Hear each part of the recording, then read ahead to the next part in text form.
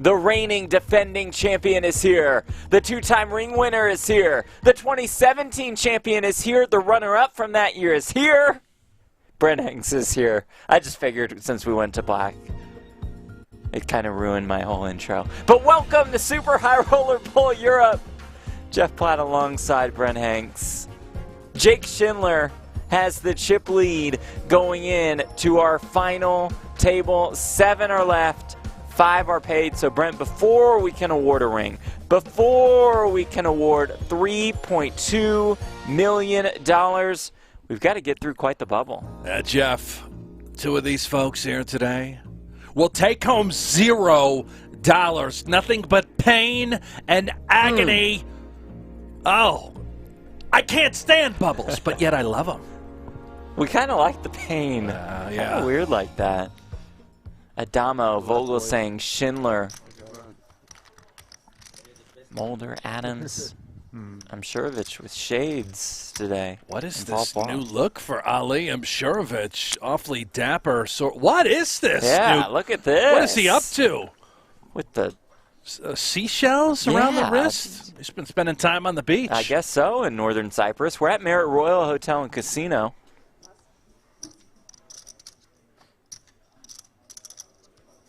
Blue chips worth $5K a piece, white chips $25K each. $15K, $25K with a $25K big blind ante to kick things off. 1 hour levels. There's Christoph Vogelsang. Suit up. Yeah, put it up. Christoph, get the tusks out. Cover everything. Little known fact, he actually never left yesterday. He has been in this chair the entire time. It's part of his master plan. Get comfortable. Well, we saw him nodding off throughout the duration of yesterday's stream. Very alert today. It's our chip leader, Jake Schindler. Looks down at ace-8.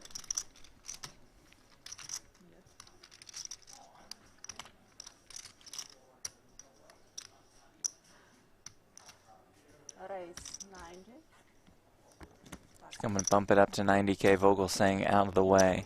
Yeah, see if he derobes. No, going to keep the turtleneck hoodie tusk. Jake Schindler finished runner-up to Vogelsang in 2017 at the Super High Roller Bowl in Las Vegas. Looking for his first ring.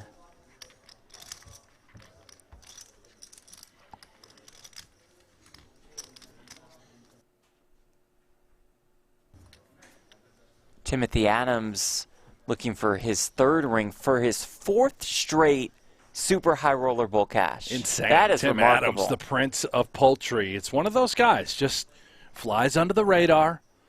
Mainly in the U.S., right? We don't see much of him because he is Canadian, does not play our owned and operated majors inside the PokerGO studio, but an absolute legend of the game, online, live. Much like this dangerous dingo here, Addamo. Makes it 50K with the 10-8 of clubs in the cutoff. There's Teun Mulder, who won the 100K Triton event at the beginning of the series in Cyprus. I think he also won a little turbo, if I saw it correctly, on the side. I could be wrong, Jeff, but Mulder's putting on a heck of a show. A group of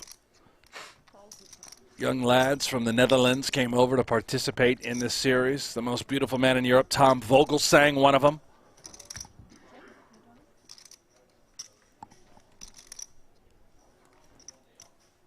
Mulder did finish 5th in a 25K turbo here.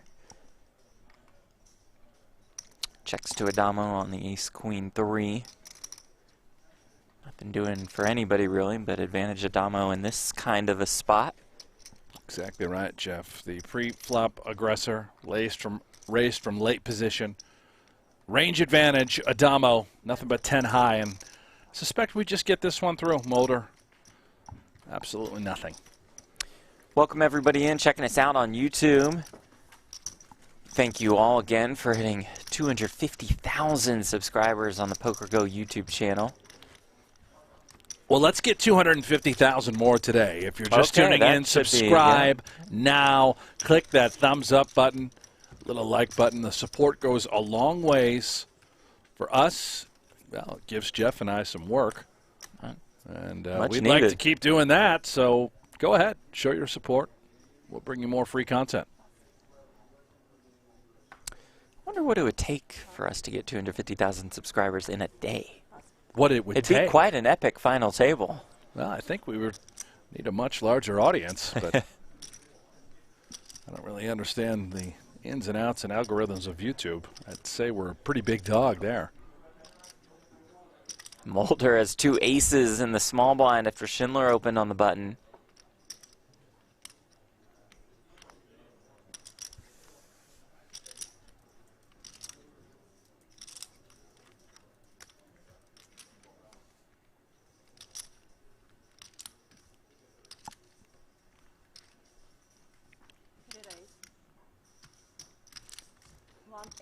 Three bet us to 180,000.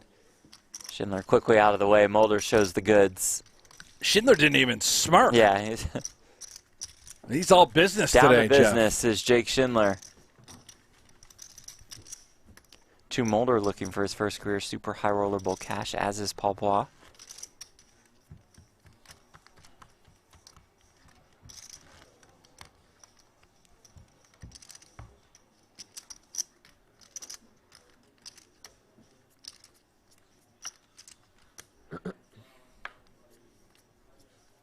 Grant in the chat asked, what time is it in Europe? It's 4 a.m. in Cali. Jose says it's 1 p.m. in Europe. Darla says it's 6 a.m. in Texas. Mania says it's midday in England. So thank you guys for the Got a worldwide report. audience, Yeah. from all different time zones. It's confirmed a little after 4 Confirmed a.m. all here the in Las times. Vegas. Jeff pulled an all-nighter. That I did not do. Pretty close, though, right? You had a little late evening? Went to dinner, but Yeah. it was a Late dinner. calm dinner. Calm. I just had one cocktail.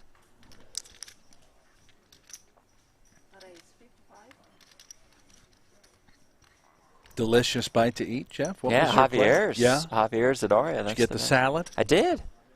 The Brent Hanks model. Wow. Model. Really trying to follow your nutrition plan Oh, and the guidelines. Certainly been called a model before. Yep. Putting in a lot of work on the glutes these days. Nice. Adams. Small blind. Small pair. All of it with the fives. It's always just this little feeling, right, when you know you have to do it. One of the shorter stacks, vulnerable. Fives play terribly post-flop. We just need to grip and rip. Expect buttons to be opening rather wide. See, we have viewers from Scotland, Germany, Thailand, Baltimore, India, Holland, Norway, Georgia, Sydney. Let's throw it all out there. Let us know where you're watching us from. Appreciate you guys tuning in. The final table is Super High Roller Bowl Europe. The Marriott Royal Hotel and Casino in Cyprus. StormX, PokerGo's exclusive cryptocurrency partner, proud partner and presenter of Super High Roller Bowl Europe. That's what they say.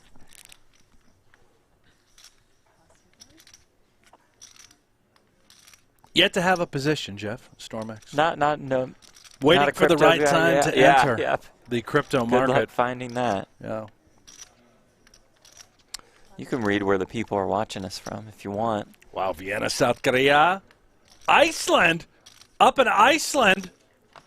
Santa Barbara for Grant. Denmark. Colorado for Michael Johnson. Austria, that's the home of Matthias Eibinger. There's the Netherlands. Must be Remco Rinkuma's cousin. Connecticut for the All In Poker podcast. There's a Vegas, baby, Vegas. Yeah, another Vegas early morning riser. That's an all-nighter for sure right there. Yeah. Not early morning. No question Yeah. about it.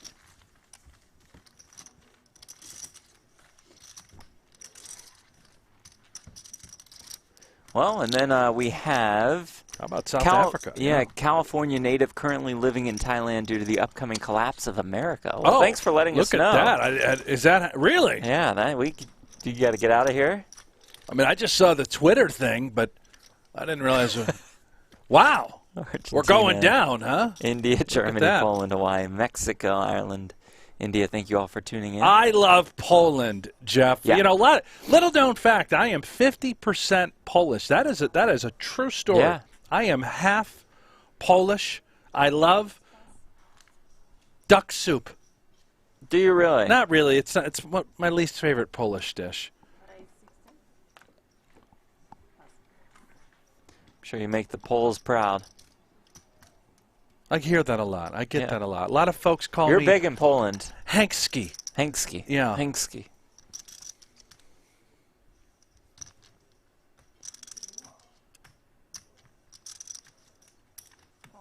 The new look, Imsirovic opens with the ace-3 of hearts. Addamo defends with the 8-6.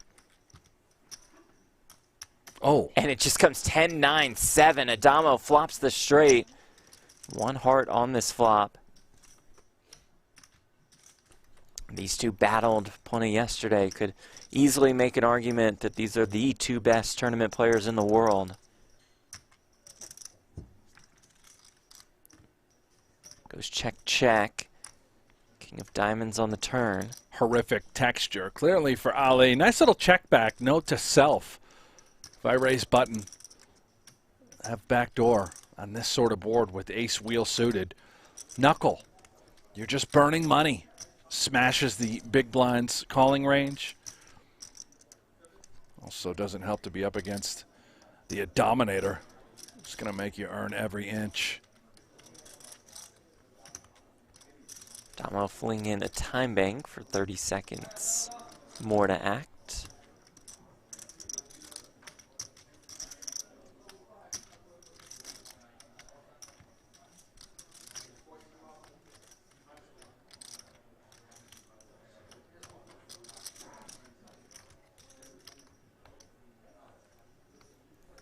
Ooh, the overbet lead on the turn. Ali doesn't Spicy go for one, it. and just nothing doing for Imsirovic. Addamo hoping that Ali somehow connected or picked up a little equity from that king on the flop.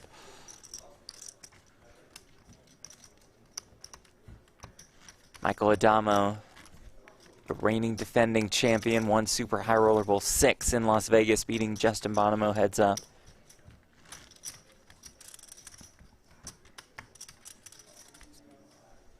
Timothy Adams drifting off.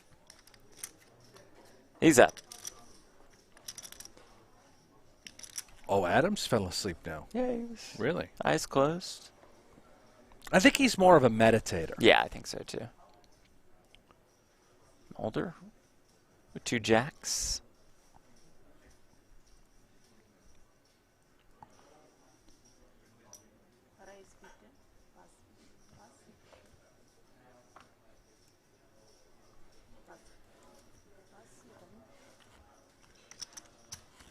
Thus far, not a single word spoken at the table. Not one peep out of a player. Even when Mulder showed the aces when he had him, nobody said anything. Nothing.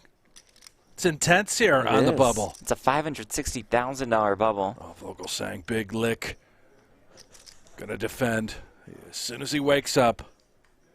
He may just pass, Jeff. You don't have to defend them all, but this seems like the sort of holding. Facing them in. It connects just fine post-flop. Obviously, we can see here that he would be in a lot of trouble if he makes just one single pair. Ace King 4, he does not.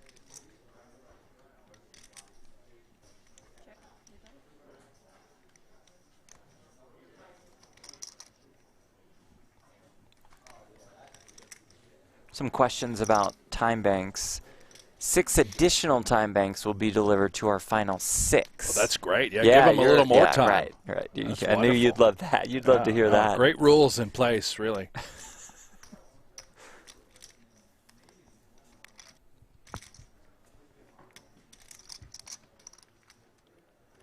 Mulder checks back.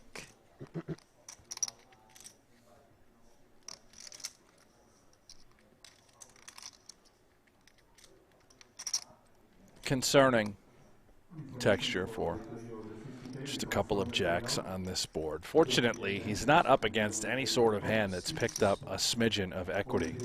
Vogelsang is just content to not put a single chip in the pot, not going to burn money. Uncertain if he'd get anything through. Mulder also very likely content, just let's get to Showdown.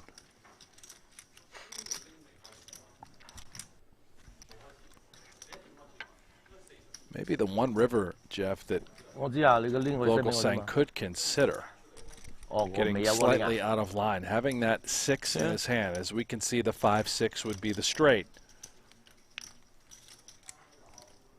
Mulder's hand looks like it's sort of well written on his forehead. Now Vogelsang says, I don't think so. I'm not going to even attempt it.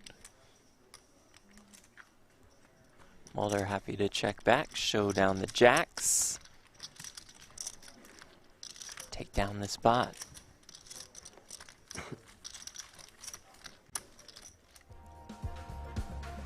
You want to hear the voice of Brent Hanks some more? All you got to do is download PokerGO Hold'em. It's available in both the Android store and the App Store. Free to play. Online poker. Play against Helmuth, Negreanu, Esfandiari, Maria Ho. All on the app. You can play against me right now. I'm logging in right now, Jeff. I'm going to get in there. Hungry Hanks. Just please no hand history. And we're going to talk all about this game. No. I'm going to click on the Friday night poker tables. Oh, that's cool. That was our show, That Jeff. Was. Are you going to bring that back? You're director of programming. Yeah, well, I just worked that into the mix. I have absolutely zero power whatsoever. Yeah, no, everything I've ever wanted to do has been a big no. Can't quite understand it, but we're working on it, Jeff. Vogelsang is Christoph. Yeah, he's on you. Hello. Hey. Jake needs to get something to just tap him with, you know, a little poking stick. Just Christoph. He's completely out cold. This is unfortunate. 100%. For so much money. Look at his neck drift. There we go. Oh, okay. Yeah. Schindler with King Jack.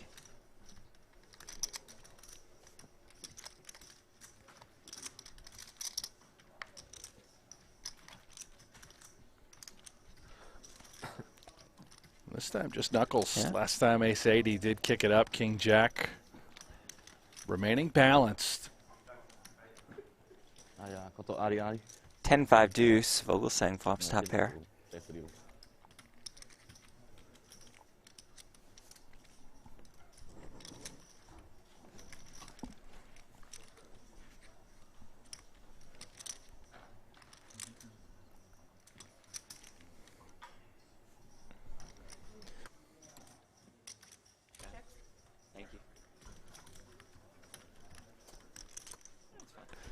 Turn is a jack.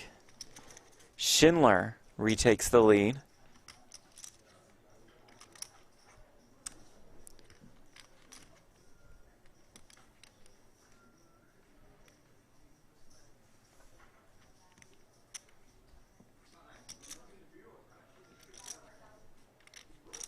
He's falling asleep again. He's Jeff. out again? Yeah, this it's amazing. Ridiculous. It's, I mean, you feel bad for the guy. You do. It keeps nodding off during a massive final table. It could be a condition, right? People have sort of is it insomnia, narcolepsy? What is it? What is it? Narcolepsy. Narcolepsy, yeah.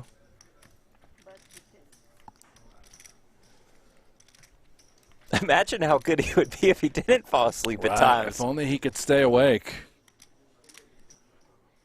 Which explains the resume, perhaps, right? The astounding stat that this guy has 25 million plus in career earnings, and yet only 2 career titles. Every time you say that, I'm astounded. 7 on the river, 10s and 7s for Vogelsang.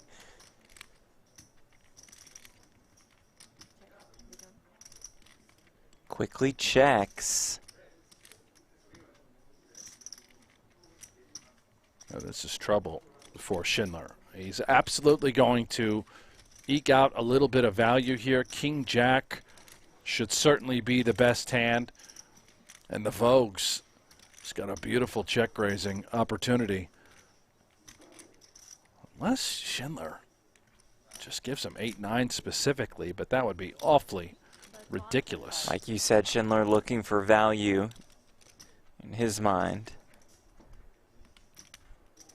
Firing 125,000.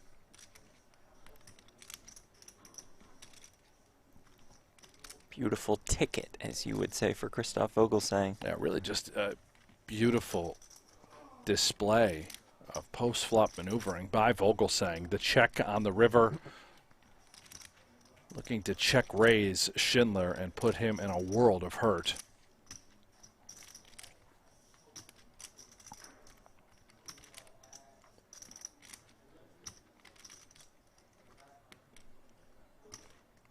"27 minutes later, we have arrived here at this river play.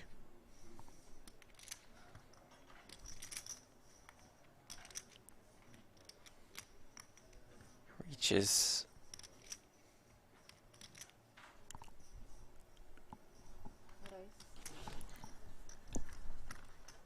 There is that check raise to 375,000. Succulent sizing as well. Schindler thinking, what just happened?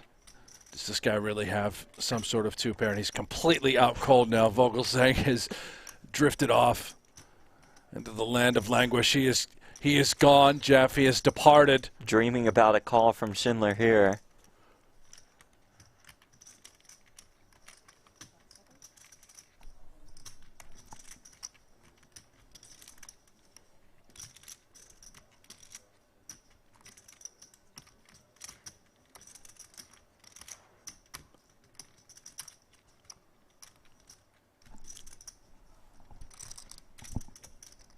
Perhaps both players now.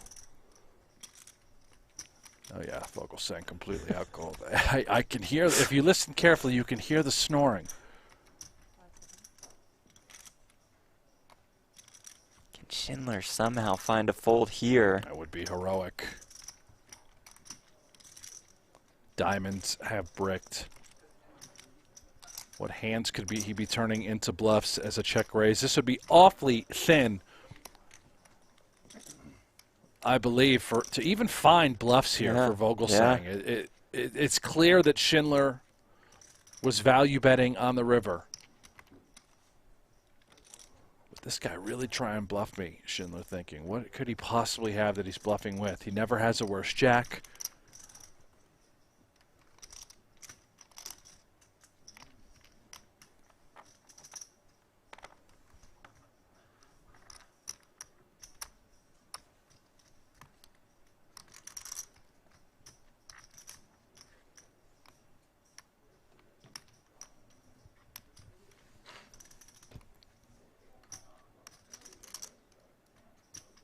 Big decision, clearly, for Schindler. Burn through a couple time banks.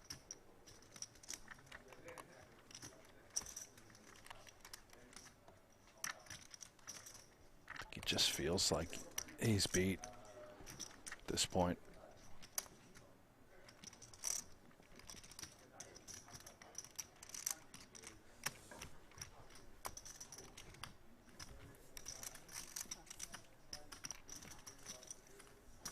Does fling in the call. We'll see the bad news.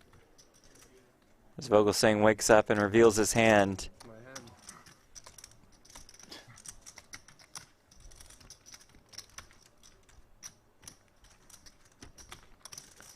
And there's a big smile and a grin for the now awake Christoph Vogelsang. I believe he muttered something like, "It's my hand." 10-7. Did he? Perhaps is that what he won Super High Roller Bowl with? I think it is. I think it's the hand he beat Jake Schindler with heads up in 2017. These two have history. Playing for the title. Christoph's biggest career score, and a bit of a blow to Schindler's stack. 32% of his chips down the drain.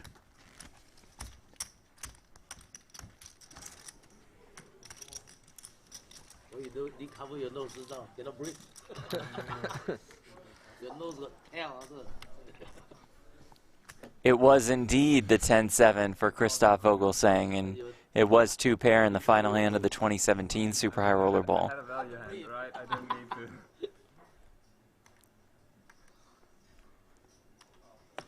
to. I think Paul Phua getting a little kick out of Vogelsang's Yeah. antics at this table.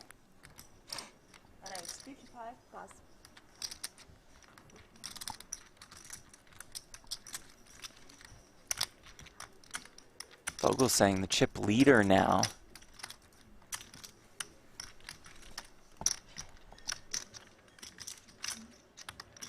King 8 suited, possible hand. He may consider 3-betting this Paul Phua open as the chip leader that you mentioned, Jeff, able to apply pressure in position.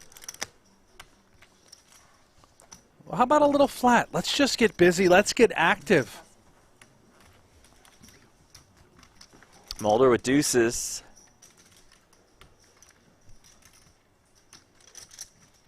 And this is just beautiful. Look down at a couple of ducklings, You're a little laying right baby here. pair. Do some mining for Mulder. Just hoping that we can connect with a little duck.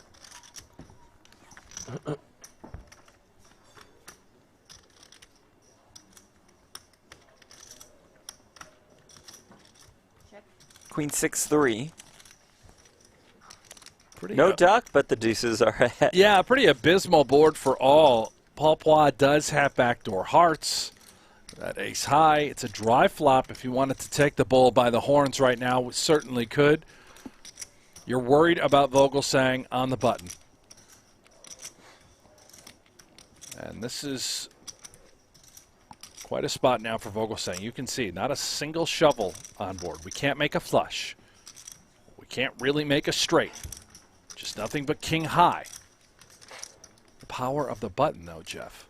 Checks around, jack on the turn. Deuce is still best.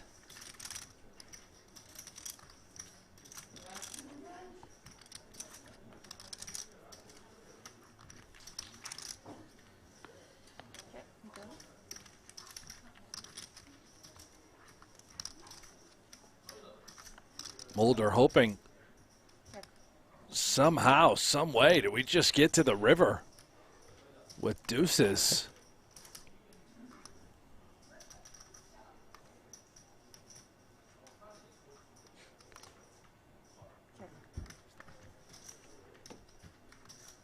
King on the river. Vogelsang takes the lead. Goes from worst to first. On the button, Paul Phua doesn't have a pair. Mulder just with a couple of ducklings. At some point along the way, you have to, what does Vogelsang have? What did he call with pre? Check every street, and now all of a sudden, the presence of 3 Broadway cards, King, Queen, Jack, show up. They've arrived.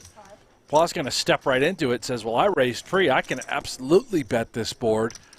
And I don't mind it, Jeff. I really don't. I think this should be a lot of Phua. Just unfortunate for him that Vogelsang has a king somehow.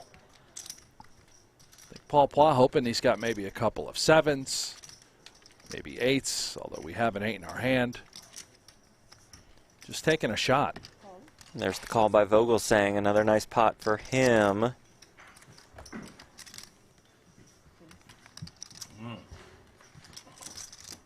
No, 8. Lucky man, brother.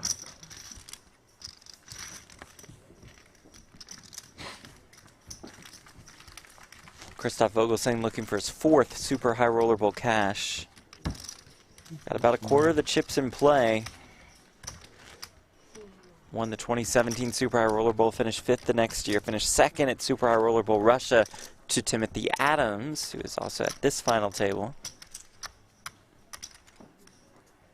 Truly a great, great player, the tractor, Vogelsang.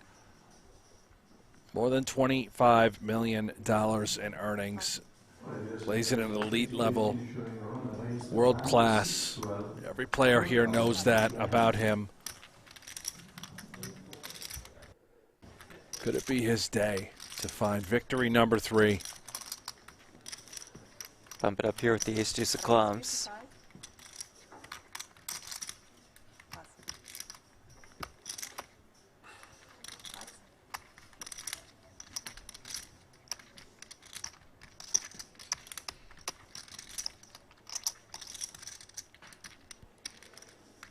Adams with ace-8.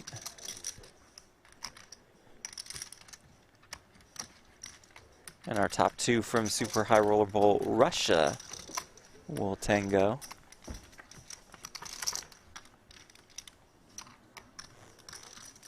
Ooh, ace-5-3. Adams' aces are best. Vogelsang does have the wheel draw.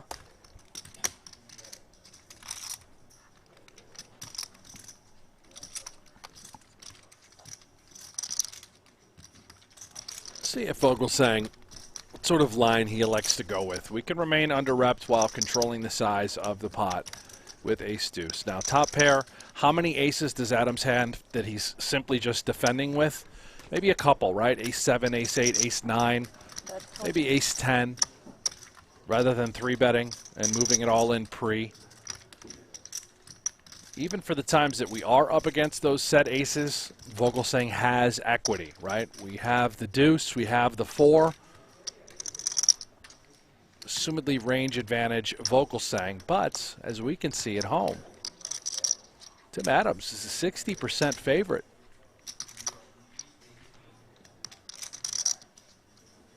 Check call. Yeah, and I think Vogelsang, right, for the times that he would just be betting air, give him like queen jack offsuit that he could have been opening. He'd be c-betting small on this sort of board. How about a 4 on the turn and the wheel for Christoph Vogelsang?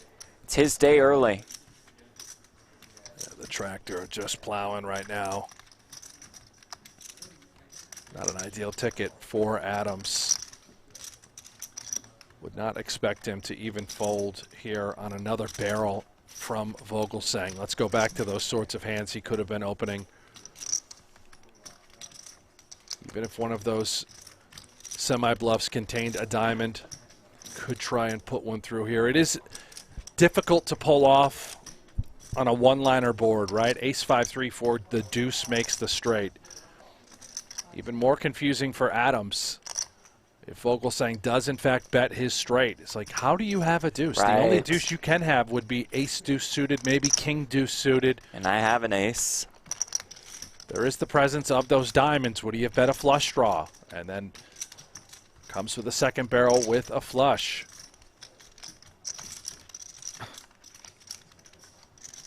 It's an interesting spot. There's a variety of hands where he would just take the equity right to the dome as well after being called on the flop, and that's what he's sort of setting up here, representing that he could have a non-paired hand with a diamond, such as the queen jack with some sort of diamond.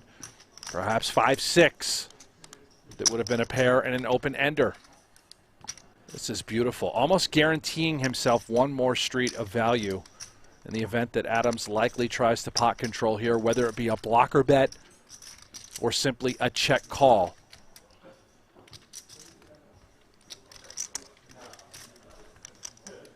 $230K in the pot.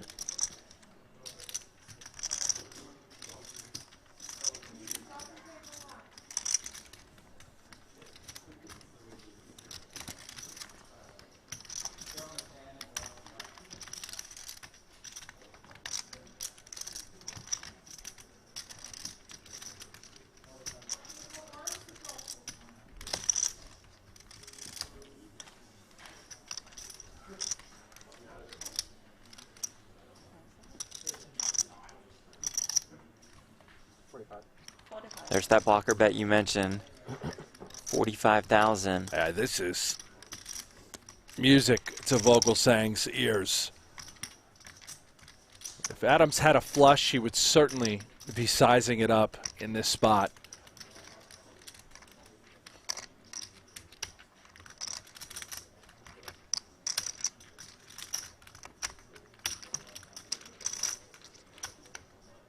Oh, this is going to be a problem for Adams. I suspect a raise is coming. Here it comes, the tractor. He's going to count it out and put Adams in a horrible spot.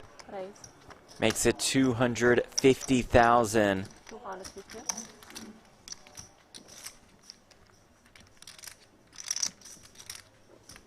The glance over from Adams.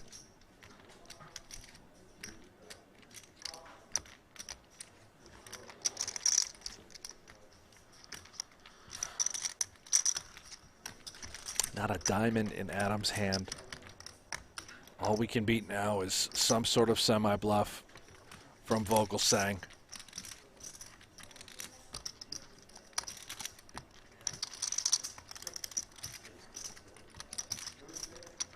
Adams knows it's either ace-deuce suited, some sort of suited deuce, right? King-deuce suited makes sense, or it's a flush. That's it. It could be nothing else.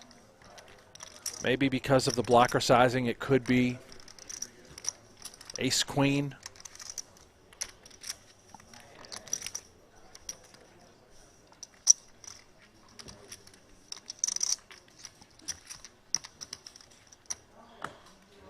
Adams finds the fold. Really nice fold by Adams. Took a little bit of time. That's beautiful.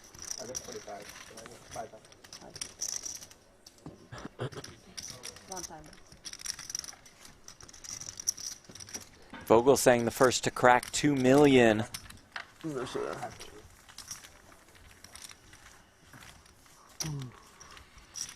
Like 2 million here today. Paul had over 2 million yesterday, no, right? Tricky, Oh, did he? So, yeah. Tricky, tricky.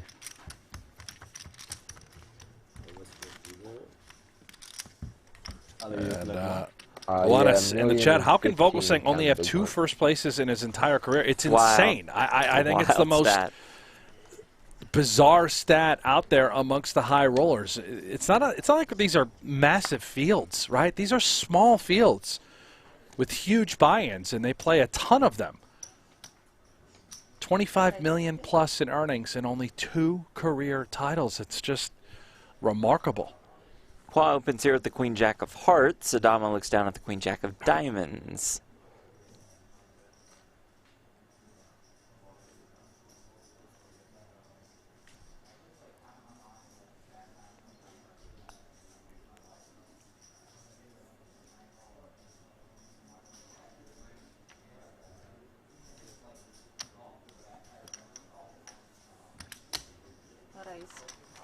Addamo with the 3-bet to 125,000.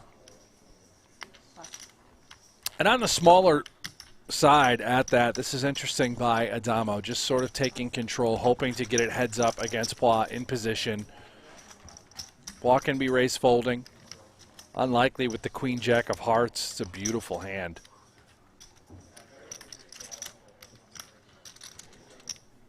Wow. Oh, Let's just get it. lets it Yeah, go. Lets it go. Nice play by Addamo. Like Phua, just ICM sort of concern. Decides to throw it into the muck. We don't want to play a large pot against this absolute animal, Addamo.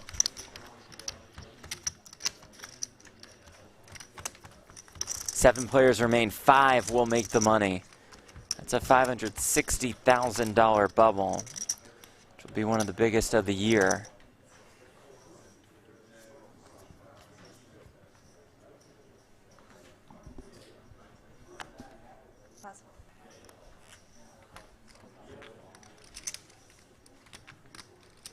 Queen 7 suited for Vogelsang into the muck.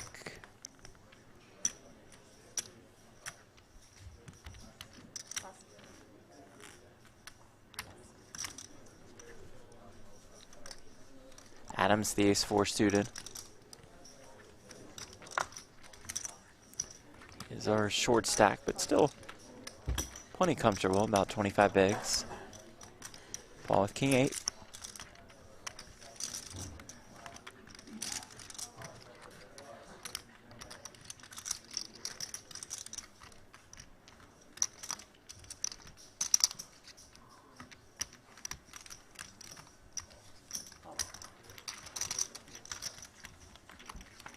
Phua defense. And sees an 8 in the window as it comes 10-8-7.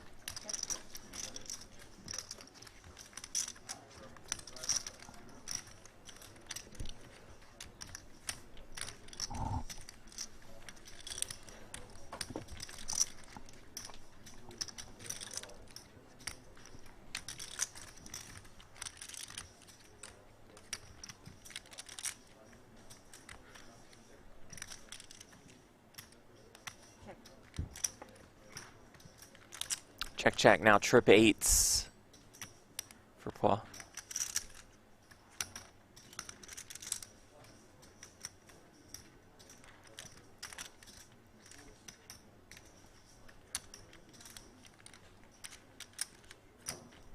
He'll lead here on the turn to the tune of 40,000.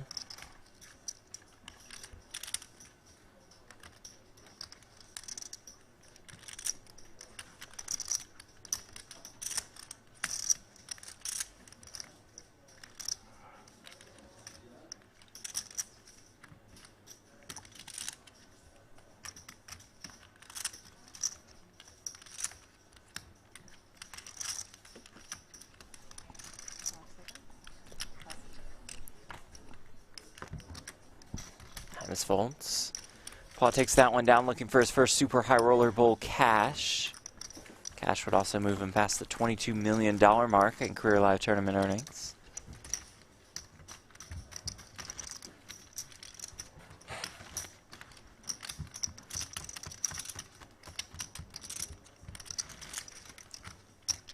LFK in the chat says, most tourney pros are dependent on selling their action. No one is bankrolled for these high rollers, really. That is not the case. Yeah. Not anymore. I got into it with Not a couple anymore. folks in the chat the other day. They just simply don't just believe wrong, it, yeah. and they don't understand. The majority of these guys have the majority of their own action. Do swaps happen? Of course they do. Sure, Yes. absolutely. They're going to swap out, but Lessen the variance a little bit. people But don't realize how well off these players are from poker, from business, crypto, you name it. They're the top 1% in the game for a reason, because they have all the money, and they play fantastic. How much is dollar? 975. I can tell you one thing right now. This guy, Addamo, he has 100% of himself in everything he plays. Yeah. And plays insane, aggro. Just high variance, all the money. Doesn't miss a spot, attacks, everything. And we'll defend here. Addamo versus Imsirovic. Queen, Jack 5. Addamo flops best again.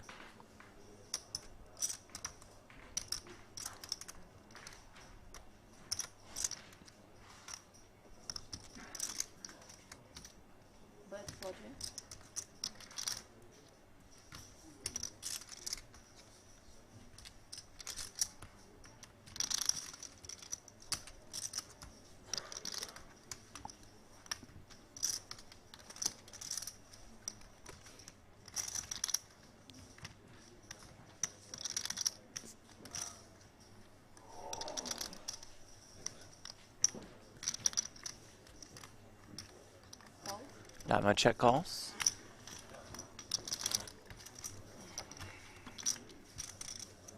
Kings and 5s now for Addamo. Yeah, this is trouble, I think, for Ali. Mainly because he has that 9, the ace-9 combo, right? 9-10 is blocked, ace-10 is blocked. If he bets here,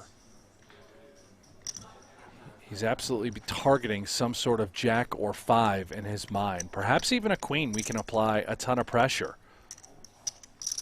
Here it comes. I can see the reaching. Trouble could be brewing for Ali. Bets 130,000 here.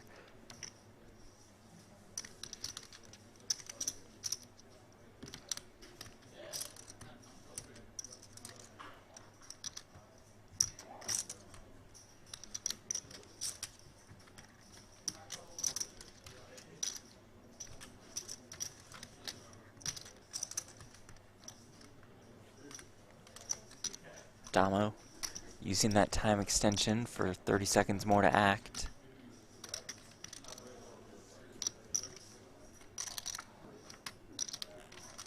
And this is the collision I've been waiting for. Addamo, Ali. 1 and 2 on the PGT leaderboard in 2021.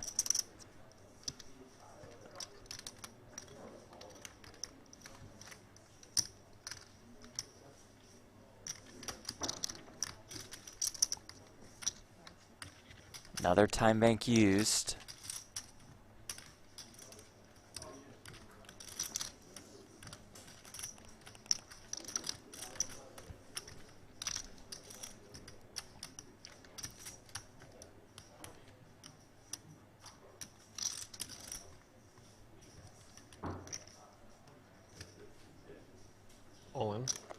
And Addamo just check jams here on the turn.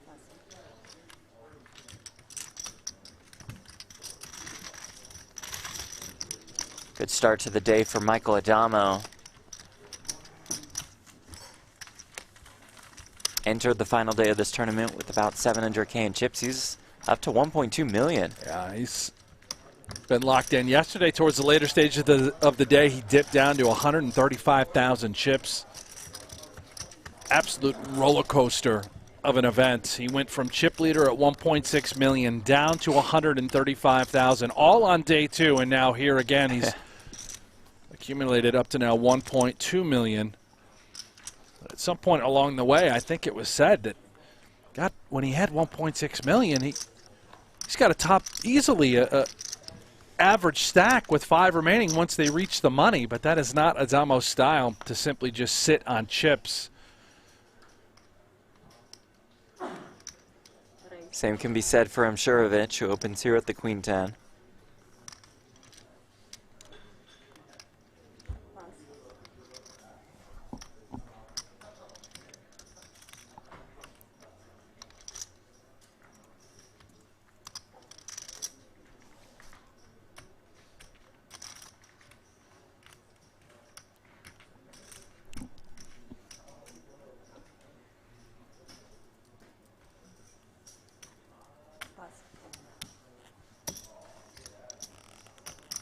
Vogelsang with the Jack-8 in the big blind.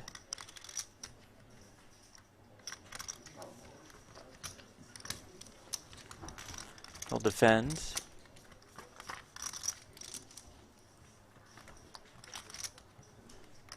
$9-8-5, so the overs in the gutter for Imsirovic, the pair of 8s for Vogelsang.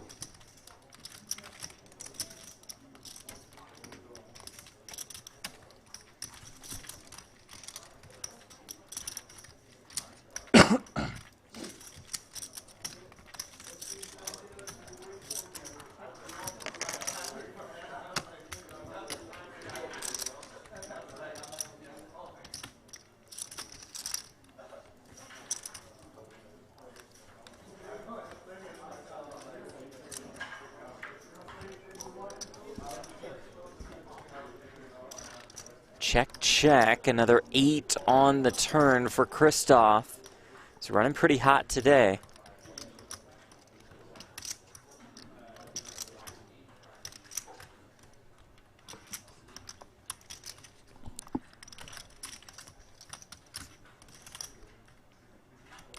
I think the same could be said for Ali, however, of the opposite effect, not running so hot early on. But ideal hands to open. Continuation a moment ago with ace-9, now here with the queen-10. Not at all a misstep, just a frustrating turn for Ali. Got to get that Dragon Ball Z sweatshirt out immediately. Maybe, Jeff. yeah, you got to go back to the old school route. You had reached out to him about that, huh? I did. I said, why no more Dragon Ball Z hoodies? You know, conscious decision. What's going on here? Didn't respond. Really? Yeah, just no response. Oh, just focus, dial in. Well, yeah, he off is the locked gram, in. huh? Yeah. Was it a text or you reached out to him? It was a DM. Yeah. Okay. Well, you got a text. It might be on an Instagram ban. He doesn't want to give me his number. Like, Ali, what'd you think about us playing the South Point Nightly? Raised it up with the ace-4. Anyway, Ali continuing here. Calling the 210K bet on the turn. And stone dead at that. As the Jack would have ended his day, most certainly. Instead, it's the 3 of hearts on the river.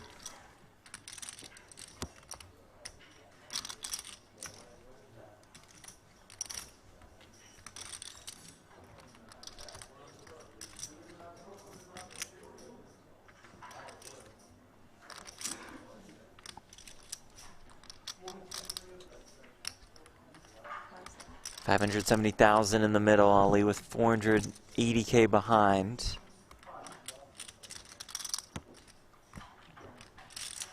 And an optimistic perhaps questionable call on the turn for that percentage of his stack. Did he have a plan if this street were to ever go check-check and turning queen 10 high into a bluff? Realizing that Vogelsang was probably pretty capped, and my gosh, does he think that queen 10 high could ever be the best hand here? Yes, we're beating jack 10. We're beating the 10-7.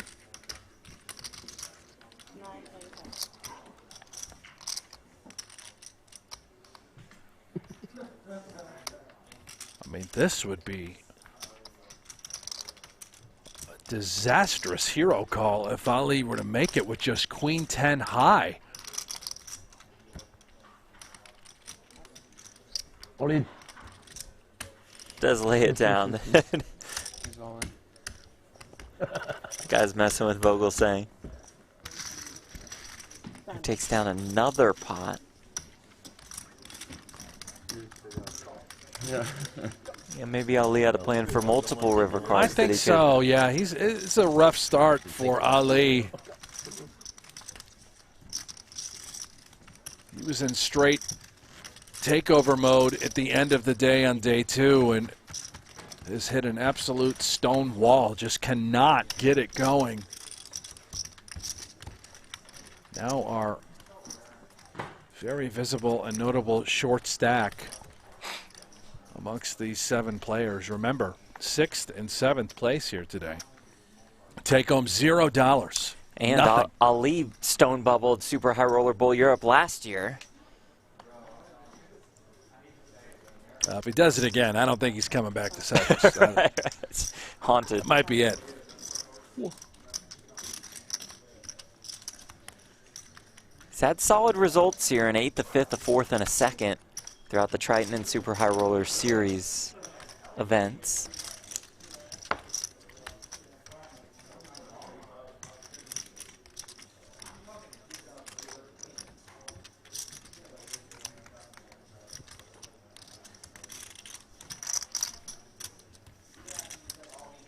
And I think we've got the Vogelsang Schindler round 3 matchup. We do now. indeed. Vogelsang limps in for the 3rd time. Schindler raised the first time with ace-8, checked the 2nd time with king-jack. Now with the jack-5.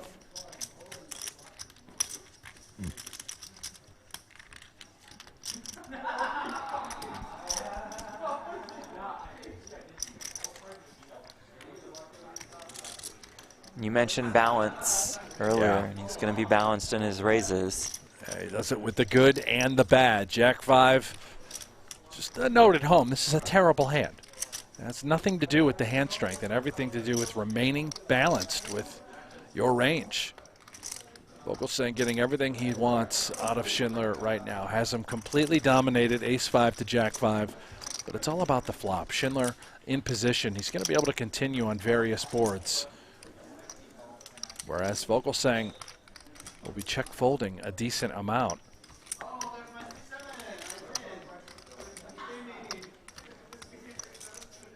9-6 deuce, 2 clubs. Jake gets the 5 of clubs. Even for Vogelsang too, the limp with the ace-5 and then seeing the 85K raise, I thought maybe we were limp raising this sort of hand. He takes the passive under-repped ace-high approach. There will be spots where he will limp, re-raise, and apply max pressure against Schindler.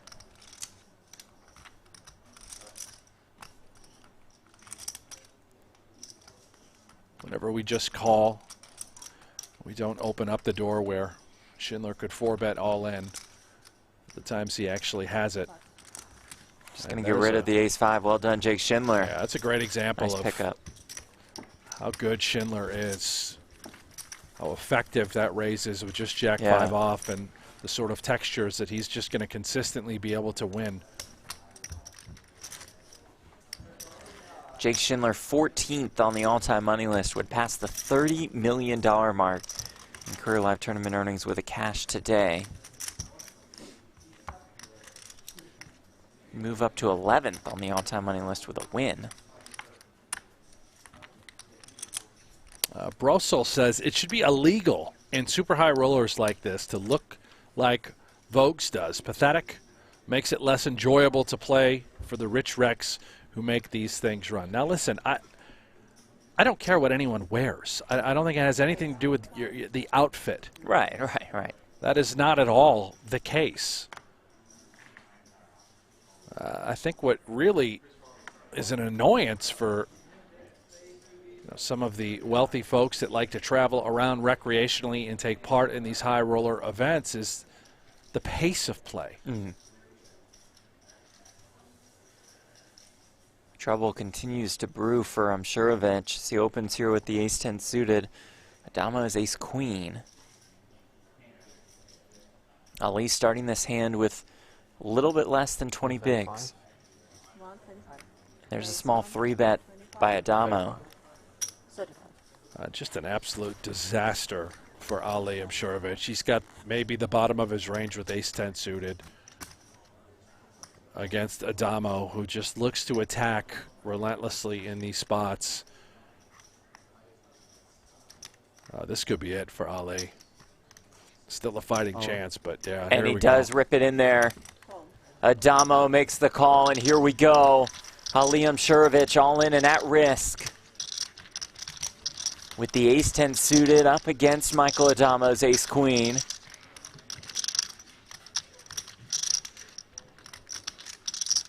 Frustrating day for Imsirovic. This would drastically turn it around, though, if he found a way. With more than 1 million in the middle. King 8-7. Backdoor straight draws. But for now, Imsirovic looking for a 10. Can he find it on the turn? He cannot. And now only a 10 will save Ali's tournament life. River card. It's oh the 10! My gosh! Ali! That could turn things around. 2 out. Ali! My goodness, he floats like a butterfly, and he rivers like a bee? I don't know about that, Well, Jeff. Yeah, we're going to go with it.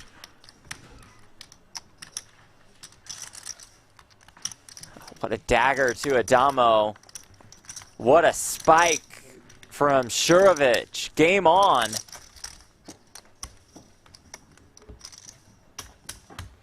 As Paul mentioned, he folded a 10. Not a problem for the leader in the PGT standings. That's going to zap a little life into you. He's going to be feeling it now. Bit of an adrenaline rush for Imsirovic. And Addamo, time to rebuild. Still has plenty of chips.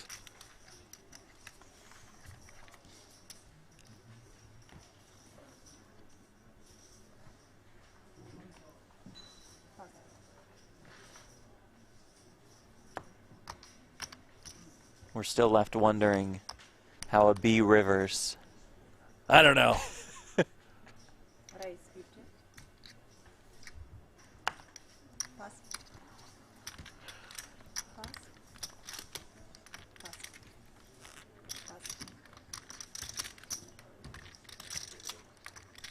Adams with ace-jack here in the big blind.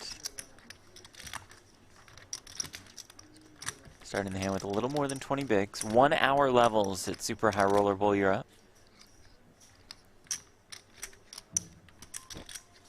Another uncomfortable one for Adams, right? I think it's ace-jack off.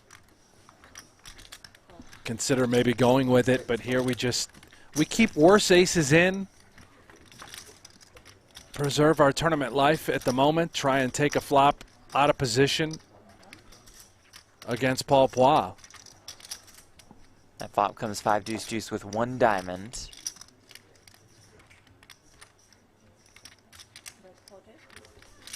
Paul will bet 40K.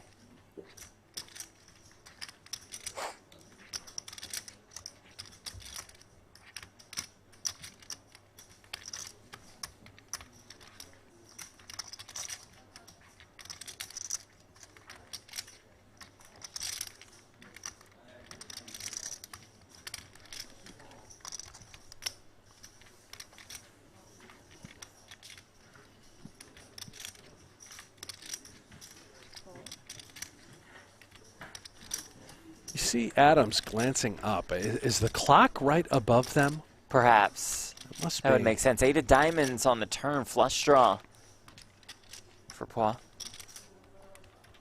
He's trying to get anything he can off of Plot. This is a great opportunity to apply a ton of pressure for Plot, picking up the backdoor diamonds. Even if Plot thinks he could be up against a 5 or a stubborn sort of ace-high holding,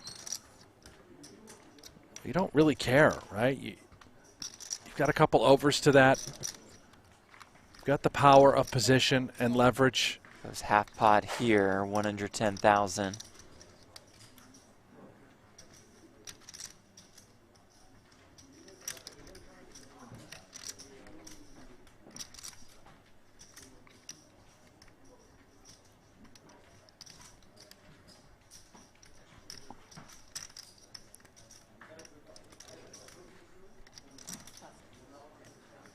And Adams just gets rid of the ace high. Well done, Paul Phua. That'll take us into our first break of the day.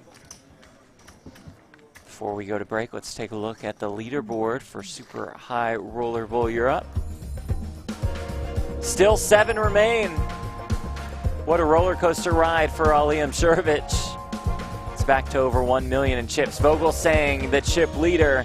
Timothy Adams, the short stack. Back with more from Northern Cyprus after this.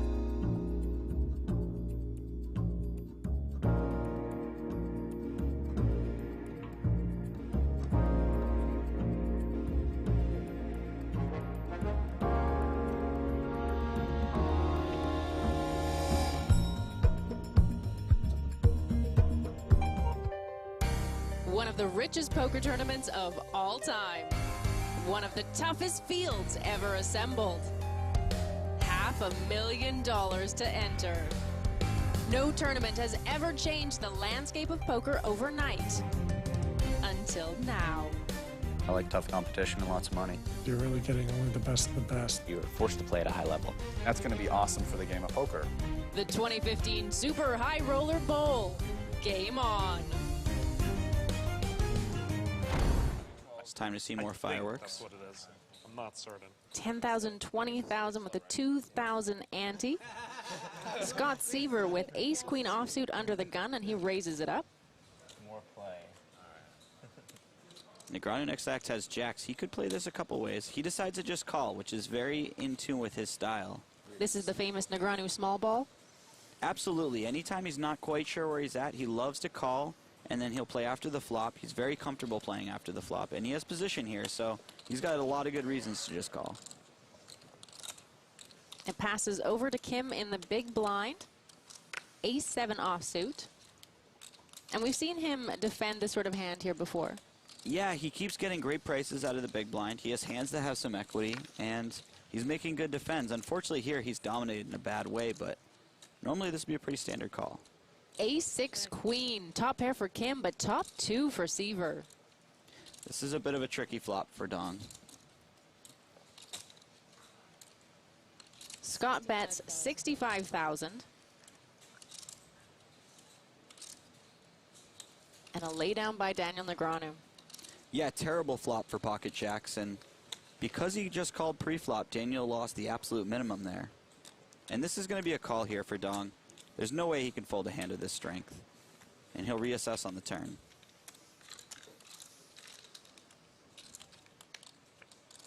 Oh, well, the 7 on the turn is a great card for Scott, as Kim now has a worse 2 pair than him. Kim checks. Yeah, that's an absolutely terrible card for Dong. He's going to be putting a lot of chips in the pot now.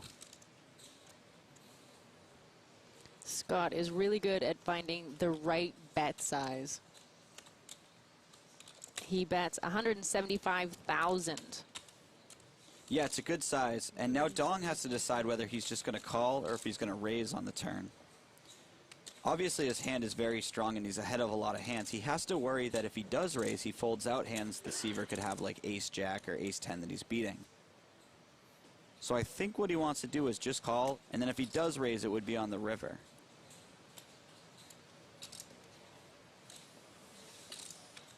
Kim calls. And the river is the 10 of clubs. Kim checks, and it's over to Scott Seaver, who now has to find the right bet size to get the maximum value here. Yeah, it'll be interesting what size he goes with. That'll probably be dictated by what he thinks of Dong's range. And for Dong, this is going to be a really tough spot. He has one of the stronger hands that he can get to the river with, but at the same time, Scott has a lot of value hands that beat him here when he bets. Scott can have ace-queen, he can have queens, he can have aces, he can have sixes. If he had a backdoor flush draw, he would have gotten there. And even King-Jack made it on the river, so there are a ton of hands in Scott's range that actually beat aces and sevens here. Scott makes it 375,000. Call. And a really quick call from Kim. Huh. I guess Dong just decided that his hand was too strong to possibly fold. Jason is one of those players who works really hard on keeping a good poker life balance. He spends a lot of time outdoors, he works out, and you might not know this, but he is actually a really solid country swing dancer. But back to his poker moves. He has Queen Jack of Diamonds on the button and is facing a raise from Brandon Steven with Queen 10 of Hearts. He calls. Yeah, great hand to call with. He's got position. He can hit flops really hard with this hand. And it's over now to Max Altergott in the big blind. 8-10 offsuit, and he also calls. This is the first time we've seen Max here on the Super High Roller Bowl so far.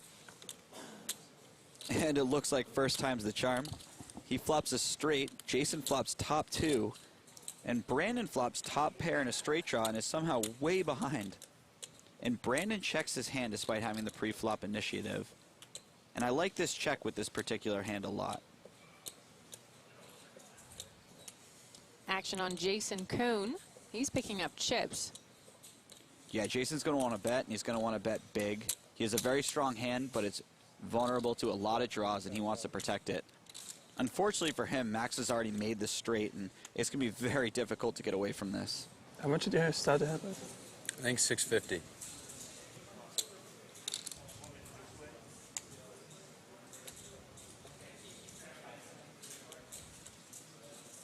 Max is reaching for chips, and he raises it to 230,000.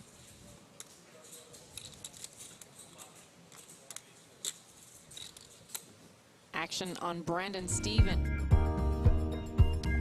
Welcome back to the Marriott Royal Hotel and Casino in Cyprus. It's the final table of Super High Roller Bowl Europe.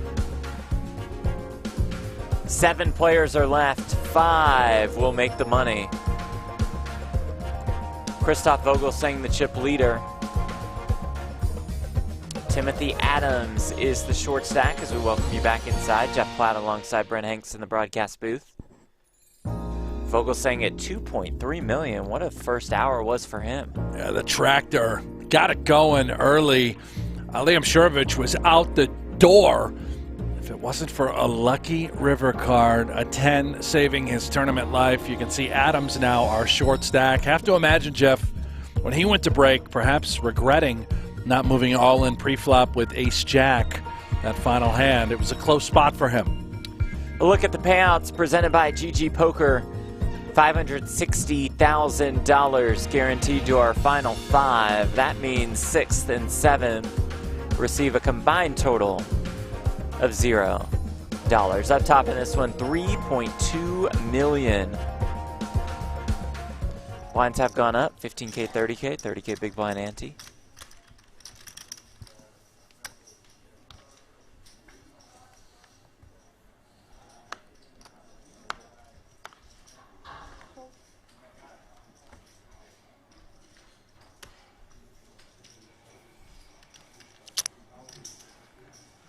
Addamo back down to about what he started the day with.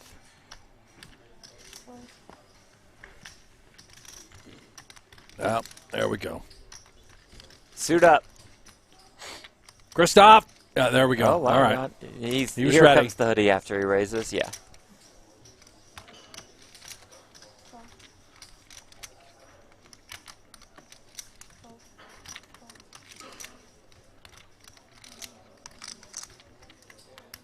Imsirovic with newfound life in the Jack-4 suited.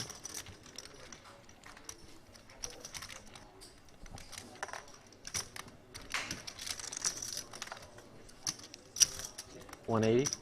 Oh, Ooh, boy. the Ali's bet back. to 180,000. And I think you'll see a mix of strategy from Ali with this particular hand in these moments.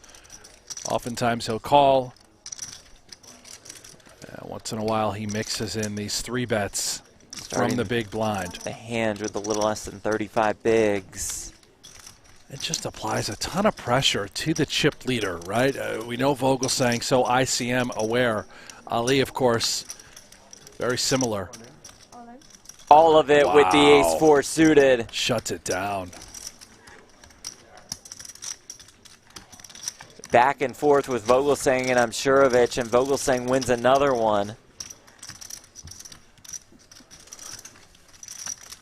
The tractor came to plow today, didn't he? Look at this, 32% of the chips now, 2.5 million, dismantling everyone that gets in his way. The winner of the 2017 Super High Roller Bowl. Biggest score of his career. That good for $6 million. Beating Jake Schindler heads up to win that tournament.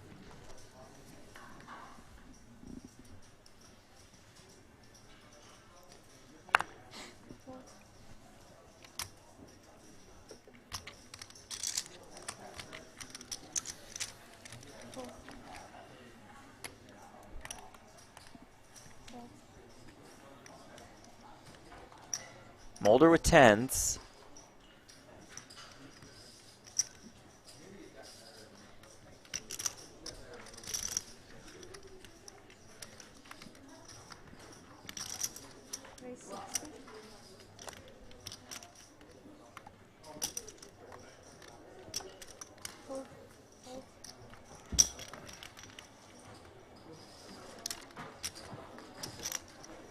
Phua with 9s. Yikes for Paul Phua. He has Mulder slightly covered. 1.1. Maybe we just take a flop, Paul. I'm not sure how he operates with this sort of holding, given these stack sizes. All of it. He goes with it. And he puts 10s in a really tough spot, believe it or not. Is it good enough? Maybe. Keep in mind, Tim Adams has the short stack right around 400,000 chips. Mulder has a couple of players covered, another being Ali. He and Addamo have similar stacks. This is an ICM nightmare for Mulder. Paul Phua, impressive, aggressive shove. But with still 2 eliminations to go before the money. This 10's going to end up being too good.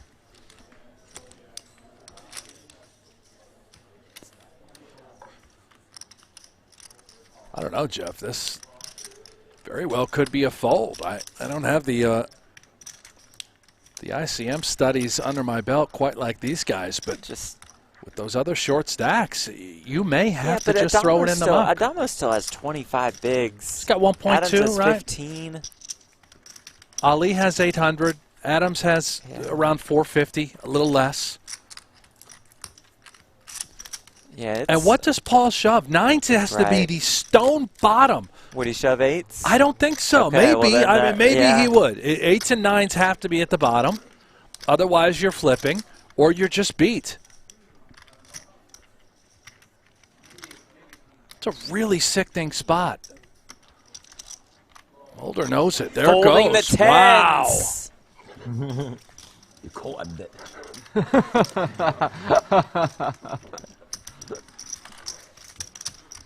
Now he gets the bad news. As you call, I'm dead, and just cackles. Not to play post-volley. It's that famous laugh.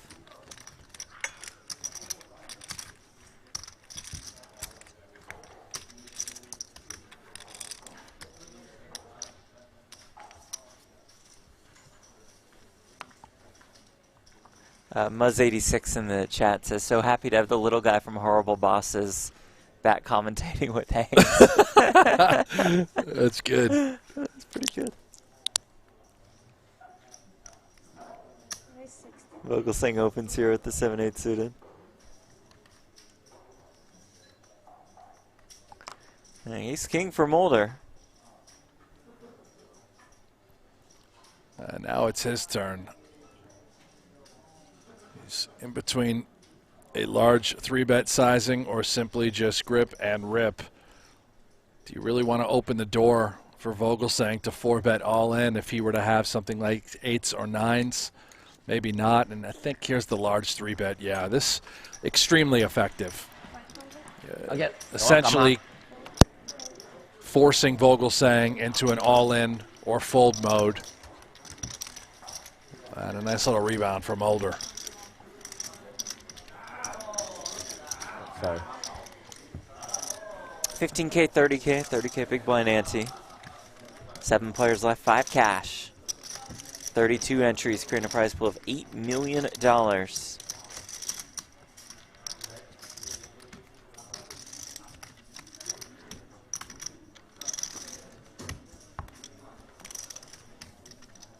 Jan Okasanen, apologies if I'm going to butcher that. Yeah, and sure I you am, nailed that. I am, yeah. Who has the biggest arms in poker? Jake Schindler has to be pretty close to the top. I'll tell you what, Schindler, yoked, absolutely ripped, but I don't think anyone touches Jason Kuhn. Well, Foxen does, just on pure size of arms. How do I forget it's about the muscle Fox? definition, maybe Yeah. Kuhn has Foxen by like a little bit. I think all mass and pure size, you're right. Foxen is the absolute largest brick house in the entire game.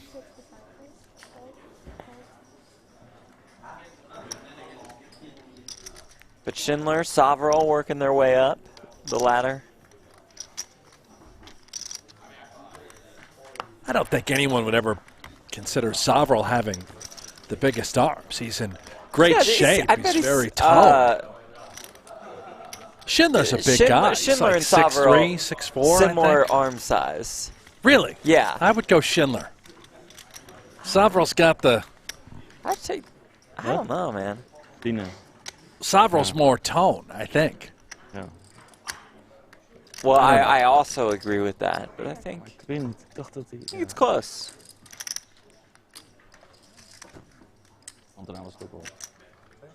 I mean, I think your arms are closer to Soverall's than Schindler's. No, I mean, Jeff, you know, just saying that Soverall's not exactly massive. Schindler's a big guy.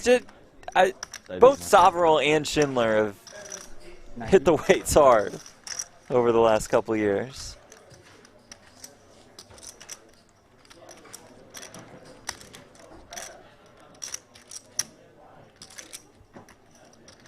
Oh yeah, Berkey. But Berkey doesn't count. He doesn't play. He's scared, I think, of this level of competition. Yeah, very fearful. He has a 4th place in the Super High Roller Bowl. Maybe it was 5th. I don't know. Tricky spot here for Vogelsang, though. The tractor, right? Has to believe his 9 is live. Clearly, we can see that's wrong. Backdoor clubs. Feels pretty strongly about that. Has a clean 4. Knows the 4 is definitely good if we hit, unless, of course, Adams were to somehow have a set here. You got to peel, take one off.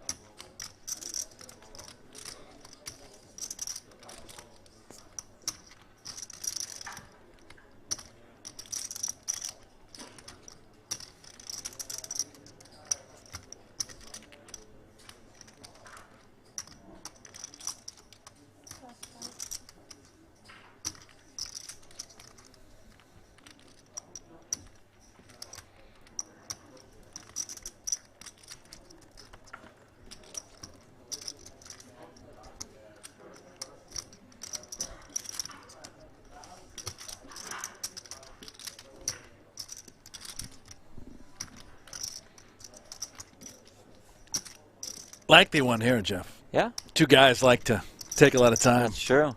A couple of nappers. 155. 155.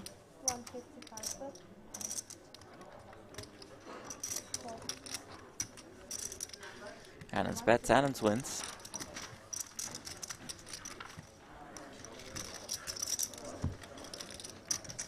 Fire off the banhammer. Yeah, banhammer. Yeah. This guy's an idiot in the chat.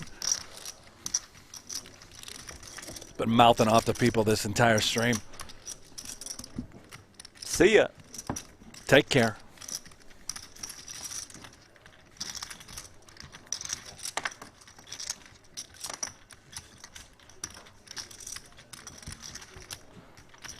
Oh, let's tell you about Oh, this is good. Let me load the this up. newest This is stop a on the breaking BGT. news. Yeah, Jeff, hit him. May 26th to May 30th at Casino di Venezia. You nailed it. It's PGT Italy, presented by Lux on Pay. Hold that thought. Back to this in a second. Timothy Adams has 2 queens.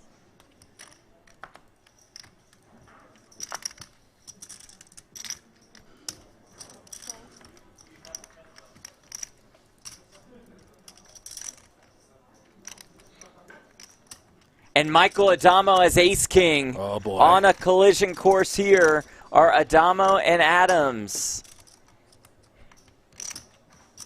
Hand simply just too good not to get all in, despite the ICM implications in play. Here we go. This is critical. 155. 155. The 3-bet to 155,000.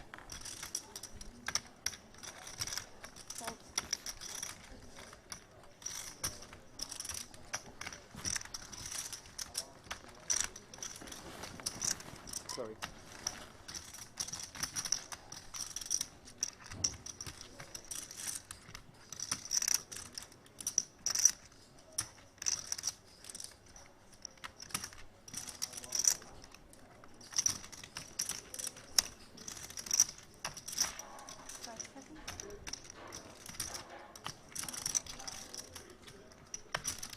Time bank used by Adams.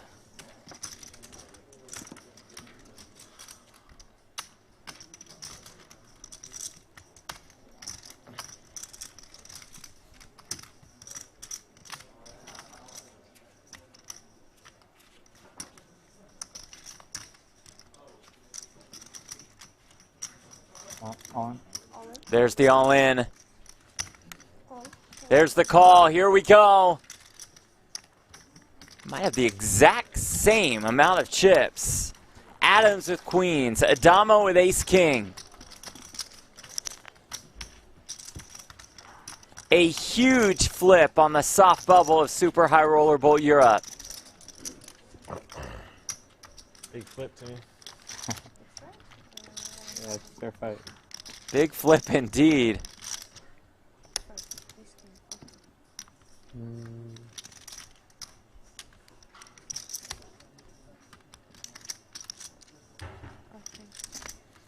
Here we go. 5 deuce deuce. Dama does have the backdoor wheel draw. We're now looking for an ace or a king. Doesn't find it on the turn. Will the queens hold for Tim Adams? Yes, they will. You can confirm.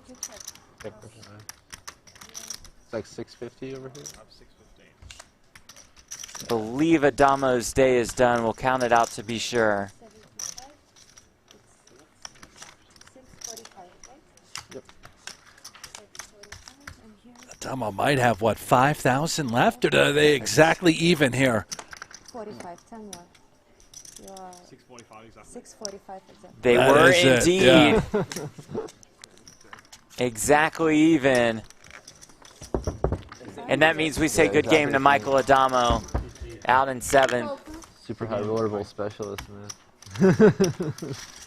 The Dominator. Day is done. Takes home $0 in 7th position. One of the most feared poker players on the planet. Just like that, Jeff. Now all of a sudden it's bubble time. Yeah, and a guy who's going to be thrilled with how he played, right? Got the chips in good versus Ali, the ace-queen versus the ace-10. Got the chips in with the ace-king versus the queens. Could not find any magic, could not win that flip. Out in 7th, and now 6 players remain. 5 are paid. Welcome to the bubble at Super High Roller Bowl Europe. And a $560,000 bubble at that as we take a look at the payouts presented by GG Poker. Up top, $3.2 million. Second place, more than $2 million. Third, almost 1.3. Fourth, $880,000. Fifth, $560K. Here we go. And if Ali Imsirovic has been trying to avoid thinking about what happened last year, well, that just can't be the case anymore. He stone bubbled this very event 1 year ago. Now the short stack on the bubble again.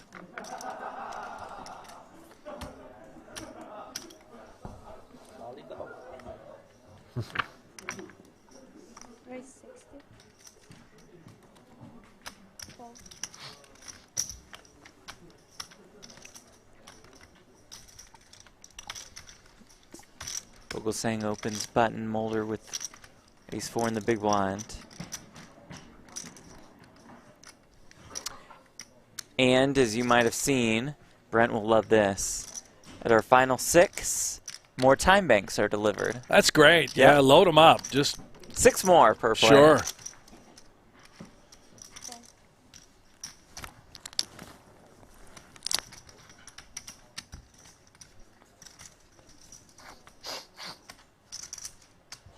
Ace, queen, queen. Broadway draw for Vogelsang. Mulder with aces and queens.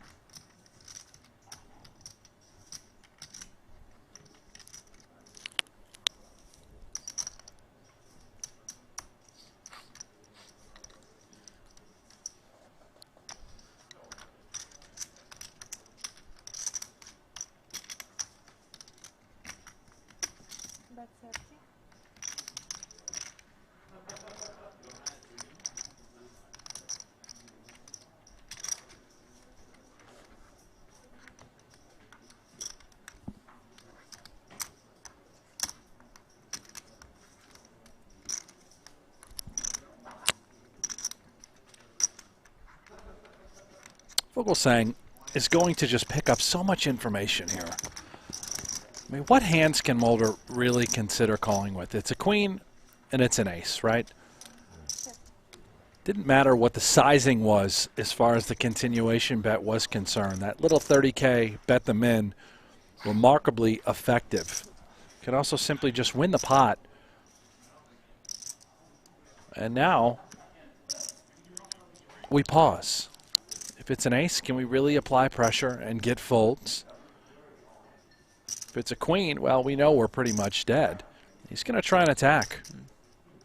Let me put ace-X sizing up in a rough spot.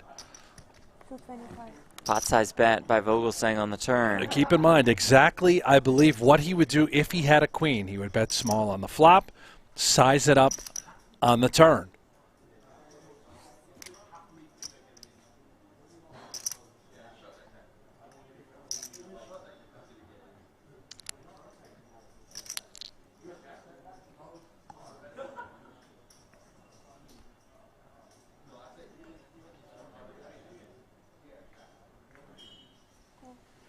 Mulder check calls.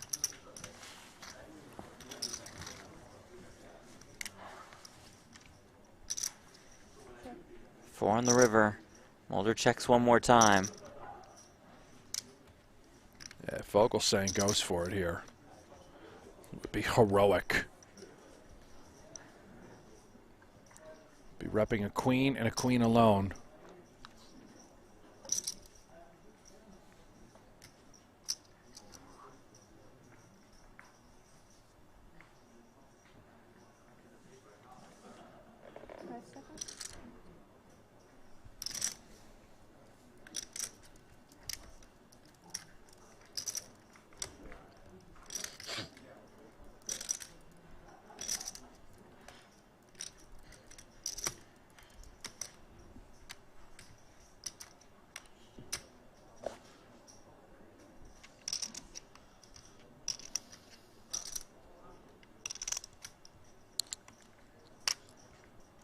Reaching. Boy. Oh, my gosh. The tractor. Here comes bullet number 3.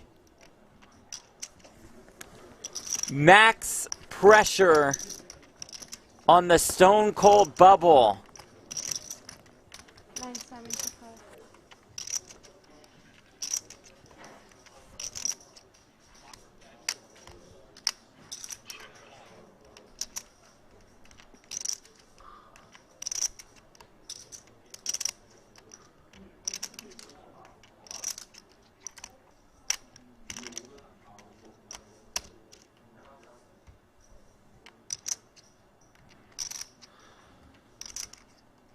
Not a fun spot to be in if you're Teun Mulder. And this is just beautiful stuff from Vogelsang. His plan was to do exactly this no matter what happened.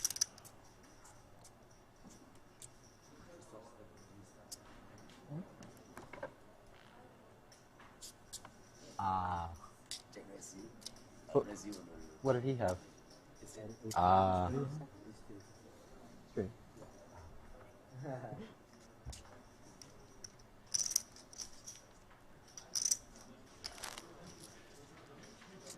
Vogelsang bet small on the flop, sized up on the turn.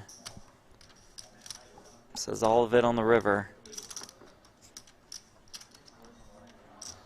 He knows, Jeff. It's a queen or it's nothing.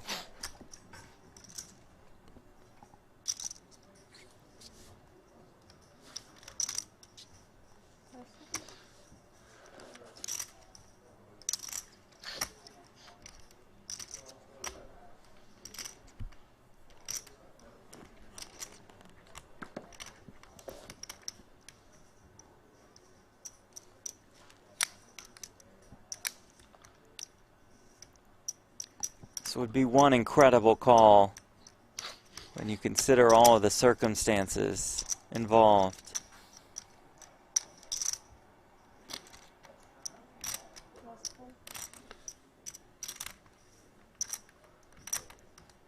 He's got a pile of Yeah, time he's got banks. plenty May of just time run right banks. through him. We could be here for a little bit.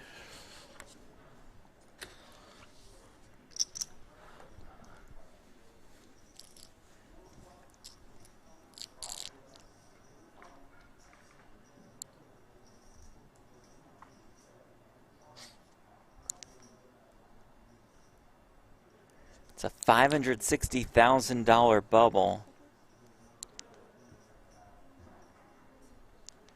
No real significant short stack looming. Ali the shortest, but has more than 25 bigs. Look at Vogelsang's chest. I mean, he is throbbing. You see that? Yeah. Deep breaths. Maybe Mulder picks up on that. He's finally starting to eye Vogelsang right now, getting a little physical.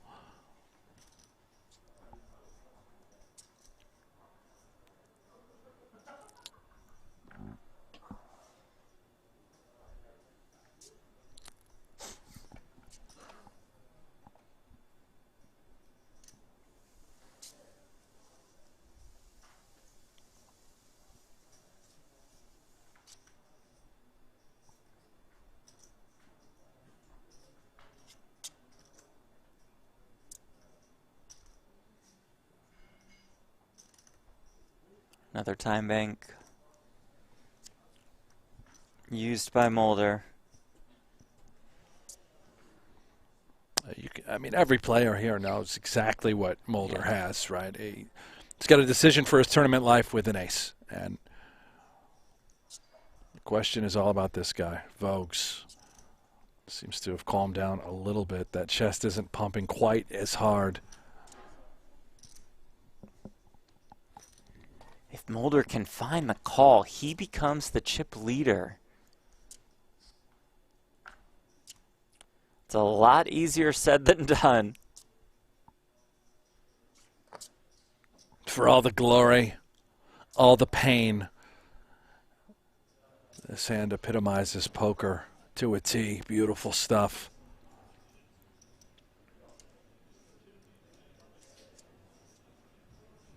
Lays it down. Vogelsang gets it through with jack high.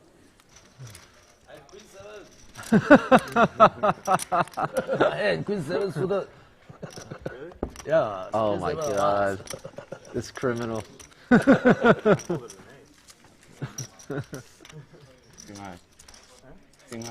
The chip lead extended I used so many times. by the tractor. A third of the chips in play.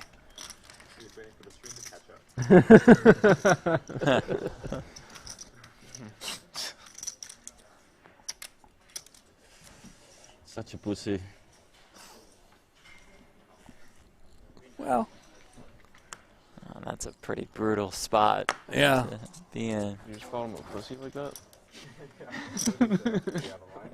Schindler speaks for the first time this tournament.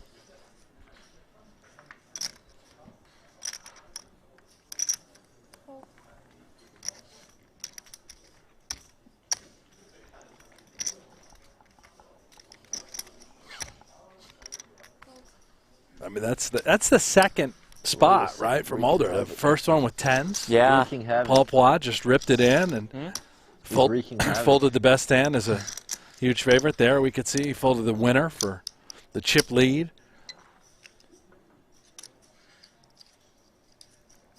It's just so brutal when you're in the seat, when you're actually in the moment. These decisions can be so difficult.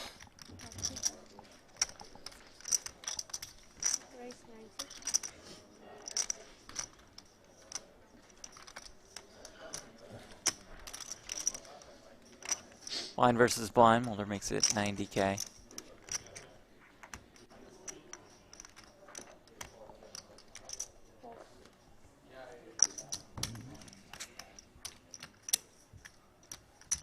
King, queen.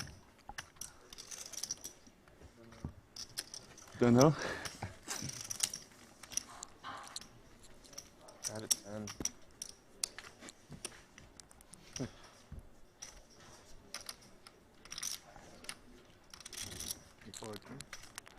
you folded the queen? No. Okay. Ace 4. 3 pair? 3 pair. 3 pair.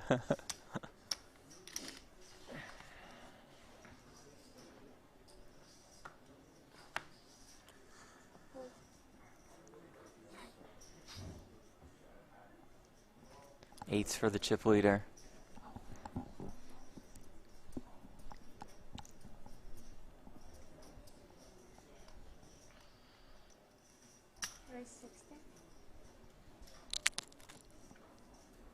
Schindler with the king queen. 33 bigs.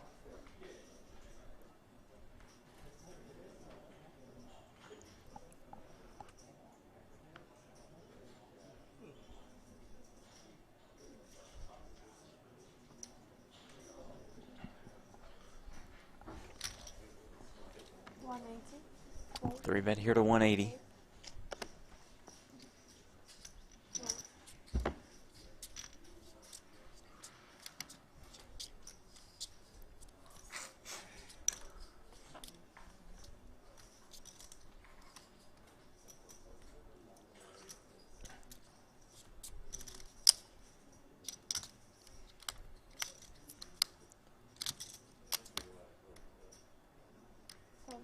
Vogelsang makes the call.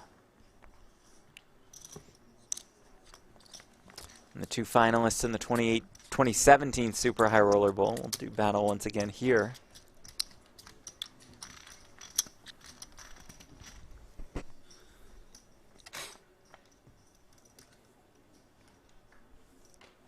Jack 10-6. And the eights are good at the moment, but as you see on the bottom left corner of your screen, Schindler actually the favorite. With the overs in the open-ender.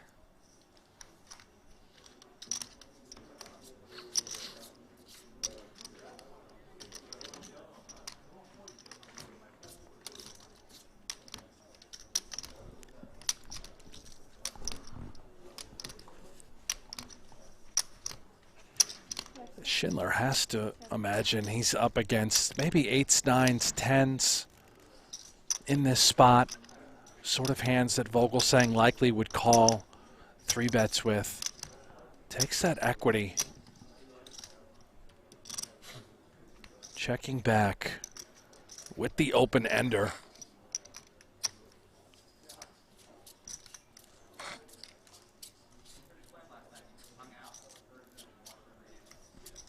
Question I think that Vogelsang and many of us may be asking is, what would Schindler be doing if he had kings or queens on this sort of flop? Would he ever check back? Would he knuckle? Maybe. To remain under-repped. To try and get a little bit more value. King, queen, ace, queen, ace, king, clearly all make a lot of sense. And here we go. Here he's going to size it up now. Try and put pressure on exactly this sort of holding that Vogelsang has. Betting 225,000 on the turn.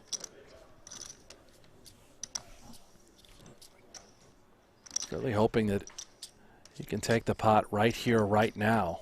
In the event that he is called, I would imagine he's going to be ripping all rivers.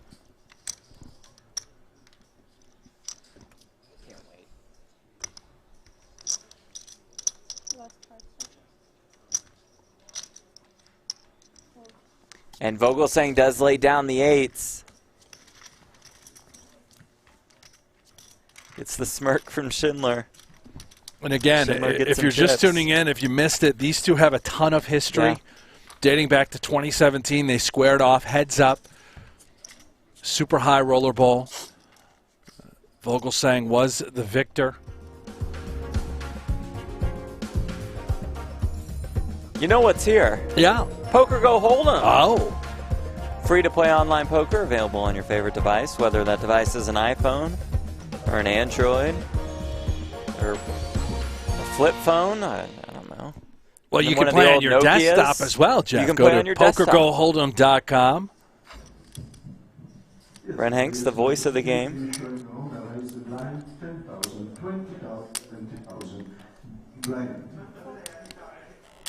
This information is for the incoming last event for the Super Roller Series. Will be a 50K short deck.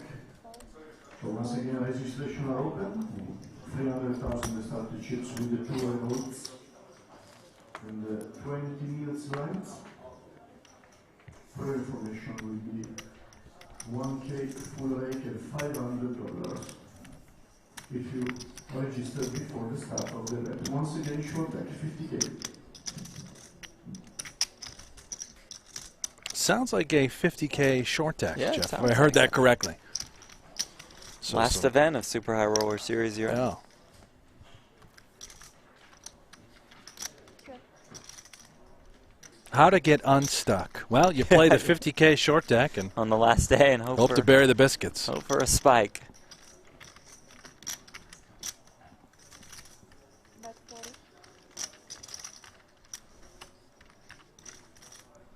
Six left, 5 paid. Super High Roller Bull, you're up a $560,000 bubble. Button's good. Jake Schindler entered the day as the chip leader. Vogelsang currently leads the way.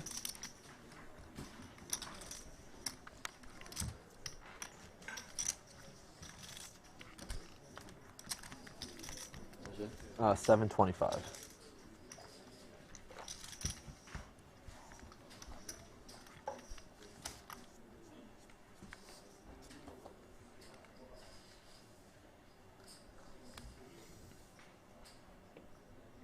He's Jack of Spades now for Schindler, right back to work here. Raise 70. Hold. Hold. Hold. Hold. Hold.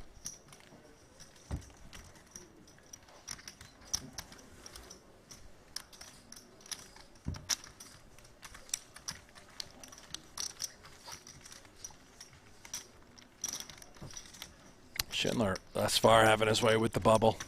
Accumulating nicely. The Clearing 1.5 million. Also, it has position on Vogelsang, right? That king-queen was a great example of keeping him in check. Able to still apply a ton of pressure to Vogelsang, despite the tractor thus far plowing.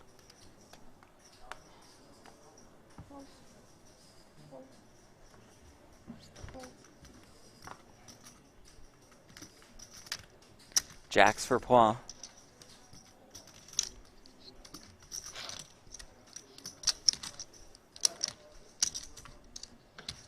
And tens for Vogelsang.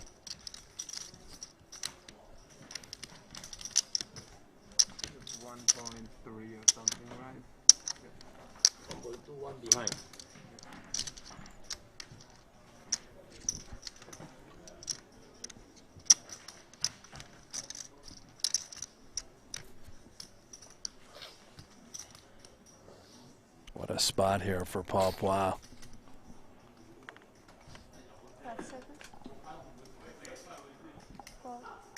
Oh, look at Vogues. How does he do it? Ooh, just calls out of the small blind with the tens. Wow.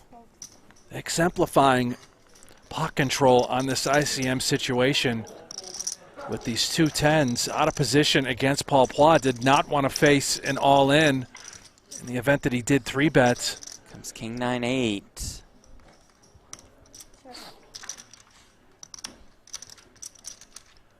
Say what you will about Vogelsang, and I know I have plenty. His antics, nodding off at the table, length of time per every decision, the get up entirely, the tusks hanging from the neck. But his play today, absolute toppest of shelves. He is showing us all why he is considered elite.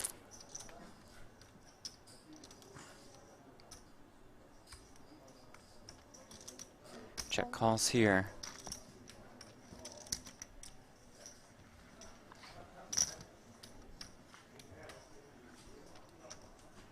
Turn is a queen. Got shots for both. And for both, not exactly a friendly ticket. Paul Phua, mightily concerned about the king-queen. Vogues, very similar.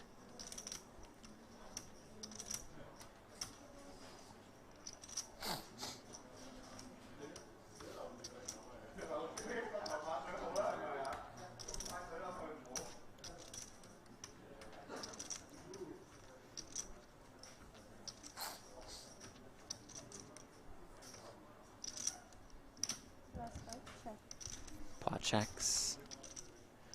River's the 3.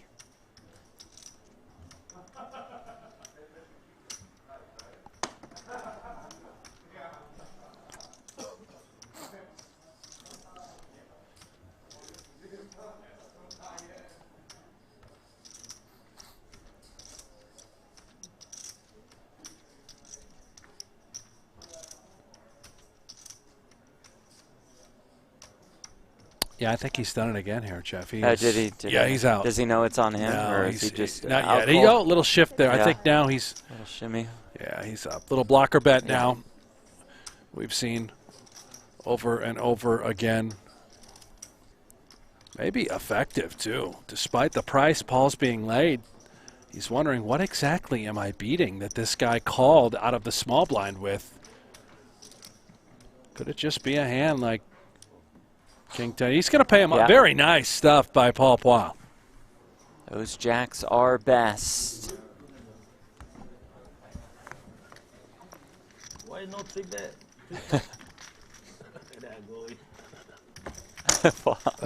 Always entertained.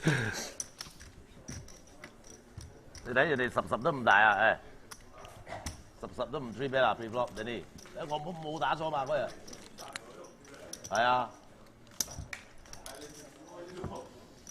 佢一 3 bet 我諗咗啦，推晒落去。So if he 3 bets, I'm all in with the jacks.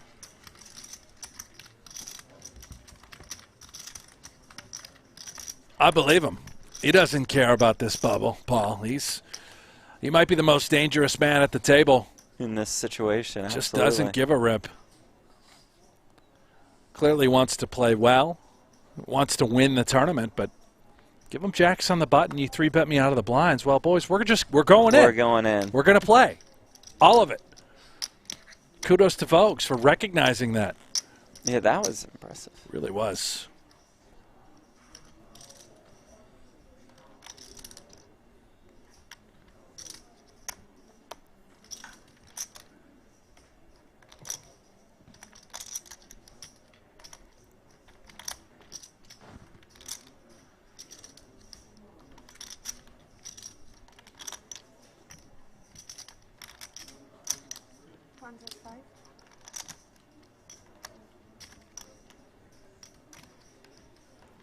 Mulder.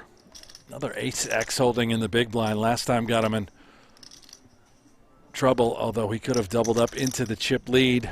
All right, guys, once again, we are almost ready to start with the 50K short deck. Once again, before the start, will be 50,500. After will be 51K. So that's the call here. Use the 81K. After the start and before 6-4-4. So we will have one more player. We can start with the 50K, which will have 20 minutes line, 300,000 starting chips, 100 at the beginning, and 2 reloads. Oh, somebody's watching us. Yeah. Appreciate the support. Make sure you subscribe. Just do like it now. The stream. Yeah. Yep. Whoever's thumbs watching, up. is that Ali or might be Paul Phua? If you guys could subscribe, that's appreciated.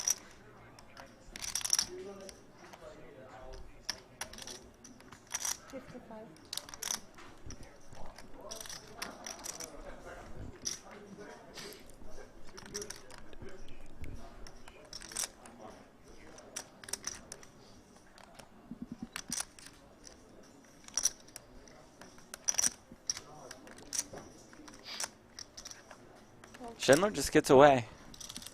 After raising pre, the check fold. It doesn't burn any money there, Yeah. right, Jeff? We don't connect, face some resistance. How's this guy betting this board? Just check fold, no king, no 5. Made life a little bit easier for Mulder, who's been up against it. This final table, big decision after big decision.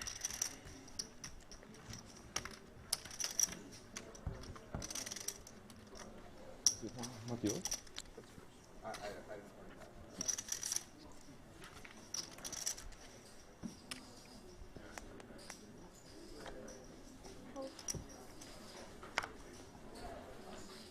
How you holding up, Jeff? Great. Kind of How are slouched. you? Well, you look very tired. Posture's great. Yeah. I'm good. Good. A little worn. I mean, you're on what, day 8? Day 8, but of 3 you know a.m. I'm wake sort ups? of used to Yeah, you wake not up really pretty getting a lot of sleep right at this stage of my life. You, however, I mean, you don't really have much going on. Can you the usually sleep master in? of the Z's.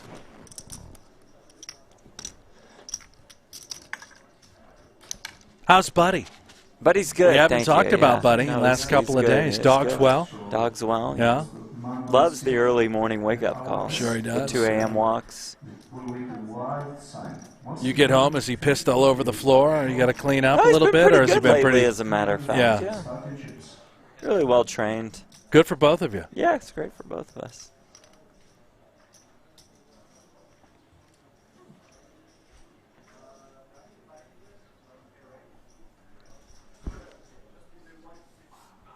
Adams. Again. Very lengthy decision to just grip and rip. Move along. Says all of it, and we say next hand. A lot of comments here in the chat about your Tinder Yeah, I've expertise. seen that, You're back yeah. on the grind? Got to get back on the You're big back on the grind, Yeah. yeah. It's going well? Oh, great. Love the dating app scene. Very productive. Now, when you say productive, in what way? Well, I just mean, you know, you're laying on the couch swiping on Tinder, and then it's 3 hours later, and you're still laying on the couch. Just swiping away? on Tinder.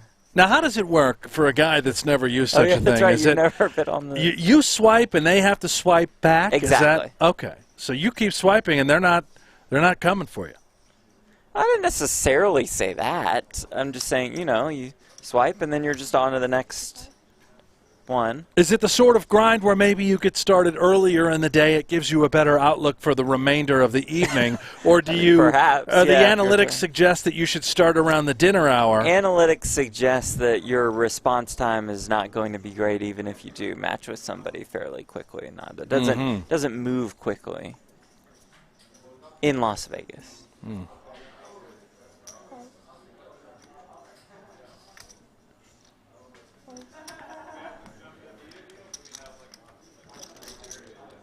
So Paul raises to 65K with sixes. Vogelsang calls behind with the queen 10 suited. Mulder has eights. Oh boy, Mulder just continues to have these uncomfortable situations present themselves. If we weren't on the stone bubble for more than $500,000, it just seems like a simple let's just move it in, right? But we're concerned about the open. We're concerned about the flat. There's 205,000 out there in the middle. We know that Ali is our short stack.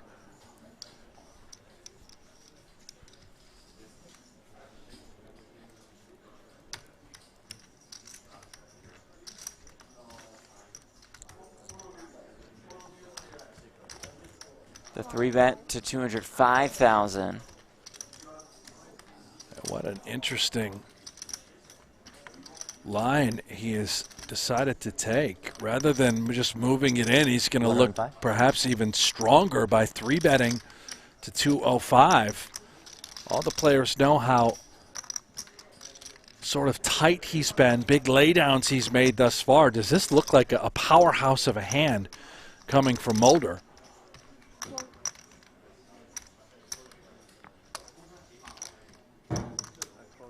And that'll just get through. Beautiful. Nice pickup. Is it a jack? Is it a jack? No, I'm folding.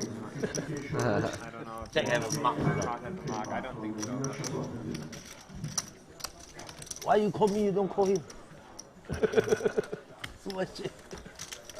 65 feet. In position. You can do jack, yeah? 140K more, quite expensive. Yeah. He said there's. Yeah, better change. For new deck, please. Paul Phua says, let's get some new cards in there. I'll tell you what, whatever he asks for, he's going to get. Jeff. Probably you so, don't, You don't tell that man no. So we'll take a look at the leaderboard. Vogelsang on top. Pawn second. Adams right there. Jake Schindler entered the day with the chip lead. He's in fourth. Similar stacks. It's Teun Mulder. Ali Imsirovic is the short stack. 22 bigs. He stone cold bubbled Super High Roller Bowl Europe last year. So brutal. How is that? I mean, if I'm Ali, I don't know what I'm feeling. Sort of Gotta be thinking about miserable, it and little bit. also telling myself, "Will not do that again. Will not do that again. Must cash. Do not bubble." Yet it's hard to feel bad for Ali, right? That's true. 2021 Player of the Year, PGT Tour. Current leader of the 2022 PGT Tour. Phil Ivey, of course, in second. I don't feel bad for Ali. Look Jeff. at the payouts presented by GG. 560K for fifth, 3.2 million for first.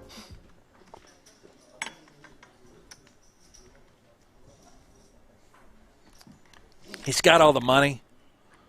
Yes. Today he's got the looks. Life is good for Ali. He doesn't have to use Tinder. $2.9 million in earnings on the PGT in 2022. Oh, do I take my big blind? He did not use Tinder to meet his girlfriend, Kristen. He says they met at a bar in Florida. The way it should be done, Jeff. I agree with the that. old-fashioned way. Yeah, You just meeting go out somebody to in the person, bar with yeah. the gang, grab a couple of pints. You know, you see someone that might catch your eye, and you move in, you make... You say, hey, Yeah. what's up? Yeah. Have you tried that? The hey, what's up? Just going out to the bar, you know, grab a beer with the boys. Absolutely. And, that's the dream route. yeah. Well, I don't have any friends, so I don't really go to the bar with Simply anybody. not true, Yeah. Jeff. I mean, you and I have gone out on many occasions. You know I'll be your wingman. I'd be That's a great true. wingman. You're a good wingman. The Yeah. one Good time hype I man. went to a bar and I actually unexpectedly ran into you there. You were on a Tinder date with a young lady. That's right. And then she left. And then I left, and then I came back, And and then then we you came played back video and we poker. played, yeah. Yeah. Good date, though. Was it really a good great. date? Yeah. Didn't go anywhere. I mean, Well, or it maybe got it me did to a later. video poker machine. Oh, there you go. Yeah. Served a purpose. I think that was the first time both of us had been to that bar. It was. First, I was buying my new house, and it was so rich. There was water leaking, so I had to wait until Yeah, the I remember that. and that happened to be the only spot nearby, and I was posting up, waiting to get it fixed at like 9 at night. And there you are at the edge of town with a lady of the night. Well, I don't think it was lady of the night. I mean, it was I a think lady the date would have of the gone night. differently. I didn't mean it like that. Oh, it's the evening. well, Late oh, is late gotcha. at night. Yeah. 2 cards lower than a 10. Nick says Hank's probably pull some baddies. You know what a baddie is? Not sure what Who a that baddie means. is? No. What is a baddie? Baddies good. Baddie. Hank's could pull some baddies. What is a baddie? You could pull some. What does pulling baddies mean? It's good. It's good. It's a compliment. Somebody in the chat explained to me what that is. Jeff's just got a little smirk on his face, just giggling. Must mean something horrific. No, I disagree.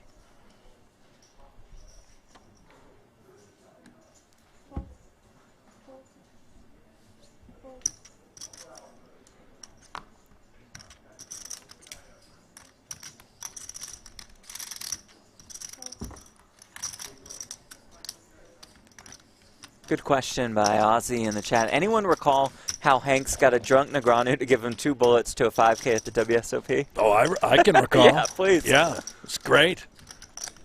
Like we went to the hockey game Went the to next hockey day. Game. Or no, it was the same night day. of. Yeah, we came from Yeah. the hockey, absolutely hammered. 5K turbo. Get him in there. Get Hanks in there. Twice. Twice? 2 bullets? Didn't that kind of bubble? Sort of bubbled? Did you make day 2? Yeah. Oh, then yeah. Yeah, probably, I bubbled. yeah. Well, You ran really well this series. not really, Jeff. It's not great.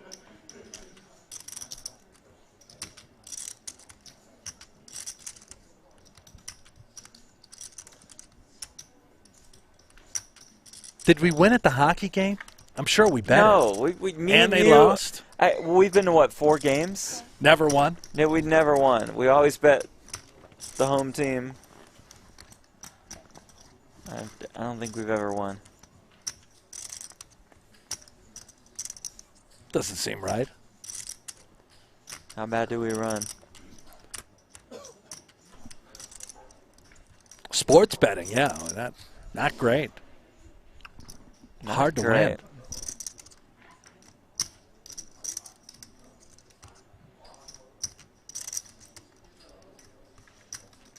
MN3 Gunner says, Jeff, did you ever take Veronica out? I forgot about I did that. not. You guys had a I little remember date. we were setting that up during the Doug versus Daniel streams. Now that you're we're friends. We're cool. You're back on the Tinder side. I mean, the dating opportunities are once again Oh, they're present. plentiful. Yeah, just all over. Oh, I'm dead. Poker 10.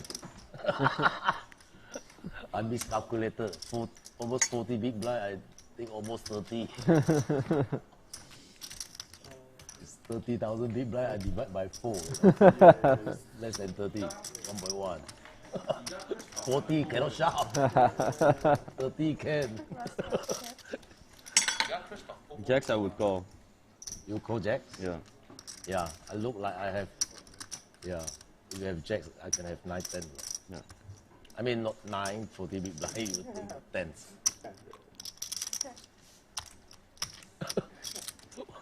After I shout, it's 40. Ooh, shoe. It's a good bluff. It's a bluff. It would. It's 9 all in. Full 10s, call this thing. Meanwhile, as this hand is continuing to, well, to thrill us all. I'm trying to look us up on PGT.com live reporting. There is a 50K no limit event that ran yesterday. Day 2's today. Day 2 is today. The final 6 will get paid. 8 remain. It's $684,000 for first. But what I'm not seeing are any of the chip counts. Oh, like who's left? Did you click chip counts? I did, Jeff. There's nothing there. I can't find any information. And then I heard the tournament director also announce that today's final event is the 50K short deck, which is underway. And I do see live reporting going on there. So I'm uncertain what's going on in the no limit event. And in the 50K short deck, well, 7 remain of the 7 entrants. Phil Ivey is the chip leader, so there is a small field. They'll keep us posted on that one. All right. Yeah, Liga. Meanwhile, Vogelsang is river to flush. Liga thing I dare not do anymore. A big one. Yep.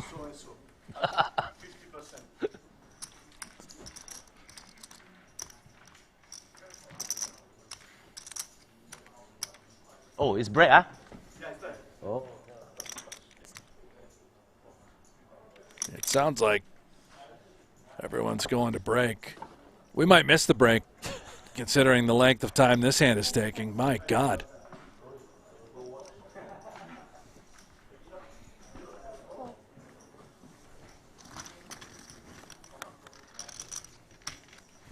Well, Vogelsang will take the chip lead into that break.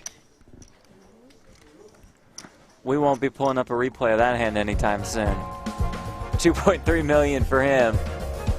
I'll lead the short stack, 725K battling. He'll be at a little less than 20 bigs when we come back. Stone cold bubble of Super High Roller Bowl Europe. Stay with us.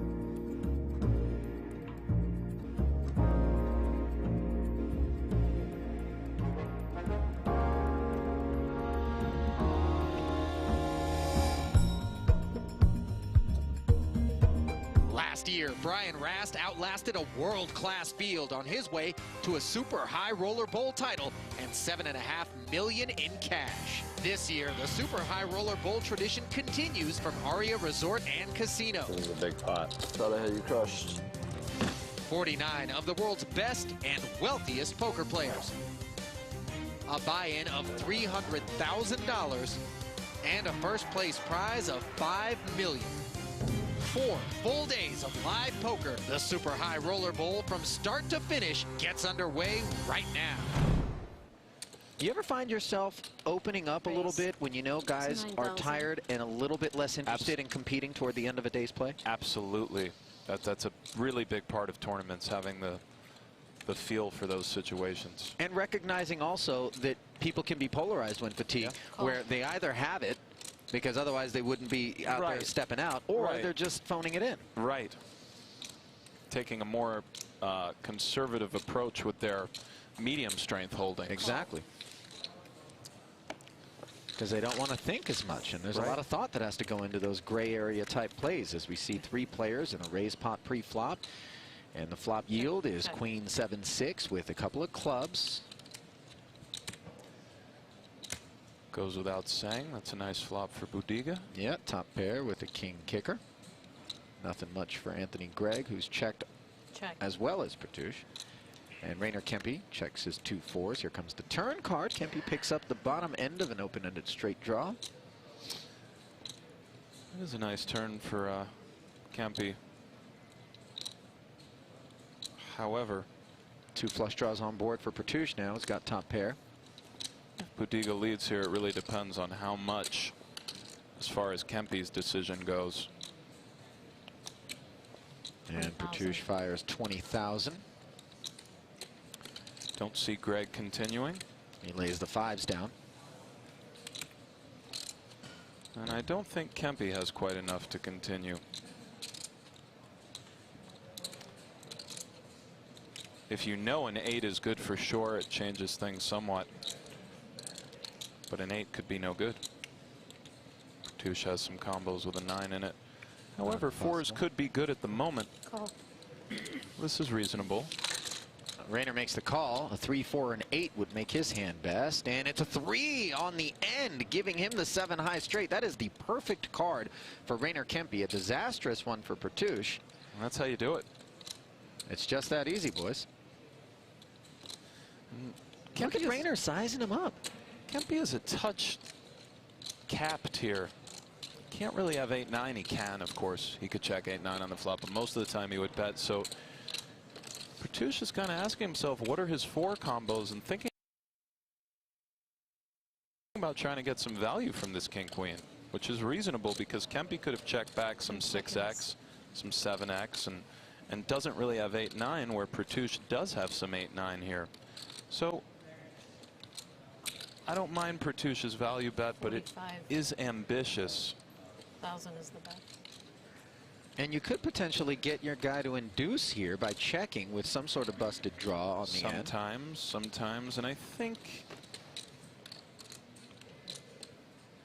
Kempe may find a raise here just based on, I feel Pertush may have given away the strength of his hand a bit based on his mannerisms. That felt very value-y to me. And that's not to say he did anything wrong, and it's much easier to make reads when you can see somebody's hand. Oh, wow, look at this. You're exactly right. But we've seen a lot of flat calling on the end with not the nuts. But Kempe really felt like this straight was good. That's logical. Pertush really only has the 8-9 suited combos. He's not taking off out of the small blind with 8-9 off. He might not be taking off out of the small blind with 8-9 suited. So Kempe really believes his straight is good. It is, and it puts Pertush in a very awkward spot. 80K to call. If you're going to make thin value bets, you have to be prepared to face these decisions. Well, Pertush didn't find the auto fold. He's asking for a count here. No, it's. But could Kempe really be bluffing for his remaining stack in this situation with just 80K? Great question, Ali. It's so hard to say. we can't get into Kempe's mind or know one of the beautiful things about poker. Oh, Pertush thinks he could be. Maybe Pertush thinks that. To turn these over. And that's why you don't stand behind a horse. And Fedor. And we come right back to a possibly curious Fedor holes, and I love when we only get to see the one card. I really do. Yeah. Because start to imagine, what do you think Fedor does with the jack of spades? How about a queen? Play along with Fedor. He knows that Helmuth has been splishy splashy, to say the least. Yeah, and the deuce 4 offsuit here, 3-betting to 90K. That's right. It looks like Fedor is taking a flop. Excuse me. Oh, it looks like he's going to charge him more to take a flop, isn't he? 52 raised to 235. It's a 4-bet to 235,000. And it's like a soul read. I think after a little bit of Hollywooding, Helmuth is probably going to let this go. What's going on here? I 3-bet the kid twice in 4 hours, and he 4-bet me both times. Are you in a hurry? You got a death wish?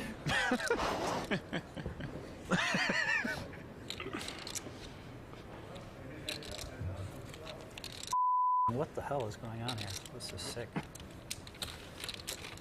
Helmuth. Nice hand, Fedor. He's not scared to just get in there and limp. He's not scared to sometimes 4x pre-flop. Right. Blinds are 20-40. I've seen Berkey do things like make it 200. And I promise you that confusing your opposition generally is good. Sometimes the cost of that is making a quote-unquote bad play. Being unpredictable, hard to read and hard to figure out. Right. These are all things that do aid you in the long run if you use those things to your advantage. Kempe opening with Snowmen, the 110. In the cutoff. And the small blind of Dan Smith making the call in bad shape with the 2 6s. He'll be heads up and out of position. We haven't seen too many vicious coolers this tournament, Ali, like 8-6 deuce or something crazy. And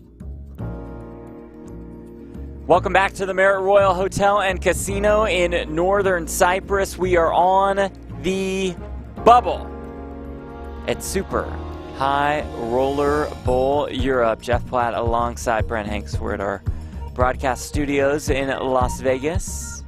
I welcome you in as we take a look at the leaderboard.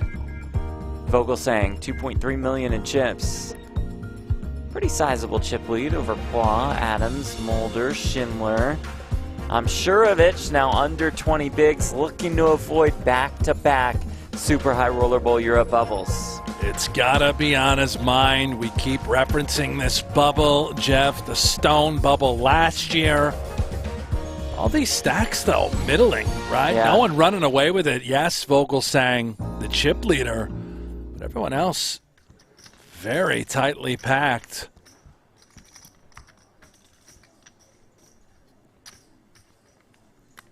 Blinds going up 20K, 40K, 40K big blind ante.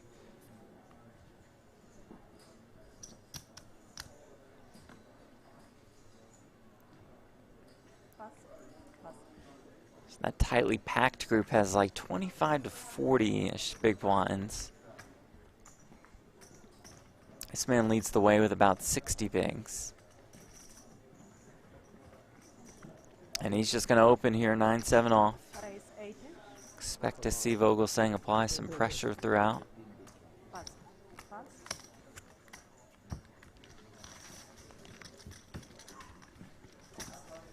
Well, he has a great opportunity, Jeff, to do that, to apply pressure, open wide, accumulate during this bubble scenario. Everyone understandably playing oh so tight. Hundreds of thousands of dollars on the line, more than $500,000 to be exact. Ali, you saw just a moment ago, he folded ace-deuce suited pre-flop. That tells you how much his game has changed. Now 7-6 of hearts, just pretty hands and quick folds.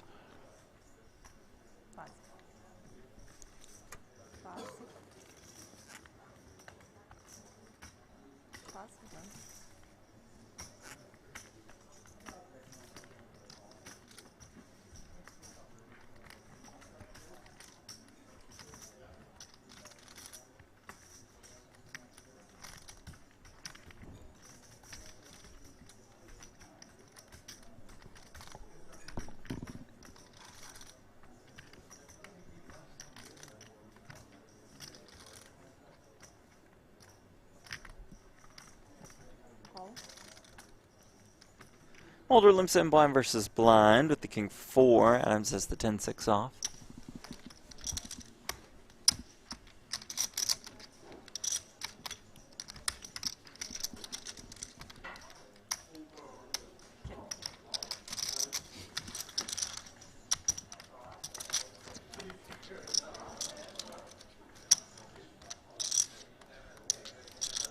Pair of kings to Mulder.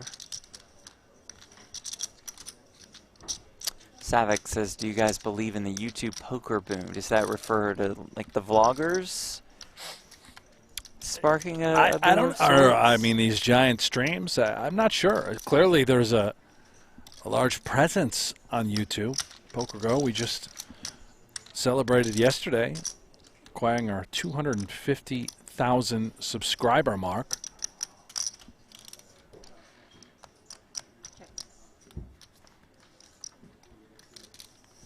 So I don't really know if it's a boom, but it's good for the game overall, the overall YouTube interest. Got to be there on all the platforms, YouTube, Twitch, Facebook.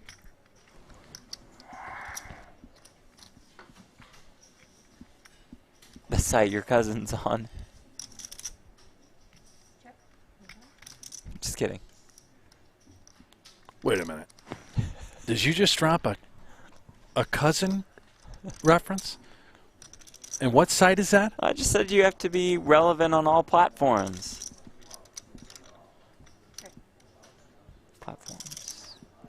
What platforms?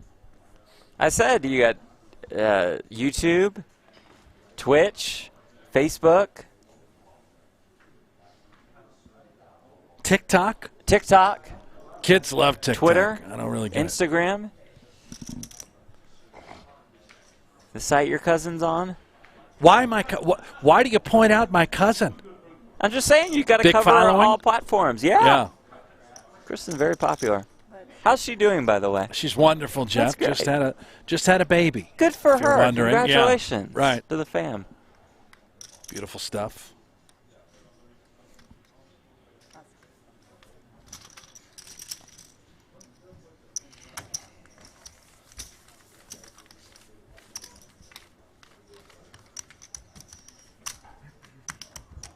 Tim P., the speed of play has been painful.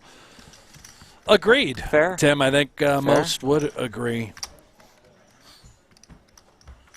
And, you know, no fault really to the players. Absolutely it's just not. simply the rules. They are allowed to take this much time. That is. And therefore, we can't blame them on a $560,000 bubble. But we agree with what you're saying and try to continue to look for ways to improve pace of play. I think Triton showed us a little bit at the beginning of the series with what you could do with the shot clock, and you have some ideas as well. 685. We do have a shot clock for this event. It's a 30-second shot clock. 30 seconds pre-flop and on each street. Players are given time banks that act as 30-second extensions. We could have a little development here. Adams, ace high. Blind versus blind against Ali, who is the short stack. There we go. 685. Yeah. Nobody home for Ali.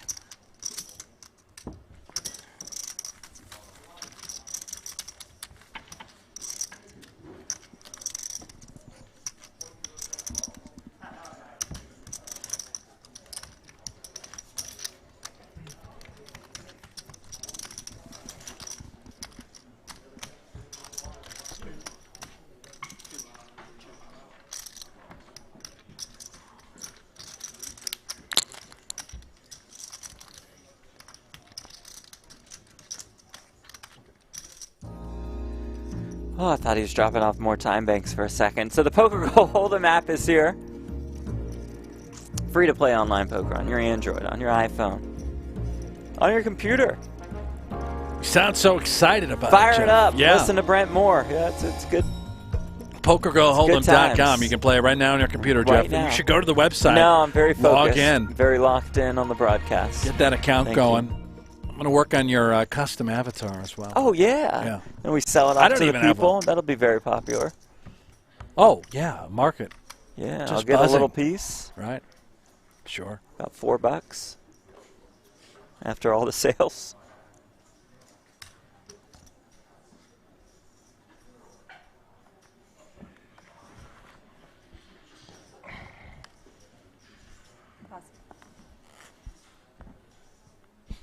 Jasper, Ali going with the Stu Unger look now. I can kind of see it. It's the Little bit, different style yeah. of shades. The modern version of it, perhaps.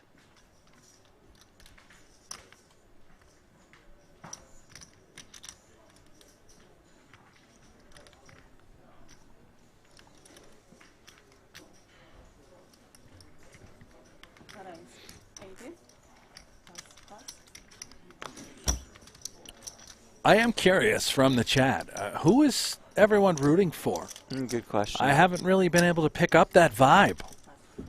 Who's got the largest fan base here? Who do we want to take this thing home? Let us know. And who would you guess is going to be the most popular answer? My guess? Yeah.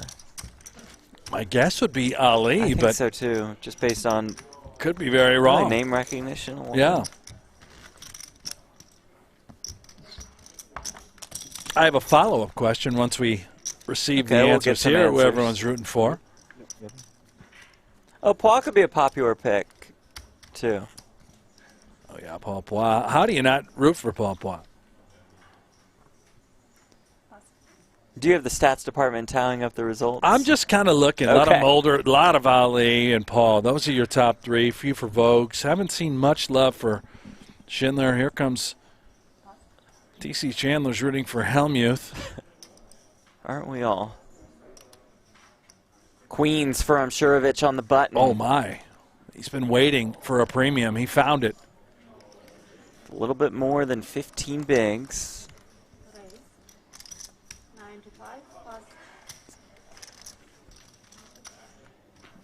Uh-oh. Vogelsang the Jack 4 suited. You're 530 behind, right? Yeah.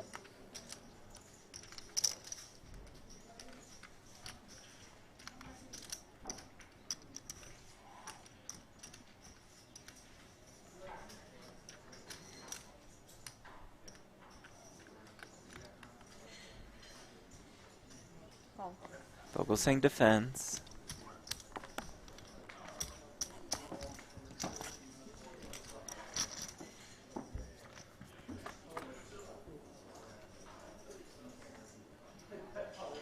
Ten-9 deuce, one heart. Couple backdoor draws for Vogelsang.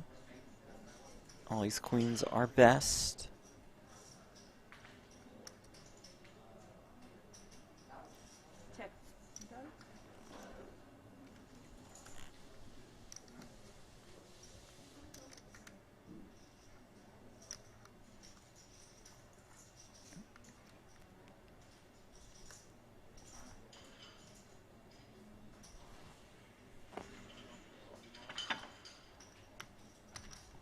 Ali sort of hoping that Vogues is connected in some way, shape, or form, defending reasonable texture to have those thoughts. Very curious about the sizing. Typically, big hands, we do size it up. Is there a world in which he decides to take a different route to try and induce? All in. Oh, wow. Yeah, size it up. Sizing indeed. up, yes. It's not going to work here, but plenty of scenarios in which that does. Yeah, 9 or a 10, get I him the think, would full just double. call, thinking, what does this guy have, really? Nice little shot of that bracelet that's going on. I can't quite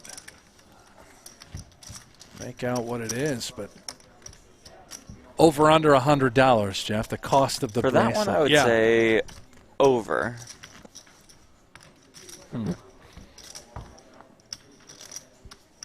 You? I'd go over. Everything he's wearing today looks rich. You're right. The watch, the shades.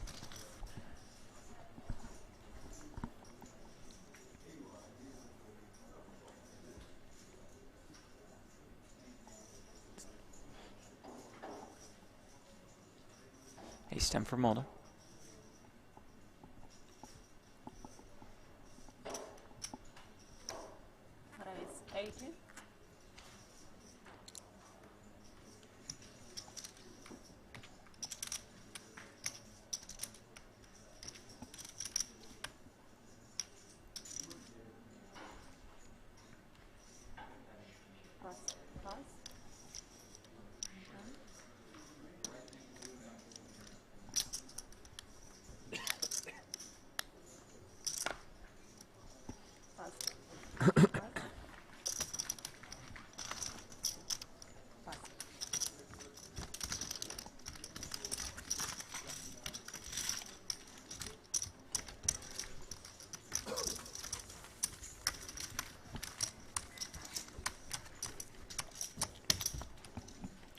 Luis asks, is this really live? Answer is yes. Oh, yeah, we're here, Luis.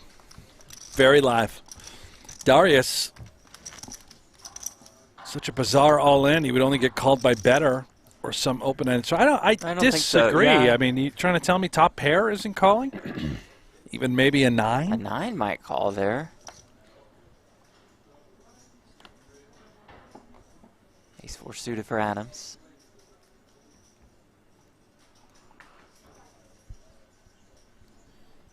$90.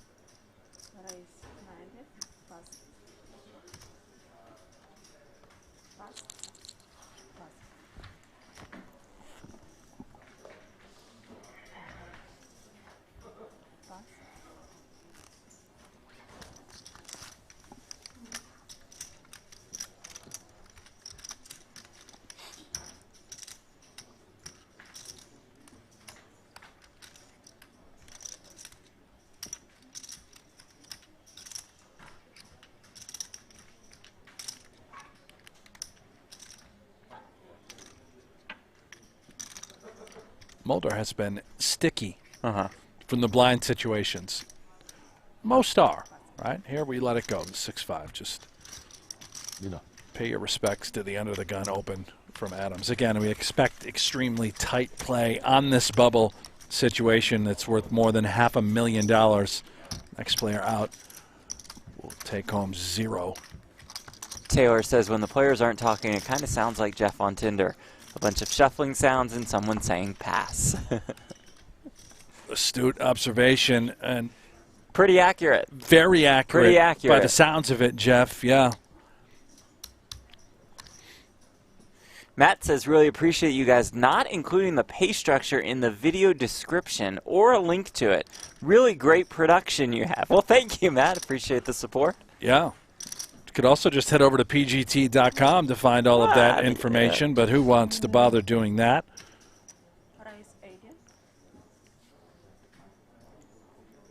And just so you know, Matt, that's not really a production note. Right. That's more Not for the how it YouTube. works. Yeah, so we'll let that department know, but it's not really production. But thank you for the kind words. Seems like a slight overreaction, but you know.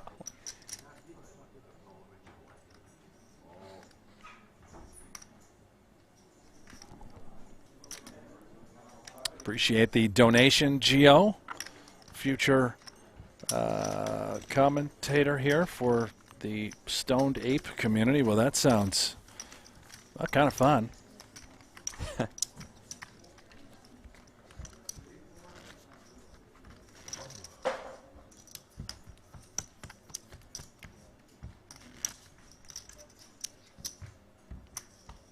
Slark says 2 most overhated commentators in the poker world. What does that mean? I don't know. I don't really ever really feel too much hate.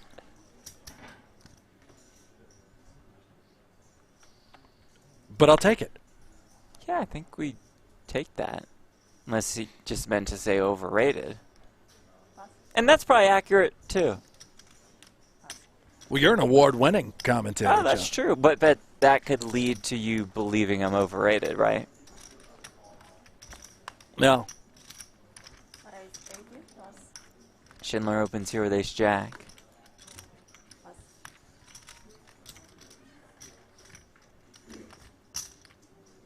I'll leave with the jack-8 off.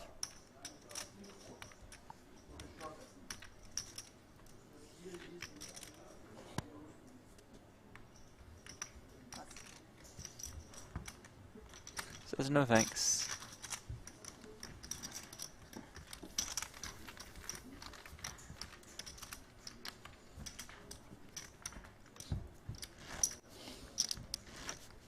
Poker Idiot in the chat says, greetings from Slovenia. Loving the commentary. Keep it up. Thank you very much. And Slovenia, of course, the homeland of one Luka Doncic. How is Luka? We hope Luka gets better. A little calf strain. Bum leg. Guy's always hurt, Jeff. I got to tell you, Luka's soft. Oh, boy. Very mushy. They got a shot, though, right? Got a shot. It would be a little bit better shot if Luka was able to go. Jeff, he's okay. You know, he's got a calf strain, man. Calf Those are strain. serious. He's all right. I would be surprised if he played tomorrow.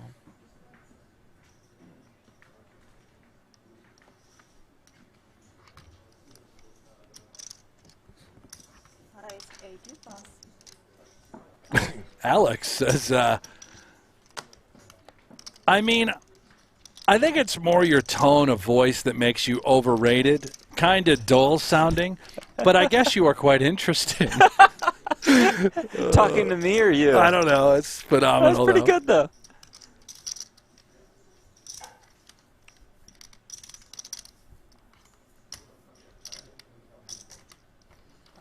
Lee Grant, appreciate that. Yeah, that was a lot of fun having Jeff and Amanda take shots of Buffalo hot sauce. Go Bills.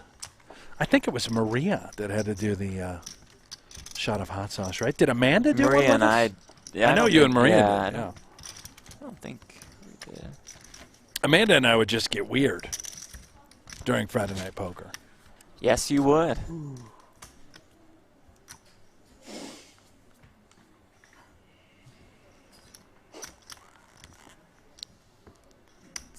Pan says I got a calf strain getting out of bed. It's kind of like the guy to my left. Could see that happening.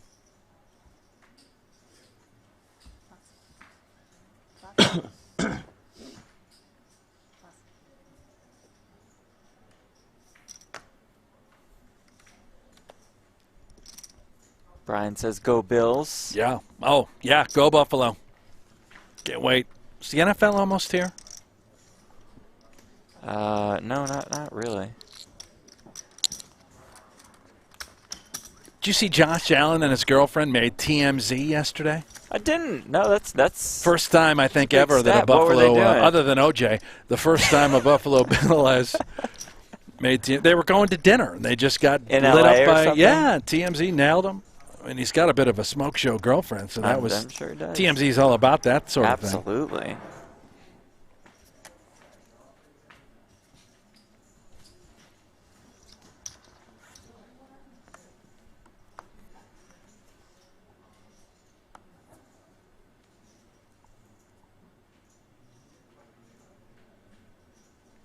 David points out the draft is next week. It is right here in Las Vegas. I might have to attend. You're gonna go? I mean, why not? It's the closest I'll get to the Bills on the West Coast. Don't you have a family wedding to attend? No, it's the following weekend. Oh, sorry, it's in two. The draft is the weekend of the 28th, I believe. Oh, I thought it was next week. Very Gotcha, end of gotcha, April. Gotcha. I do have a family wedding a week from today. Gotcha. If you want to attend, there might be some Hank's family members there that could be single. Oh, Jeff. hello. It could be a part of the Might family. be your sort of scene. Oh, wow. Yeah. Cammy says, Jeff, I heard you're single. You can marry my sister if you're rich. Well, I hate to disappoint you, but... You don't want to marry the sister? No. I'm just the rich part. Gonna need some work. Well.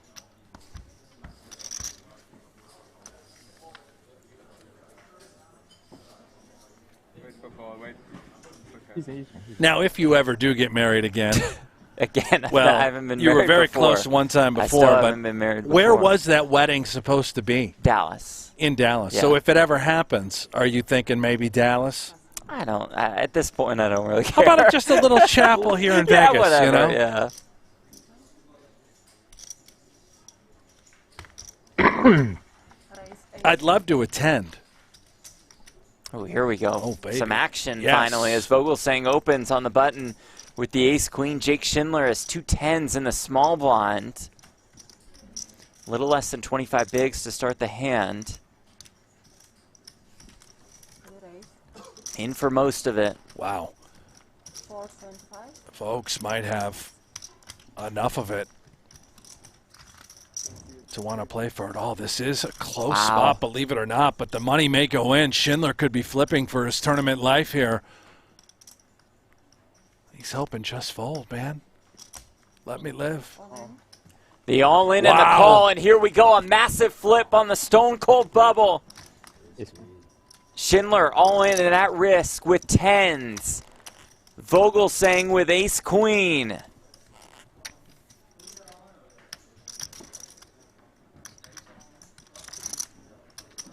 What a crucial flip this is. I think you put my small one in. No. 10, 8, 8. It's just 10s full. It's just 10s full for Jake Schindler. And a blow at the moment to Vogelsang stack. We do have turn river to come. But it's that over. will lock it up. 20-20. There's only 125 could chip in. Yes. Okay. Yeah. Oh, that's right. With that, now Schindler becomes our chip leader. Vogelsang, a little chunk out of the tractor.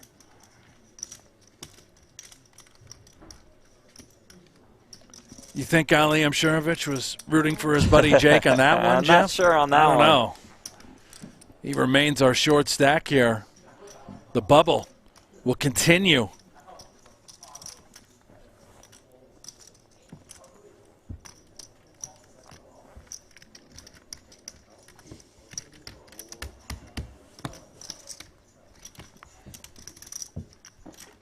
Well, that's one way to win a flip, just have it come 10-8-8. Made it look easy, didn't he? Now a quarter of the chips in play belong to Jake Schindler, the 2017 Super High Roller Bowl runner-up to Christoph Vogelsang. Doubles through him here.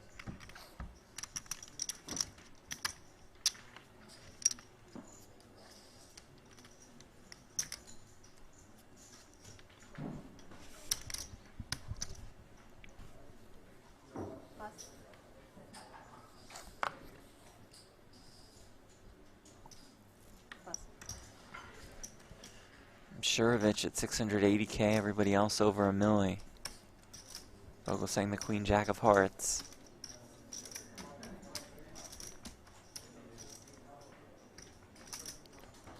Back to tending to the crops. Former farmer Vogelsang, known as the Tractor. Gonna make a little hay here, Jeff. Queen Jack suited. Raise 90.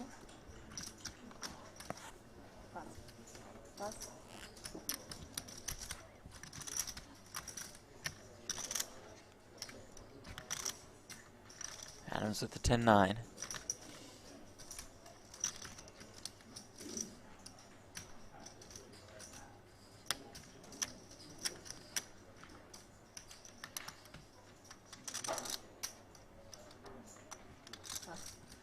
Just lets it go after looking over at Ali's stack.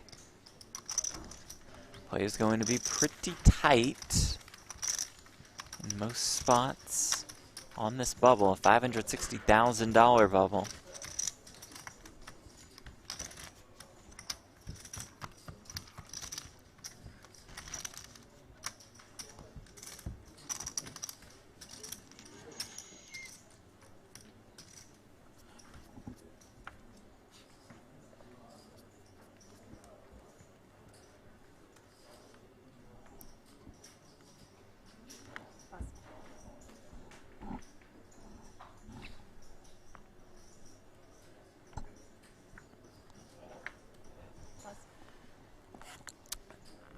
Chin in the chat says just lost $20 on soccer. It's okay. It's a long day ahead to just get right back. Well, that's what you get for betting on soccer.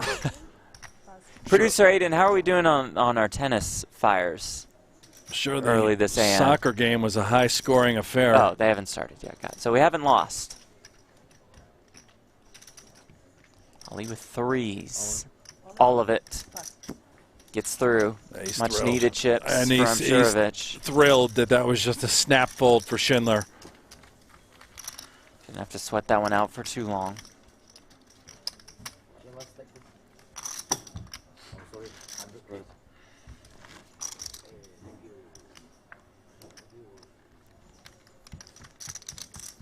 Thank you guys all for tuning in here. Yes.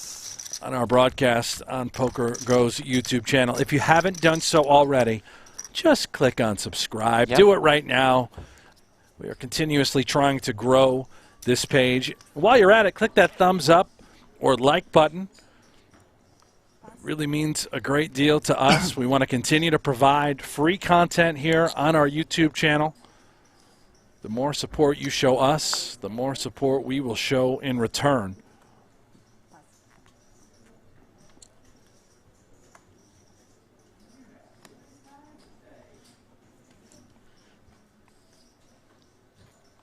People in the chat, decent amount, say we should say football instead of soccer. Yeah, football when referencing the Buffalo Bills or any NFL teams. Other than that, it's soccer. Oh, boy. Yeah, we have an international audience, and we're in Europe. I mean, you and I are not, but... Yeah, but Jeff, I am the typical ignorant American. Yeah, that's, here, well, right? that's true. I mean, this is to be expected. Nobody's arguing that point. Right. I don't mind soccer. When they, you know, I like the pre-match and post-match when they get in fights on the street at the pubs. It's a little intense, yeah. Sort of the Green Street like the hooligans kind of thing. Yeah. I think the U.S. probably wins the World Cup this year, don't you think? Yeah, no doubt about it. We're pretty good. Qualified. We really made it. If we're in there, and we're probably, what, plus 200? Probably 2 to 1? Got to be a big favorite. Yeah. Yeah. That'll be wonderful. Lexi Lawless still play? Yeah. He's the star. Tony Meal, is he the goalkeeper? No, that's who's our striker? Tim Howard is the goalkeeper. Striker is Pusilic. How do you say his name, Aiden? Christian.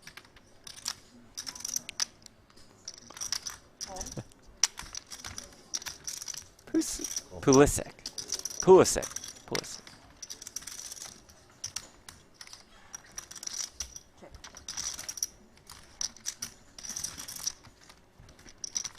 Plays for Chelsea, so you know he's good when he doesn't bother playing.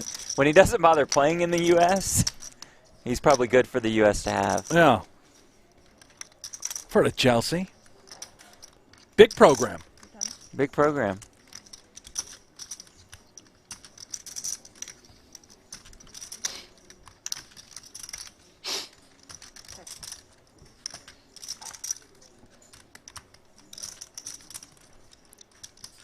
Don't get me out. I'm with this guy on baseball, by the way, with hairy skin back, which you should probably get that looked at. But you cannot argue sport with an American. They have their own baseball league and call the end of it the World Series. Yeah, that is silly. Kind of silly. I mean, there's a lot of tradition there, but baseball stinks now, right? We think poker can drag on and take forever, but baseball. Pace of play in what baseball. have they done to the game? The great game of baseball. They got to fix that. Borderline unwatchable.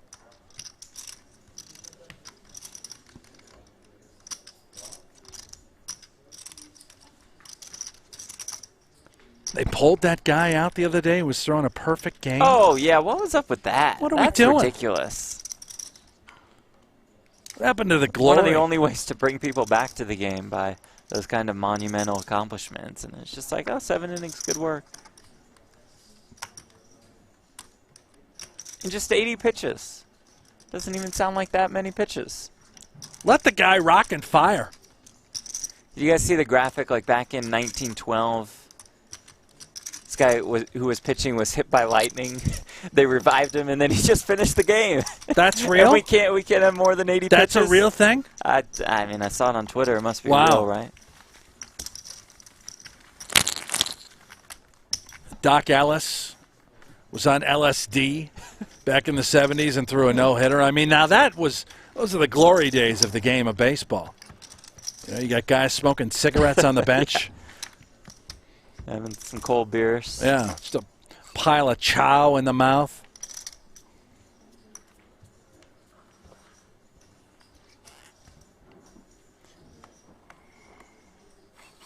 Tim P, can we get some poker fights? I mean, that would spice it up. Wouldn't mind it. Could have some. Usually every year there's 1 or 2 conflicts, right? People slugging it out. But then when they see each other in person, it usually dies down.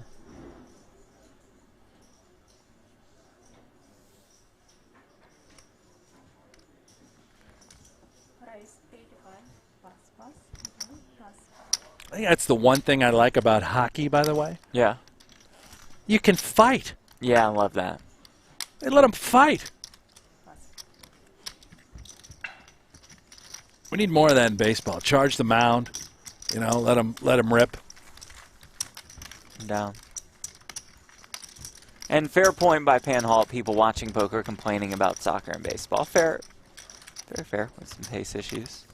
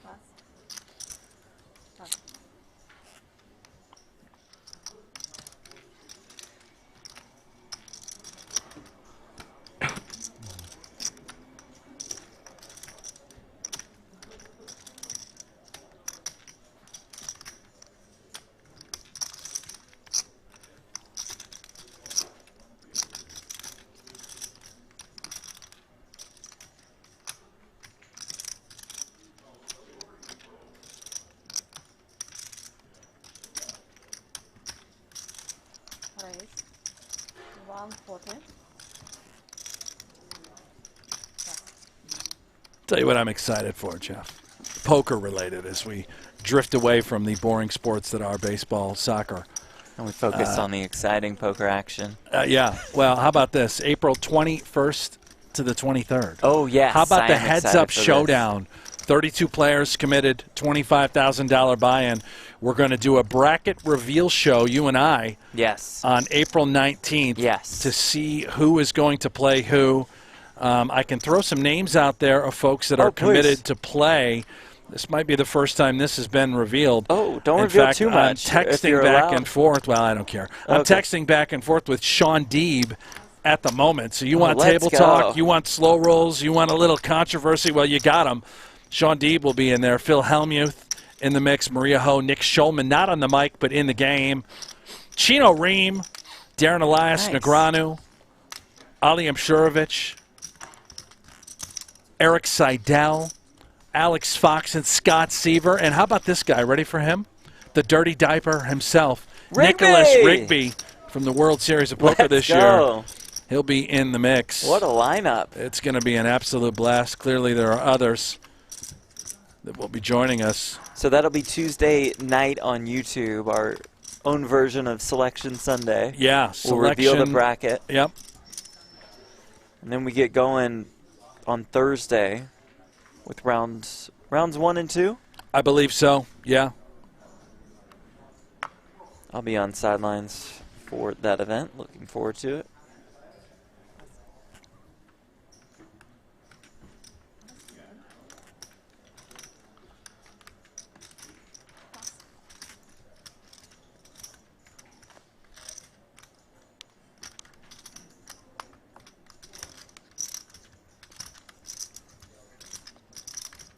Good structure, too. It's not going to be like the matches aren't going to be designed to last, you know, for an eternity, much like this okay, so good final as in table. like an but exciting, yeah, we're going to structure. get these things over and done with, I'd say, within a couple of hours. And That's perfect. move on, yeah. Again, that'll be a $25,000 buy-in. First place will take home $400,000. This is very similar to what I shouldn't say we, but to what was formerly known as the NBC Heads Up Championship. This will be the Heads Up Showdown.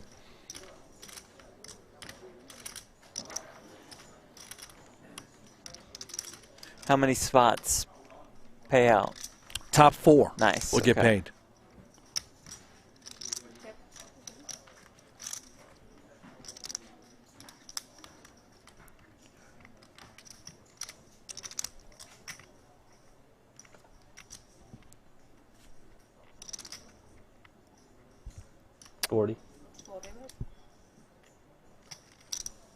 Ali will be thrilled to sneak this one home. Every pot's very crucial for Mr. Adam says Imsirovic. nothing.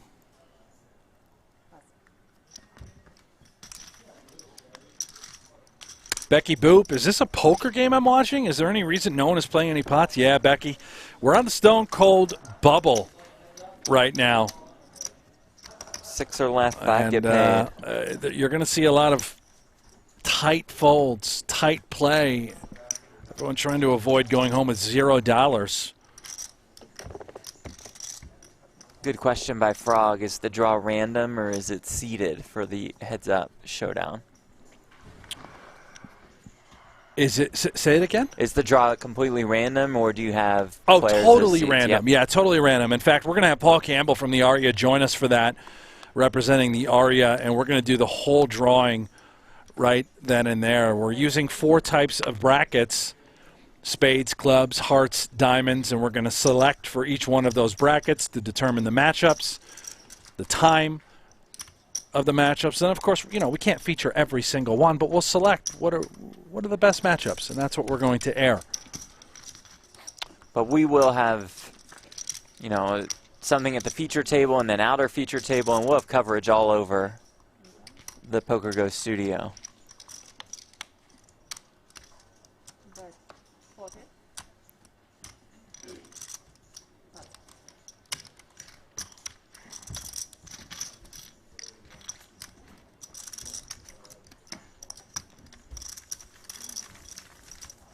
Dean asks what's the payout for top 3. First place, $3.2 million. Second place, a little more than $2 million.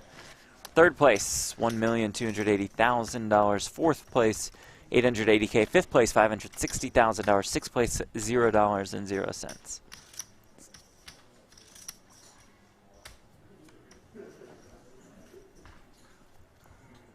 Imsirovic bubbled this very tournament last year.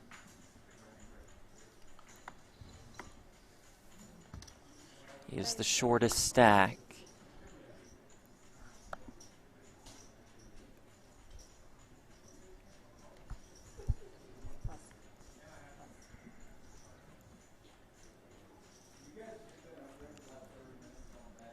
He does have the ace-9 suited on the button.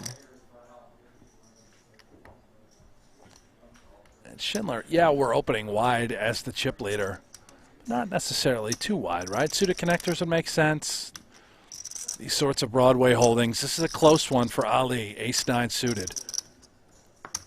The non-all-in 3-bet to $200,000. And you sort of wonder, would he ever 3-bet fold a hand as good as ace-9 suited? Oh my gosh, we are going to find out.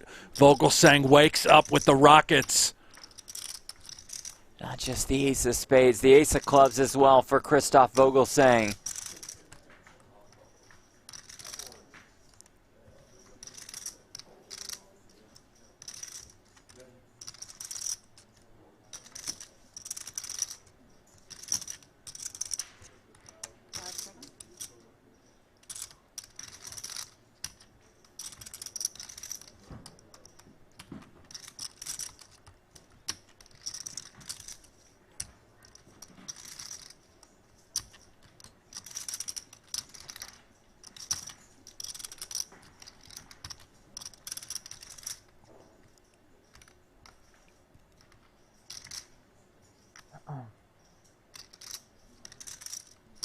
Here comes the cold 4.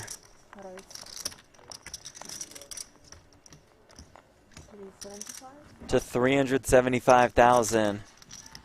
Two quick folds, frustrating for Ali.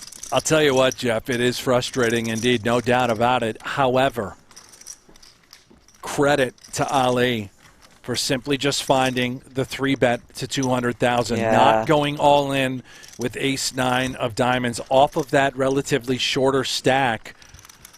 Allows himself to get away, understanding he was completely crushed. Vogelsang has 0, and I mean 0 bluffs in that spot.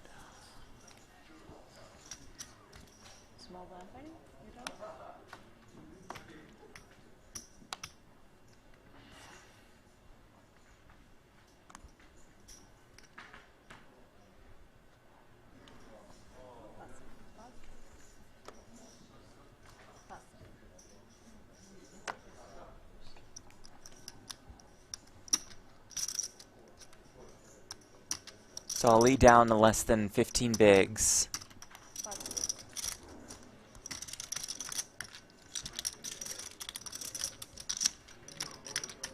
And now it's Vogelsang with queens. No longer napping, continuously waking up.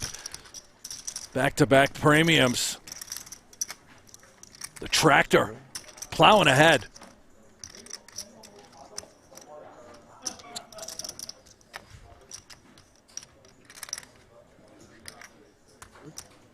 Just limps in here. Schindler with the Jack-9. We talked about how balanced these guys are. Vogelsang able to limp in. We've seen it with Dust time and time again. Now mixes in a premium.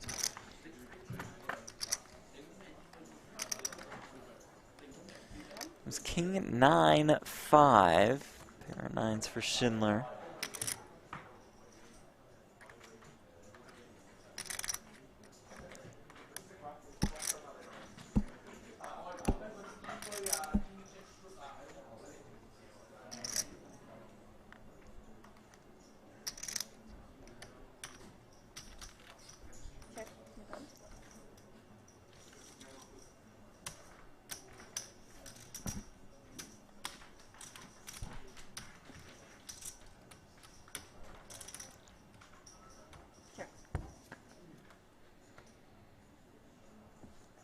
Queen on the turn. So the set of queens for Vogelsang, the gutter for Schindler. Yeah. Always lovely making a set. Of course, Schindler's collected 4 more outs.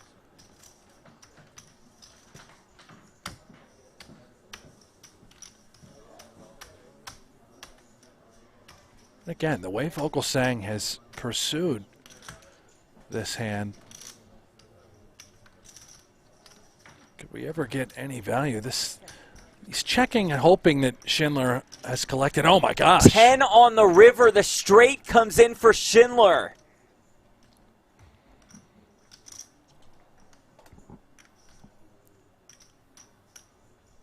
Schindler just gets there in a tiny pot, considering all that we've seen. Vogelsang has not put an extra chip into the middle.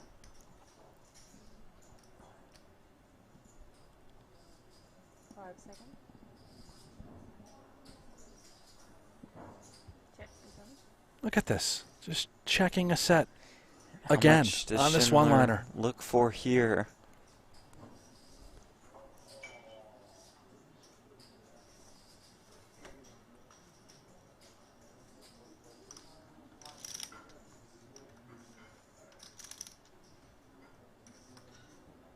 It's a total one-liner. You know, Vogelsang certainly has a hand good enough where we have to call. If Schindler sizes this up, I'm not really sure. As played. Hot size bet, 120K. You just have to call with the set. Show me a winner. Maybe there's a world in which he thinks we can find a check raise, but seems silly considering the one-liner that's out there. Any jack, we're not getting that hand to fold. Flings in the call. We'll pay Schindler off. He kind of wants to show it, right? Yeah, he does. You look can what tell. I have. Yeah, look what I have this whole time. Decides against it. Schindler fired up to extend his chip lead.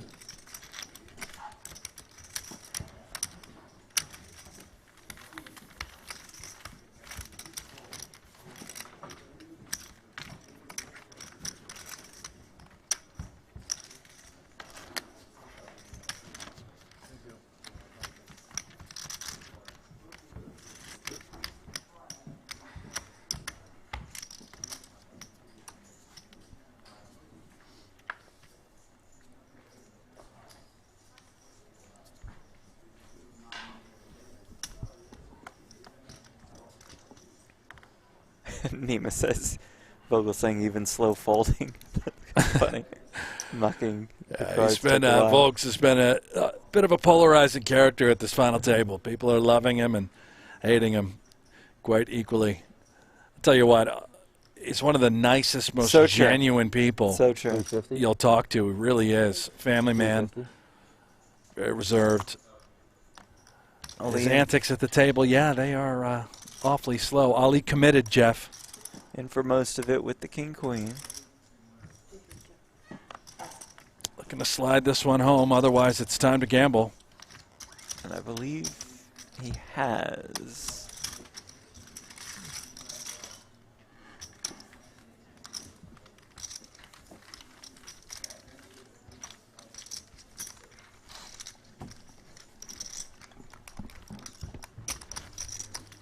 You're allowed to be two things, right? You're allowed to be a remarkably nice human being. Yep. Great poker Extremely player. polite. Never going to have an issue, never behavior-wise. Will never say anything or get out of line. And you're also allowed to be terribly slow. Yeah.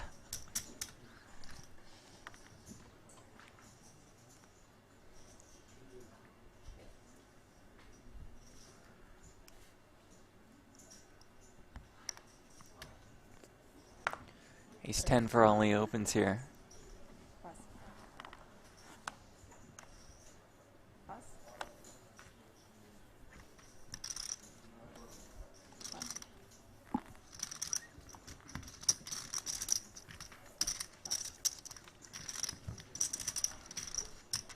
All right, a little build, a little climb for Ali now, back up to near 800,000. Almost 20 bigs.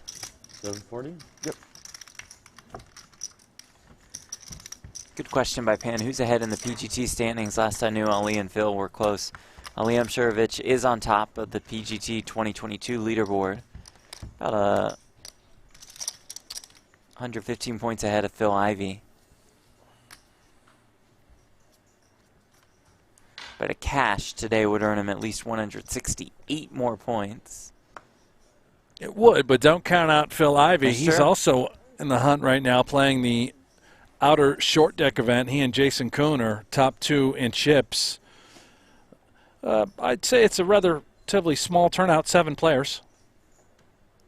So a single table sit and go.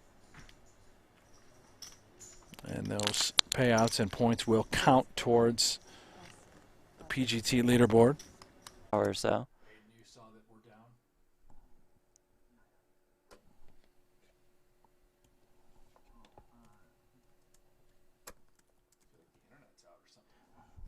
I see. Bear with us. Yeah, we might. I don't. Are we gone too? Can you guys hear us in the chat? You like how I did the F's in the chat? Like I'm kind of the young cool kid who knows to put F in the chat. What does that mean? Well, when Freeze? it goes down, you're supposed to F's in the chat. F's in the chat. Well, I'm going to put out an F then. Yeah, put out an F. All right, F. Okay, they can hear us. All right, well, cool. Jeff, let's get back to talking about your personal life. Oh, okay. Maybe we're going to put up a slate and try and get this fixed. Okay, so you don't want to talk about yourself? Nope, I'd rather put up a slate.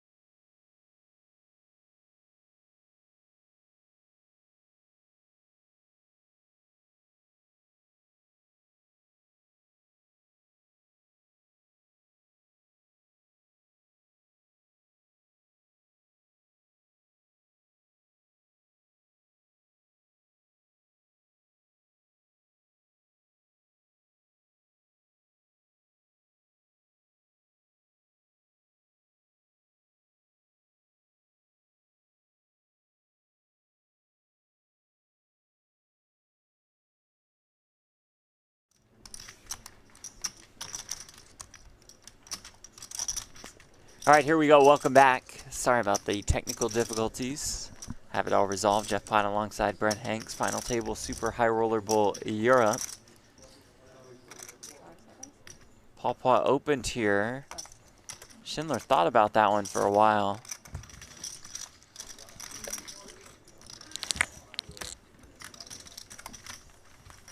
Ended up laying it down. You think that was the same hand we left off on? I don't know. I don't know where the big blind was. I haven't really paid attention much. You? Not really with us, huh? No. I'm here, baby. 680. You? Oh, we heard Ali. He's got 1,030,000? 680. Boy, he has been putting up one heck of a fight. If you're not familiar with what happened 1 year ago, Ali Imsirovic was the stone bubble in this very event, trying to avoid a similar fate.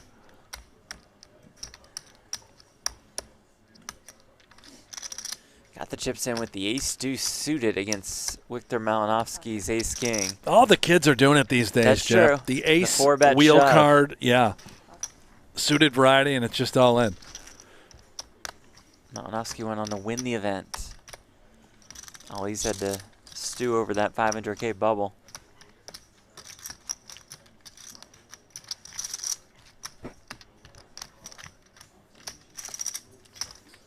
King 9 suited for Mulder.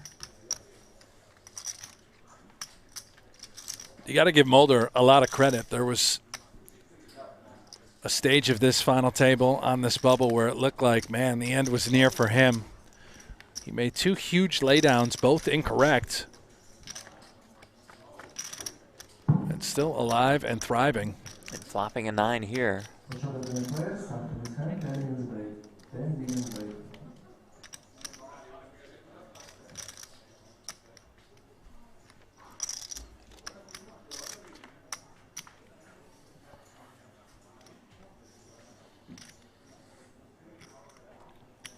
Prince of Poultry, terrible texture.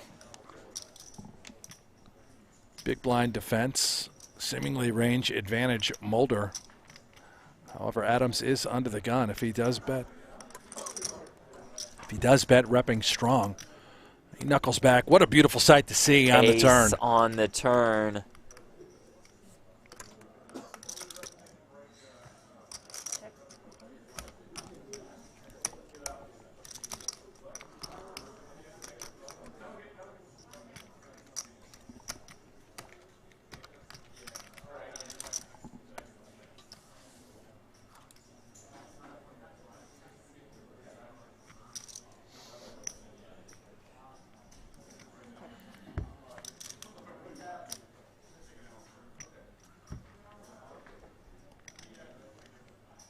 Employing pot control, Adams knuckling back that ace.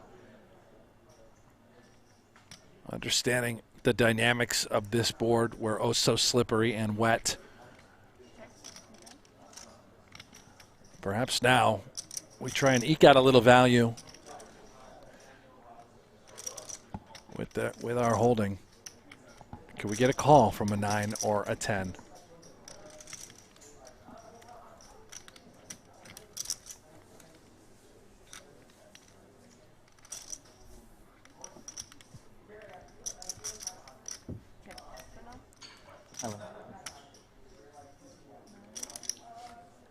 No, just stone pot control for Adams.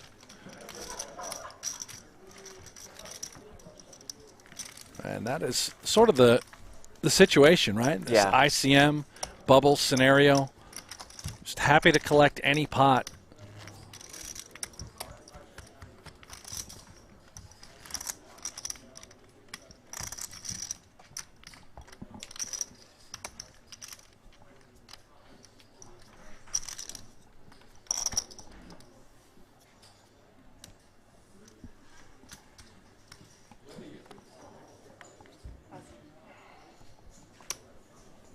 Notice Ali there, pocket fours right into the muck with that stack, and it looks like the last hand before break. Players heading for the hills, maybe the beach. Vogelsang. I don't know, Jeff, maybe not a beach guy. No, but like we said yesterday, we could see him sitting out there for a little bit. Well, in that exact outfit. Yeah. You know, Toes in the taking water. a stroll.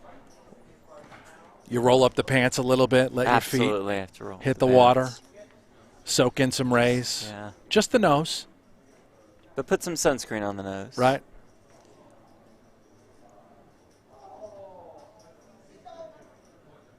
Mulder, king queen in the small blind, about 30 bigs. 600. 3-bet to 600K. Fold, fold. A little momentum going into break for Teun Mulder.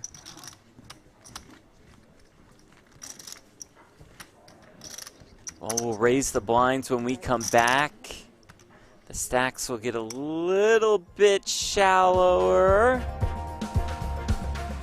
The $560,000 bubble continues.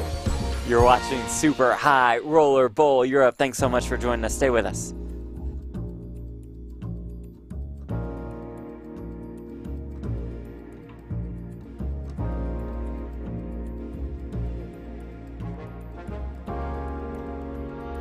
It begins in this city, in this venue, at these tables. 56 players will enter this room, each with a singular goal, winning the Super High Roller Bowl. I would say that the Super High Roller Bowl is the best tournament of the year, and I say that with confidence. $300,000 gets you in. $6 million awaits the winner of the one event on Earth for the highest stakes with the toughest field for the biggest money. The 2017 Super High Roller Bowl. This is where it begins. Let's play some poker, boys.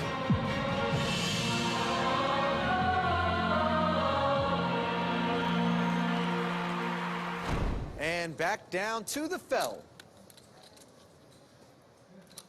Feels like last year. Somewhat, perhaps. A suited connector is a nice hand to have in your small blind 3-betting range versus really any. Oh my goodness. What about is it nice when this happens? Because this is a classic. Uh-oh. Wow. I mean, Top set against a straight. A cooler like this early, involving Phil Hellmuth is really astounding. What sort of run out can Hellmuth possibly get away from here other than 4 to a flush or a straight, perhaps? The runouts that Hellmuth gets away from kind of slow down the action anyway, were it to be an 8 of clubs or jack of clubs. So, correct. Of course, that's nice for Phil. This, it goes without saying, is really problematic. And he does elect to raise the flop, and oh boy. Bottom, I'm as random seemingly as Phil can be. When he raises 7, 9, 10 with 2 clubs and a 3-bet pot, it generally indicates strength of some sort. Whether it's what's the bottom end of that strength, though? And Phil, most of the time, would call here on the flop with king, queen of clubs because he doesn't want to have to either get it in or simply incinerate that equity. And Addamo elects to call, which is.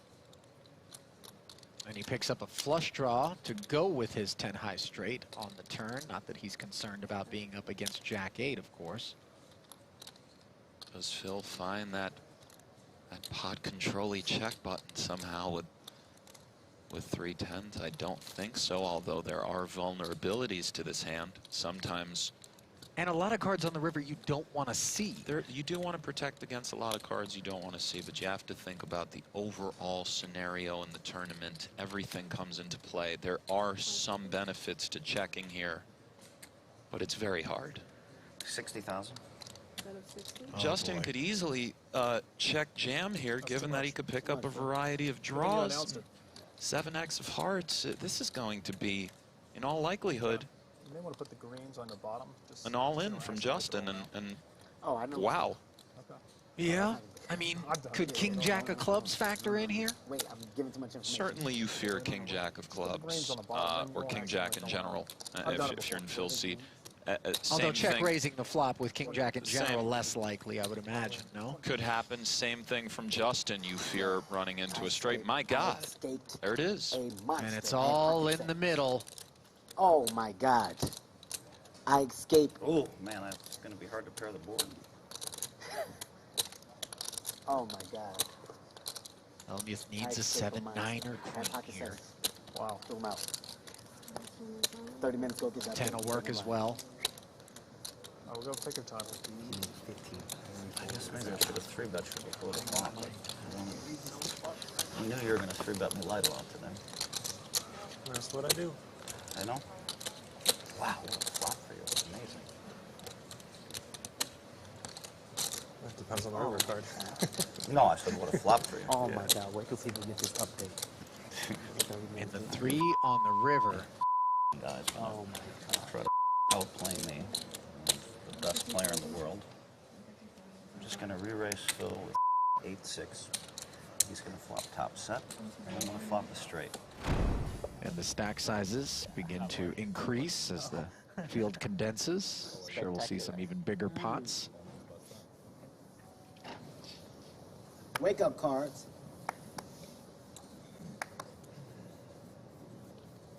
Ace-10 suited for Czar Rast. That was his online handle. It was. I've tussled with him many times, both online and live. You were the takeover. I still am the takeover. You still Ali. are, okay. I haven't rumbled with you online in so long. Yeah, I'm around from time to time when I duck out of the country and get that itch. Of course, online poker no longer available except for specific states here in the U.S. We're talking New Jersey, Nevada. Ridiculous. Ridiculous. A little bit shocking. Certainly disappointing for the big fans of the game. Everybody's suited here. Nice guy. And the board, 2 clubs. Queen 8-6. Rast with the nut flush draw. Heart with the flush draw and open-ended straight draw. And Katz with a pair of 8s. Serious connection to the board via Rast and Hart. And given that Kevin is sporting a 20-some-odd BB stack, slightly more, I believe.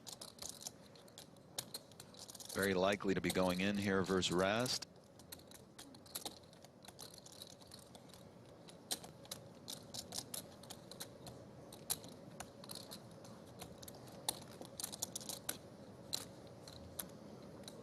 I'm all in. All in. And sure enough. Of course, the correct play for Kevin. Call. And Rast says, I have to call. He happens to have the best hand, and it's got More Kevin like in pretty rough shape. A 2-to-1 dog for Kevin, and rough shape indeed. Yeah, you still got a bunch of that. Oh, I know I got out. I just didn't want to see that. Yes, that's true. It's- You want to see ace queen. Yeah. Don't forget about the red 9. Where's the red 7? 9. Just put it straight out there. Blank it out, put it straight out there. Just anything but a club. Blank it out, put it straight out there. Got a wrap.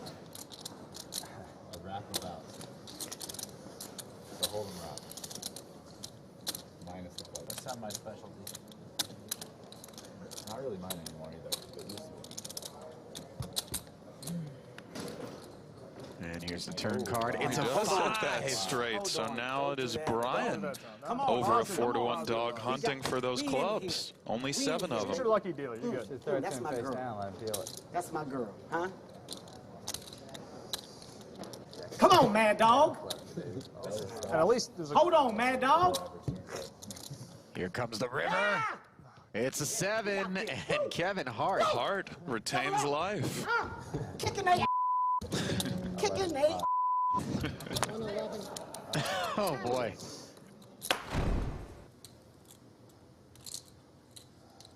I believe Vogelsang wakes up with Can you aces. please be quiet? I'm You asking can't- very nicely. I'm You allowed can't to say talk. anything. Carrie, you can't. Where's that in the rules? Can you call the floor, Floor, please? you really can't Floor. even say a word. That's not a rule in poker. Yeah, it is. What, talking? You can't talk right now. Only heads up. Everybody's getting a little testy, Ali. Oh, listen. A lot of money hanging in the balance. That's man. right. Stress getting to folks. Kernick and Kuhn are Why about are you to allowed throw to talk during down. a hand? 10 seconds. What's the rule? You are allowed to talk. Even with three-handed, him left. Absolutely. Okay. Absolutely. Okay. Can I have 30 extra seconds? Because I've been trying to get him to stop talking. We've been calling him before. Absolutely, he should get extra time. I've used the time. I spent 2 You minutes should trying have to as get much time as you want. 115 when he called for the floor. It was a 115 when he called for the floor. I looked. Multi-way pops, even if a player is all in, it's Okay. still considered a multi-way Not a word. pop. My apologies. I was So, wrong. how much time was left? So Justin's already used the time extension, so he has until 1 minute. Here, Can I I'll say give something? him. I'll give him one of my banks. I'll forfeit it. Can I say something? There was a bunch of talking, so he really should almost start over. So a reasonable, said that. Well, let's not get carried away. How many time banks are we going to make up here? You know, Justin, you That's agree fine. Reasonable? Okay, 30 seconds starts right now.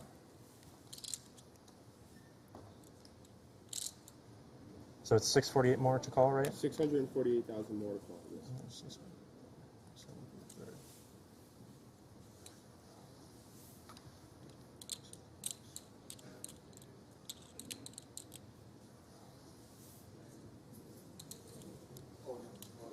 I call.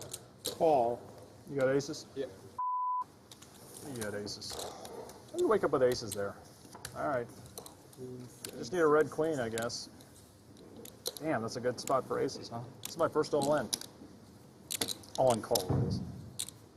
So it's sixes against queens against aces for far and away the largest pot that we have seen thus far in this year's Super High Roller Bowl, with not one but two players at risk in Vogelsang and El Jefe carry cats. The 648 or whatever it was that Addamo just called now, also close. I need some help from the players at home, the very experienced players in these situations. I'm just not sure. My knee-jerk reaction here is that Addamo did not even need to call that initial 20 bigs, but certainly it's over.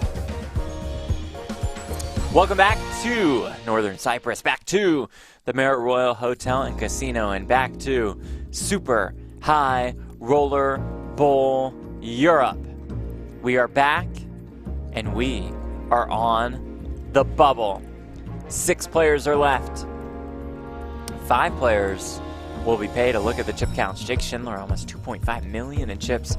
Vogelsang and Mulder effectively tied for second. Adams and Phua effectively tied for fourth. That means our short stack is Ali Imsirovic, with the blinds going up as about 13.5 bigs. Look at the payouts presented by GG Poker. $560,000 is guaranteed to our final 5. However, 6th place leaves with absolutely nothing. Lines are up. You know, Jeff, the 50K, bubble 50K, can't be that bad. Did you see the stunning landscape, this destination that is the Marriott Casino Royal Hotel in Northern Cyprus? That coastline. It's beautiful. My gosh. Beautiful. I mean, is it $560,000 beautiful, though? Oh, come on. It's only money. That's true. We wouldn't know what that feels like. We also wouldn't know what it's like being there. We're remote, obviously, Jeff. Yep. Every year we're trying to work on being on site. Maybe next year we can get out there. Yeah.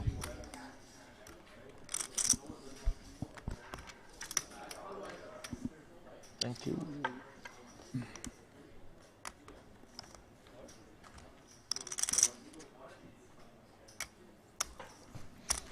So Vogelsang limping in with the king-queen here.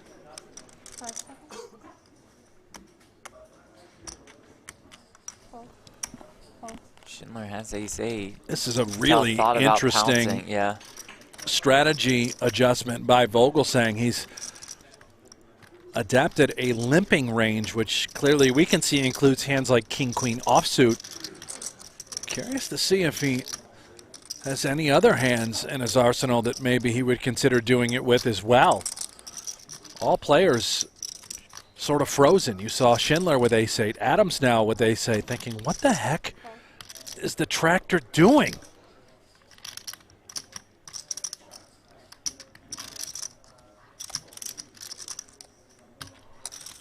This taking place on Ali's big blind. He's at 16, right? Yeah. Yeah, thank you.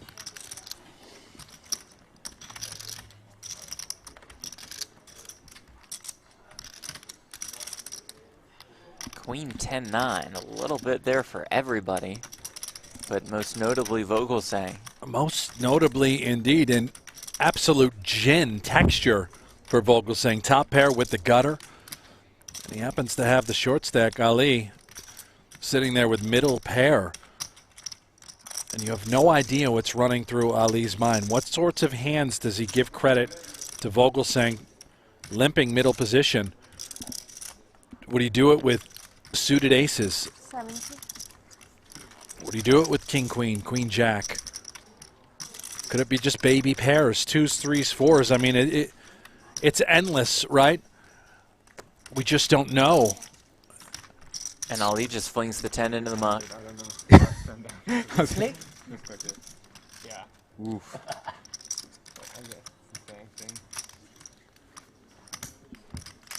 You probably got more. I don't know. I have your hand. Would you not have defended your hand? So Vogelsang saying he meant to race. I could have done it. So a misclick Yeah. just call. All right, that makes more sense. Although it'd be kind of cool if he was trying to employ some sort of limping range. Right. I thought that was the case with Ali at that 15-ish big blind stack as the big blind. But it was just a misclick. Jake with a 3-bet. It's like this guy's trying to see a flop right now.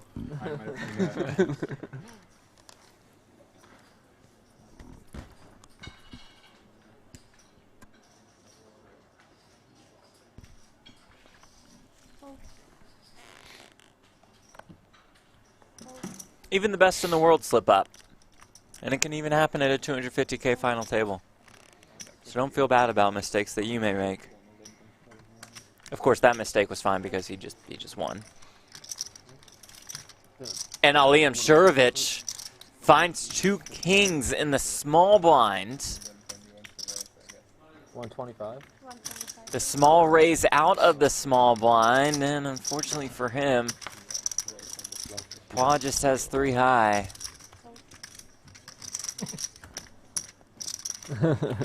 Let's start to spin.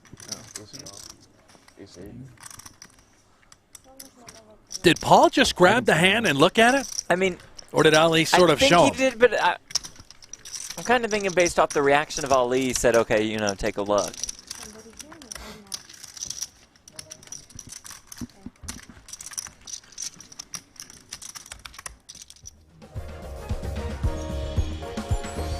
PokerGO Hold'em's here. Yes, it is. It's free to play. Online. You can fire it up on your computer, PokerGoHold'em.com, or you can download the app on the Android store or in the App Store if you have an iPhone. Play with Negreanu, Helmuth, Maria Ho, Antonio Esfandiari. Listen to Hanks taking you through the game. Yeah, not only can you play with these guys from time to time, but also the best shows in poker. Poker After Dark, High Stakes Poker, Friday Night Poker, the U.S. Poker Open. You can get on the Super set. High Roller Cash Game, High Stakes Duel, all of those shows included in the game for free. Download it right now.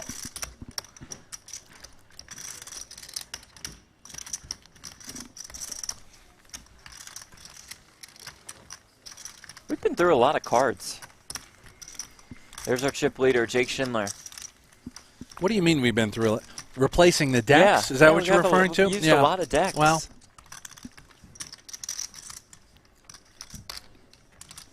There's maybe a these short guys are stack bending of- the cards. They're Oh, yeah. they're angry.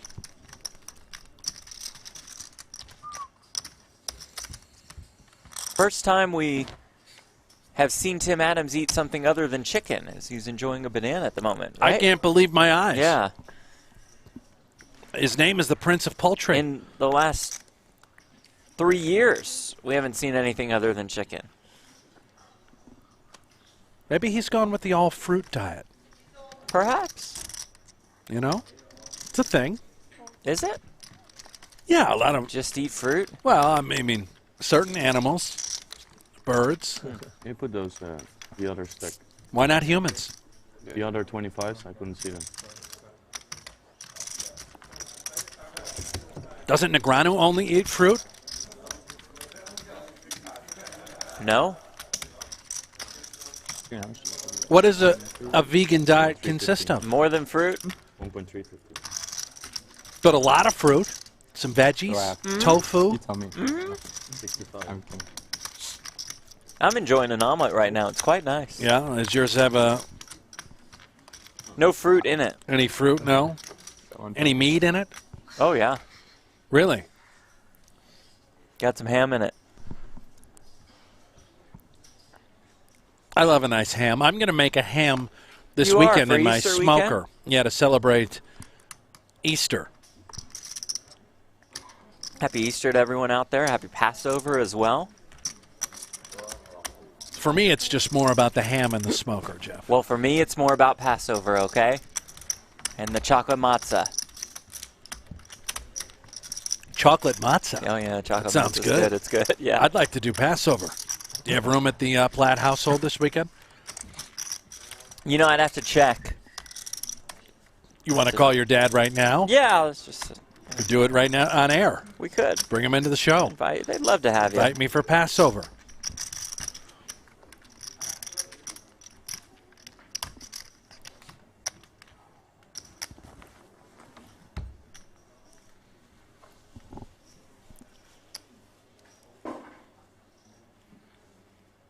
Tim says it's also Ramadan. That much is true.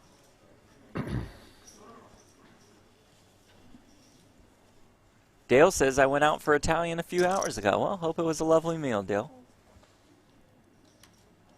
Chris, great question. How come Ali Najad got to go to this event? Hold that thought. Ali Imsirovic with kings again.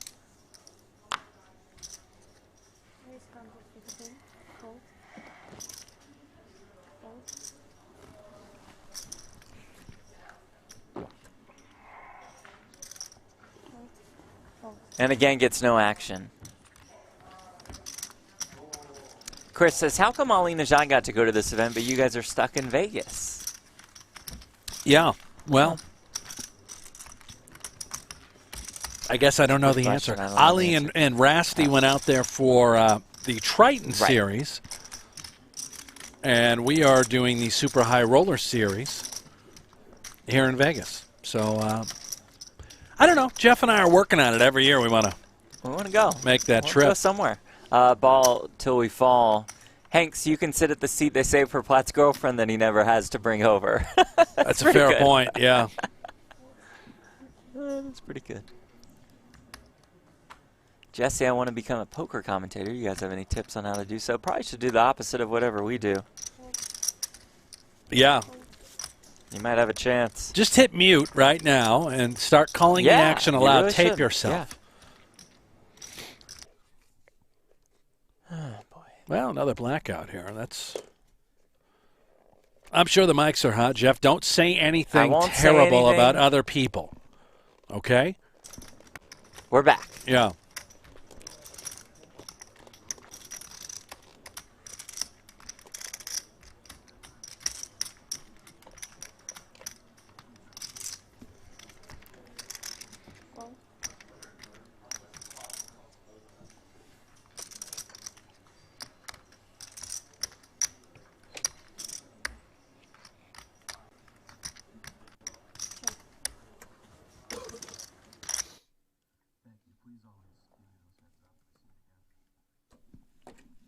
All right. Well,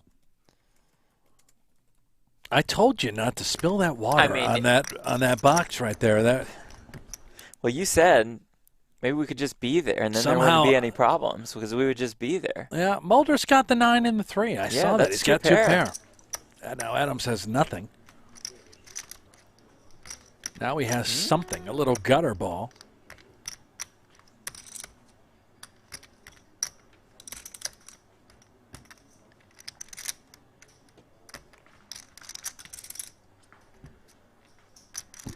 Apologies for the current blackouts. Happens from time to time.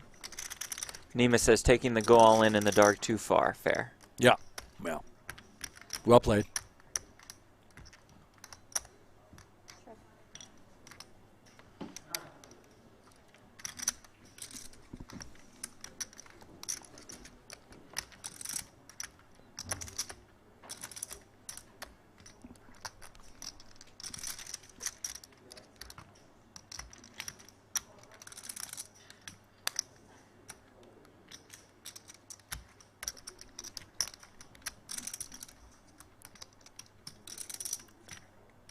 What do you think the average length of time is per hand at the final table? I don't know the answer. I'm just curious. 28 and a half minutes. 28 and a half minutes per hand? Average length. Are you including, the pre-flop opens where everybody folds? Because that's going to bring down the average time pretty drastically, right? Okay, so let's only include the hands that see a flop. We see a flop. Average time, maybe a minute 58 seconds. Wow, I would take the over. Okay. Yeah. I just don't know. I'll take What the do you over. guys in the chat think? Curious. There's got to be a way we can figure that out, right? We'll get our stats department on it? Yeah.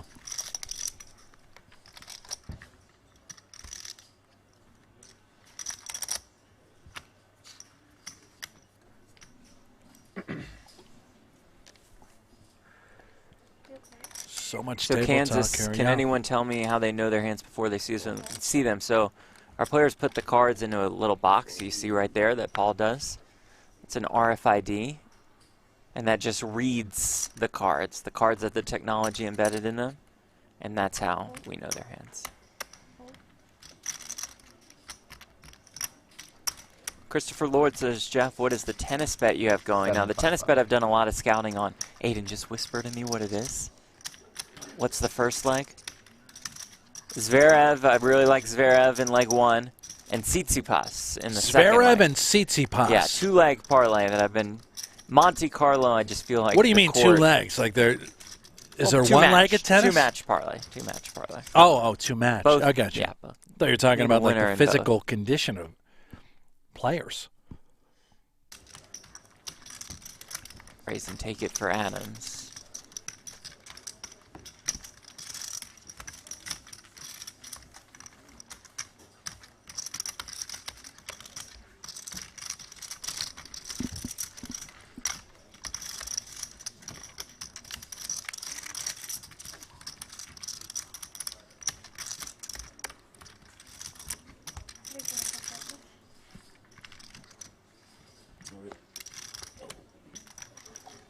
Oh, and Chris says, let's go. I have the same 2 on the end of the 4-leg parlay, and the first 2 already hit. Good luck, good luck, good luck to you.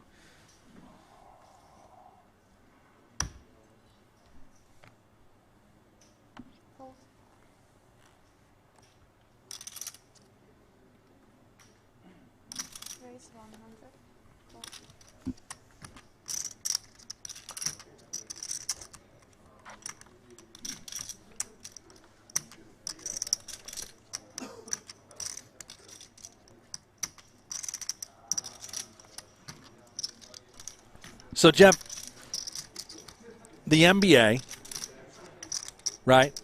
You've got your Mavs on Saturday. Yeah. Okay. Yeah. What are the games that I saw the last couple of days? Weren't those playoff games? No, those were play-in games to get into the playoffs. So if they lost, they're out. It depends. If in that 7-8 game, the loser gets one more chance. They play the winner of the 9-10 game. You lose the 9-10 game, yeah, you're just out. Okay, so the Nets then, the Brooklyn Nets, Yeah. I watched that game. That was the 7-8 game. They're against just the in Cavs. now. They're in as the 7th seed. Do they have to play another game, or they're just in? Nope, they're just in. Their next game will be against Boston. There we go. I like this idea from Daniel Colpoys. When can I guest commentate and drill some Bud Heavies with you, Hanks? If that is the real Colpoys, and I believe it is, I and would thank you think for it the $4.99. Yeah, but we don't we know have where no that idea money where goes it goes, but I will take it. I mean, come on over, man. Bring the Bud Heavies with you. 115. You know Colpoys, right? Oh, yeah. If that's him. We had him on our Stairway to Millions. Hilarious. Very vulgar. Yeah. Hilarious.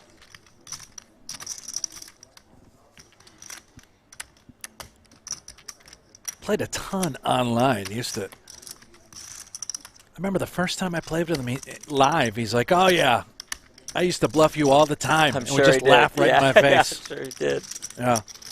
Very strong player.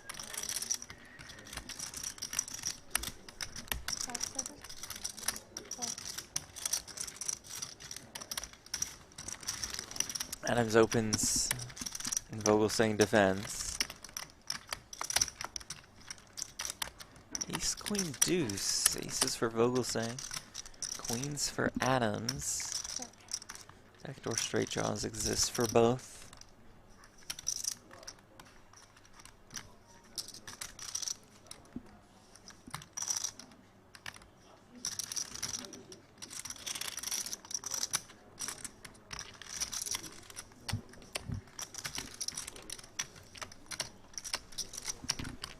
sort of situation where, Adams turns him. I was just Kings about and to say queens. we lose inevitably a few chips, maybe a bet or two, but the tide has turned. Terrible card for Vogelsang, and he knows it. Yeah. Spades come home. The king-queen combo comes home. We could be behind a better ace as is.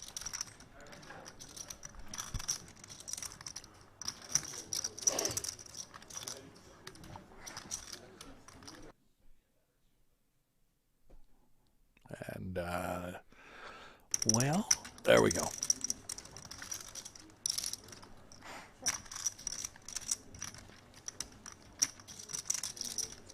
Goes check, check again. Adams has been really dialed in and focused on controlling the pot. Does not want to inflate this thing so much where he has to make a huge decision. In total control.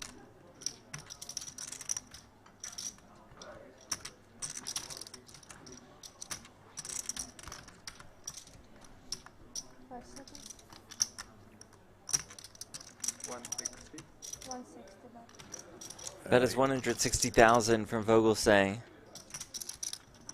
little bit more than half pot. Yeah, trying to get called by a king or a queen. Obviously, Adams with the goods. Snaps him off. Shows down the winner. Takes down the pot. Vogelsang continues to slide.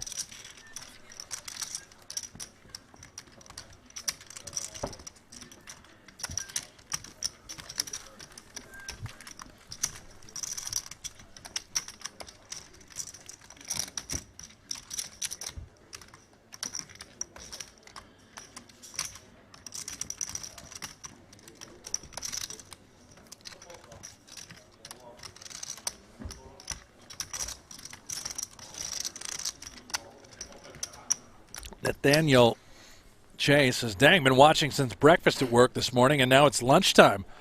I hear you. This might go all the way to dinner. You think I'm kidding? No, I didn't.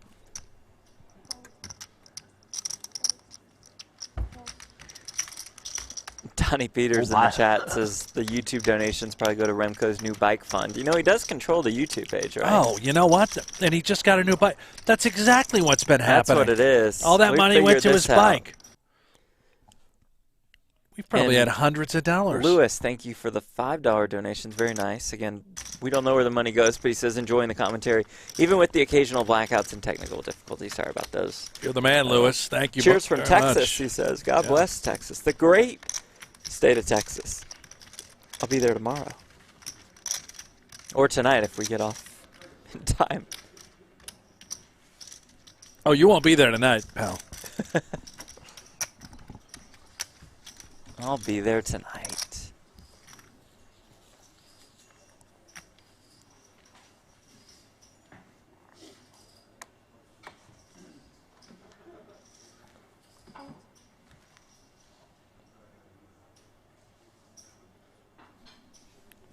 Ali just kind of hanging around. Opens with the Queen 9 suited.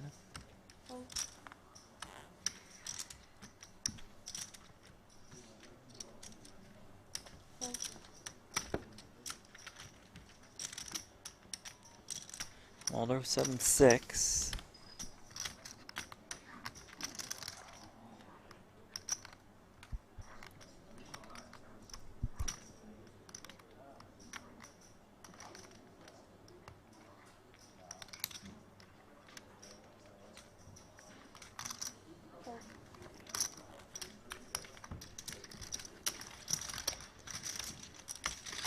Good question from your pal Mal, and I'll direct it to Brent. What do you guys think about slow play with such tight ranges? Do you find it boring or just as interesting as any other type of play?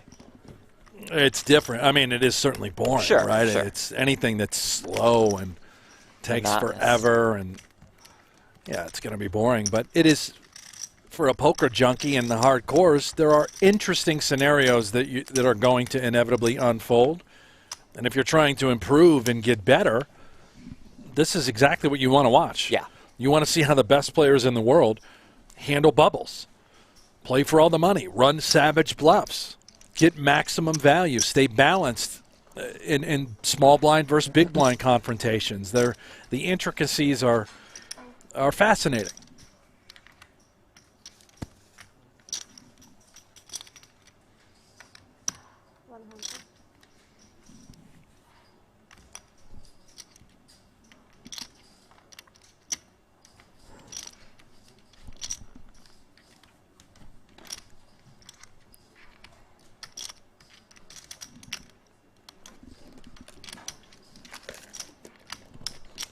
Jacks for Mulder. 600.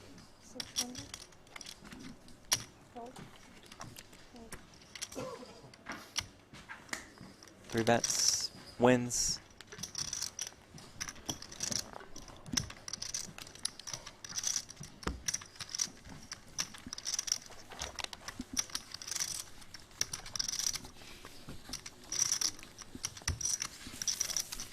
Simon in the chat asks, when do they talk?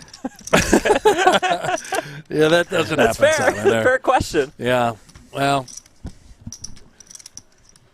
as the game continues to evolve from a strategy point of view and perspective, so often has, I guess, silence come along with that.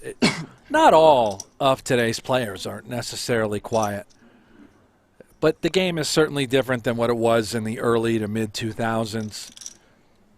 Animated play, non-stop characters.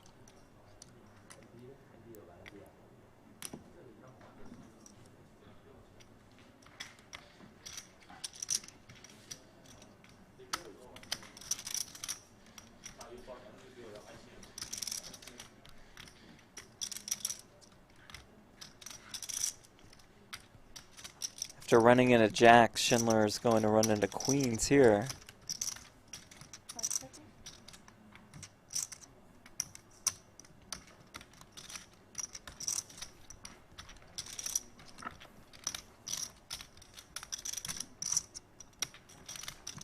Adam's certainly one of the more methodical players on the PGT. He takes a ton of time, much like Vogues. And also, like Vogues, extremely nice guy.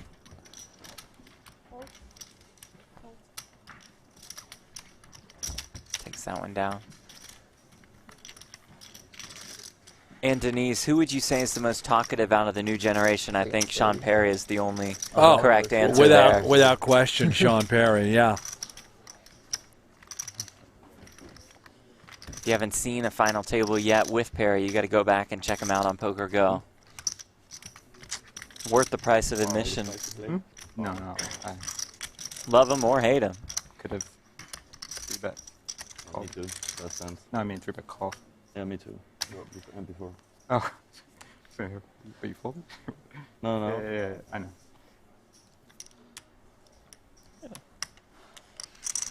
All right, fellas, tone it down. Can't have that much conversation. Yeah, come on. We're having a little too much fun. Yeah, this is ridiculous. Are you? Yeah, like the same. I have 705.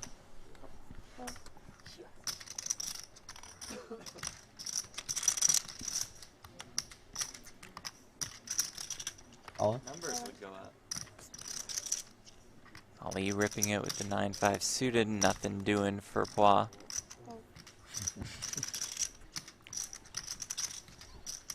So there's a. I assume that's just a pure jam. A 9-5 suited blind on blind with that stack size for Ali.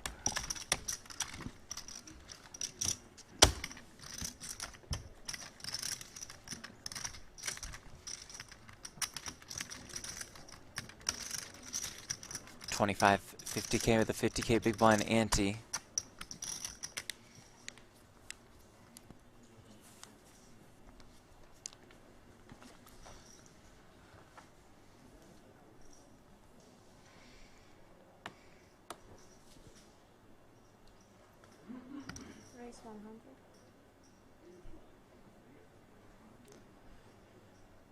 Schindler opens here. Mulder has 7s.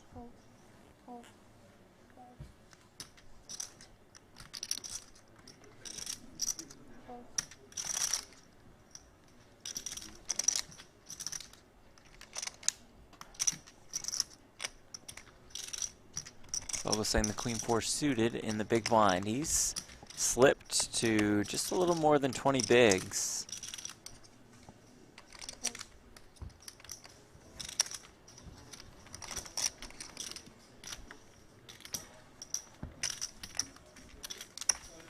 If we weren't on the stone bubble, queen 4 suited was an absolute play defense sort of calling hand.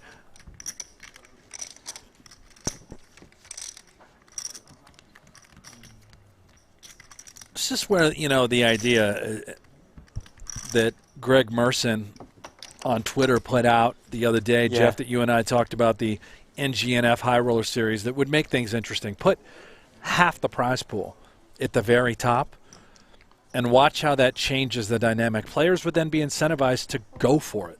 You're not going to be playing so tight. You can't do it for clearly every major and every series. It's worth trying. People are going to go broke. Jacks from Imsirovic.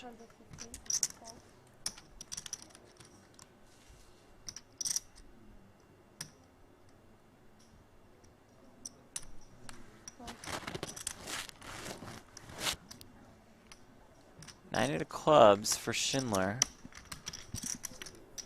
Very defendable. He knows that Ali is opening off an extremely tight range. Does not necessarily mean he's paired. I think we still have to peel. Take a look at some texture.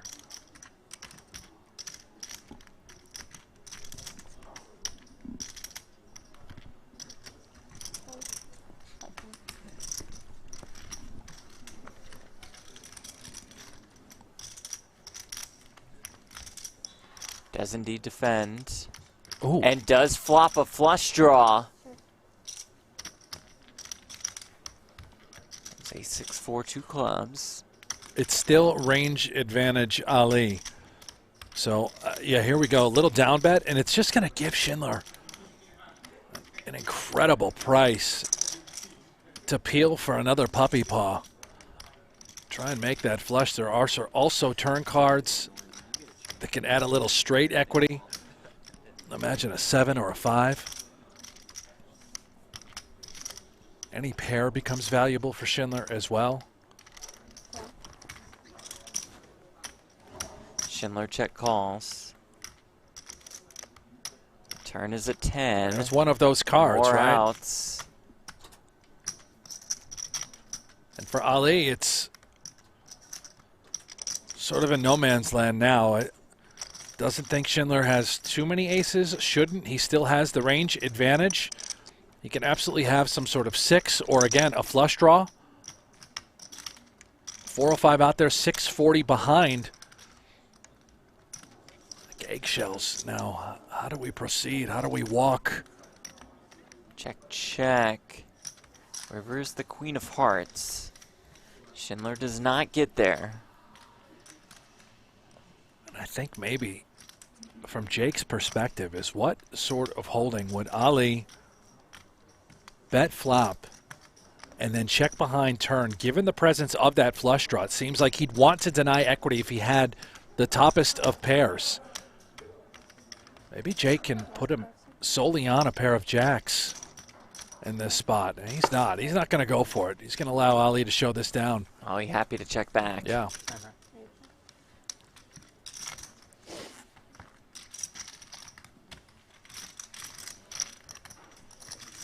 Ali continues to fight, continues to battle. Was so close to being eliminated. Got the chips in with ace-10 against Michael Addamo's ace-queen, 10-ball on the river to save his tournament life.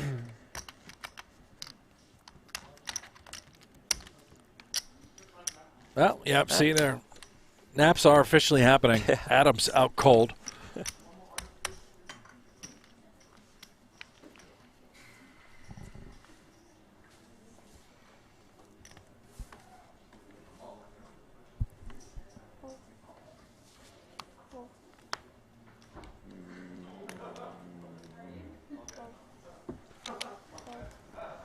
You think it's meditating or sleeping? When Adams When he closes, does that at the table. got to be more meditative, right? I think so. Did I tell you about the time I walked by Eric Seidel inside the studio when we were doing a show? Yes, but go ahead and tell the people. We'll let Schindler just pile drive here. Queen 6 off, max pressure on Mulder. So you and I are doing the broadcast. Right. I think it was the U.S. Poker Open just recently. And Seidel was at a final table, 7-handed. And, of course, we're on delay, so we have no idea real-time what's been going on. Well, I think I had to step out and use the restroom, or I'm not sure exactly what the situation was. Before but the stream started. Maybe so we're it just was. kind of hanging and out. I ran out for a moment. And Seidel is there in the little player lounge directly next to the commentators' sort of room. And I didn't see it or recognize it at first. I said, "Oh, hey, what's up, Eric?" And then as I'm talking, I'm realizing his eyes are completely shut while his legs are crossed and he's sitting upright, looking straight sort of ahead, but he had his hat on. And I think I woke him up from a little snooze. And he muttered back, Maybe we'll try to bring Eric Seidel on later. Yeah, we can talk to him about that. But that now seeing the Prince of Poultry here with his eyes closed at the table and knowing that Seidel is kind of close-knit with that group, I'm wondering, are these guys practicing meditation while at the table and away from the table? I don't know, Jeff. Maybe. You know what? I'm going to – hold on a minute. Just give me a moment. I'm going to meditate. Well, we have a little technical break. I'm going to – Yeah, that's good. I'm going to meditate. And for the folks at home – meditate with us. Maybe join us. Eyes closed. Join us. I'm picturing it's the Super ocean High there. Roller Bowl Europe. Cyprus, wind blowing.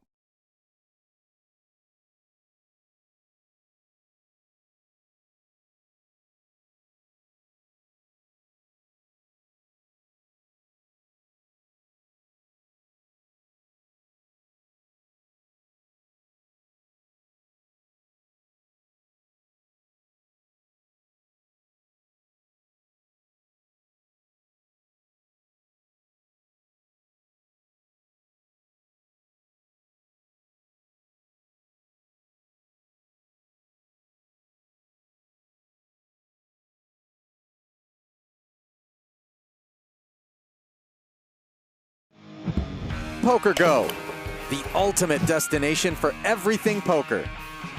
Tournaments. On the river, it's a heart! Cash games. Oh, she showed it! Grudge matches. You look stupid to everybody. Lifestyle. And content you can't find anywhere else. Target. Score! Watch live or whenever you want. Take a look around. You'll like what you find. Unlock the poker world only on PokerGO. Dvoris just flat. Let's see 3. No reason to put in a 3-bet or get yourself in a rather unfortunate all-in a call situation. Flops a flush draw here. Chan's ace-9 is best for now, but Dvoris the favorite in this hand.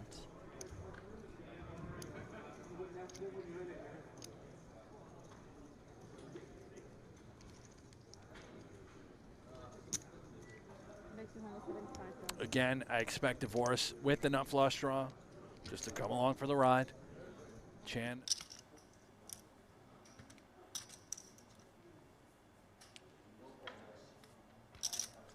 All right, welcome back. Right in time, Apologies for the delay. Schindler has put on a jacket and received pocket queen, so major developments.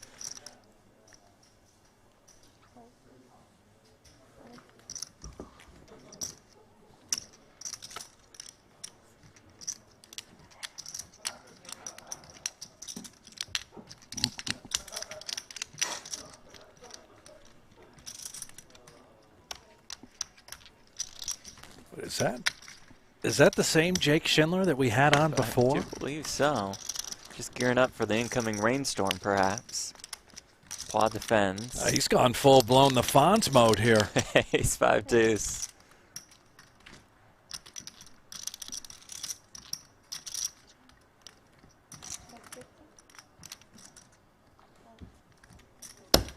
Schindler bet Schindler wins. Frustration from Paul Phua, as I think he is now the short stack. Oh, wow.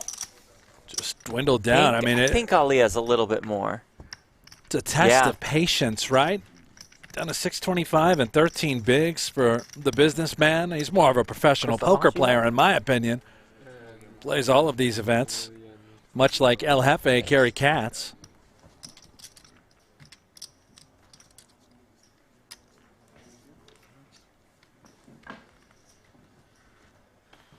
Dab every day in this chat says, disgusting, the site charges so much money and have the production quality of an amateur. Whoa, this is a $0. Yeah, Dab, how much did you pay for this? Zero. Cost Yeah. Zero. Huh.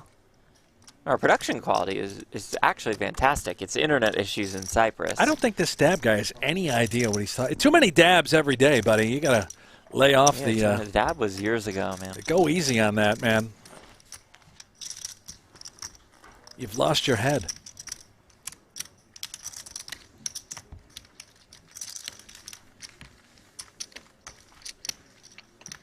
Kiop says, love how commentators don't address my comments. Well, perhaps we've missed them. Must have been a really riveting comment. What was it? I didn't see it. What was it? We'll address.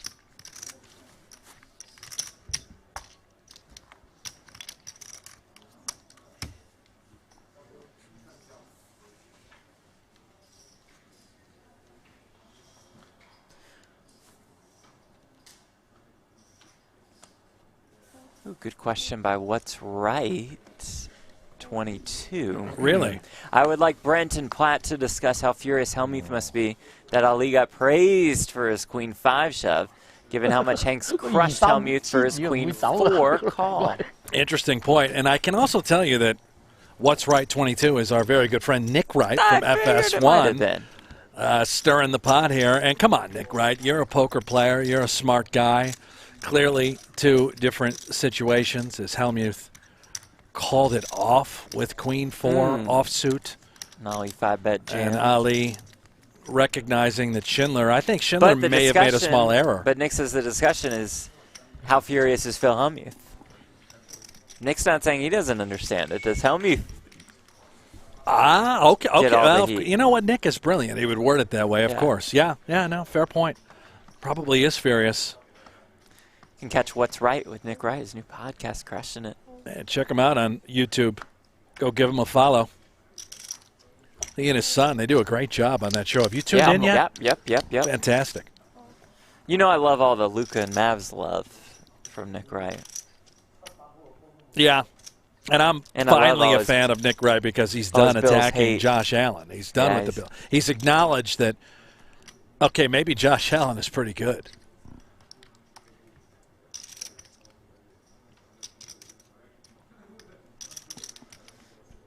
Says, nope, you just hate Phil. Exact same situation. Admit your bias. Yeah, that's typical Nick. Classic take. And classic power shove here by Schindler again on Mulder, just attacking. Jake, what is that symbol on your shoulder? I don't know, shiny bro.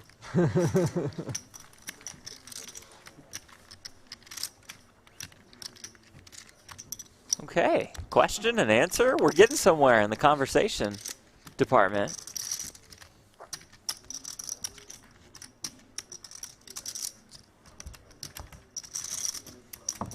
And that'll do it.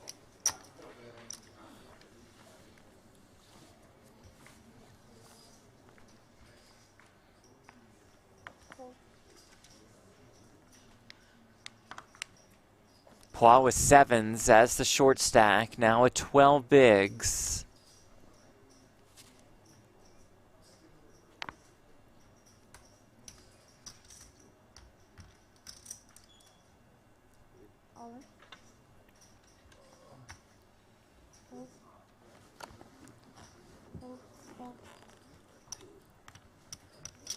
And that'll just get through.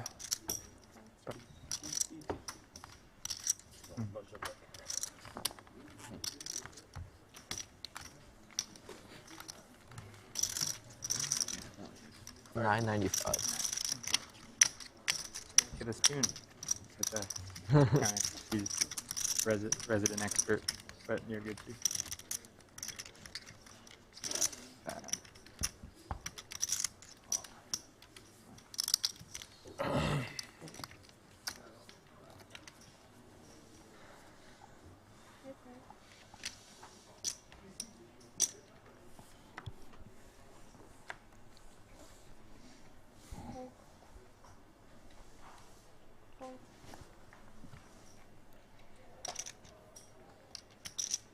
Ace queen for Schindler.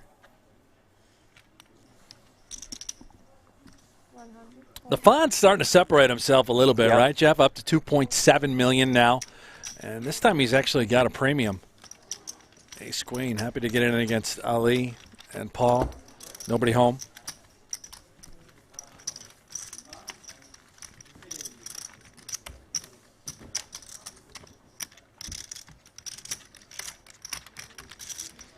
Schindler with more than a third of the chips in play.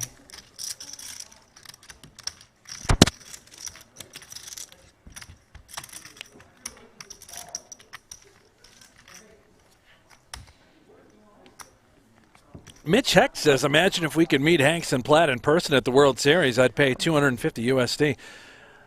Buddy, Whoa, well, we'll make ourselves available. I mean, if you're paying $250 to meet us, yeah, we'll even buy the beer.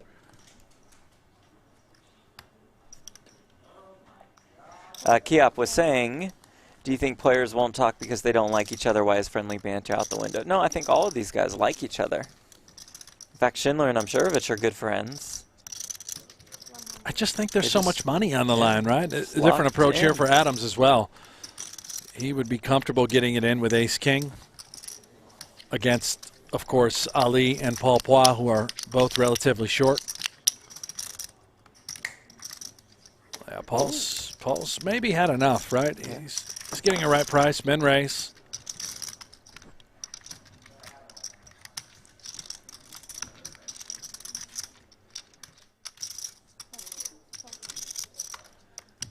Does end up laying it down.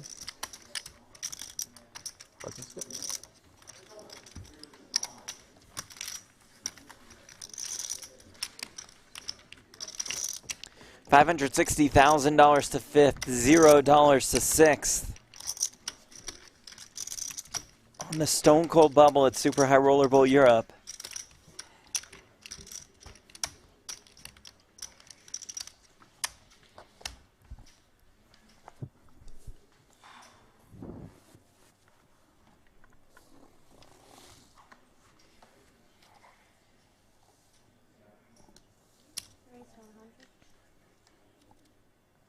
Schindler opens with the 7-6 of hearts, ace-jack offsuit for Teun Mulder.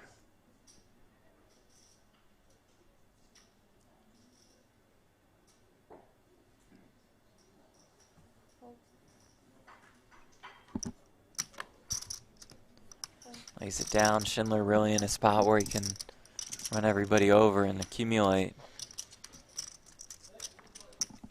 He's getting close to where he can just start open shoving. That's good. Everyone is oh so short on this bubble. It's incredible it's taken this long, folks. We started with 7 players more than 4 hours ago. Only 5 get paid. We are still here. 6 remaining.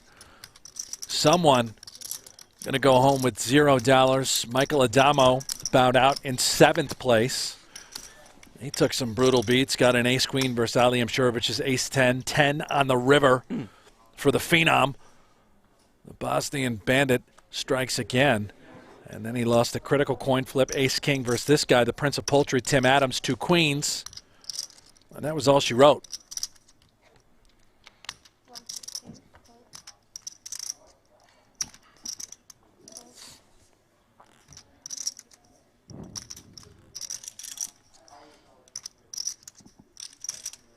He opens here. Schindler's Jack-6 just flings it into the muck.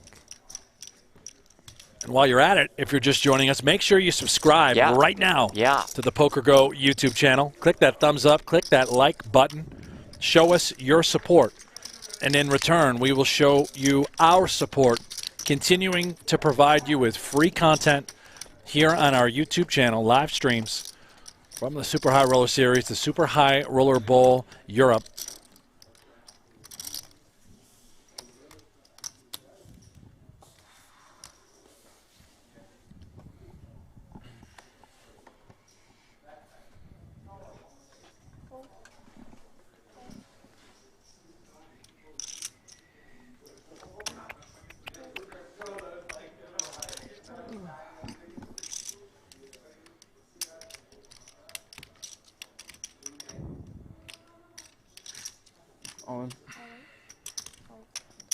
I think for the third straight time in that scenario, Schindler just rips it blind versus blind. Yeah, and Mulder knows it's coming. There's nothing he can do. And I'm not even sure, say he looks down at a hand like ace-8, ace-9, ace-7, if he can even call with because of stack. Yeah, because of Paul Phua and Ali.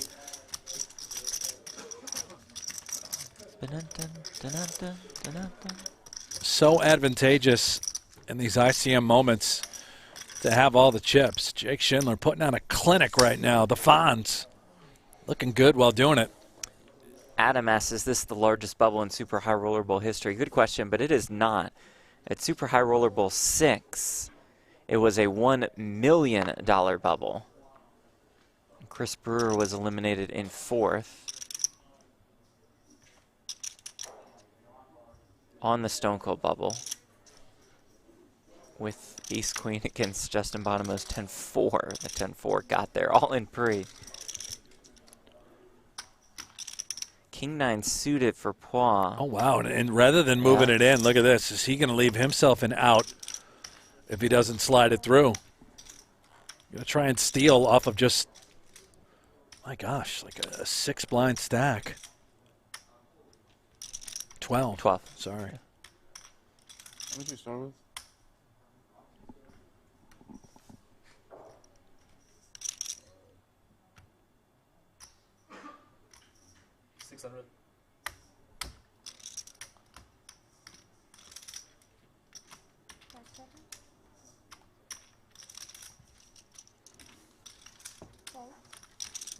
Schindler will call on the button.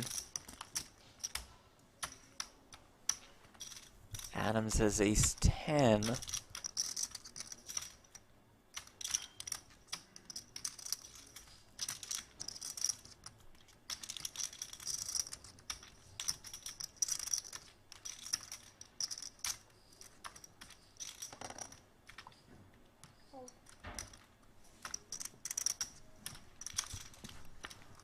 Lays it down, heads up to this flop. Oh, King my. 8-5 with 2 diamonds. Lights, camera. We've got action, Jeff. Here we go. Top pair for Paul, the ace-high flush draw for Schindler. Along with the backdoor straight draw.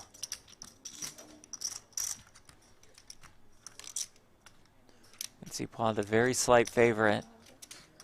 Leads for 100,000. Has 400K behind.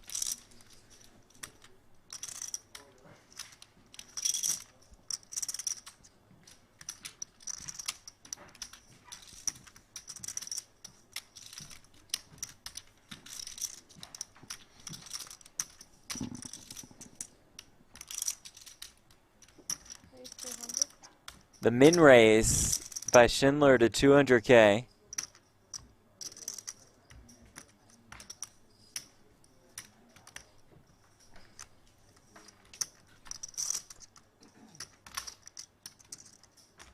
And Paul knows that Jake is committed.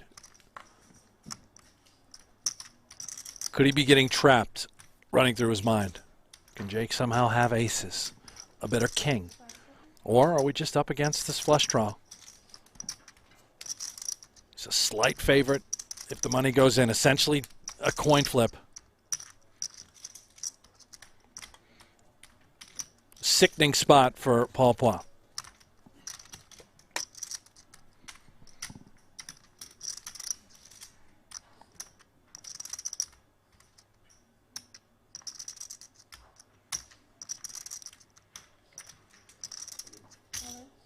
All of it. The call, and here we go on the Stone Cold bubble. Phua all in and at risk. with the pair of kings. Needs to dodge an ace or a diamond at the moment.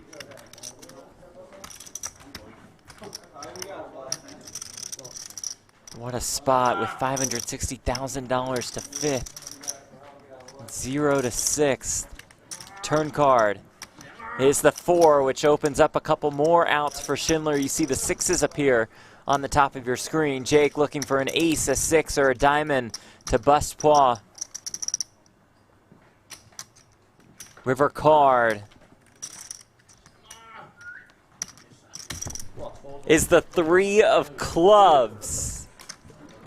Paul Phua has found the double up on the stone cold bubble of Super High Roller Bowl Europe. He survives again to 1.3 million. See the table surrounded by all of his friends. What a sweat. Perhaps a case of too many outs syndrome, Jeff. This bubble may never burst.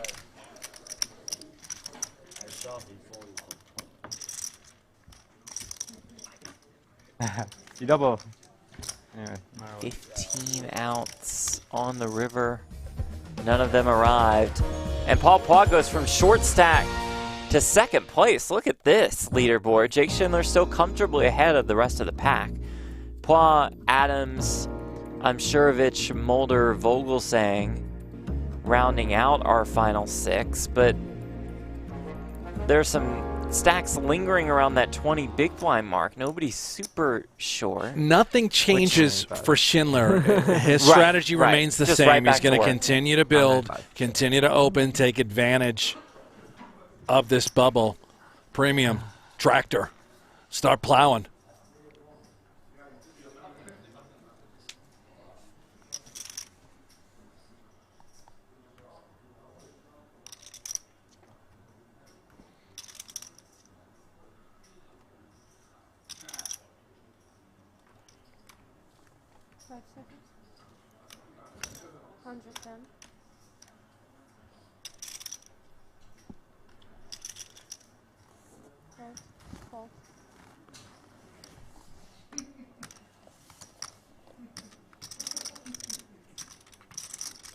Adams with King Jack. And at this exact point in the tournament, just lays it down. Sort of sense that Adams and Ali might be a little frustrated.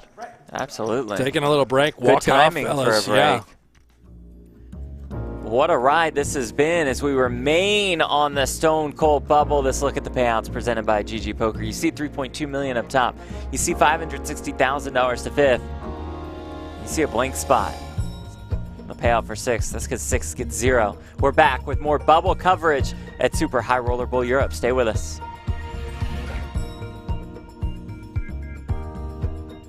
One of poker's most exclusive tournaments. A $300,000 buy-in feeding a massive prize pool of over $14 million. 48 elite players came to test their skill in a 4-day battle of strategy, aggression, and endurance. This is the 2018 Super High Roller Bowl. I don't think Chewy's ever been in a market.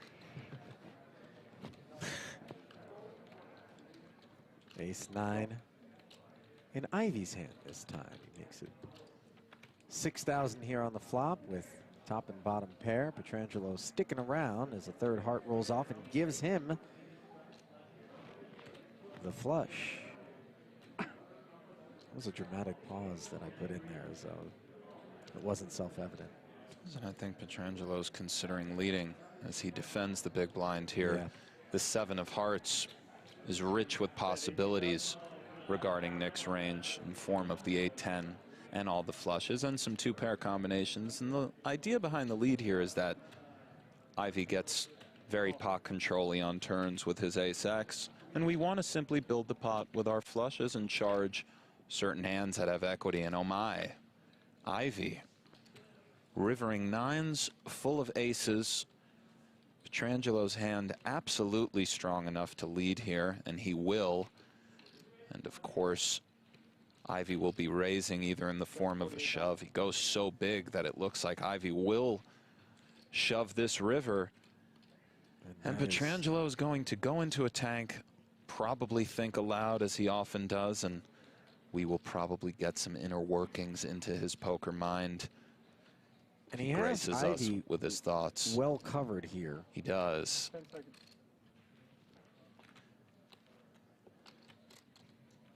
Oh, and Ivy. I like this. Yeah. Why not? You know.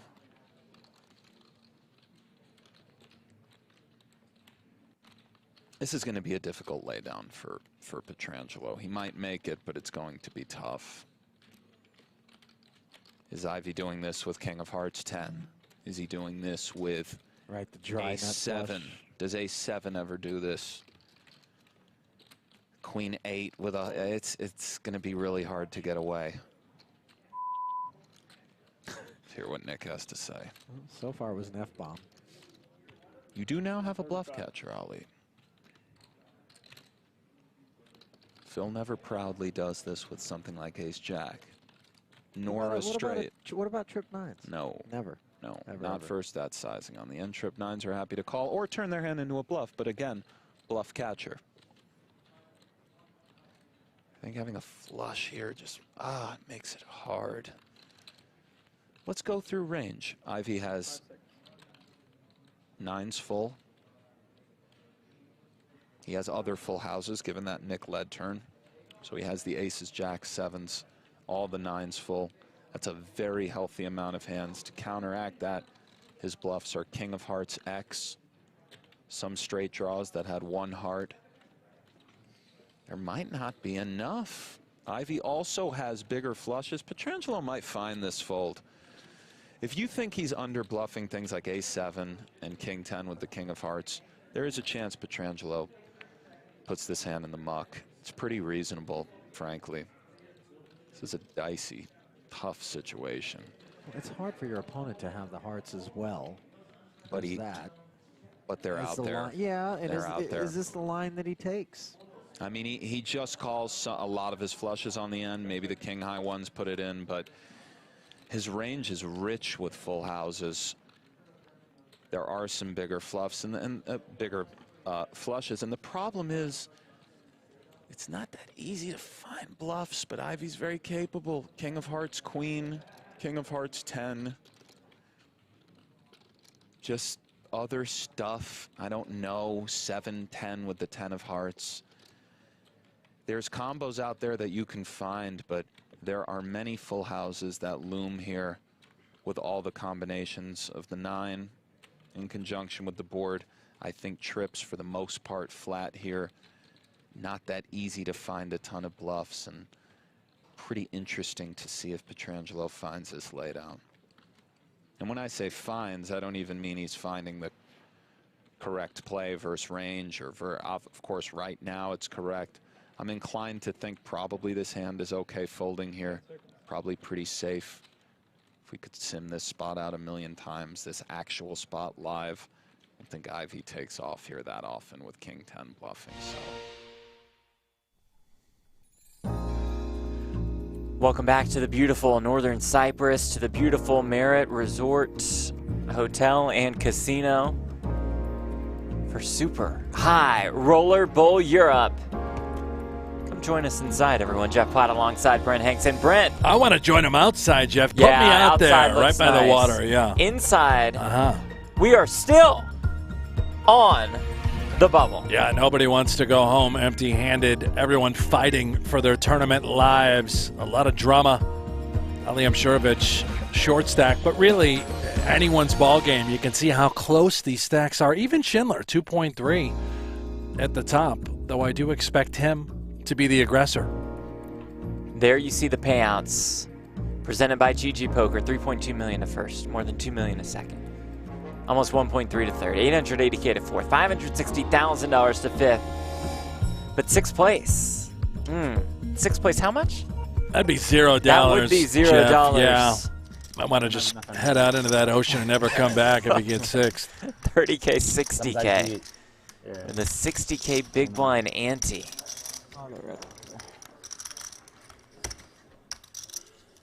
Someone going to be doing the walk of shame.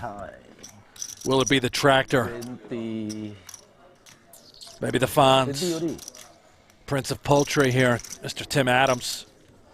Been really impressed with his patience, pot control, perseverance.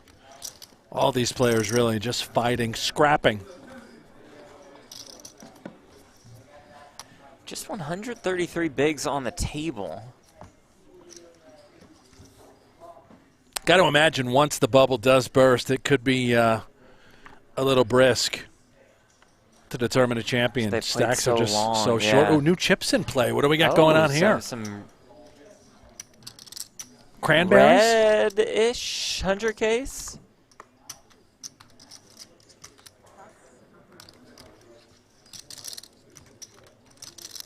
Ali with King 4 in the small blind. About 15 bigs behind.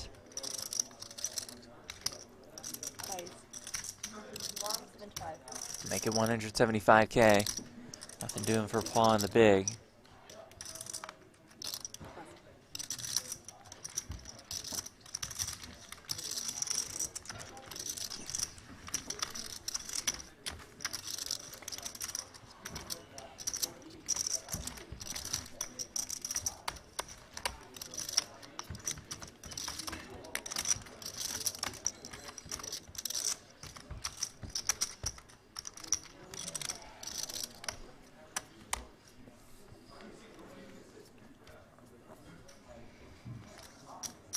Schindler, the chip leader.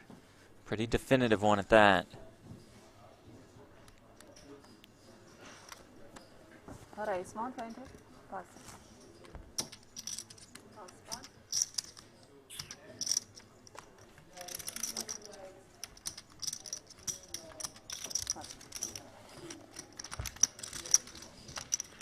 What's the next level blind? It's gonna be 4080, right? Yeah, 4080. 4080, yeah. Not 35. That'll be the next level that they're talking about. It's 4080. We just started 3060, didn't right, we? Yeah. And they are 1 hour levels, so we got a little bit of time. Have you confirmed that those are 500K chips, Jeff? 100K. Or 100K, I mean? Yes. Yeah. In stacks of 5. Yes.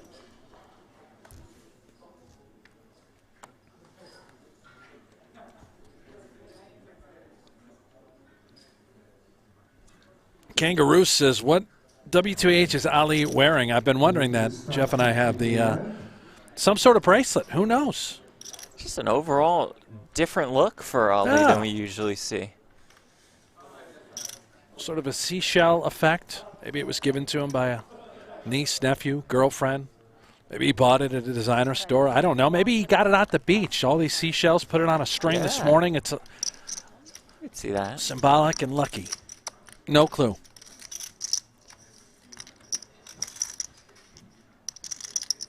Vogelsang, the King Queen suited in the small blind.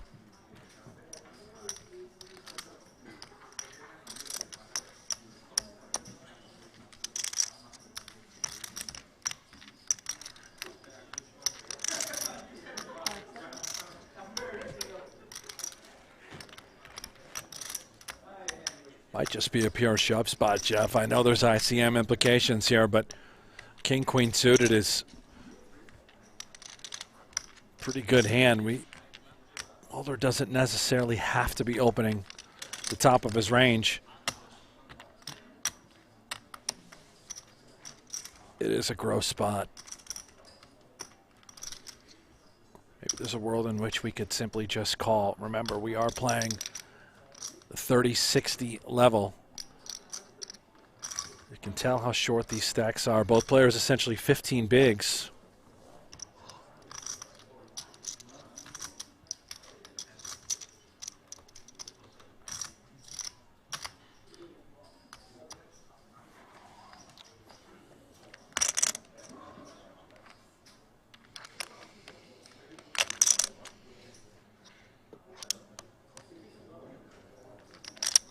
I think he's fallen asleep again, folks. Oh, no. Yeah, he has. There we go. Spot. Okay, he just woke up and look right in the Wow, muck. just Wow. to fold the King Queen suited. Holy cow.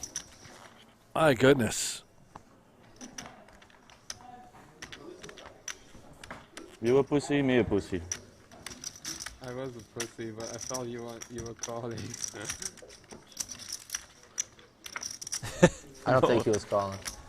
Hey, Ali. Ali is spot on there. Didn't feel like it to me. Are we allowed to clip that or no? A little that exchange. One No, you gotta let it go. Doesn't make it, yeah. That's been my favorite moment thus far. No, I don't think that makes the TV shows.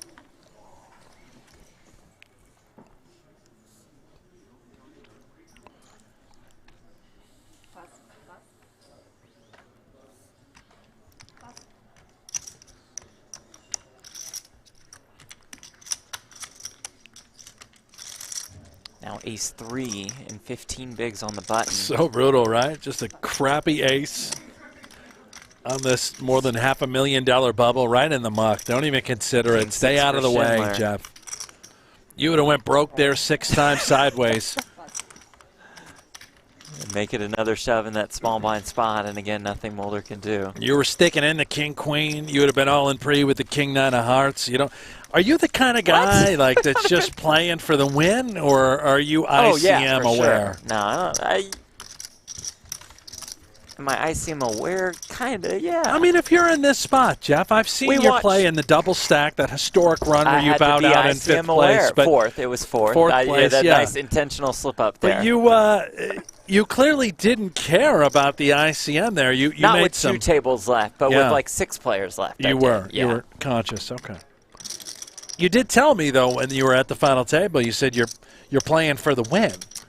You didn't really care about the jumps. I still played pretty tight. You didn't mean it. You were just feeling it in the moment, the adrenaline. When you say that, everybody's like, "Oh, cool, what a badass!" Kind of flexing. yeah, right. And then I looked at the Payouts, so I was like, "Okay, maybe I care. Maybe I'm gonna fold." Yeah. So imagine that, but times 250,000. Yeah. It's pretty absurd. Yeah. 5s for Schindler after the Paw Open.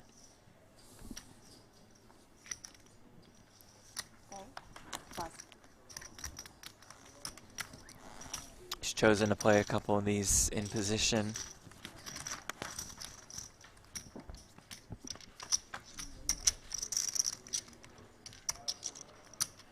Eight deuce with 2 hearts. Fair fight.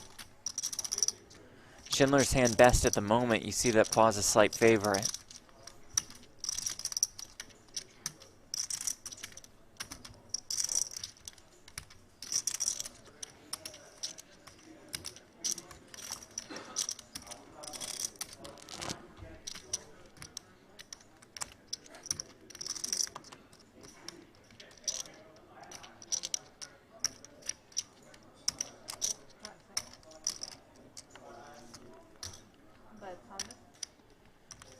Leads for 100,000.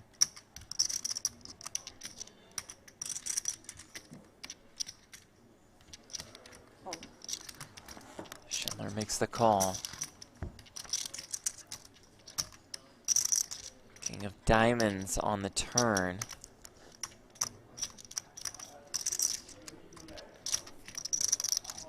I don't think there's a lot of hands, maybe not any, that Schindler would even give up on a flop like this. Whether it would just be 2 overs where we're floating and peeling, trying to apply pressure on later streets. And, of course, we can see a little baby pair. Paul Phua, though, with that equity, is this a good ticket to consider 2-barreling? I think it is. He elects to do the same. He should have most of the kings here. Now, could Schindler defend button with a hand like king-queen, king-jack, king-10 suited? Certainly. Phua's going to use this card as leverage, trying to target these middling pairs Schindler can have, and he's a non-believer at the moment. Schindler sensing something. A jack, though, on the river.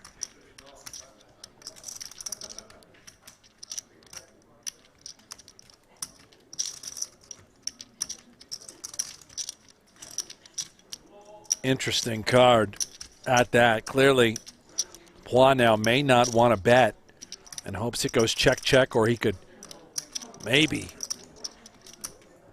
consider a check call. for Schindler, sort of a disaster facing another barrel from Phua. And I'm uncertain if Paul does shut down. I would imagine Jake does simply quickly check back in hopes that we're still beating a hand like ace-queen. But would he ever consider turning fives into a bluff? Whenever Paul did have a hand like 2 9s or 2 10s.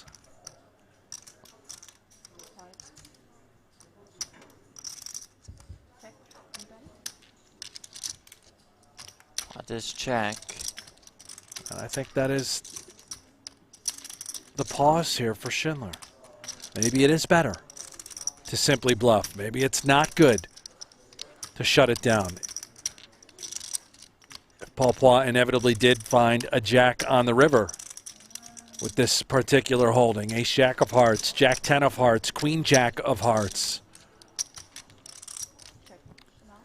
Does decide to check back. Or, yeah. One time back, huh? Important pickup for Paul Phua. Looking for his first super high rollerball cash.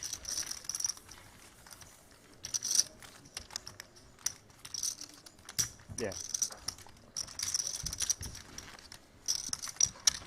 Almost 30 bigs for him, which is second place at the moment. Yeah, and he's gotten the best of Schindler. A clean double up on the bubble not so long ago before break. That hand critical. The Fonz beside himself. Okay, so maybe he's looked like that the entire final table. Is not real drastic changes in emotion. Schindler doesn't strike me as the kind of guy that's ever overly happy or overly angry. Correct. He's just this, what you're looking at. Like 1.2, Tim? Just a cool, calm customer. A little less. A little less, All in. And now Schindler can just go rip city.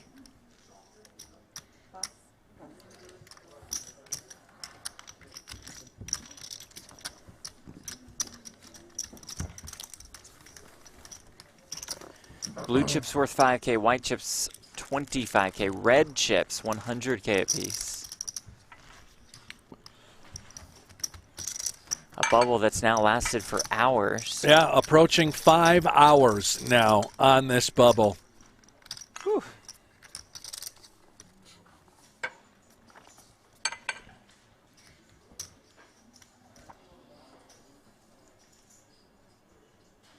Jeff, aren't you glad you stayed up until 1 in the morning last night partying? Didn't do that. That would have been a disaster. Late night on Tinder. Mulder now finally wakes up.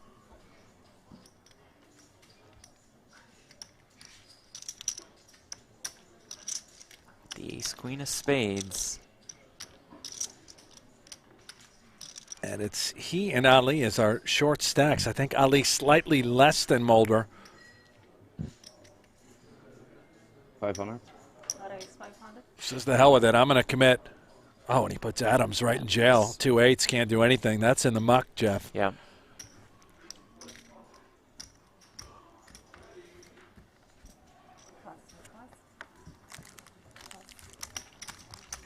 Ali had a pretty one, too, in the form of the king jack of hearts. Schindler was getting it from every angle there. Didn't matter.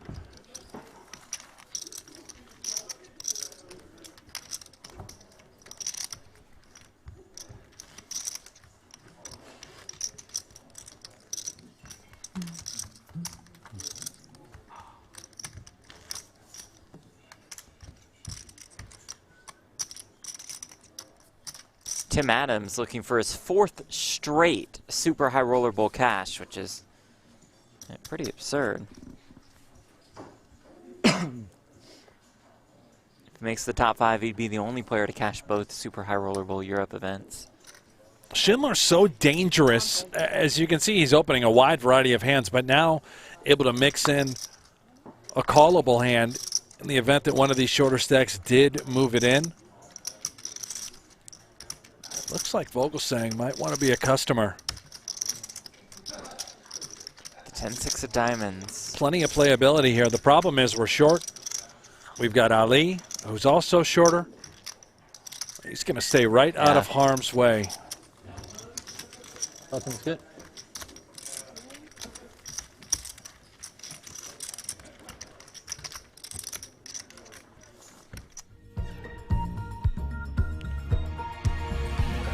You want to play some online poker for free? Just go to PokerGoHold'em.com or go to the Android store or go to the App Store.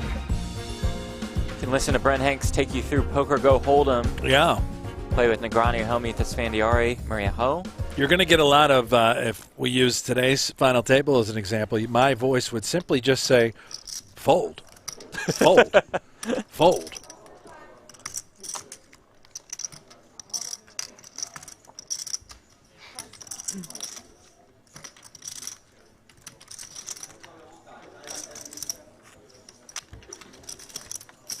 Oh, it's good to be king. Chip leader, Schindler, the Fonz. Getting walks, winning every pot.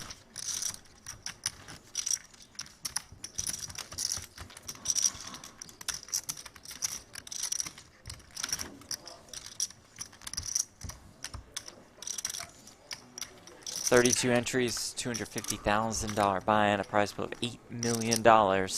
Spread out among our final 5. There are 6 left here.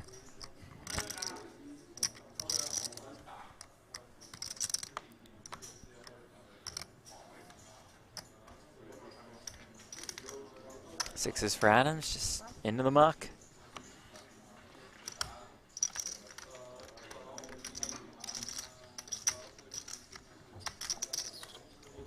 Queen Jack for Phua.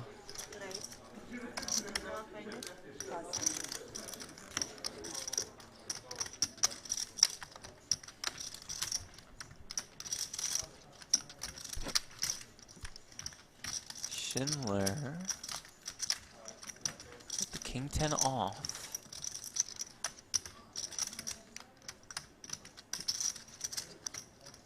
And he's going to pounce out of the small blind. It's what Jake Schindler does. So filthy. Remember, Paul went to Showdown with Jack 10 suited not so long ago. He doubled up with King 9 suited opening. Jake recognizing that Paul Phua is coming into pots rather wide. A little more active than the other players. Right. So it makes this 3-bet a little bit easier to do. Understanding you're going to get more folds out of Paul.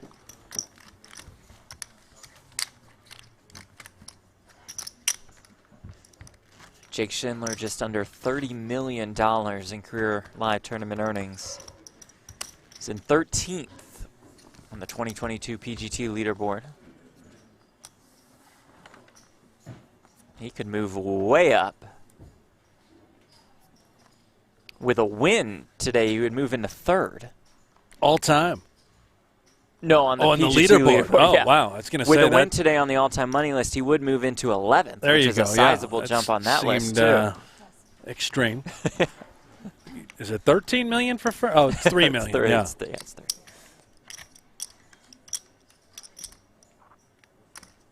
Price 120 plus.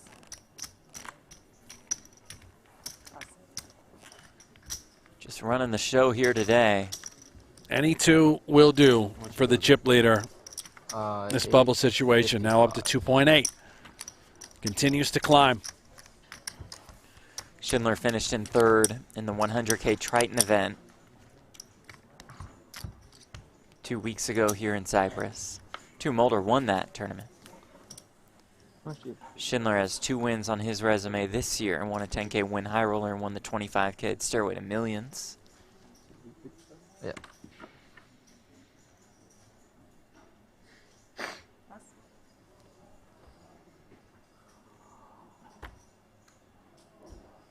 Vogelsang again now. He's got another spot.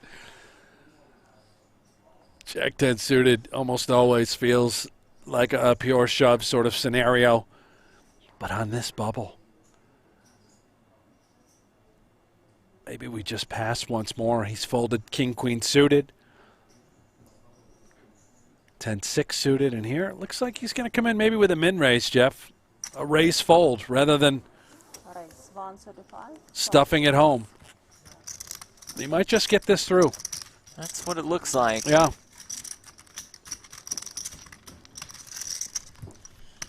Pot's so important. Well, we all know what's going to happen. It's going to be a cooler sort of scenario when the money does go in.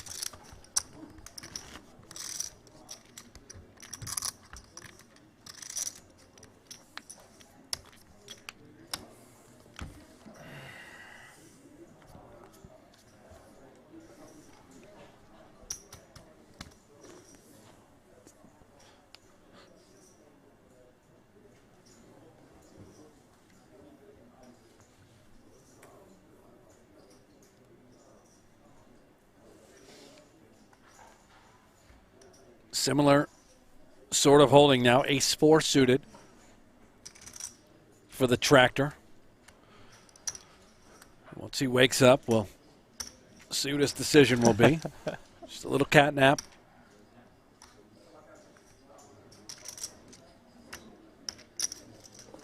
Raise 130. Bumps it up again. Looks strong, right? Back-to-back hands.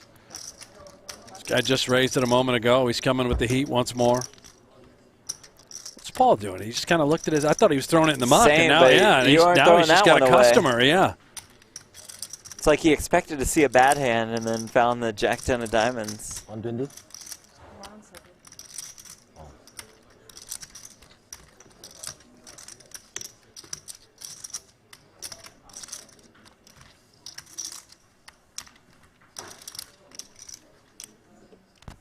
Go.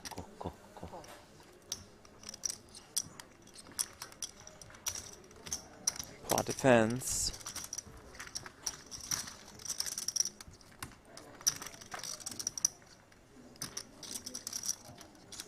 Flops a jack.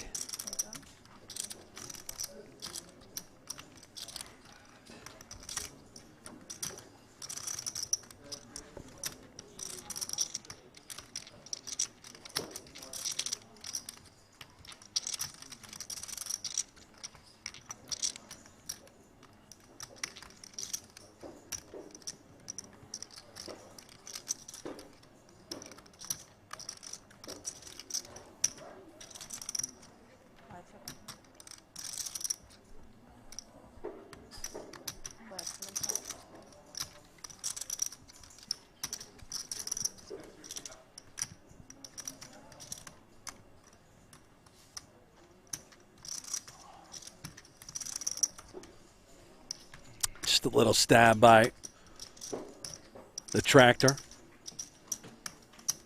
One would think this texture would favor him as the early opener in this extremely tight ICM scenario, but he just learned the bad news. Paul has somehow connected with this board, whether it be a pair, some sort of draw.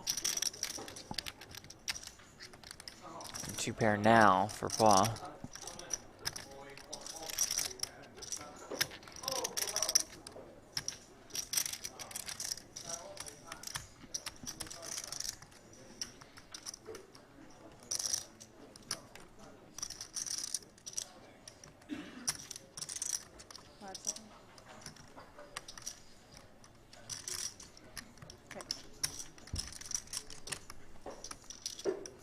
Ten's full for Phua.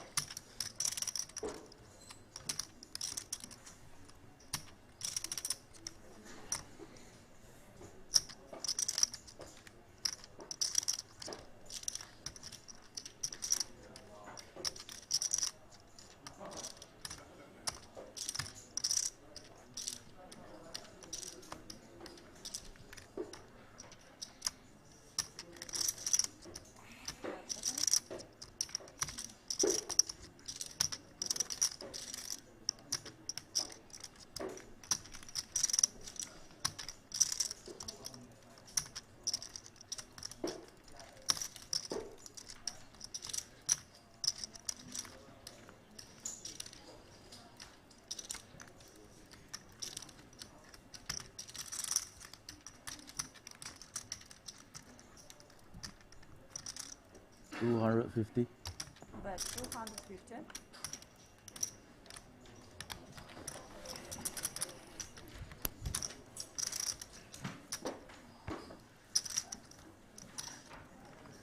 Paul leads for 250K. Looking for a little value with the full house.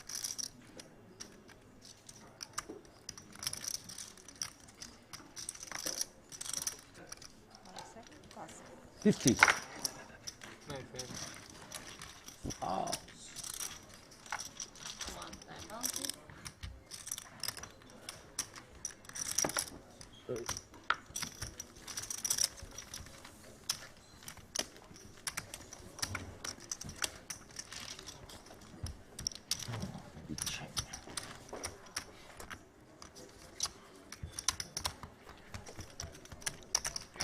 Who's having a better time right now than Paul Phua? Nobody. Just loving life. Especially now that he's got chips. He would have been clearly angered to bubble. Paul, it's not really about the money. It's about the pride, the glory. At this point, after how long it's been, it would sting. You don't want to go home empty-handed. Yeah. This is going to be a devastating one for anybody.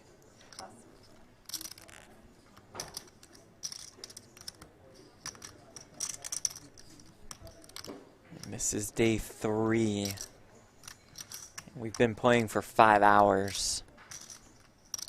So to leave this one with 0. One of the biggest bubbles of the year. Oof. Pain.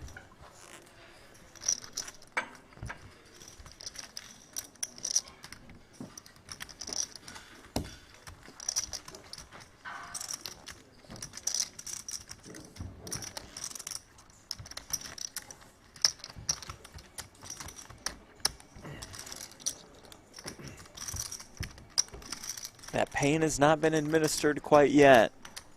It's coming soon, you would think. I mean, 133 bigs on the table with 6 players left. 22, 23 big blind average stack. And 2 aces for Tim Adams.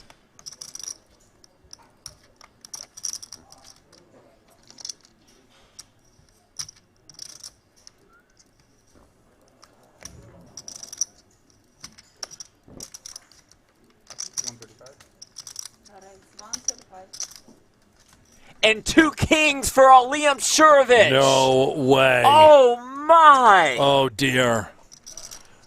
We talked about the coolers. Here's the ultimate one.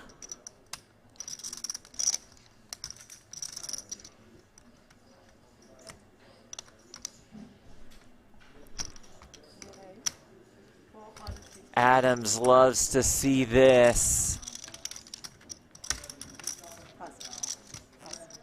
This is sickening.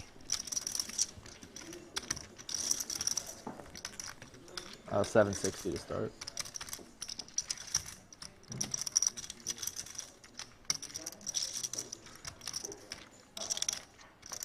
One last look. Yeah, it's the birds. Those are 2 aces. And those are 2 kings. I thought that was what was happening. It's fucking weird.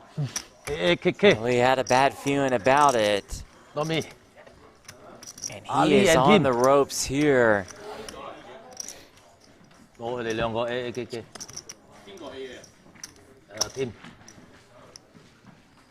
Running right into it. He tried to avoid going back to back. It's the stone bubble in this event. Here we go. Jack, Jack 10. No help to Imsirovic.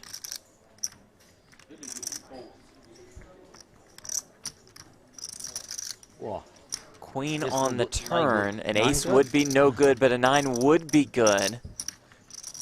9 or a king. Oh, it's an 8. It's close.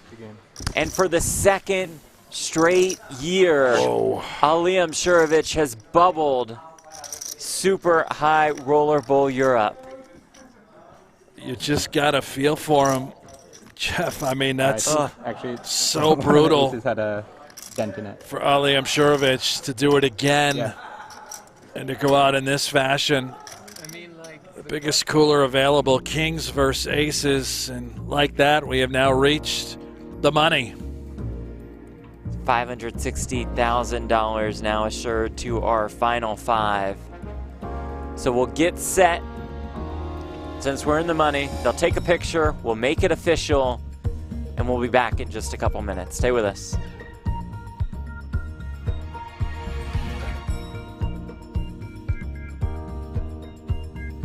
One of poker's most prestigious high roller tournaments is back. With a $300,000 price of admission and a $3.6 million first place prize, luring 36 of the game's elite to a 3-day fight on the felt. But only one will follow in the footsteps of Brian Rast, Rainer Kempe, Christoph Vogelsang, and Justin Bonomo as the next champion. Their journey starts tonight at the 5th installment of the Super High Roller Bowl. Is protect yourself at all times. I got to bet, yes. That was grimy. And I feel like it's grimy in a cash game to say you got me or you got it or I can't call or any of these sorts of things. If you look somebody in the eyes and you're like, you got me, and then you get a read and you're, no, you don't call. Yes, it's a little grimy, but at the same time, I wouldn't do it. I'm not advocating for angle shots, but it is protect yourself at all times. So fair or I would foul? always say, foul in an icky moral way. Fair in a technical way? I don't know if it can be defined with just the fair and foul. It's gross, but it is protect yourself at all times. Make sure they fold if you're out there, if you're not sure. Makita's not looking to protect himself as he has flatted Negranu's 5K open with 2 9s, or perhaps it is in the interest of protecting himself, or his chips rather. I can really do it. Not looking to bloat it pre. I was thinking like either bet in the dark or check in the dark, but none makes sense. Bet in the dark would be sick. Neither makes sense. Like throw out 15K, that'd be sick. Yeah, 15, just bet 5 in the dark? I don't know, man. I have to look, see what comes. Okay, we've got some to work with here, right? You and me. Let's go. We got 6s, we got 7s, we got 8s, we got straight draws, we got flush draws, we got all kinds. So what we got to do here is put 1 blue chip in. Go ahead. 5-9. I can think of a card that would create some spiciness. Or more. It's up to you. Yeah. Whatever. Yeah. Definitely. And that, of course, the king of clubs. Okay, I know. I'm not asking for advice. And the next table to break. Yeah, I did though. Yeah, he's a nice. Oh man. You don't like that bet? So, I so can't our ask table's the next to break. It is the next one. Okay. In the event that we break it. Against the rules. Rules. Bads weighs his options. You should. 16. Comes with 16. Fine. 16,000. This guy, I knew it. I knew this frickin' flop. Daniel calls. No, Daniel under the gun don't do it here. to me, man. Kind of Come on, repping I got the good big pair. cards. He can have some of the stuff like this, but Do we leave this feature on this does have break? some big pairs here, given this line. And So we'll switch. Wow. in she comes. And Negranu knuckles, by the way, turns the stone nuts, and it's going to look a lot like he's worried about the 4-liner here with his range. Of course. Negranu can have 10-10. He can have the Jack-10 suited. Feel it. So good. I think Bats bets this, Nick. Right now. Oh. It's a great hand. 10 seconds. We see Yeah, buddy.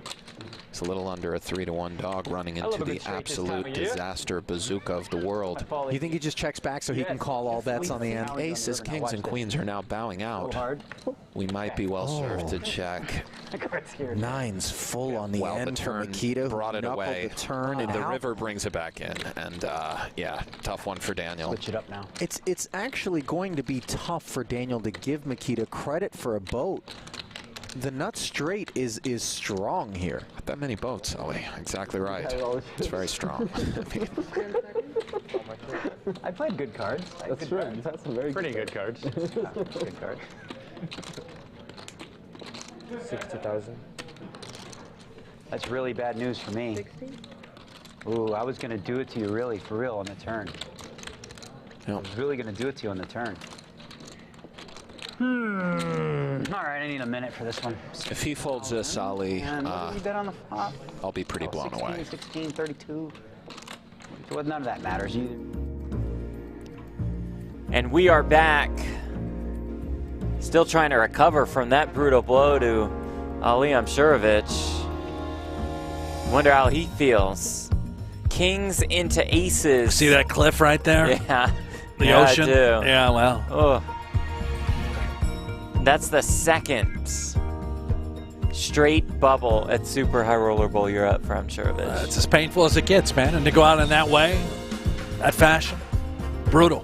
It opens the door for our final five. Jeff Platt alongside Brent Hanks at our broadcast studios in Las Vegas. Jake Schindler, the chip leader. Timothy Adams in the hunt for his third Super High Roller Bowl ring. Now as his fourth straight Super High Roller Bowl cash. One Super High Roller Bowl Australia, one Super High Roller Bowl Russia. Finished in fourth in Super High Roller Bowl Europe last year and is in the money this year. Blind still 30K, 60K, with a 60K big blind ante.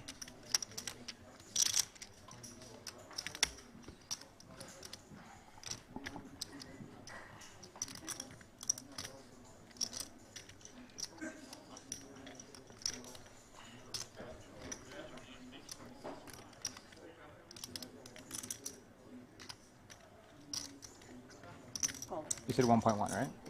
Started with 1.1. Adams opens, Mulder can more freely defend now that we're in the money. Case in point, calls with the 6-3 of hearts, flops one heart. Adams ace high is best.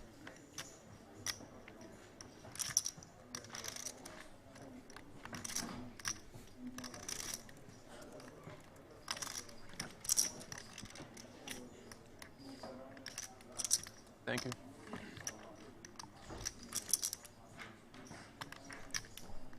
175.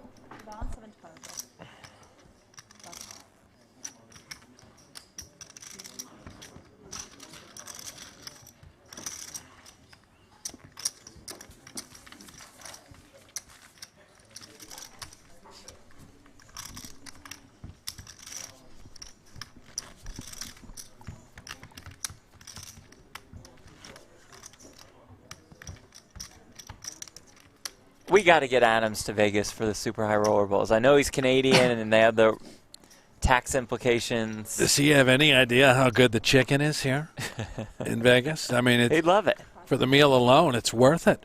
There's got to be something he can do about the taxes, right? Don't you get it back in some way, shape, or form? In a way, or some of it, or I don't know. In a year or two.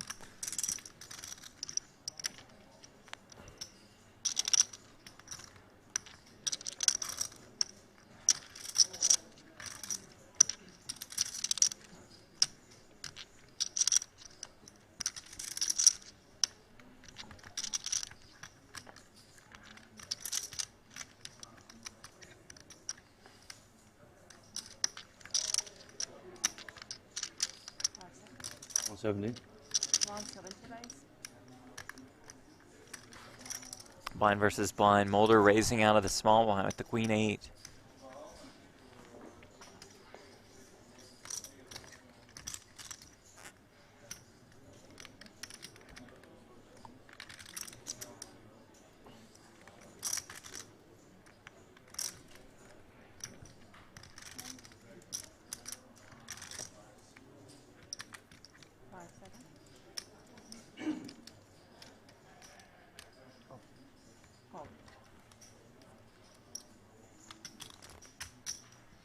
Adams makes the call.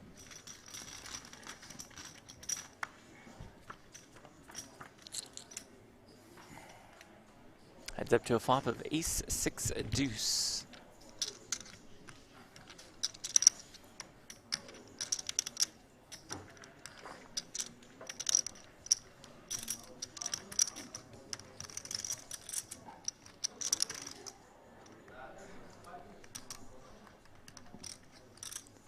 Well, the floodgates seemingly are going to be open now. Just not a lot of chips on the table.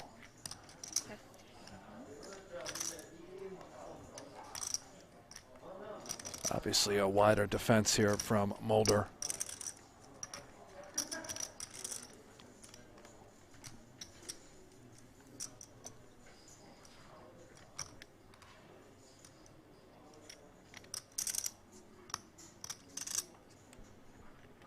Probably another one that won't make the broadcast, It Jeff, as might far not. as the, you know, yeah. It started off with some potential. To raise out of the small blind. Uh-huh. Well, I think it's prediction time, really, for the fans at home. Everyone tuning in. That's We've right. made the money. We're Final Five. It's sort of even as far as anyone's ball game. Yeah, let Adams, us know. Schindler. Who are we rooting for? We're all in the money. We've lost Ali, so now who?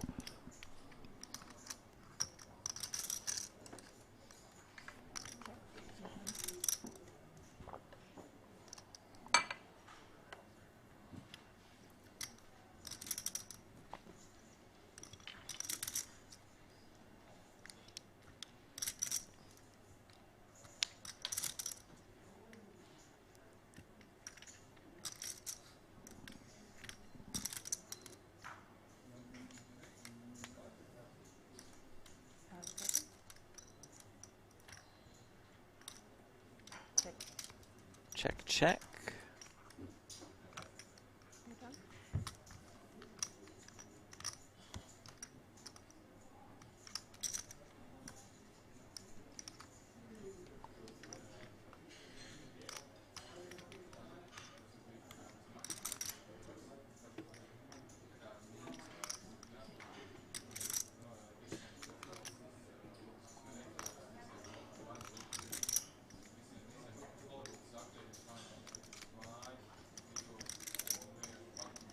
Okay, Mulder. Bet once, I think. Got the 8. Betting 130K. Yeah. 7-8, of course, the purest of straights. Has one in his hand. Hoping to fold out smaller pairs, king-high types of holdings.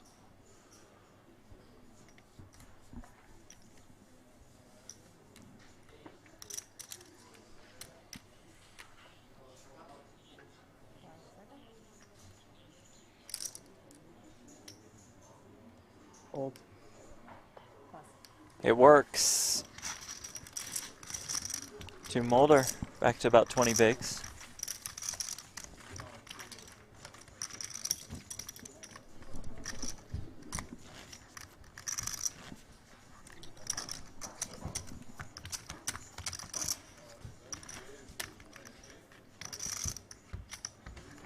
What do you think? If the tractor gets king-queen suited, are we going to throw it in the muck? Now I think we're playing that one. We're going to play now? Yeah. We're going to play ball.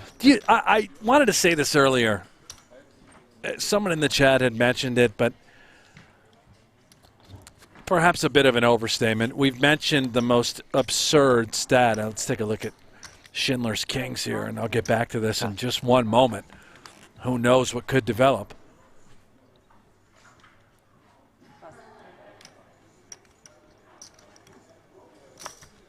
What with the 7-8 off?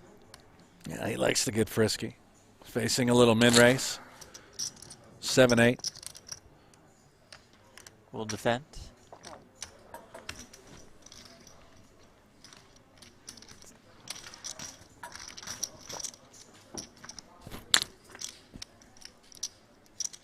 And we'll see a 7 in the window as it comes ace-7-5. 2 clubs. Schindler, the kings, the backdoor flush draw.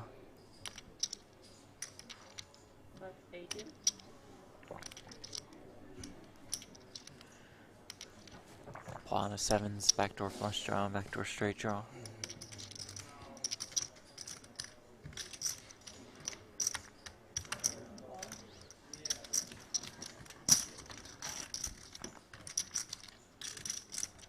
Jack of clubs on the turn.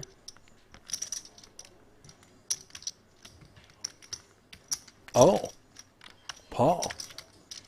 A lead here. Potential disaster. No, he's not going to do it. A little posturing for Paul. Schindler, again, that comfort club in his hand, the king of clubs.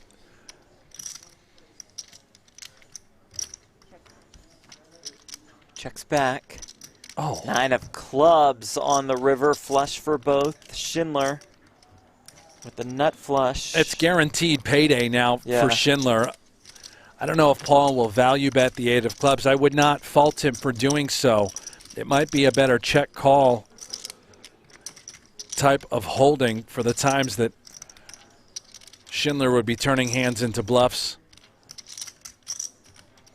It's a vulnerable club, no doubt. But you have to be suspect, too, of what Schindler's checking back on the turn. Did he have? Give him again, like a hand like King-Queen with one of those clubs, right? Would he have just taken the equity to the dome, afraid that Paul might just have an ace?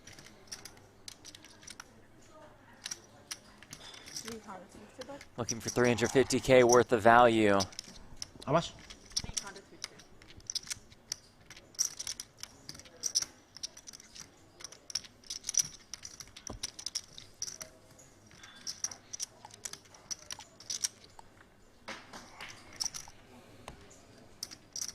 This would be a really big fold. Absolutely. I mean, if Paul makes it. I think he's got a little too much of a hand, but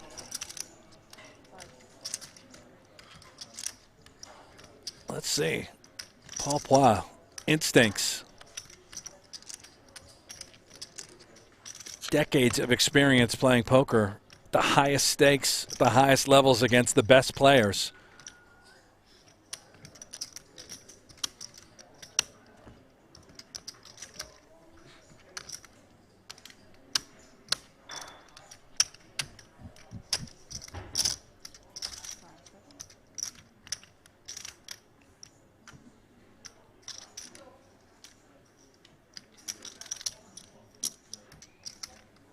$350, right?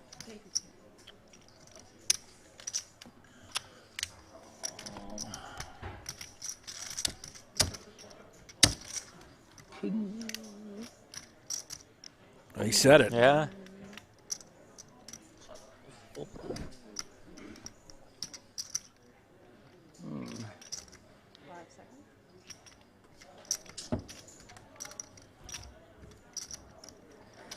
Although a couple time banks.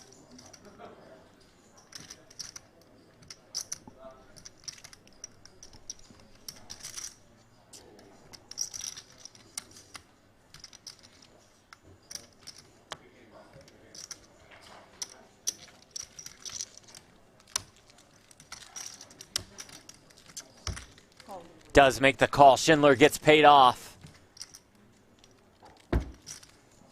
Oh.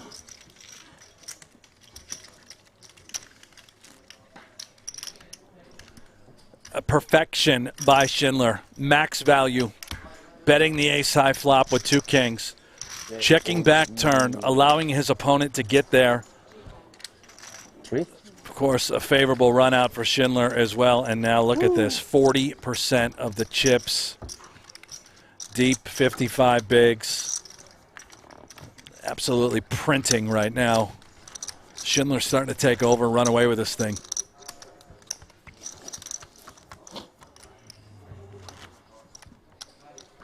Real quick, back to Vogelsang. King-Queen suited hand on the bubble. The career stat where he only has 2 tournament victories despite $25 million in career earnings. Any chance that sort of these tight folds could be a reasoning for just not taking home a lot of titles? Are we trying to cash and move up ladders? Which he is more often than trying to win. Well, right, well, he's up. I mean, we know he's one of these guys that has, you know, a lot of himself and is extremely wealthy. But as far as collecting titles, $490. Does that style hinder your ability to win, right? It's, I don't know. Worth thinking about. Adams just rips it in there on the button. Wins.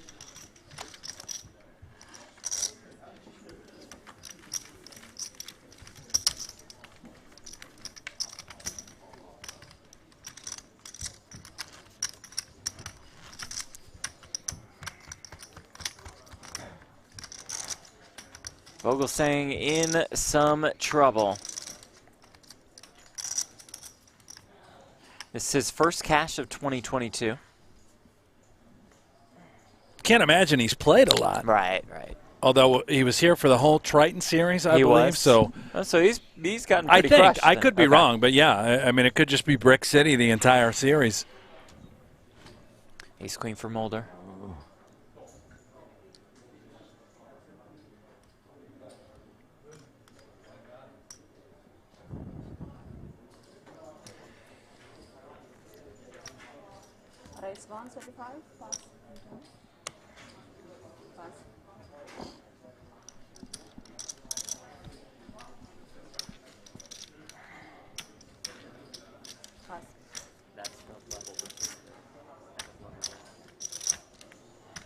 Schindler, the king jack of diamonds.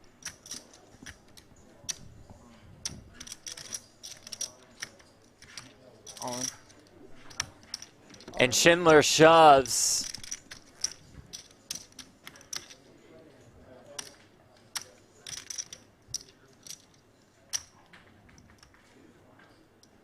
Ace queen, is it just too good here? With Vogelsang as a very short stack with a $320,000 pay jump from 5th to 4th.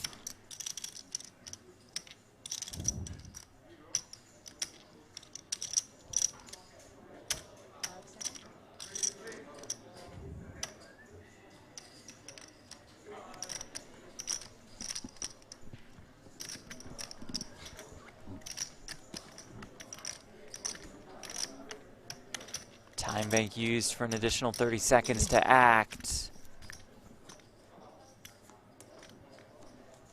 Mulder, I mean, here, again, yeah, I know we have Vogelsang is the short stack, but ace queen, don't we just have to put it in? Yeah, he does make the Right. call. Here we go.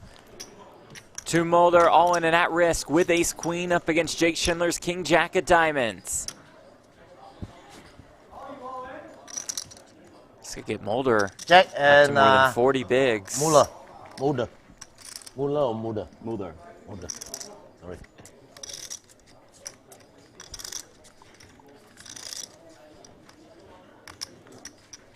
Ooh. Jack 8-4.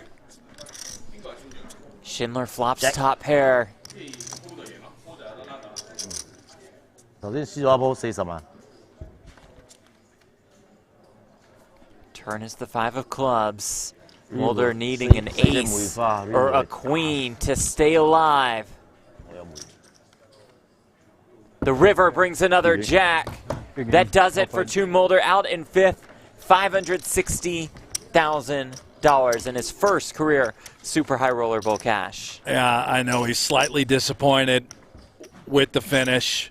Got his money in good, faced some brutal situations on that bubble. But he made it, Jeff. Made the money.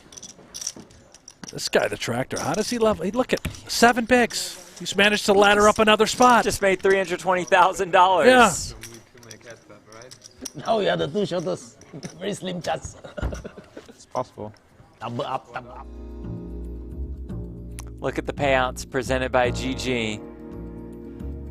It's Mulder out in 5th for $560K. The next pay jump is worth $400,000. Up top in this one, $3.2 million. Vogelsang, Schindler, Adams, Phua, the final 4. Vogelsang with ace-9 on the button.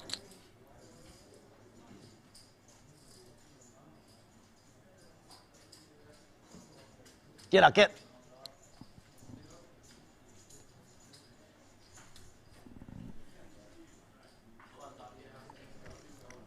好了，那个东西。 Most of it. You're safe. Safe. You're safe. Gets there. Pumps his fist.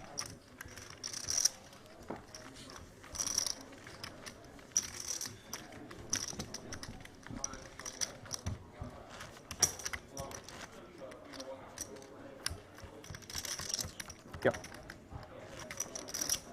2.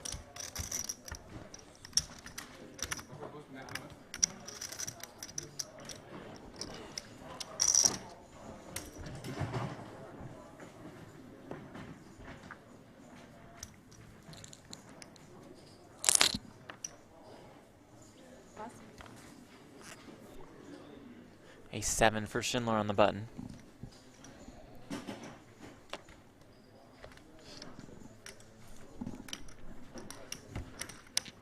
Raise 120.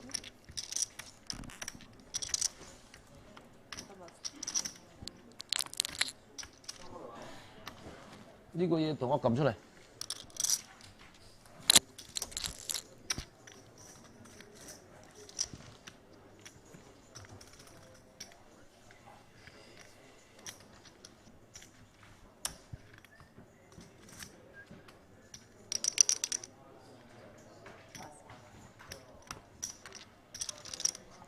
On the Jack-8 of diamonds. And you can't fault Adams for not making any sort of play, call, being a part of this hand, right? We see how short Paul Phua is. We know about the tractor Vogelsang. He's down to 400,000. Just fold. You can make 6 figures in equity by avoiding pots. Ooh, 8-7 deuce, 1 diamond. 8s for Phua, 7s for Schindler.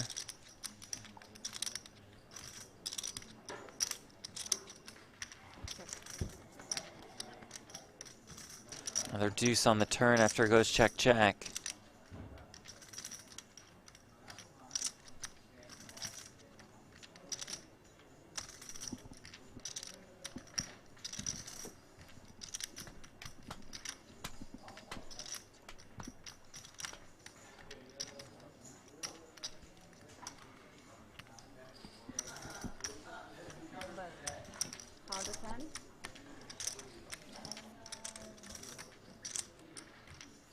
Nice little bet here by Paul. Schindler might have too much of a hand, the best 7, to ever consider folding.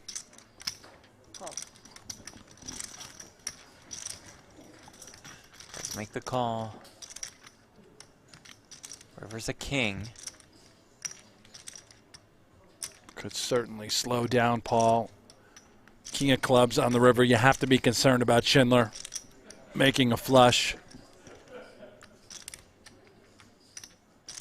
And this sort of river card might save Jake a little bit of money. Have to imagine he would check behind with ace-7.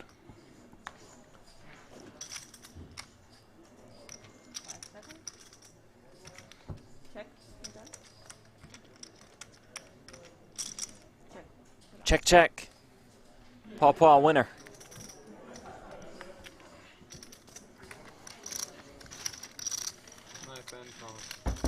Hey, you try to chase, huh? Get near them. A7. Huh? A7. S7 again? What happened to the tractor? He's taking everything off? The hood's He's made down. the money, he's relaxed. He slid the mask down He's below the talking to chin. people. So he's clearly using that as a, well, to cover his face, maybe for live tell reasons. I guess Yes. you're allowed to do that yeah, now? Absolutely you are. Putting the ante, it's like, what? 490. Yeah. I'm not sure how I feel about that, but again, it's all a part of the rules, and you can do it. Well, mask is back. COVID concerns. Well, yeah, are he's back. in a hand. He doesn't want to show off right. anything. No facial expression. I think the hood comes up over the neck to cover the pulsating little nervous tell that you can have when you're bluffing or in a big pot.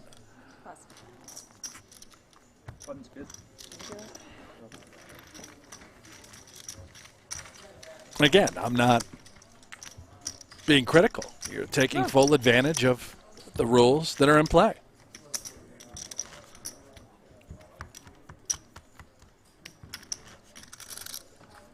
This whole time I thought it was for his own health.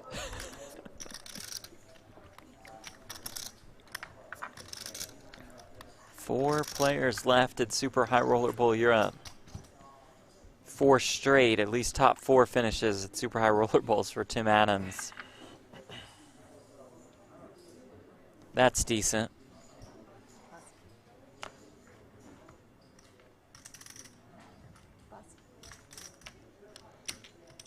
Vogelsang in the small blind with the 7-8 of diamonds. Starting the hand with about 7 bigs.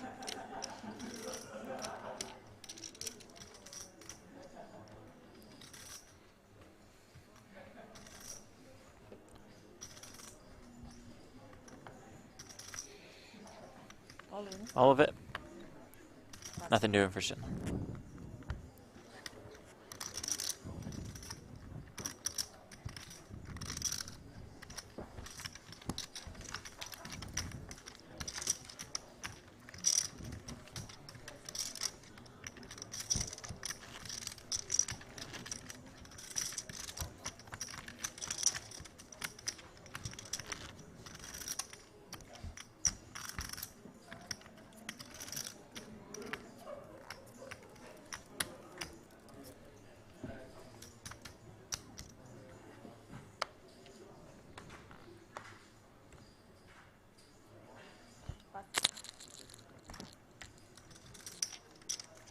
King Jack now for Vogelsang.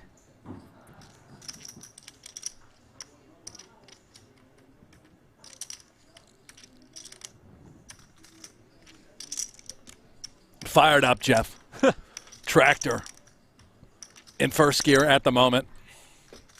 About to rev it up.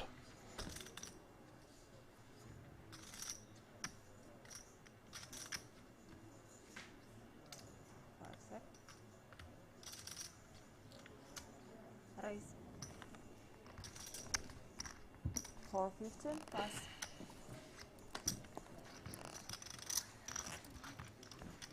Pass. Raise and take another one.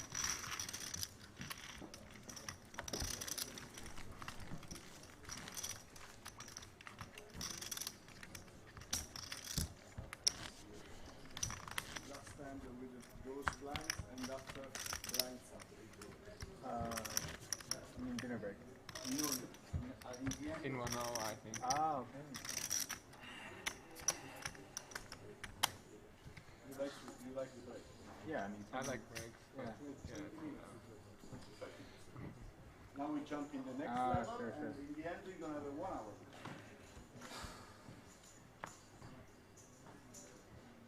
Pass.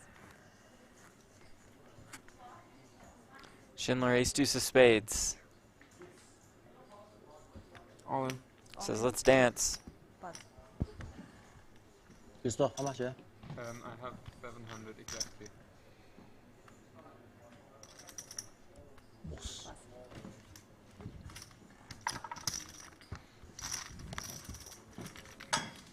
Schindler continues to What do you do now? accumulate. Blind go up. Blinds up and 48. Where's the floor?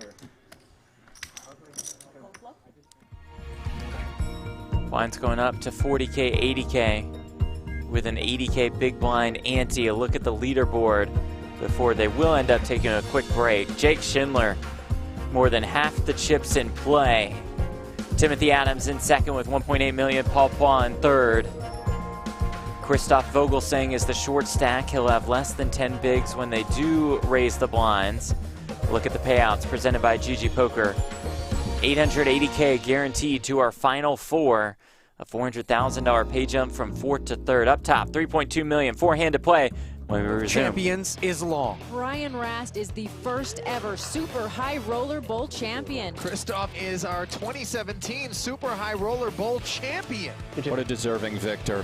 Ike Haxton, bravo. Tonight, the best in the world try to add their name to that list to be a champion of one of the most prestigious events there is, the Super High Roller Bowl. A $300,000 buy-in 2021 edition is next. And BK, 14 bigs, 7-7. Do we have fold equity? Let's see. Perhaps it goes in now, Ollie. On. Yep. Curious to see how Brewer handles this. Man, I think we have to action gamble, but oof. Yeah, Klein's ace-10. It's like 130, right? 138. Disinterested. After the prerequisite Hollywood of sorts from Solver, looks like he's out. What does Brewer do here against the 14 BB Jam? He's just in.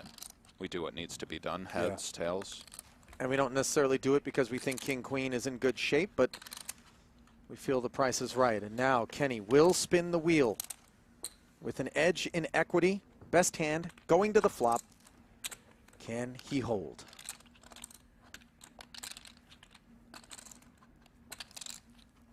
Well, a massive situation for both men. Yeah. Shortest and second shortest stack at the table. The cruel nature of poker upon us, although these are short stacks who again have to gamble, but it is now up to the deck to decide. Thank you. Oh.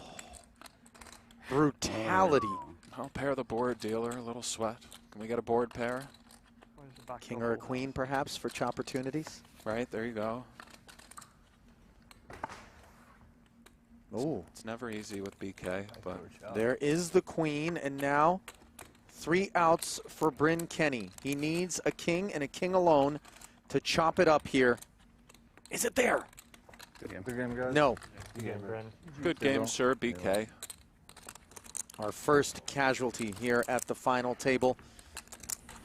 Meanwhile, Bill Klein is open to 45,000. Michael Addamo looks down at 2 queens, which have been somewhat omnipresent here. 35.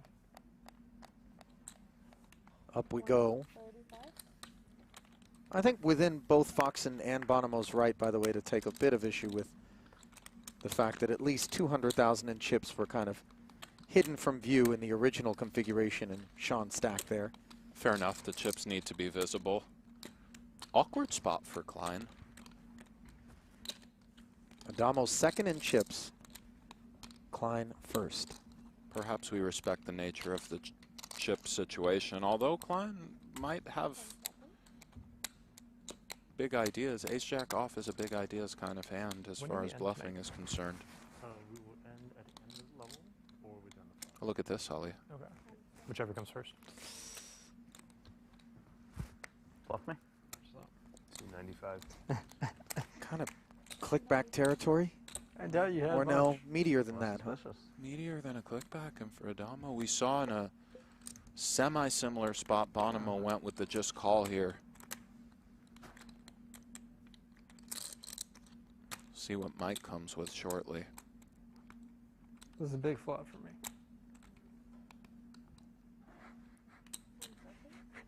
Well, we watched Bonomo against Addamo flat a 4-bet in position with 2 queens and ultimately be forced to fold. Addamo also maybe a 6-7. going to flat. That's a straight. It's true. Klein has now bloated this pot to 640,000. You knew it was one of the two. Thought you had a 6 in your hand. I was getting a 6-5. And he's flopped a jack on the Jack 10-7 board, Nick. Trouble awaits. Well, 640 out there. Let's just kind of see how this one plays out, Ollie. Super savage if I called it. You show me a fucking 9. I'd be sad. Probably can bet like king 5. Maybe. I believe that's 200K just south of third. Highly awkward territory for Addamo, but an overpair nonetheless. And as we touched on before, Maybe not he's for that much. been pushing Klein around a little bit, he might think. This is not the time, though, in this spot, is it? Big stack against the second biggest stack. No, I'm not saying that, but when we're trying to assess the relative strength of our queen-queen, some of the meta, a million out there, Ollie. What a situation this is, and the rest of the table should probably stop talking. Really tough card for Klein there. Yeah, the 7 doesn't rate to be involved with Adamo's range. And now he has himself Jackson 7s with an ace kicker. That's about the most brutal card in the world for Klein. It never hits Addamo and is something of a brick. Looks like he's counting out 300-ish, perhaps a stack counting of sorts.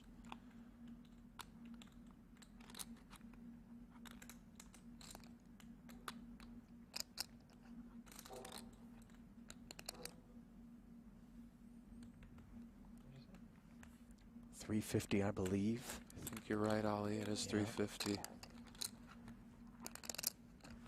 Third pot. Still developing. Queens are concerned, Ollie. Adamo's concerned, but we're going to see a river worth just tons of actual money, EV-wise. Now that Klein's been called pre-flop, on the flop, and on this turn, which puts 4 to a straight out there. Oh, and he does put it in, Ollie. And 2 10s, 2 jacks, 2 kings, 2 aces. Wow. You very well said, Ali. Kings and aces, we don't know if we're in Addamo's seats, but that's 6 combinations of boats. Another 12 combos of those over pairs that might not take this line.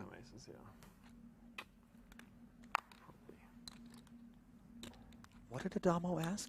Would you jam aces here? And then he said probably. This is very intense. Time bank's coming. Welcome to the blender. Truer words never spoken, my friend.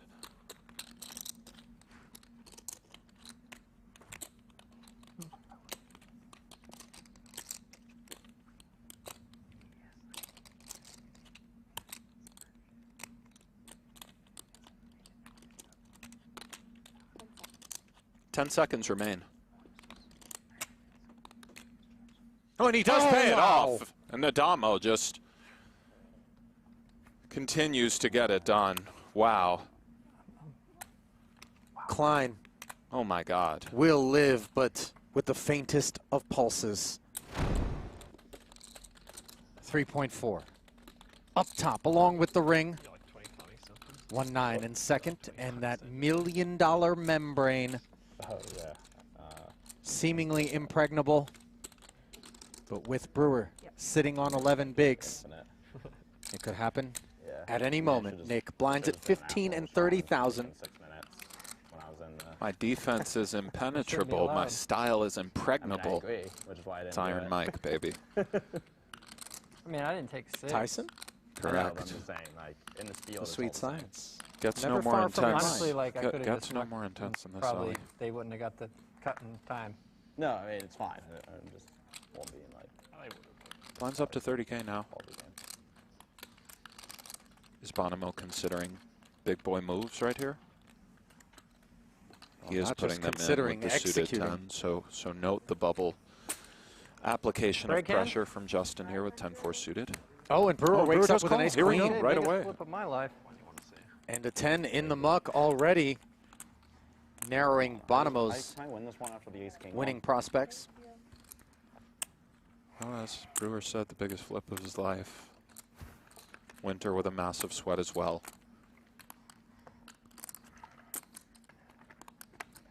2-1 favorite on $1 million bubble. Ali. This is the real deal. 695 in the middle. Ace, queen, queen. Can't be Not too to be greedy, out greedy, there, yeah. Chris, but And the flop is my. queen 5-7, top pair against the heart draw, and it's Cool. never easy, is it, Mr. Brewer? no, I mean, just look at him, guys. He's squirming a little bit, but as is Winter pacing. Cleanliness is godliness. Fading a heart now, and that's all. 4-1 favorite for Mr. Brewer to double and slide into third. At least chip stack wise, and The mantra now, well, no heart, no heart. oh King of hearts. man. It's hilarious, man. I lose ace-king to 9-3 suited on the bubble, and then ace-queen to 10-4 suited on the bubble. I'm the best. I'm gonna buy you something nice. I mean, Did you like that? I'm the best. That was good for Well, you. I had 10-9 off, no heart, so I was happy with the flop because I guess you're more likely to hit a heart. Palpable steam coming off of Chris Brewer, a consummate professional, but a disappointed one nonetheless, as he is left on the Actually, you've been fucking outside money on the final of this table. bubble as it bursts, courtesy of his elimination. Welcome back to Cyprus, where we have reached our final 4 at the Marriott Royal Hotel and Casino in northern Cyprus. Jeff Platt alongside Brent Hanks in the broadcast booth. Let's head inside, shall we? Paul Phua watching back the stream. Oh, yeah, what's up, Paul? We'll talk to him on YouTube. Leaderboard. Jake Schindler in first. Almost 4.4 million in chips, more than half the chips in play. Tim Adams at about 20 bigs. Paul Phua and Christoph Vogelsang are the short stacks. A look at the payouts presented by GG Poker. $880,000 to fourth. A 400K pay jump from fourth to third. Up top, $3.2 million. The blinds are up. 40K, 80K with an 80K big blind ante. Brent, that means there's 100 bigs on the table and still 4 players That's left. it. We're going to get go moving fast, right? And it all starts right here. The tractor, another good one. Ace queen suited.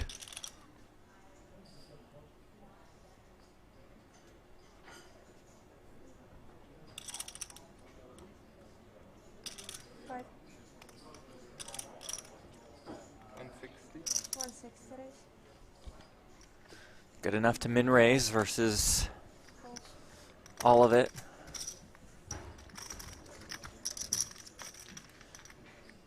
Wow, with the 7-5 of hearts.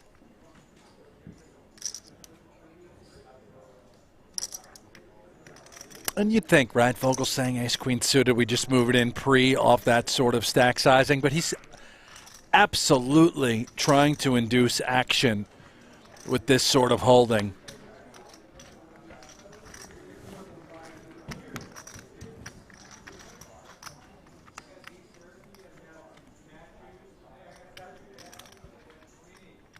Well, ace-queen 4 is decent for Christoph Vogelsang. Unfortunately for him, Phua effectively swings and misses.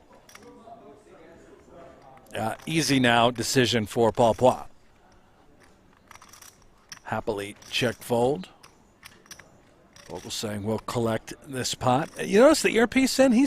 I think he's listening to us as well, Jeff. He probably is. We should say hello to Paul. Hello, sir. Hello How do you there, do? Paul. Yeah. Hey, Good to see anytime you want to have us out, Paul. Yeah, you know, we're down. We're ready. We'll travel. Yeah. We're here in Vegas, but we'll travel to come see you guys.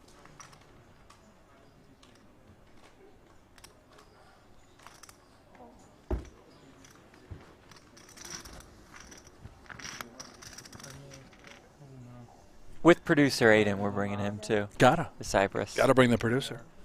We'd be All the hopeless cards are marked. with any equipment. Quality not so good.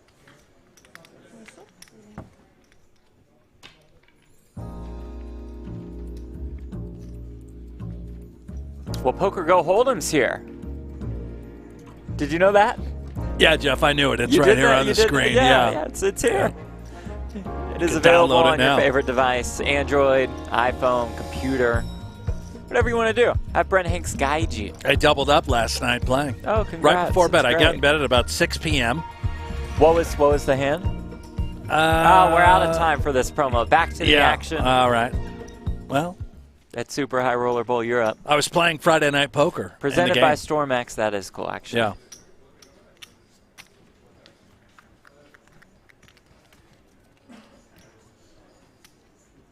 Our 96th deck of cards in play today. I think Jake was also watching the stream.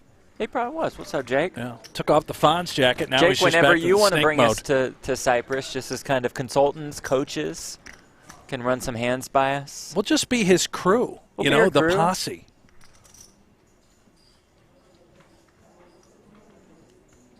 Just kind of walk in the background in his walk-up shots into the casino. That would work. He opens here with King Jack.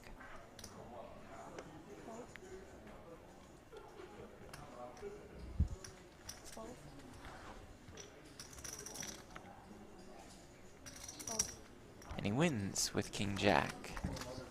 Jake Schindler looking for his first career Super High Roller Bowl ring. Got close in 2017, but lost out on that title to the man to his right, Christoph Vogelsang.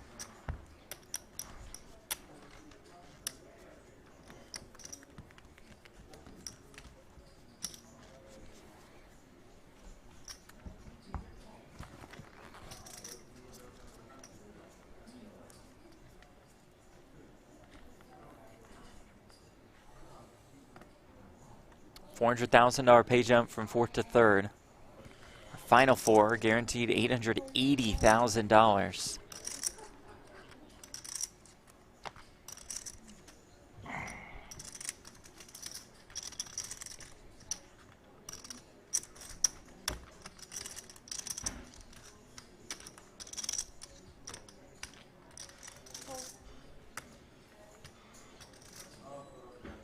Christoph? He's done it again. Yeah, just Unbelievable. out like a light. If I'm Schindler, I might just grab one of those little drawstrings and yank on it. That'll wake him up. A little tusk pole. Queen 6 suited, blind versus blind against the chip leader. Might be good enough, Jeff, to just ram home. Certainly think it's a qualifier. Maybe we just give him the walk. It's interesting.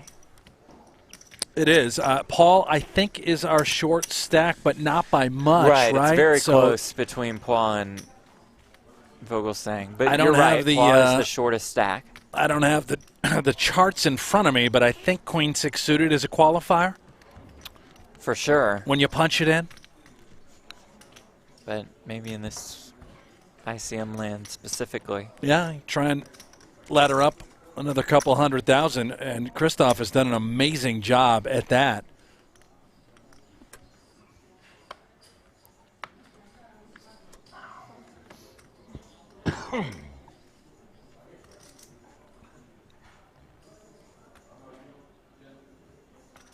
That's a cool camera. Yeah, I want one of those. What is that? Well, you would destroy one of those.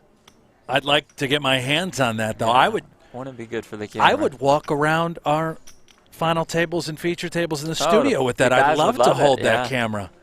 Players would love that. King 9 for Schindler. Could live commentate while holding that camera. A little, now we're talking. A little Hank's eye view. 6s for Adams.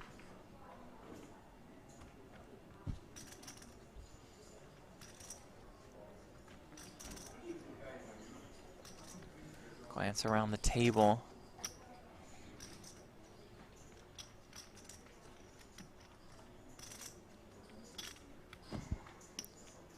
Time bank used for an additional 30 seconds to act.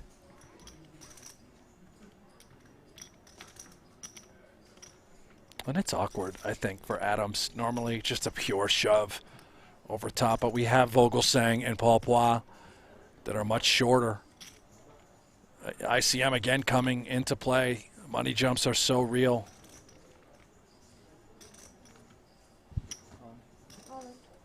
Does shove, though. Picks up some chips. Did you notice Jake's little grimace and smile, too? Because he knows how brutal of a spot that is for Adams. Just hoping you get a snap fold instead of a snap call, no matter what the situation is. 40K, 80K, and 80K big blind ante. 8 million chips in play. Schindler with the majority of them in his stack.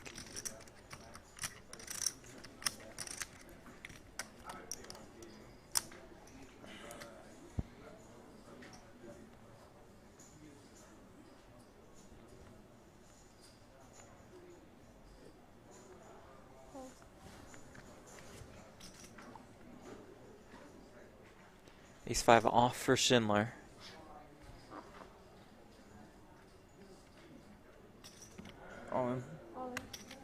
Just Rip City. Adams out.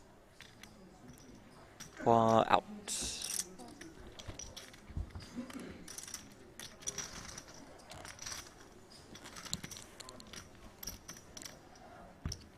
Jake Schindler entered the day as the chip leader. Bit of a shaky start, but has rallied back. He's taken a commanding chip lead.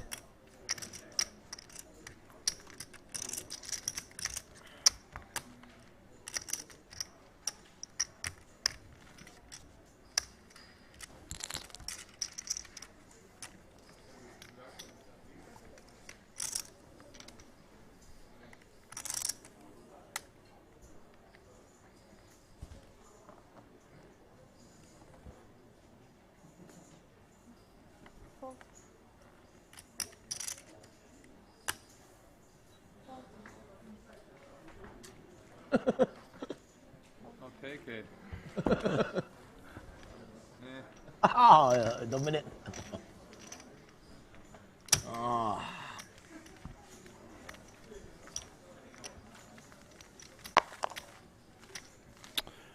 Taking a look at the final event going on the exterior. Event number 9, 50K short deck. I believe it is a single day event, a one-day event. Up to 18 entrants, only 9 now remain. PGT points on the line. Current chip leader, Phil Ivey. Oh, baby. El Jefe in second. Kuhn is there. He's in fourth. Elton Sang, he's up there in third. No signs of Ali Imsirovic. I believe registration is closed, so he did not hop in that final event.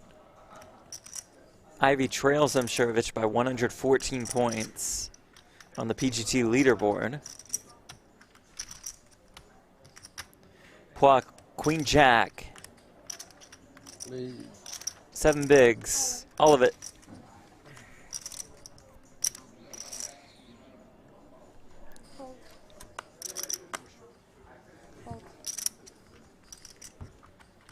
If you want to check that out, by the way, pgt.com/live reporting. Can't miss it. Jan's done a great job throughout this last week or so. So is Tim Duckworth, the commish, getting in there, writing some articles, I believe. Event number 8. I was looking for those updates earlier. Was won by Elton Sang. Daniel DeVoris got second. He's got a first and a second here in the Super High Roller Series. Elis Persson third, Danny Tang fourth. Nick Petrangelo got fifth, and Chidwick cashed for 6th place, the min cash. Elton Sang took home $684,000. That was the 50K No Limit Hold'em event. Well, Petrangelo needed something. His first cash in Cyprus. Paul Phua now, king, queen off. All of it.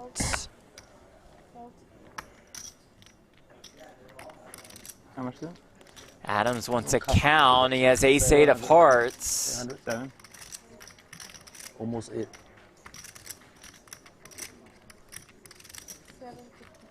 Very close. Probably going to be getting called here. I think so. Here we are. Makes the call. Here we go.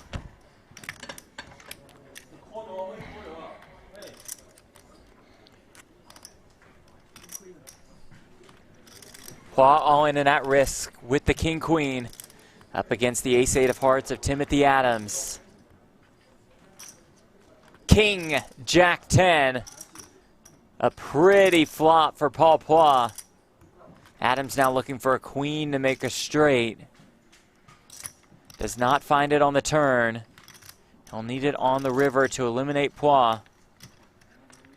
Ooh, survive. Ooh, the river is an 8. And Phua is up to about 1.6 million, back up to about 20 bigs, and now it's Adams who's on the ropes. You want red chips? Just like that. Massive swing. Adams back on the short stack course. Okay, then we party. 755, right? 好難啊！唔難啦，你信我啦。Okay. 我感覺你贏㗎啦，你放鬆啲。我個推甩好犀利，推甩。 And it's come to my attention, Jeff, there is a Super High Roller Series leaderboard that's going on. Ivy is up top with the points race. Yeah, but what I did not realize is that there's a $25,000 championship bonus. So the leader of that race, Ivy, I believe, has it locked, as you just pointed out. He'll be receiving another 25 grand on top, a little cherry for the Sunday.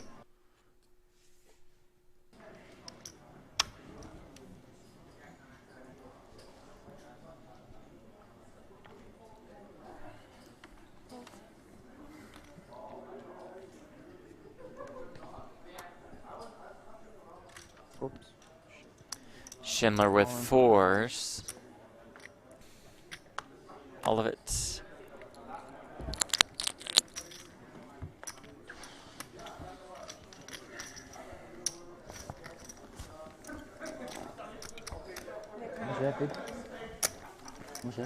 This is 920, 930, 940. Thank you. You're welcome.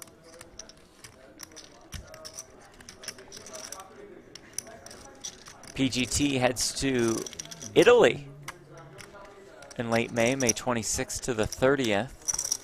Partnership with Luxon Pay for PGT Italy from Casino de Venezia. Is that good pronunciation? Italian pronunciation? Probably I think not. so, yeah. Oh, You nailed it, it, Jeff. It rolls right off the tongue for you. Venezia.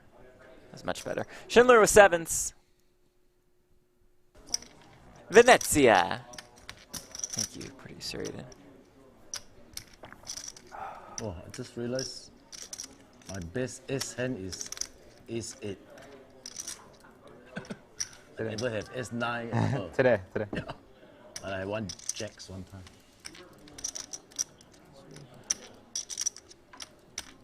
I was pretty happy to see ace 8 suited.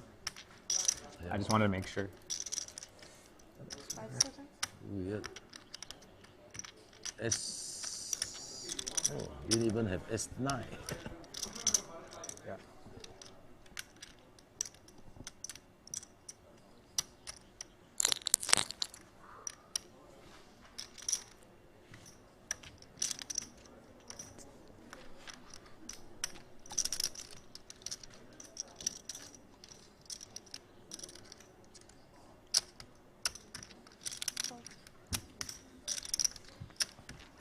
Donnie Peters brought it to our attention that this may be the oldest casino in the world. Oh, Casino de where, Venezia. yeah, PGT Italy will be taking Oh, place. that's cool. That's fascinating.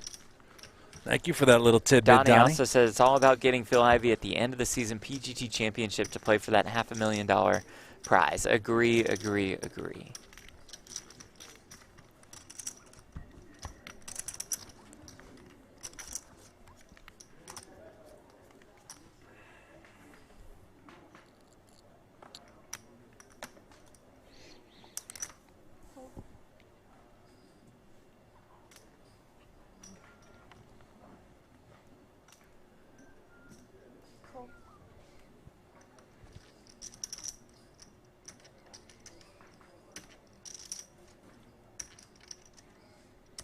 Ace King of Spades for Vogelsang. When he wakes up, he's going to be thrilled.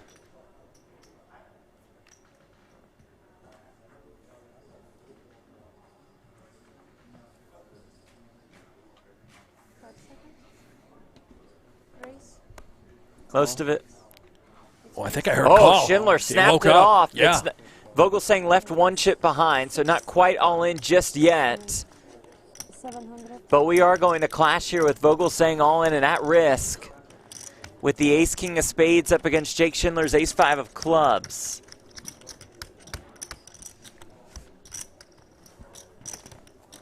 It's like 820, right? 6, 7, 8, 15. 8, 15.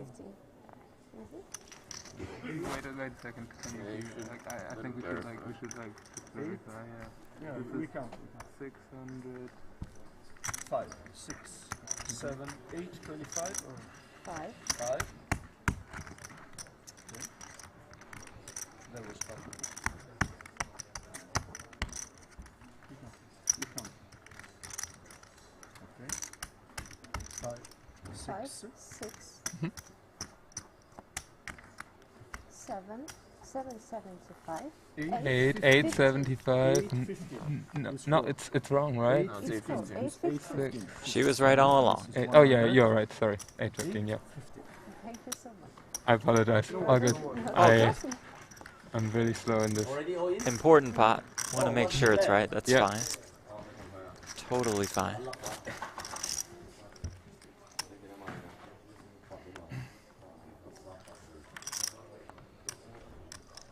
Ten eight deuce, all diamonds. Check. 3 on the turn. The wheel draw for Schindler.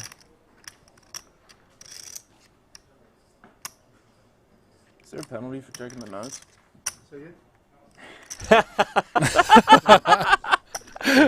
That's great. Didn't expect that from Schindler.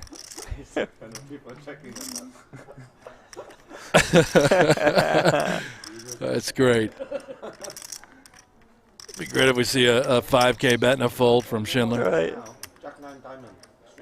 Not going to happen. Vogelsang hasn't acted yet. I don't know what. Maybe considering flicking it in for the chance of that 5 seconds. occurring. Check. Showdown, please. Why you act upset? It's a good hand. Yeah, when you have the ace-king of spades and see that run out, Right. you probably aren't particularly thrilled. Ace-5 of clubs.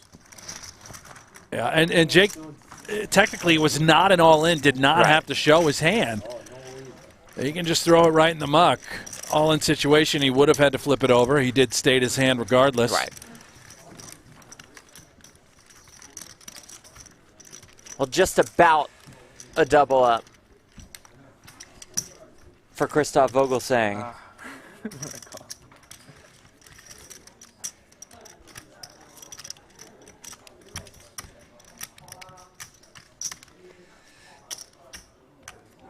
thought I woke up with it, I guess?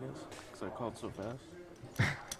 Well, I don't know. On that board, on the river, I mean, I don't know. I didn't feel like I was winning most of the time. No, I mean like. What? No, I'm not folding, but like, I mean, I could survive those two hands and make a money jump, right, Paul? So that's just why I did it.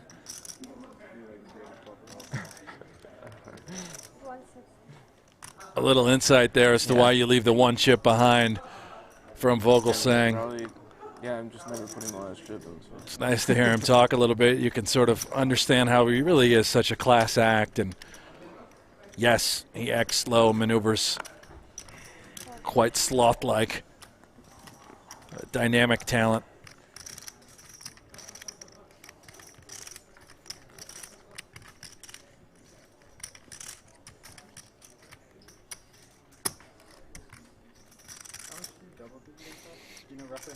Yeah, 8-15 double.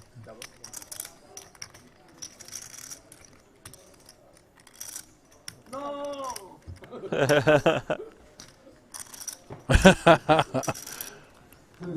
Yeah, there's no reason for me to show my hand though. I mean, yeah, it doesn't matter. Yeah, like it shouldn't. Just it was like a bet and then I checked back. But it actually felt for me so weird to like check and like then Yeah, the table was like, oh, you got to show or something. The floor said that or someone said that. Yeah. I think it's understandable because it's like such a rare situation that you want to like go nearly all in and then. Like, yeah, I wasn't thinking when it was demanded. Jake's right. To your point, he didn't have to show his hand. No. It was not an all-in and a call. Perhaps rules may be implemented in the future the more we see. The one chip just behind. one chip behind Yeah. with such a minute percentage of the actual pot. And you see both hands at the end, but Yes, and players on the short leg queen showing on, and the other back now.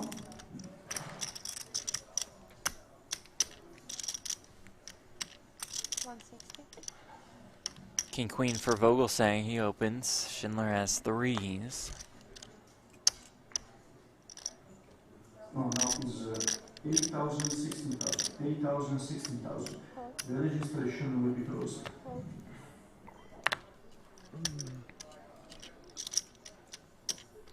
Paul with sevens. About 20 bigs.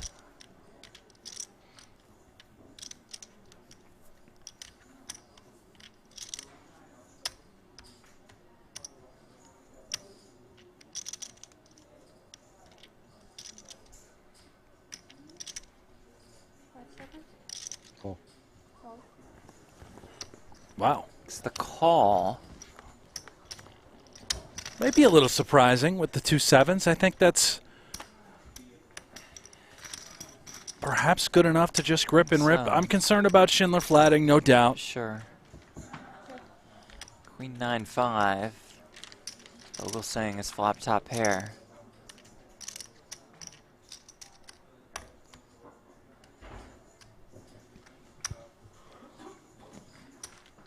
Seven's not the easiest hand in the world to play on many flops. Yeah, here's why, right? You just have no idea where you're at in the hand. And for Paul, maybe he is just simply trying to connect with the 7. Otherwise, he doesn't really care. He's just done with it.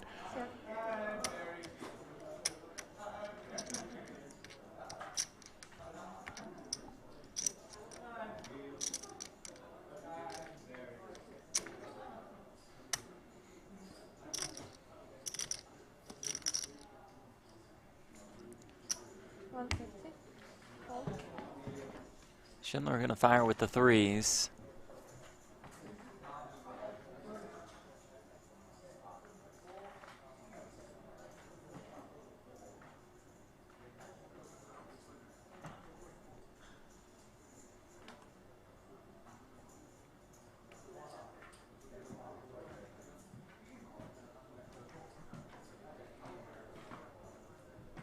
seconds.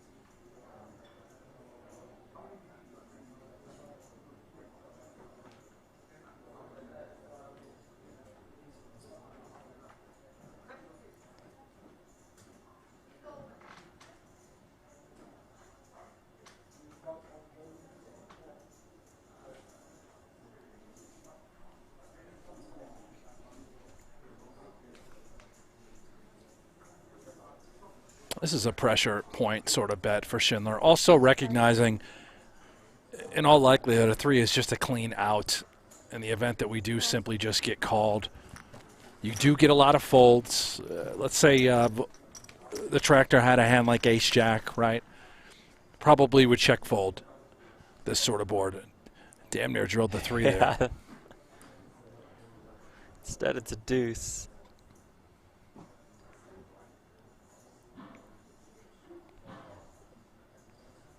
Kudos to Christoph for playing king-queen like this, getting the maximum. Had he bet the flop, 3s, 7s likely hit the muck.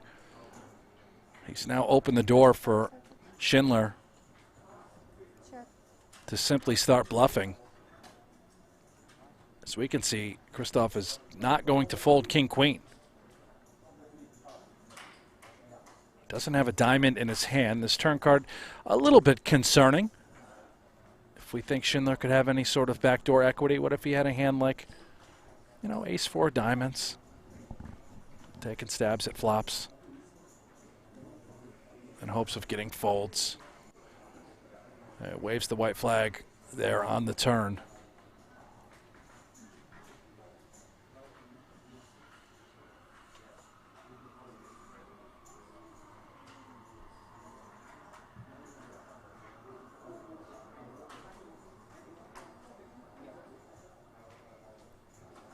Last 5 seconds.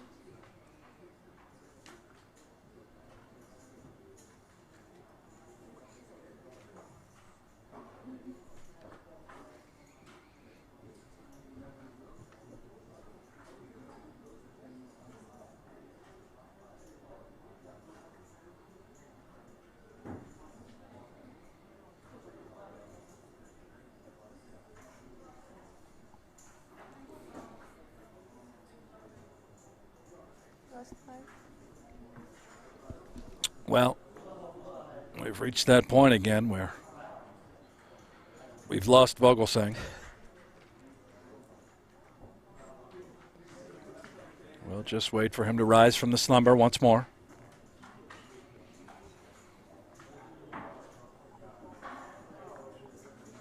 Perhaps part of the plan is to put Jake to sleep as well. Interesting strategy. See if it pays off. 5 seconds. 350. Sorry, how much?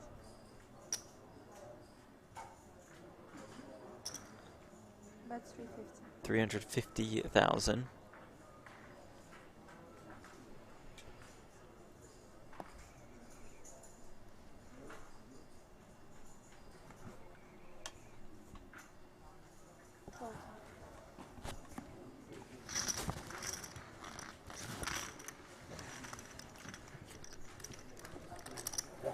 Vogelsang up to about 30 bigs. Second gear now, Jeff, for the tractor? Yeah, probably so. Yeah. Reaching max speed soon. Paul was able to go enjoy a nice dinner during that hand. Prince of Poultry, Tim Adams, he went for a swim. They didn't miss anything. Donnie had time in the chat to tell us about PokerGo's Discord. That's discord.gg/PokerGo. A giveaway in there taking place on Monday during the High Stakes Poker Watch Party. Discord.gg/PokerGo. Join the community.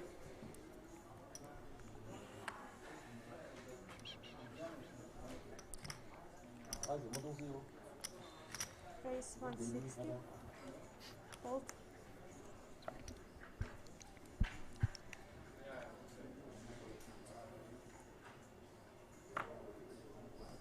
Fold. 160.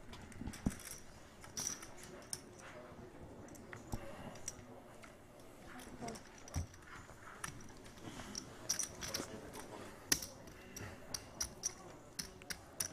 you think he uses to fuel the tractor? A little bit of diesel?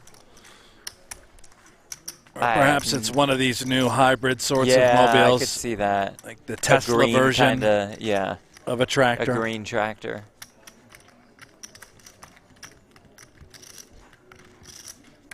Doesn't really need a quick operating speed. Just more function over mobility. Yeah.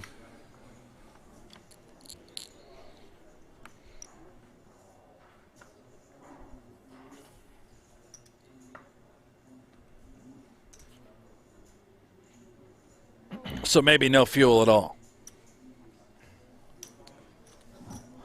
There's got to be a little juice. Clearly not much. Not much juice.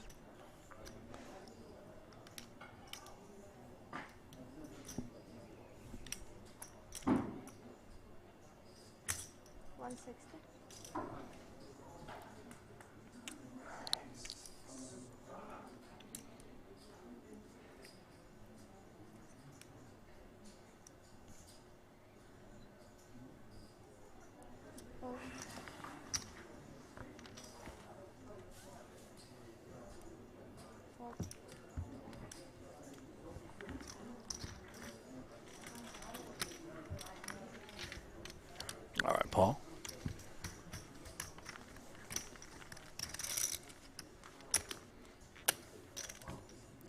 A reminder that next Tuesday on this very channel, we will host a selection show of sorts. Probably need to think of a name for the PGT Heads Up Showdown. We will reveal the bracket. I think you just said it. The Showdown Selection Show. Oh, the SSS? The Showdown Selection Show. Too many S's? Yeah, too We'll hard. work on it, Jeff. Yeah. Very excited about that event. 32 players, 25K apiece. 400,000 for first. Ooh. Some of the biggest names in the game signed up. Well, I don't know who I'm more excited about. Why? I think it's, you know who I'm excited. Yes, I do. I know that.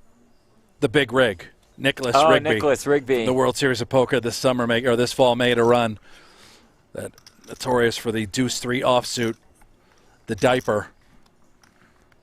650. Do you think he won a tournament down in Florida? With that hand? I mean, his winner's photo was the 3 deuce. I don't know if that was a bit doctored up, or if he won the tournament with it.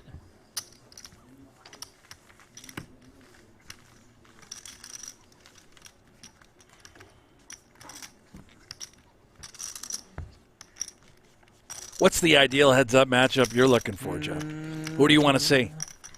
I want to see Negreanu and Hellmuth run it back. Ooh, Negreanu-Hellmuth. Yeah. Fireworks. I would love to see that. I mean, I don't know. Is there... there's a friendship there, but there's also sort of a bitter rivalry, right? It's rocky. I see the rivalry part more than the friendship. I'm not saying they aren't friends. I truly believe they are. There's certainly a mutual respect. Absolutely. But there's also bitterness between the two. No question about it.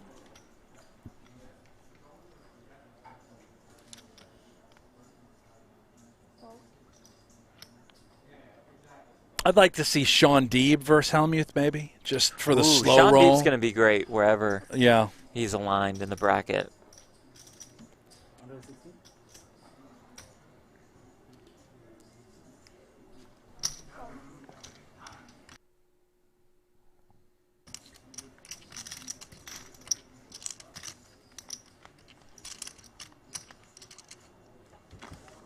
Donnie's told me he won the tournament with the King 5 suited, talking about Rigby. But then had to take the picture with the 3 deuce, which well, we it's understand. on brand, right? You have to, yeah. You got to play to the brand.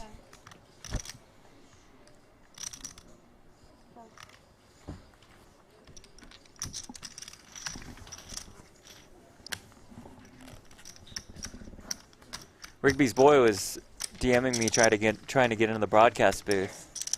I'm like, that's not my department. You can hit up Hanks, though. Wait a minute. Who? You remember the Rigby rail? And he wanted to get into the booth? Yeah, wants to do some commentary. Really? During Rigby's match. Really? So that probably can't fly, but just message Hanks. How many people have you given my number to? No, don't worry about it.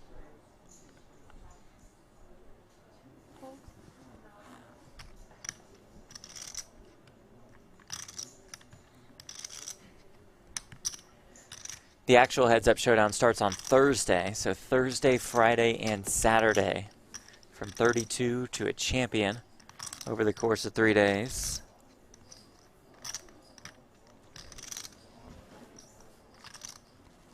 Short stack, Adams, Yeah. King 7 off on the button. It's probably good, Jeff.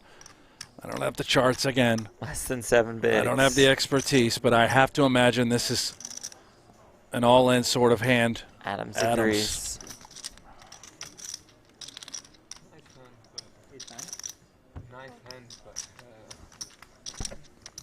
Donnie Peters says, Hanks, naturally, Helmuth should have to take every winner photo from here on out with Queen of Diamonds, 4 of Hearts. The hand heard round the world. Now, I agree, but isn't Helmuth's hand technically the 2 black nines that he won the main event? I mean, or does the Queen 4 now does replace it? Overtake it? Right.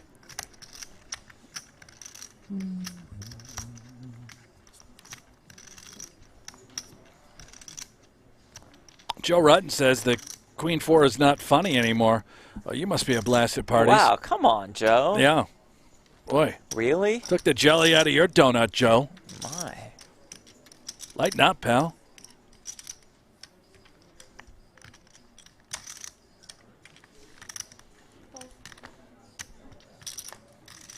Ace King for Phua.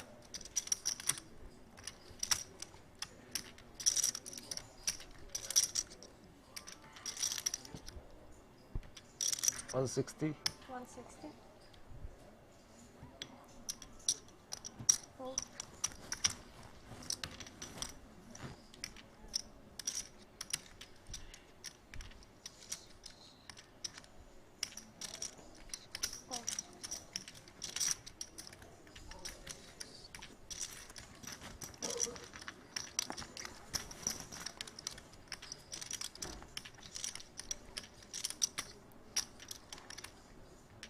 Sure. 10-8 deuce. Schindler flops the gut shot. Pause ace high is best. That texture, though, clearly favoring Schindler. Not phenomenal for Phua. Now, ranges do widen. The more shorthanded we do inevitably get. And buries the turn for Mr. Phua. Sure.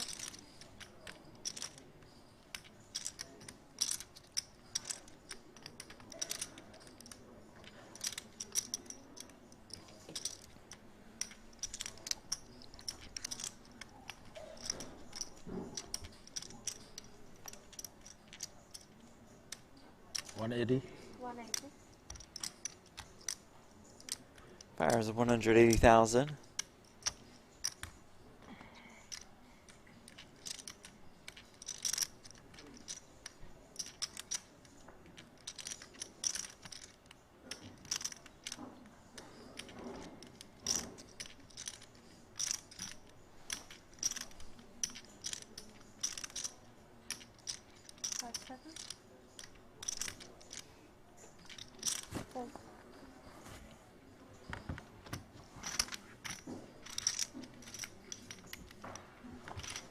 Donnie Peters again in the chat says, if you guys are into NFTs, well, PokerGo is launching a new NFT project. Information can be found in the dedicated channels on our Discord server.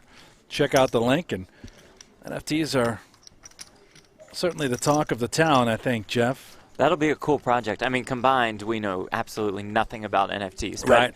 It sounds cool. You should listen to the latest, whatever they call the podcast nowadays, with Donnie and Remco, and they bring on Sam Simmons. Yeah. To explain Former the NFT president, project. by the way, Yeah. of PokerGo. It sounds like a really innovative and cool idea. Yeah, it's phenomenal what they're up to. Excited to be a part of that in some way, shape, or form. You're a part of the NFT No, project? no, Okay, I'm not. Okay. No, I just wanted to slide that in there like Yeah, I had thank anything to do with it whatsoever, Jeff, and I don't even know what it stands for. 160. 160.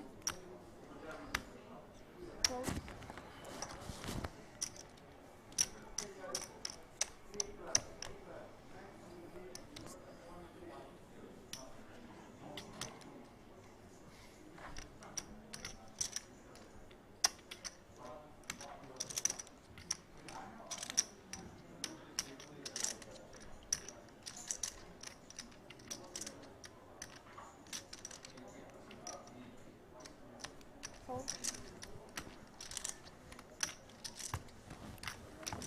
Ooh, King Queen for Adams. Oh, wow, yeah, and our short stack. This is certainly good enough. How shall we proceed? It's 160.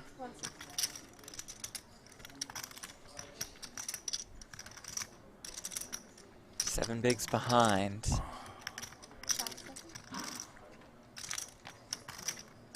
All in. All of it. Up. I think we gotta. I think we have to call if we're Paul, right? I mean, the price is clearly right. It's going to be what, 8 bigs, and he's got a great hand to make it with. Yeah. Even if he thought he was up against Ace King, King Queen, Ace Queen, right? Imagine you're live with Jack 10 suited. 660. 2 to 1. 500K more and a 940K. 660 minus 180. 480 more.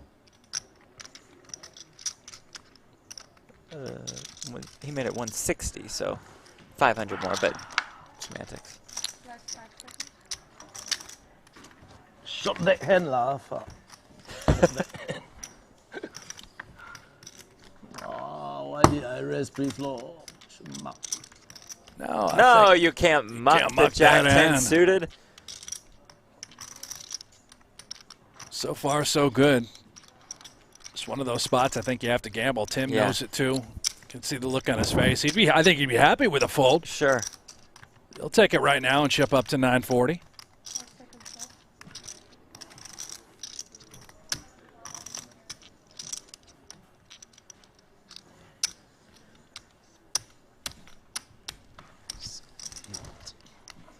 And Paul knows he's probably 40%. Chance you're flipping if you're up against 8s, 9s. So many hands dominate me. It's not shot deck.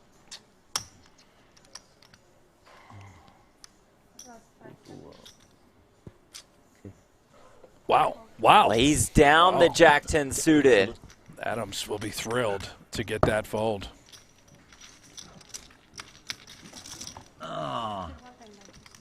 One only? Don't know whether I should call or not. Check.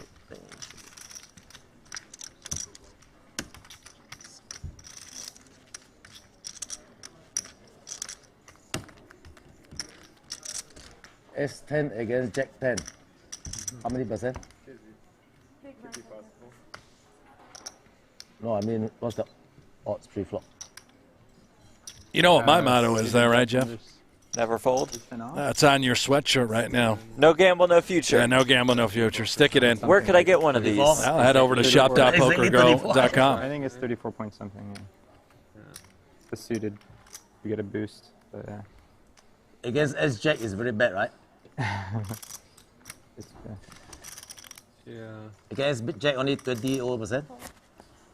That's true. I mean, pocket pairs you're doing well against, I guess, 50-50, right? Yeah.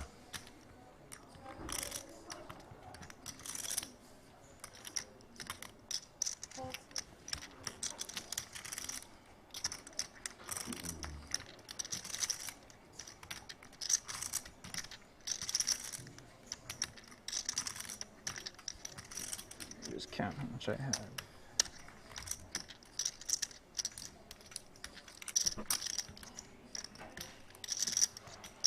So I just want to count my stack to make sure.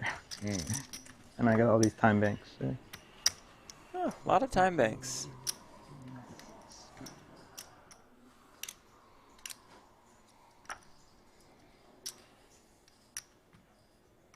So you have more time banks than chips?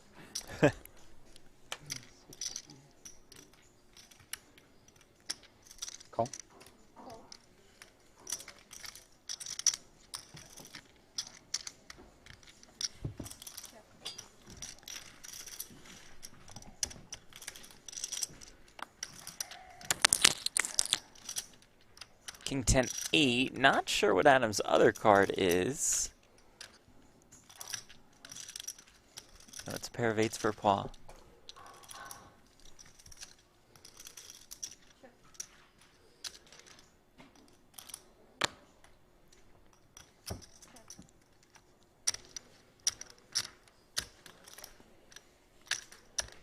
A 9 of hearts on the turn. So at the very least, Adams has an open-ender. They could have, I mean, a very big hand. Obviously, Sure. we can't see what it is. Imagine if it's Jack-7 suited or 10-7 of spades.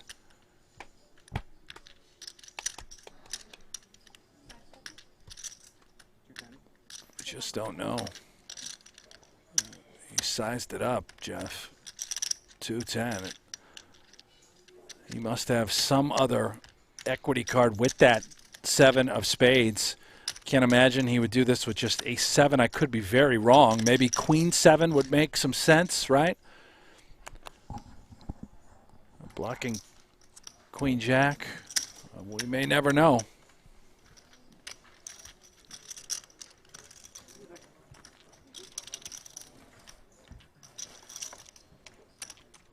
More cards? New cards again? Replace that deck. Come on. It was in play Yeah. for a good 15 minutes. Another look at the leaderboard. Jake Schindler, with almost half the chips in play, has slipped a little bit from his peak. Christoph Vogelsang has moved into second place. He's at about 1.9 million. About 15 bigs apiece for Paul Phua, Tim Adams. Look at the payouts. Final four. Guaranteed $880K. $400,000 pay jump from fourth to third. Up top, $3.2 million. And a look at the payouts presented by GG Poker.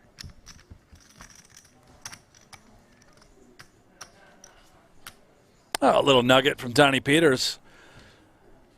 Says every World Series of Poker, Tim Adams organizes a large World Cup of Vegas soccer tournament for the poker community. Usually gets 12 to 16 teams for a full day of competition. Tons of fun. I guess that is if you enjoy soccer. You're a big soccer guy, yeah? I would never attend, Jeff. No, no. Maybe a goalie. Oh, yeah. Goalies don't have to run, right? You Little gotta bit. still be pretty active, though.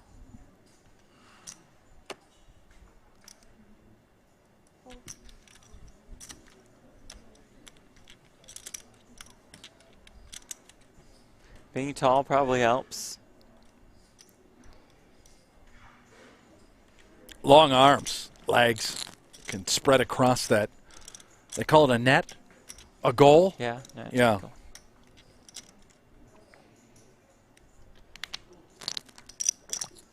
Whenever Vogelsang is ready to proceed, he will defend with the 9-8 of diamonds.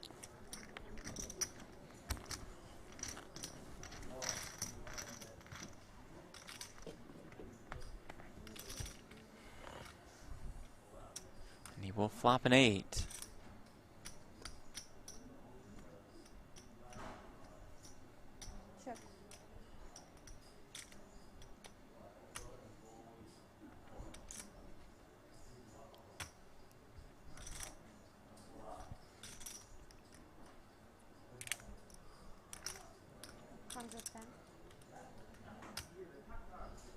Schindler bets 110K.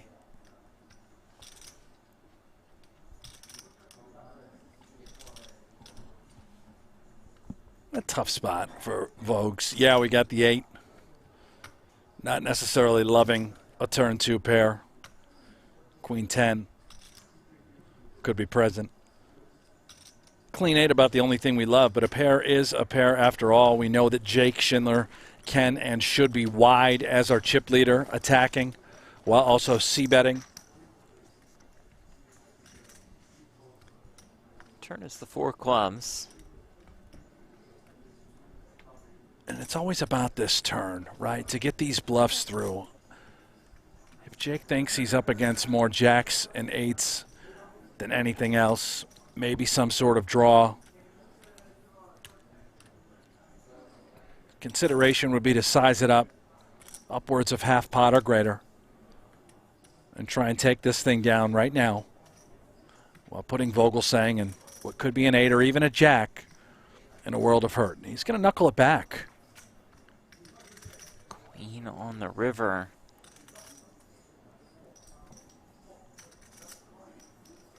Will there be some opportunity here for Schindler? Yeah, very interesting card. Bluffable at that.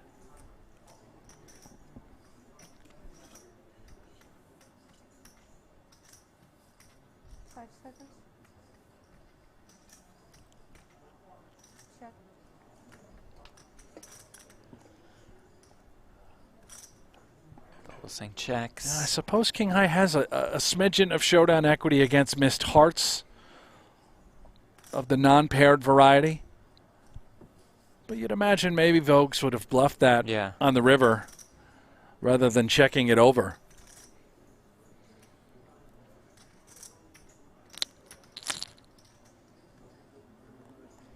And how about Jake Schindler? Sizing up 500,000.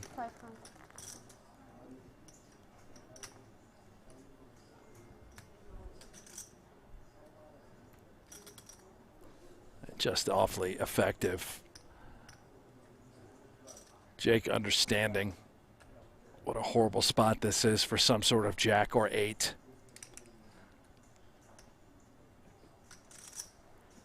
Even if Vogelsang river to queen. Last 5 seconds.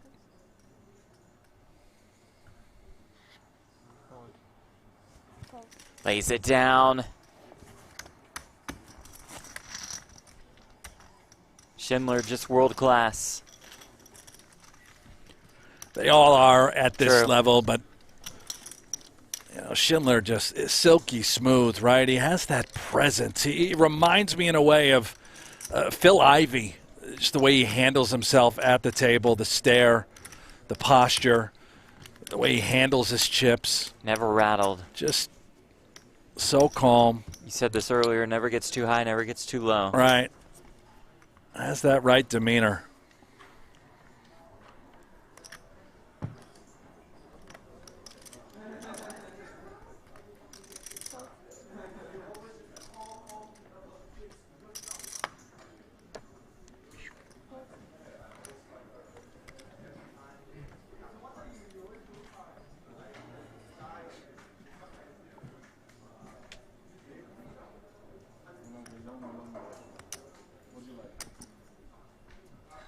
Hungry.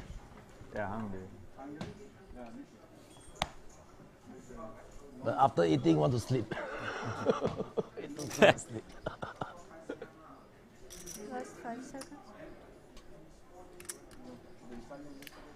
No. Yeah, I tried 2 times already. Good, okay. I mean, okay. Not very, yeah. Okay. Talking about dinner plans? Oh, they're going on a dinner break. Yeah. Oh, Looks like last hand here.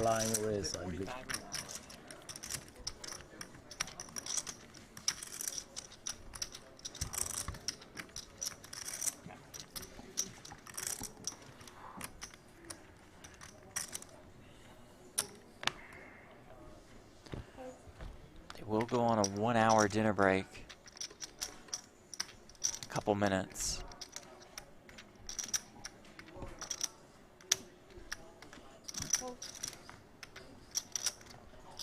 Schindler with the ace-jack of hearts.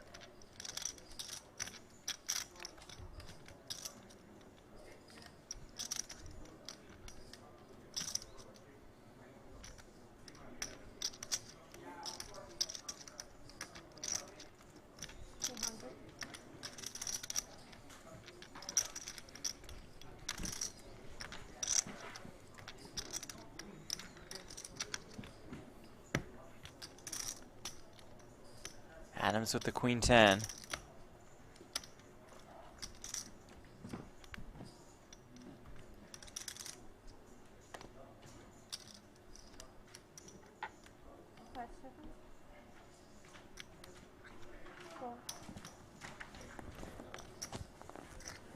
takes the call.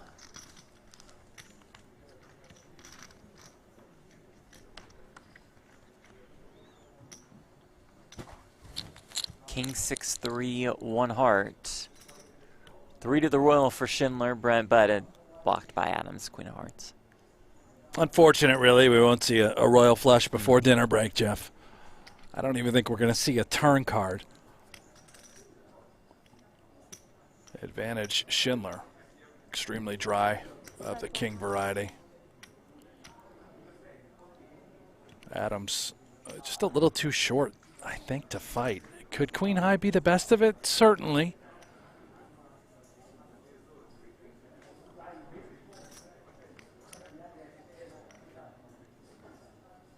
When you know you've got a little chicken dinner waiting for you after a hand or two, I might just be ready to eat, Jeff. He's giving this some thought.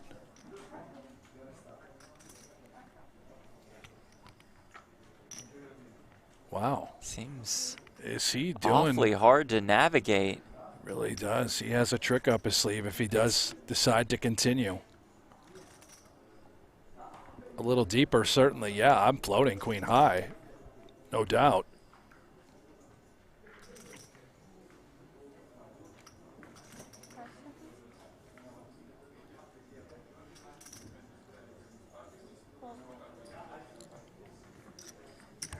And that'll do it. All right. So Jake Schindler will take a pretty healthy chip lead into dinner break. We will look at the leaderboard before we head off to dinner, perhaps brunch for us. Schindler almost 4.5 million, Vogelsang and 1.5 million, and Chips Phua 1.2 million. Tim Adams will have about 8 bigs, just 80 bigs on the table when we come back, playing for $3.2 million and a super high roller bowl ring when we return. You're watching Super High Roller Bowl Europe. We'll see you after dinner break.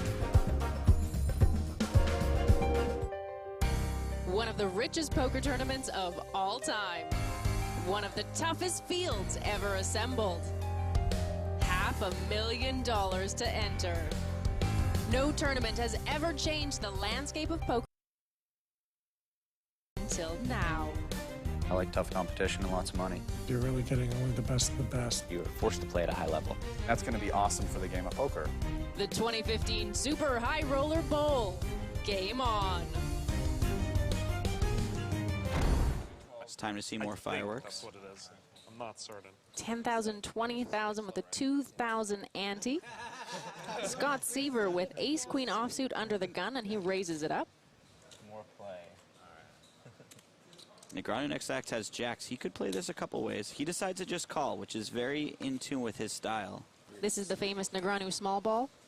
Absolutely. Anytime he's not quite sure where he's at, he loves to call, and then he'll play after the flop. He's very comfortable playing after the flop, and he has position here, so he's got a lot of good reasons to just call. It passes over to Kim in the big blind. Ace-7 offsuit. And we've seen him defend this sort of hand here before. Yeah, he keeps getting great prices out of the big blind. He has hands that have some equity, and he's making good defends. Unfortunately here, he's dominated in a bad way, but normally this would be a pretty standard call. Ace-6 queen. Top pair for Kim, but top 2 for Seaver. This is a bit of a tricky flop for Dong. Scott bets 65,000. And a laydown by Daniel Negreanu. Yeah, terrible flop for pocket jacks, and because he just called pre-flop, Daniel lost the absolute minimum there. And this is going to be a call here for Dong. There's no way he can fold a hand of this strength, and he'll reassess on the turn.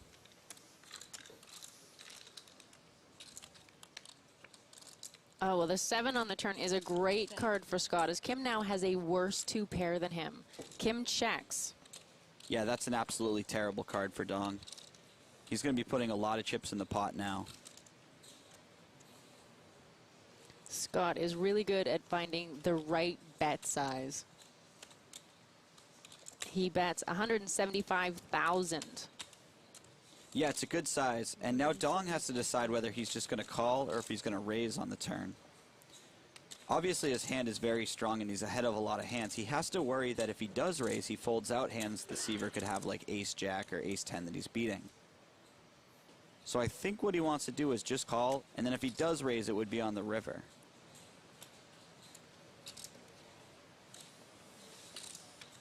Kim calls. And the river is the 10 of clubs.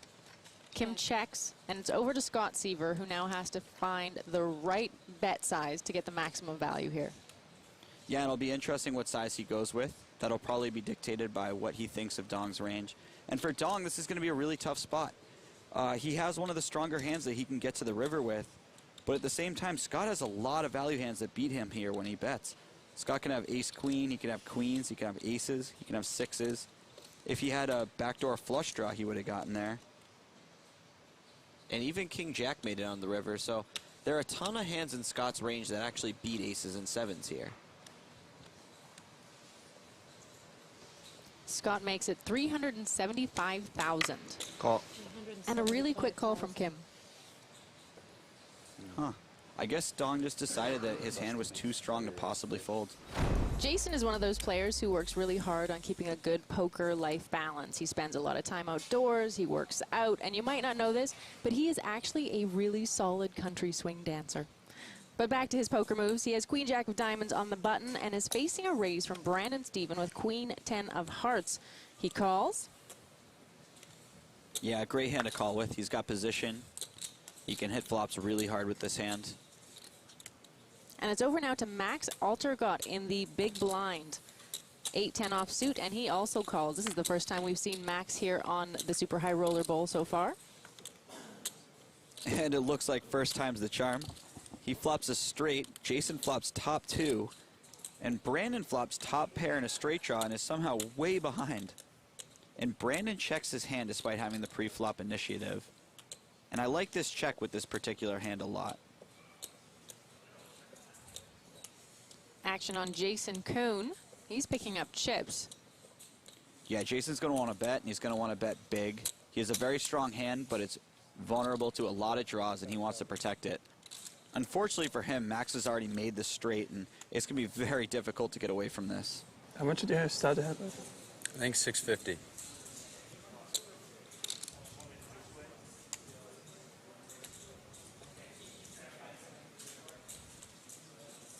Max is reaching for chips, and he raises it to 230,000.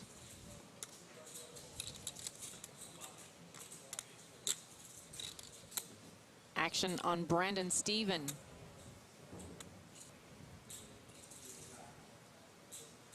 He finds himself in a pretty tough spot here. He liked his hand a lot before all of that action, and he does lay it down. Yeah, and thanks to Brandon's nice check, he actually gets away without losing any chips after the flop.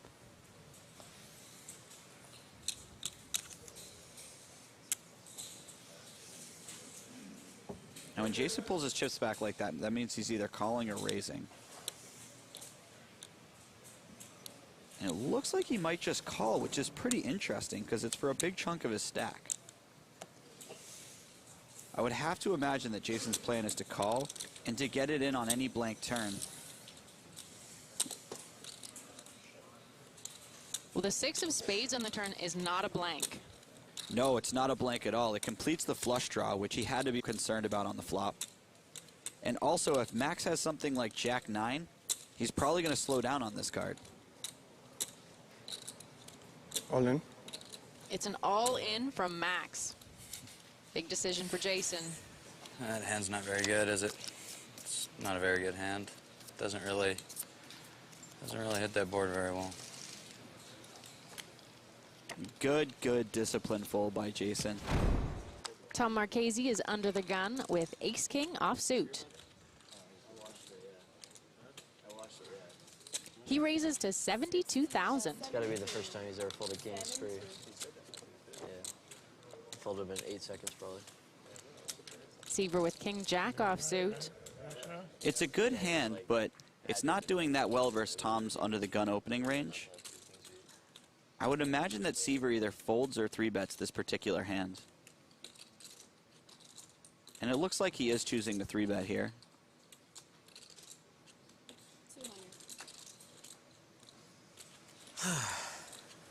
Brandon really want to get in there with the Jack-10 suited. Such a pretty hand. Back over to Tom Marchese now.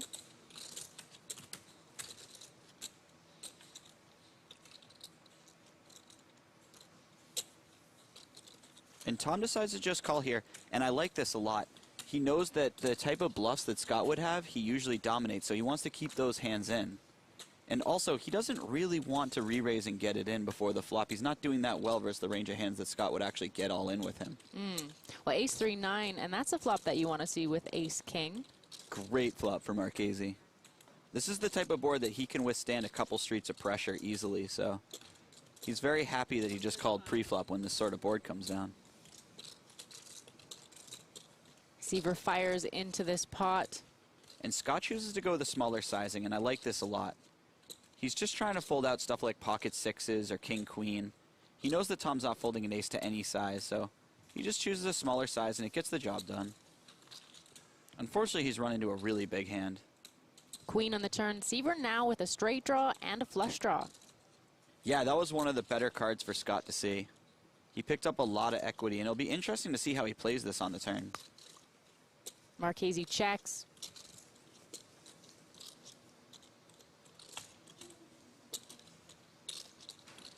Scott checks back. The 8 of diamonds on the river. Scott now has the flush. Wow, that's brutal for Marchese. He had the hand all but locked up on the flop. And he has to imagine that Scott barrels some of his hands that have 1 diamond in it, so he might even find a hero call in the river if Scott value bets.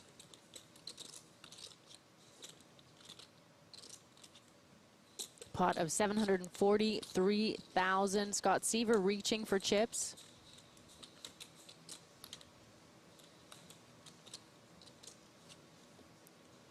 He puts out a bet of 300,000. This has got to make Marchese a little bit sick. On the one hand, his hand has shrunk a lot in size. But on the other hand, Seaver's line looks a bit like he bluffed on the flop, decided to give up on the turn, and then the 4th diamond made out in the river, and he was like, oh, I could get away with the bluff again. Marchese rechecking his cards, and that king is still not a diamond. And he finds the correct fold. Yeah, these guys are both just too good.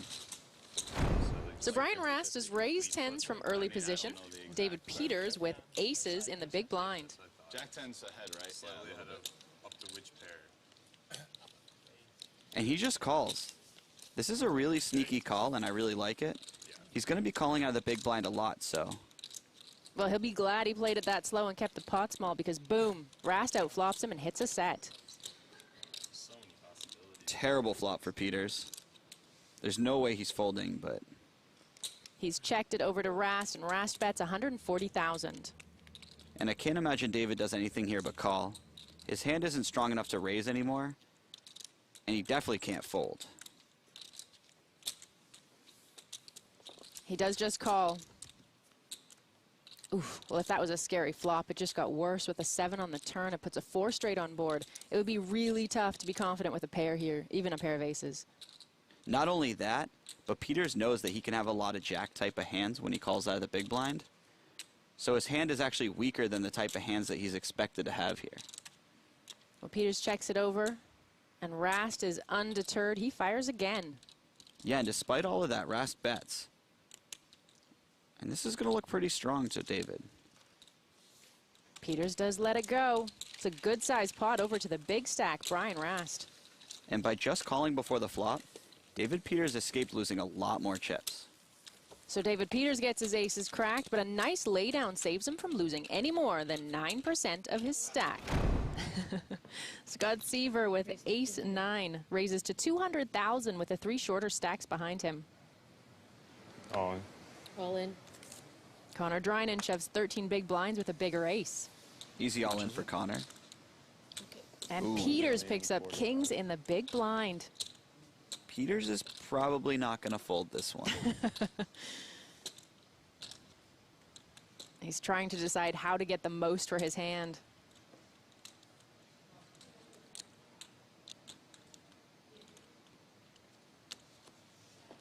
Peters just calls, clearly trying to entice Scott to stick around. Peters definitely wants Scott to put more chips in the pot, and calling is probably the best way to do so. I'm gonna fold, but that's probably not right. It's definitely right, as he sees when the cards are flipped over. What did you have, Scott? Scott being a bit coy about his hand. I like how Kuznetsov just told Scott what he had in the previous hand. And now Scott's very tight-lipped when it's back on him. 8-5 queen, all clubs, and Peters' hand just got even stronger with the flush draw. Not my flop. That's a terrible flop for Drinan. He just lost the ace of clubs as an out. Well, that might be his turn. The 10 gives Drinan an extra out. Only the 10 of diamonds or a non-club ace will save him now, or he is out in 5th. Oh my god. Wow. Red 10 on the river. What a card. And I had the ace of spades also, so you had only... I figured when you said 2 cards that don't matter, you were just being nice for me. And I have the... Wow. The blinds are still at 50,000, 100,000 with a 10,000 ante for the 4 remaining players. Even the short stacks have over 30 big blinds right now. Brian Rast with a huge chip lead and King 7 of spades in the small blind raises to 300,000. Scott Seaver in the big blind. Jack 9 offsuit, he just calls. Jack 9-10, and just like that, 2 pair on the flop for Seaver, although Rast does have a double gutter and an overcard. Scott Seaver with the stare down. Yeah, Scott Seaver seemed to make it his policy to stare his opponent down right from the beginning of the hand all the way through the end. Rast bets 275,000. And Scott decides to just call. I think he doesn't want to inflate the pot too much. Queen on the turn gives Rast the straight. That's got to be an ugly card for Scott to see, but he hasn't seen it yet. He's still staring at Brian Rast.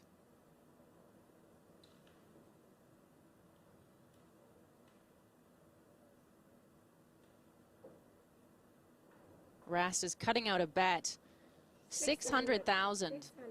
And this is a pretty terrible turn for Scott to see.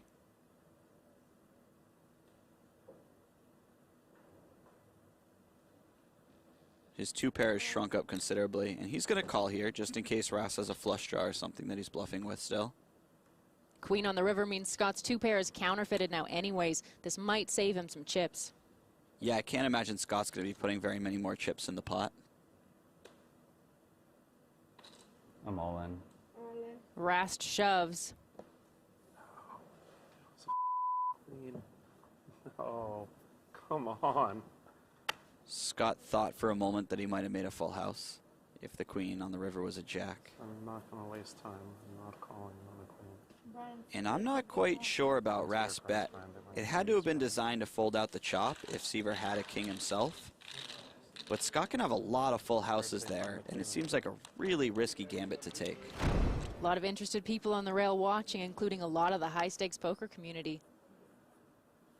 And this is tough for Rast. He has to just clear his mind and get right back into the mix. He can't be thinking about the last hand.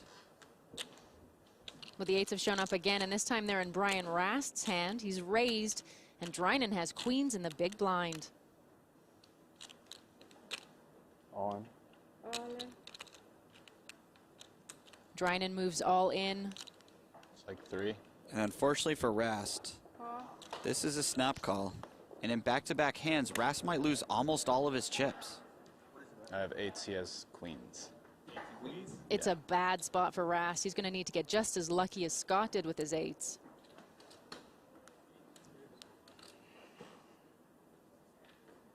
Rast isn't the shorter stack, so he's not at risk, but if he does lose this, he'll be down to fewer than 6 big blinds.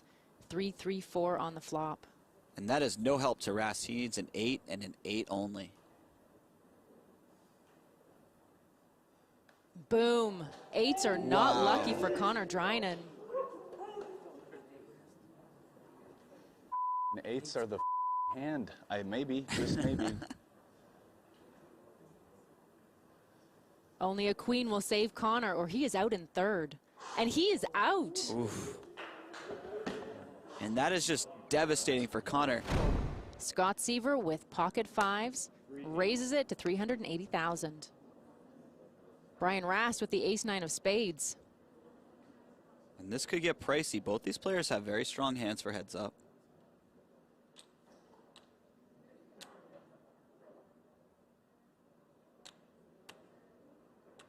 Brian makes it more expensive.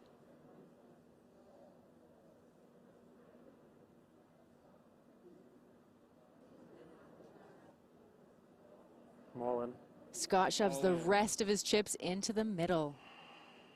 Wow, and this is actually reasonably close for Brian. Scott must be happy when he doesn't get a snap call. Absolutely. If Brian had a better pair, his chips would already be in the pot. And it's a call. It all comes down to a flip to potentially decide the winner of $7.5 million and the title. I have ace-9 of spades. He has 2 5s. Yeah. Seaver's hand is ahead, but he has the smaller chip stack, so he is at risk. And for Brian, this is a chance to get vengeance. He had him in the spot already once, and this time if he wins the whole tournament. $7.5 million, a shiny ring. And Rast outflops Seaver.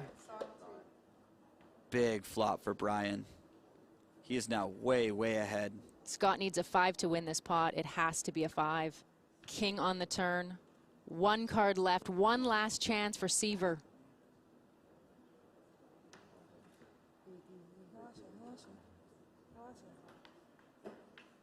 And the 6 on the river. Brian Rast is the first ever Super High Roller Bowl champion. Congratulations. Thank you.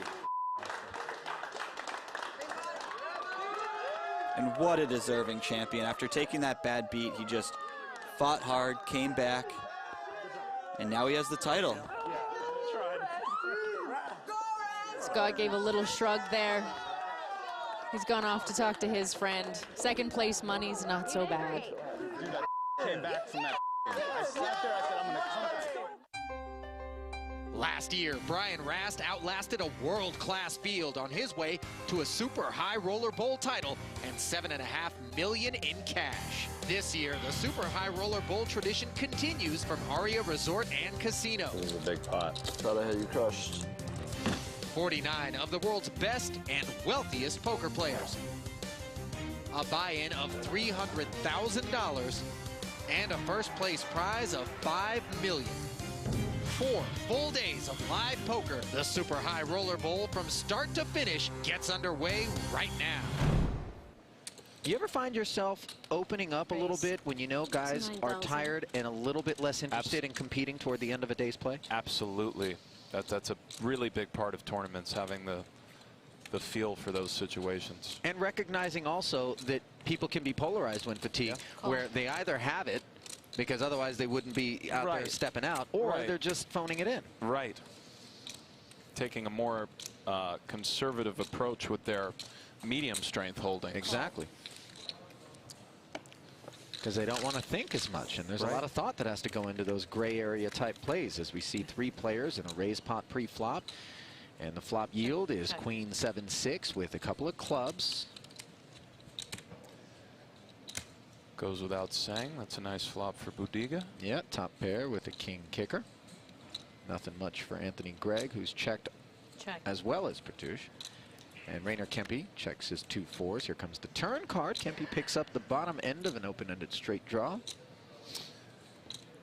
That is a nice turn for Kempe. However, 2 flush draws on board for Petouche now. He's got top pair. If Budiga leads here, it really depends on how much as far as Kempe's decision goes. And Petouche fires 20,000. Don't see Gregg continuing. He lays the 5s down. And I don't think Kempe has quite enough to continue. If you know an 8 is good for sure, it changes things somewhat. But an 8 could be no good. Petouche has some combos with a 9 in it. However, 4s could be good at the moment. Call. This is reasonable. Rayner makes the call. A 3, 4, and 8 would make his hand best. And it's a 3 on the end, giving him the 7 high straight. That is the perfect card for Rayner Kempe. A disastrous one for Pertush. That's how you do it. It's just that easy, boys. Look at Rayner sizing him up. Kempe is a touch capped here. Can't really have 8-9. He can, of course. He could check 8-9 on the flop, but most of the time he would bet. So Pertush is kind of asking himself, what are his 4 combos, and thinking about trying to get some value from this king-queen, which is reasonable because Kempe could have checked back some 6x, some 7x, and doesn't really have 8-9, where Pertush does have some 8-9 here. So I don't mind Pertush's value bet, but it is ambitious. 1,000 is the bet. And you could potentially get your guy to induce here by checking with some sort of busted draw on the end. Sometimes, and I think Kempe may find a raise here just based on, I feel Pertush may have given away the strength of his hand a bit based on his mannerisms. That felt very value-y to me, and that's not to say he did anything wrong, and it's much easier to make reads when you can see somebody's hand. Oh wow, look at this. You're exactly right. But we've seen a lot of flat calling on the end with not the nuts, but Kempe really felt like this straight was good. That's logical. Pertush really only has the 8-9 suited combos. He's not taking off out of the small blind with 8-9 off. He might not be taking off out of the small blind with 8-9 suited, so Kempe really believes his straight is good. It is, and it puts Pertush in a very awkward spot. 80K to call. If you're going to make thin value bets, you have to be prepared to face these decisions. Well, Pertush didn't find the auto fold. He's asking for a count here. No, it's. But could Kempe really be bluffing for his remaining stack in this situation with just 80K? Great question, Ali. It's so hard to say. we can't get into Kempe's mind or know. One of the beautiful things about poker. Oh, Pertush thinks he could be. Maybe Pertush thinks that. To turn these over. And that's why you don't stand behind a horse. And Fedor. And we come right back to a possibly curious Fedor Holes, and I love when we only get to see the one card. I really do. Yeah. Because start to imagine, what do you think Fedor does with the Jack of Spades? How about a queen? Play along with Fedor. He knows that Helmuth has been splishy splashy, to say the least. Yeah, and the deuce 4 offsuit here, 3-betting to 90K. That's right. And it looks like Fedor is taking a flop. Excuse me. Oh, it looks like he's going to charge him more to take a flop, isn't he? It's a 4-bet to 235,000. Wow. It's like a soul read. I think after a little bit of Hollywooding, Helmuth is probably going to let this go. What's going on here? I 3-bet the kid twice in 4 hours, and he 4-bet me both times. Are you in a hurry? You got a death wish?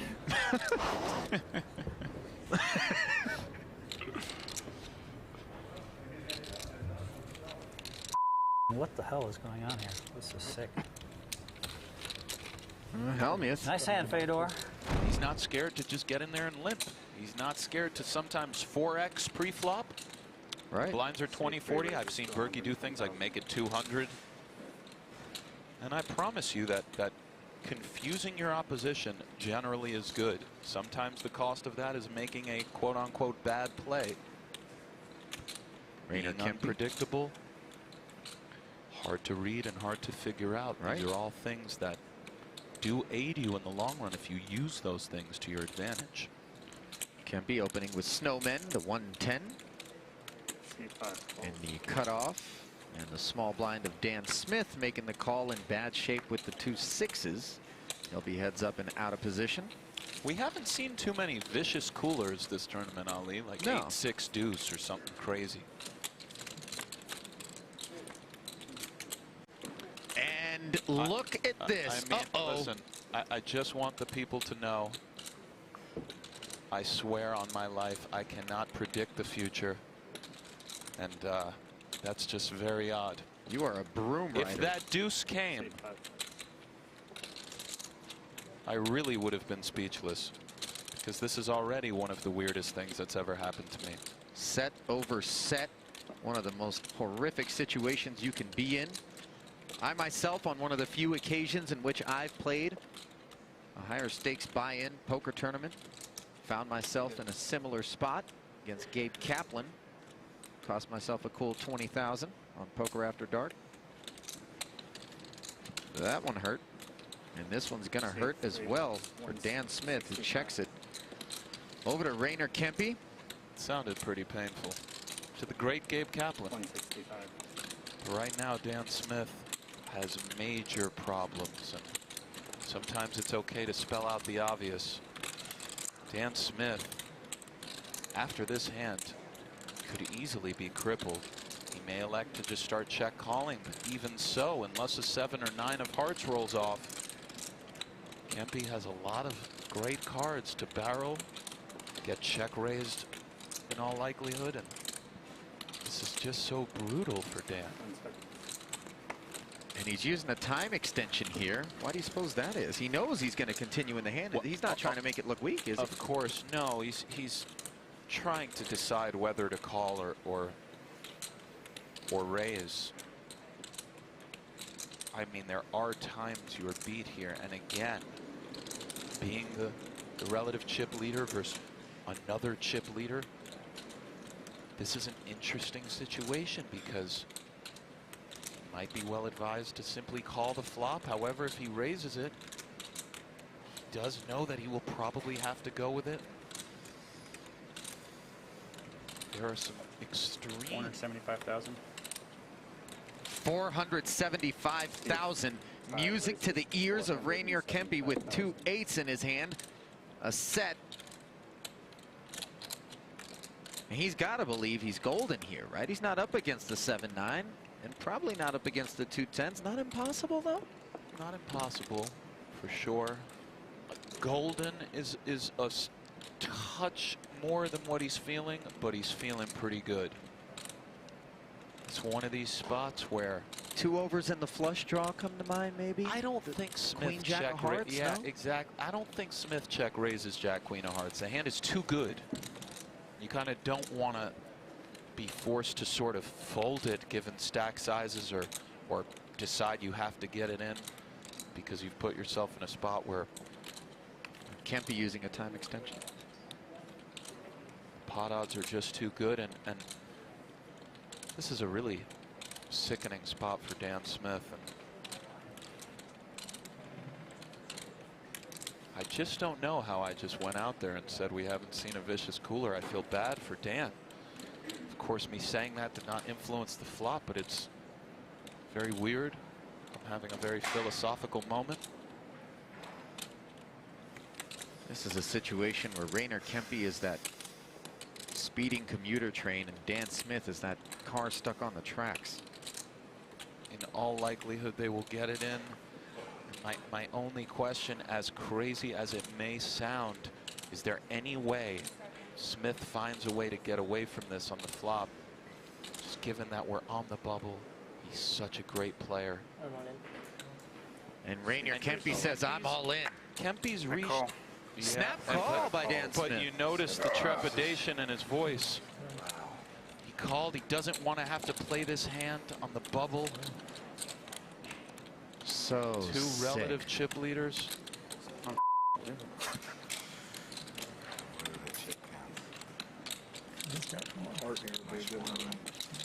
9 of hearts, all right.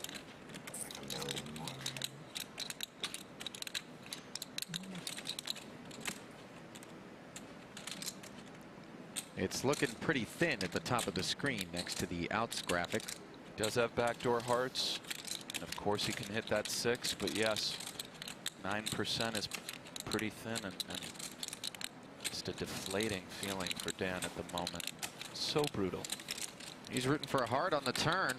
Instead it's an ace, and now he has 1 out, 1 time to avoid a massive blow. Unbelievable, really. Really. Set over set in this situation. Just horrifically cold.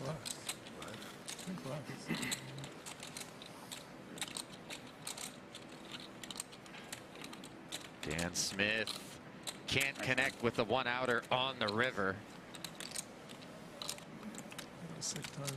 Set over set, one of the grossest feelings in all of tournament poker. See 3 calls. Berkey, undeterred by the outcome of the last hand, limping again, this time with ace-9 suited on the button. And again, Kempe and Holt so range-oriented in their preparations and have a lot of ideas on what they'll do versus certain styles. Often that style is a player who generally min-raises pre. Kempe with a real holding. Second straight time he's raised a limp from Berkey. And a call. He's got 2 7s, and this time Berkey is going to call for his whole stack. Well covered by the chip leader, and at risk. He's behind with 2 overcards. And just like that. Is this kind of what Berkey was scripting? He was saying, I'm going to continue to do this until I get the right opportunity to try to double? Yeah, I think A, it reduces variance, and B, Berkey was hoping that Kempe and Holtz to a degree would start attacking his limps and he would have some reships, much like this, which is very reasonable.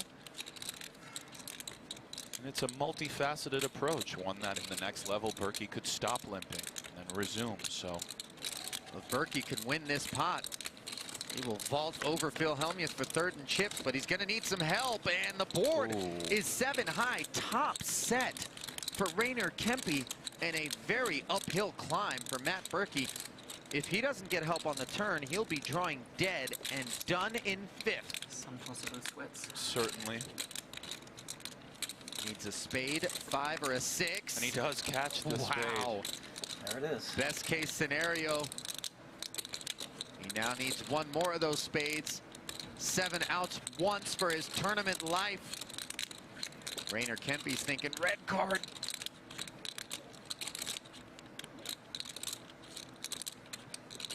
The tension mounts. And here comes that river. It's a 4. 7's full for Rainer Kempe, and the end of the road for Matt Berkey. Good game. Good, Phil. You definitely win best dressed. Thanks.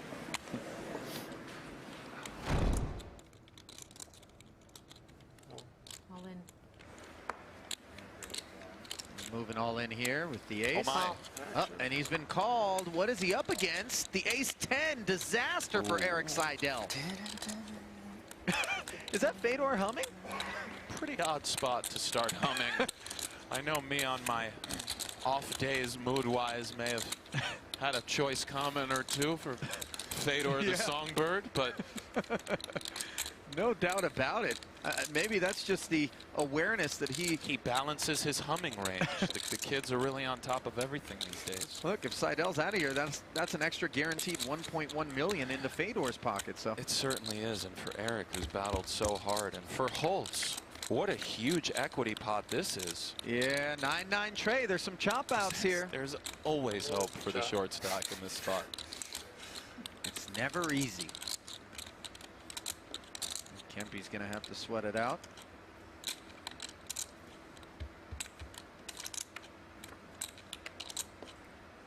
Now picking up some more chop outs. Yeah, the ace on the turn. Notice that paint. Can't win anymore. Seidel cannot win the pot outright. That is correct. Very, very insightful observation. He does pick up many chop outs. 9, an ace, a king, queen, jack. Instead, it's a 6, and that's all she wrote for Eric Seidel, who really fought hard. You can't say enough about Eric Seidel. You just can't. How do you normally celebrate, Nick? You make a big score. You got a go-to? That's a good question, Ali. First, you got to win one. You know what? It's too late. And why don't you keep your little jokes to yourself? 2-time bracelet winner, 1-time World Poker Tour There you winner. go. There you go, Ali. I know. Thank you. I know who you are, buddy. I also have won multiple tournaments in New York City underground clubs when I was 16, 17. Took down quite a few, like 4 or 5 player tournaments. They know what's up. Oh, yeah. You guys know who I'm. who I'm talking about. Those Colossus events. They remember. $25 buy-in, 6 of us, vying for New York City poker history. Right. 1.2 million. I myself. Faced 1.2 million. What have we walked into? Looks like both players with a pocket pair. Holtz making it 400K with the Ducks. This is close-ish for Fedor. All in. Oh, and he says all in. Wow. And just like that, Kempe. And a snap call from a Kempe. 4-to-1 This could favorite be to it. take it down.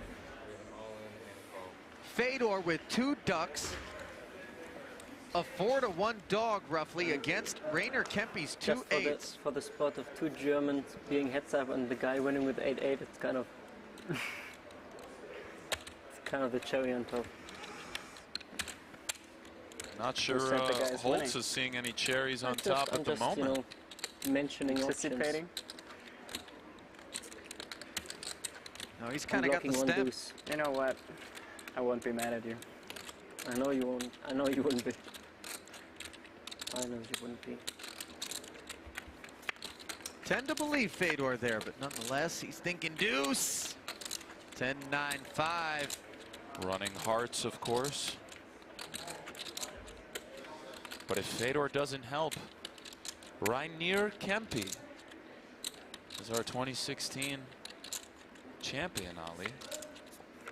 And the turn card is a 4, down to just 2 outs once for Fedor.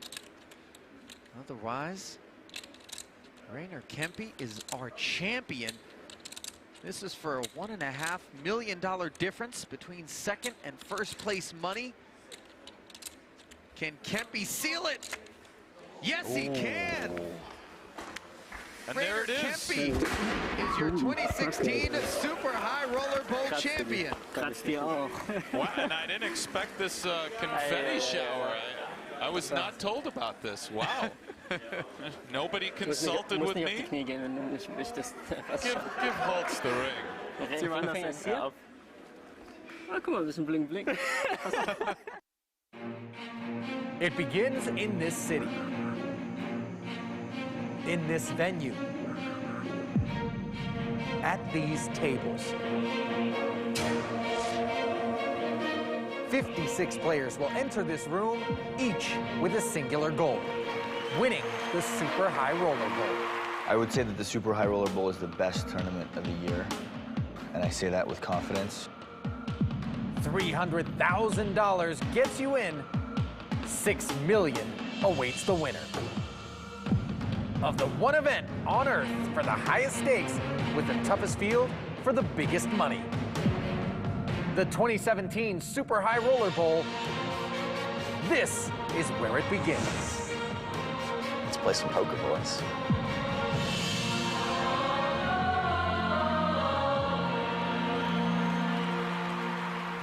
And back down to the fell.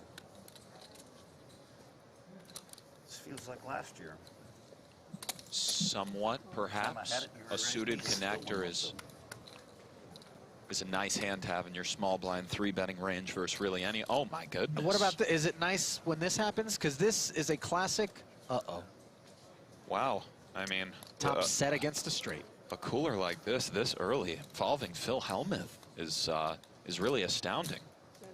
What sort of run out can Hellmuth possibly get away from here other than 4 to a flush or a straight, perhaps? The runouts that Hellmuth gets away from kind of slow down the action anyway, were it to be an 8 of clubs or jack of clubs. So, Correct. of course, that's nice for Phil. This, it goes without saying, is really problematic. And he does elect to raise the flop, and oh boy. Bottom, I'm as random seemingly as Phil can be. When he raises 7, 9, 10 with 2 clubs in a 3-bet pot, it generally indicates strength of some sort. Correct. Whether it's... What's the bottom end of that strength, though? And Phil, most of the time, would call here on the flop with king, queen of clubs because he doesn't want to have to either get it in or simply incinerate that equity. And Bonomo elects to call, which is... And he picks up a flush draw to go with his 10 high straight on the turn. Not that he's concerned about being up against Jack 8, of course. Does Phil find that that pot control-y check button somehow with 3 tens? I don't think so, although there are vulnerabilities to this hand. Sometimes. And a lot of cards on the river you don't want to see. You do want to protect against a lot of cards you don't want to see, but you have to think about the overall scenario in the tournament. Everything comes into play. There are some benefits to checking here, but it's very hard. 60,000. Justin could easily check jam here, given that he could pick up a variety of draws.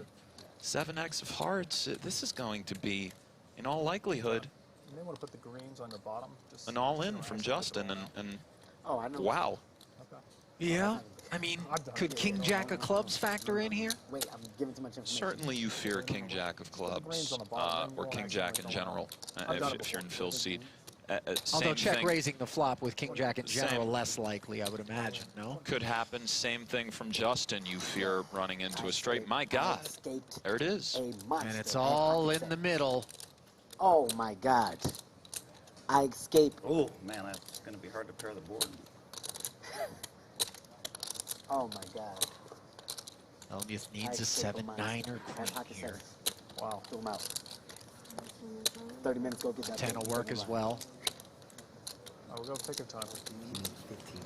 I guess maybe I should have 3-bet you before the flop. I knew you were going to 3-bet me light a lot today. That's what I do. I know. Wow, what a flop for you. It's amazing. That depends on the river card. No, I said what a flop for you. Oh, my God. Wait till people get this update. And the 3 on the river. Guys, oh my God. Try to outplay me. The best player in the world.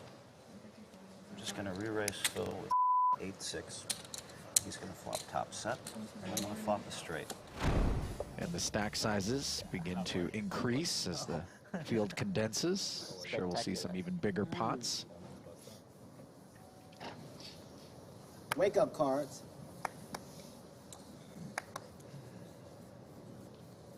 Ace-10 suited for Czar Rast. That was his online handle. It was. I've tussled with him many times, both online and live. You were the takeover.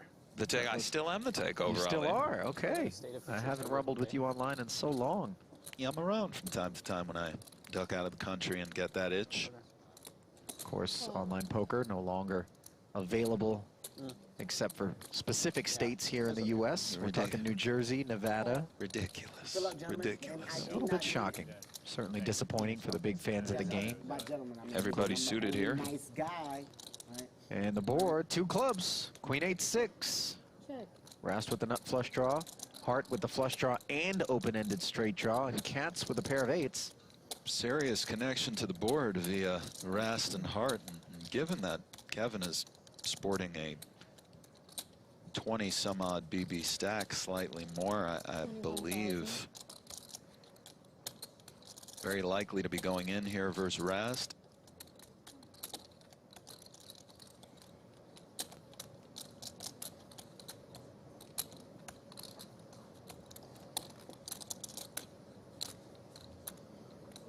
I'm all in. All in. And sure enough. Of course, the correct play for Kevin. Call. And Rast says, I have to call. He happens to have the best hand, and it's got Kevin like in pretty rough shape. A 2-to-1 dog for Kevin, and rough shape indeed. You still got a bunch of... Oh, I know I got out. I just didn't want to see that. Yes, that's true. You want to see ace queen. Yeah. Don't forget about the red 9. Where's the red 7? 9. Just put it straight out there. Blank it out, put it straight out there. Just anything with a club. Blank it out, put it straight out there. Got a wrap. A wrap of outs. The hold'em wrap. Minus the play. That's not my specialty. Not really mine anymore either. But used to be. And here's the turn card. It's He a does hit 5. that straight, so now it is Brian over a 4-to-1 dog hunting for those clubs. Only 7 of You're them. lucky dealer. You good. The third That's turn my face girl. down, I feel it. That's my girl, huh? Come on, Mad Dog. And at least there's a... Hold on, Mad Dog. Here comes the river. It's a 7, and Kevin Hart. Hart retains life. Kicking that it, Nate. Oh, boy.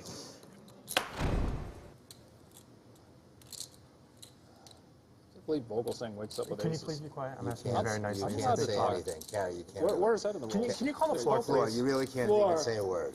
That's not a rule in poker. Yeah, it is. What, talking? You can't talk right now. Only heads up. Everybody's getting a little testy, Ali. Well, listen, a lot of money hanging in the balance. That's right. Stress getting to folks. Kernick and Kuhn are Why about are you to allowed throw to talk during down. a hand? What's the rule? You are allowed to talk. Even with three-handed, him left. Absolutely. Okay. Absolutely. Okay. Can I have 30 extra Stand seconds? Because I've been trying to get him Yes, to he stop talking. should. We've been like calling him before. Absolutely, he should get extra time. I've used the time. I spent 2 You minutes should trying have to as get him. much time as you want. 1:15 when he called for the floor. It was at 1:15 when he called for the floor. I looked. Multi-way pots, even if a player is all in, it's Okay. still considered a multi-way Not a word. pot. My apologies. I was So, wrong. how much time was left? So Justin's already used the time extension, so he has until 1 minute. Here, Can I I'll say give him. something? I'll give him one of my banks. I'll forfeit it. Can I say something? There was a munch of talking, so he really should almost start over. So a reasonable, said that. Well, let's not get carried away. How many time banks are we going to make up here? I mean, Yes. Justin, would you That's agree fine. Reasonable? Okay, 30 seconds starts right now. So it's 648 more to call, right? 648,000 more to fall. Yes.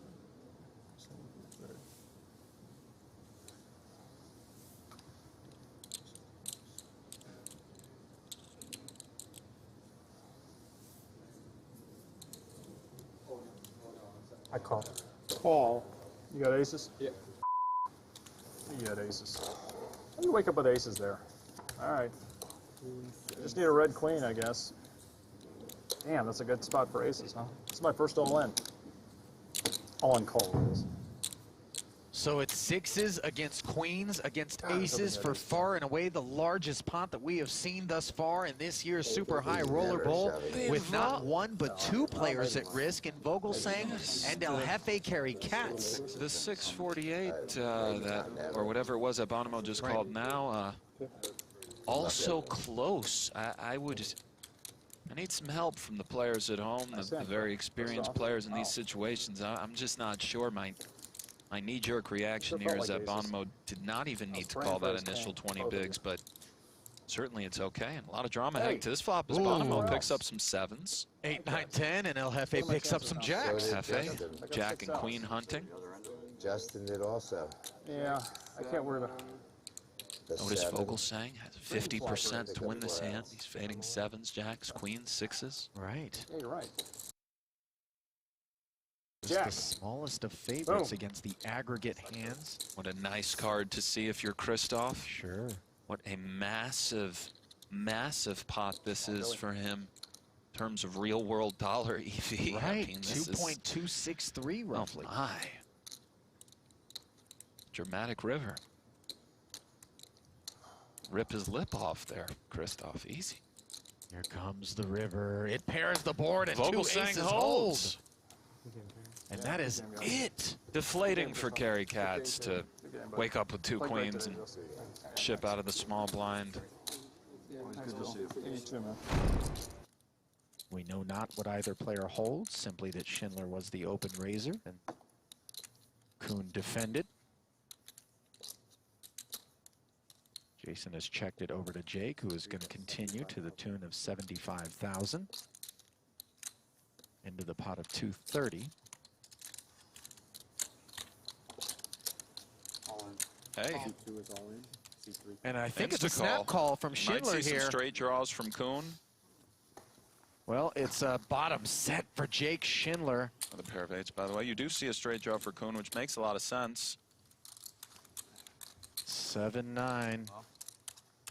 And Addamo, the first man over there to root against Kuhn. No, that doesn't appear to be the case, but The hovering over them is a bit odd, but they're all good friends. It's been a fun run either way, boys. I prefer to get there and be a pain in your but sometimes you don't get to.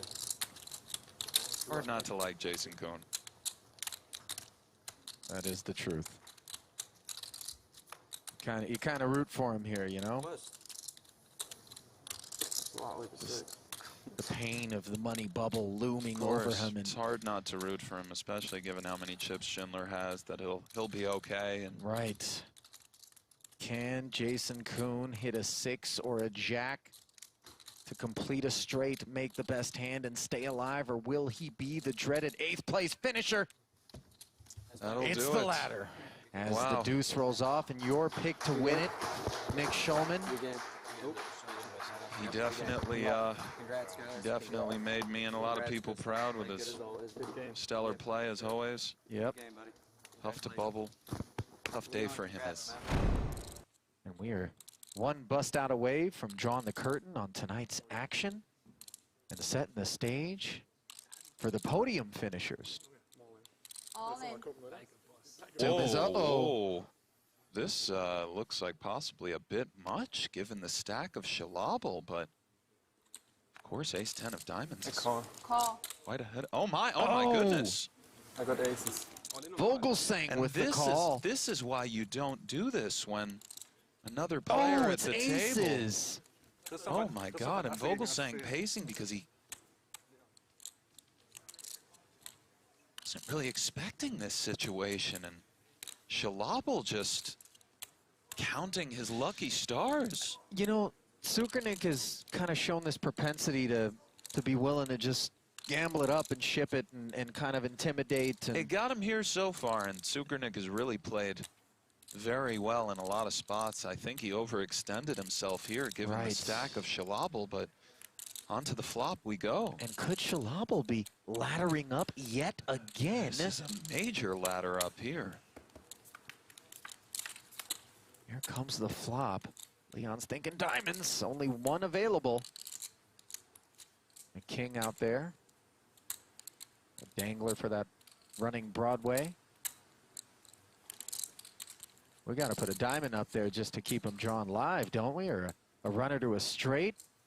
That's right, and Christoph's thinking, just put the 4 of clubs course, out there. yes. Here comes the turn. Oh, It is a the diamond. suspense is always there. It's just never easy.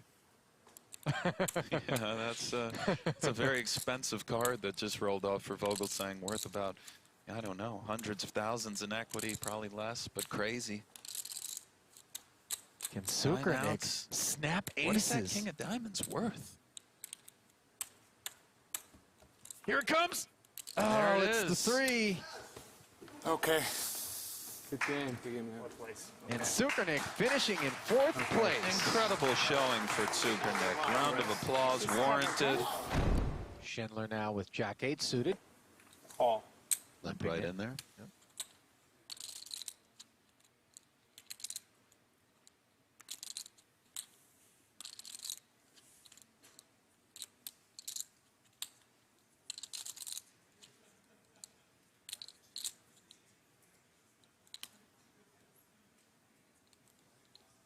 Check. Christoph, as usual, taking his time, regardless of his range, and then making his decision, which is a check, and 10 trade deuce on this board. Both players, of course, sort of connecting to this board as Schindler has some backdoor possibilities and swirling around that 10. And Vogelsang, top pair, 7 kicker. A very good hand playing heads up.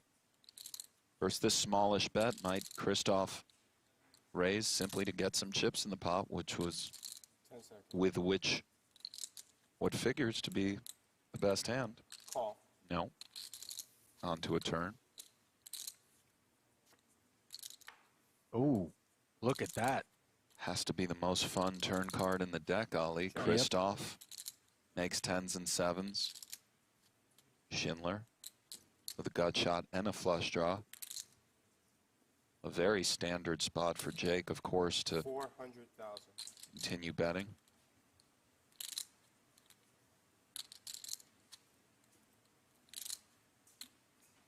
One assumes Christoph will raise here.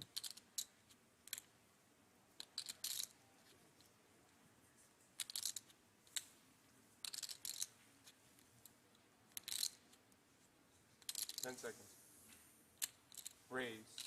And this is one of those spots, 1,500,000. Nick, where that lack of time extension really looks to play in, as Christoph, his check raised to 1.5 million, another 1-1 for Jake to call. And I think Schindler's call here is quite standard and will be getting made. I don't think Schindler comes over the top here. 10 seconds. He calls, perhaps has some river bluffs in mind if he misses, but see what this river brings. Schindler finds himself as a 3-1 dog. Don't look now, there's 3.5 million in the middle. This is a big one. And the river pairs the board with a deuce, and not necessarily your favorite if you're Vogelsang, as any overpair now has 10s and 7s beat, but it was a limp pot pre-flop. That's right, and I think Vogelsang feels quite confident with these 10s and 7s. You're absolutely right. Of course, overpairs now do counterfeit the 10s and 7s, but you still certainly bet for value here. 2.3 million. 2,300,000. 2.3 million from Christoph Vogelsang. That's mashed potatoes and gravy. Yes, it is, and deuce of clubs, of course, not the river Jake Schindler was looking for. 10 seconds.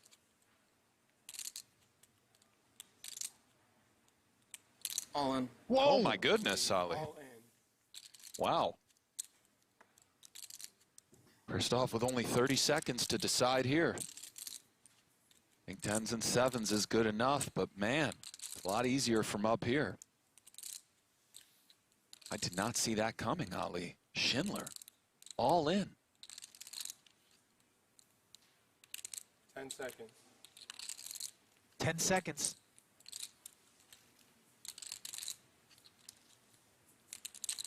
Call. And Vogelsang makes the call.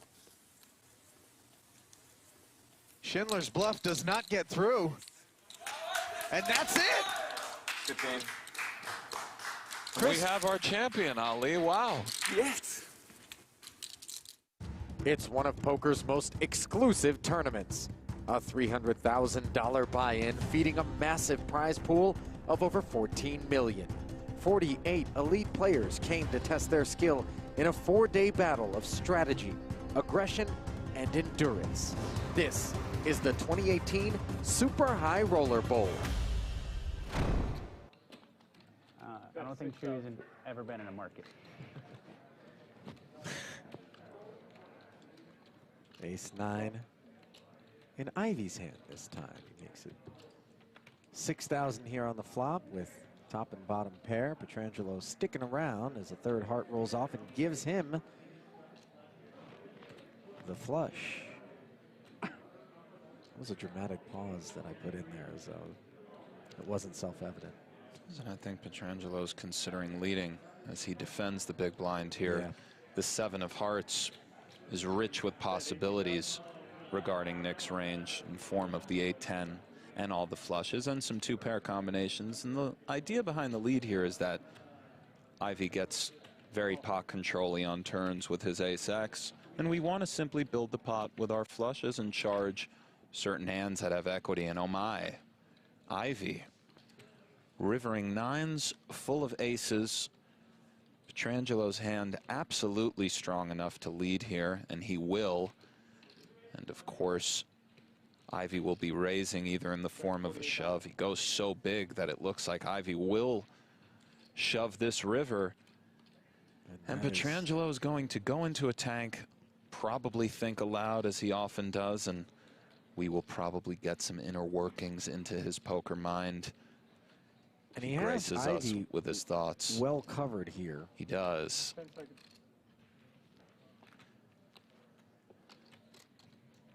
Oh, and Ivy. I like this. Yeah. Why not? You know.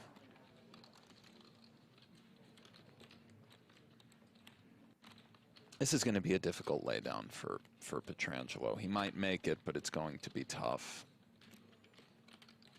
Is Ivy doing this with King of Hearts 10? Is he doing this with the dry Ace nut 7? flush? Does Ace 7 ever do? Jake Schindler, Paul Phua, Christoph Vogelsang, Timothy Adams, your final four as the sun is set on the Marriott Royal Hotel and Casino in Northern Cyprus. Welcome back to final table coverage of Super High Roller Bowl Europe. A look at the leaderboard. Jake Schindler at almost 4.5 million in chips. Christoph Vogelsang in second. Paul Phua in third. Tim Adams in fourth. Second, third, and fourth have less than 20 big blinds. Jeff Platt alongside Brent Hanks in the broadcast booth. Brent, expecting some action in this level, to say the least? Inevitable, Jeff. There's only 80 big blinds on the table. Still Schindler's world. We're all just living in it right now at the moment. And, frankly, as far as I'm concerned, it's whoever had the healthiest dinner that's going to bring it home. Excellent point. That's why we bring you in for the analysis. Well, you mentioned the blinds, 50K, 100K with a 100K big blind ante. Final four guaranteed $880,000. 400K pay jump from fourth to third.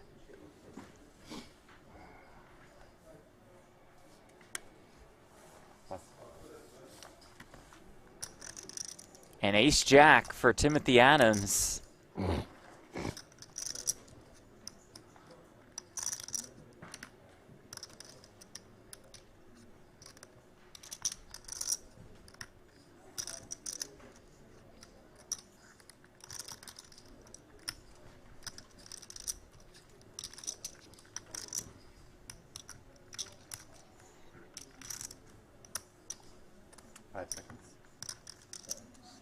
Using a time bank here. Yeah, well, we all know what's about to happen. Maybe trying to sell it a little bit. Yeah, with about 8 bigs.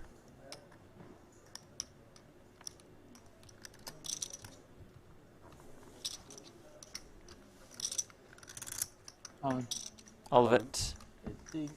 Oh, ace first card. My. It's a queen behind it, and here we go. Blind versus blind. Adams runs into it.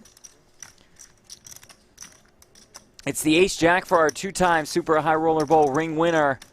Up against Paul Phua's ace-queen. Don't blame me for standing up. This is a big pot. Johnny.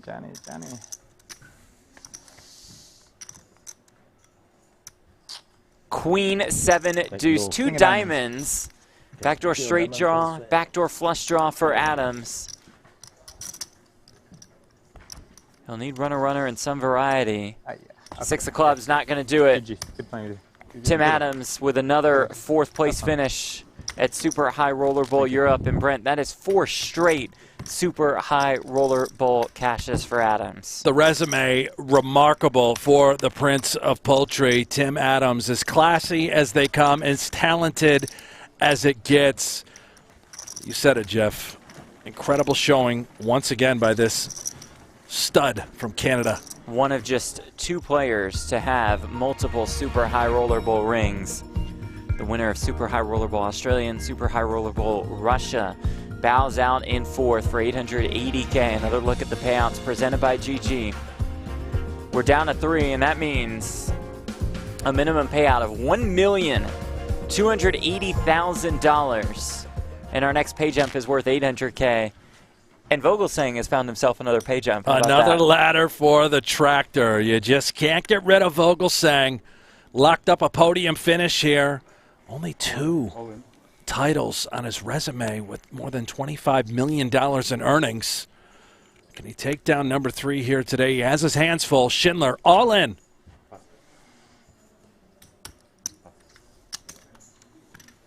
that just works for Jake Schindler. Almost in cruise control at this point.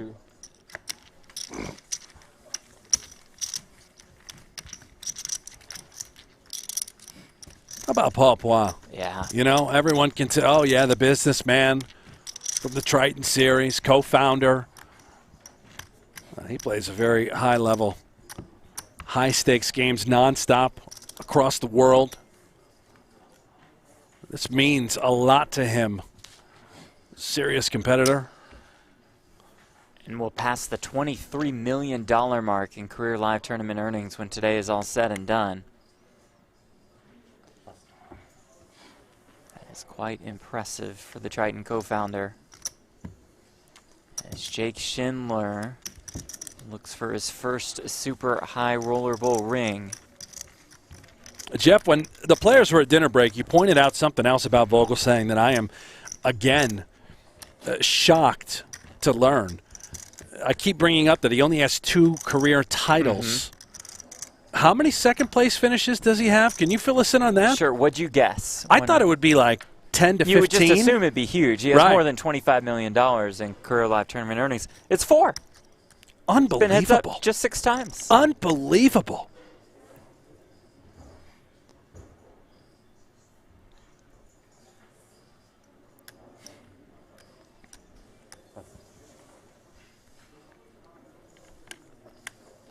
Tens for Schindler.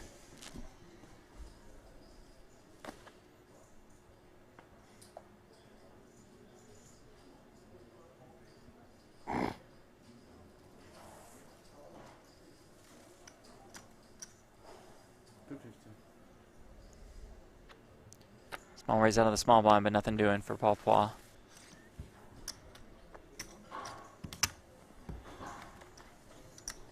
Schindler making it look easy. Yeah, we have a nice hand that time, but you think back again before dinner break what he was doing, how he was maneuvering, nonstop pressure, able to get away and accumulate, understanding these massive pay jumps, leaning on the shorter stacks, applying pressure left and right. And very prepared in case it starts raining inside the casino. Wow, the Fonz, he's back. Needs a little more hair gel, I think. You know, slick it back some, Schindler. Come on. King 3. I could see him rolling into a local diner and just kind of posting up at arms the bar. up, posts up. Ooh, jacks for Paul Phua.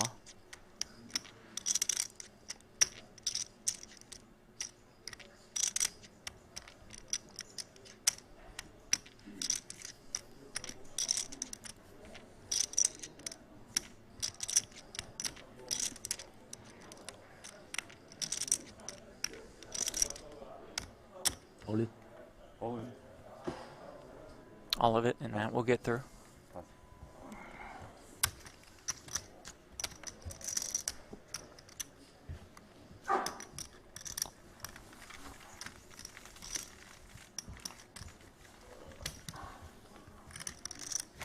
Milan in the chat says when you talk about the best players, you never hear Jake Schindler's name mentioned. I beg to differ. I don't know. Daniel Negreanu has stated over the last couple of years that he put Schindler at the top of his list. Now that clearly can change and alter during this solver era that we are in. A lot of great players, but Schindler certainly would considered to be one of the best.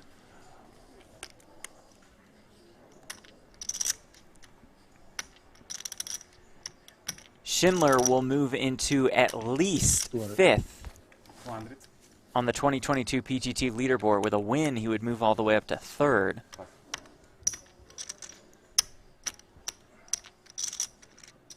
Nine 3 suited for Schindler here. After Paul min raised button.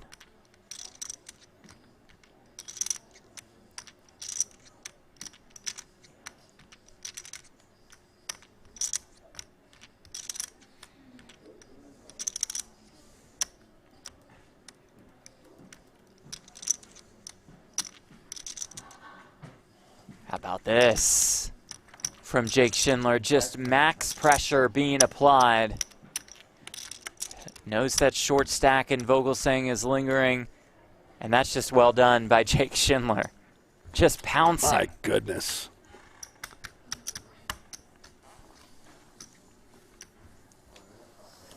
White chips were 25K a piece, red chips 100,000 each. 50 bigs out of the 80 in play belong to Jake Schindler.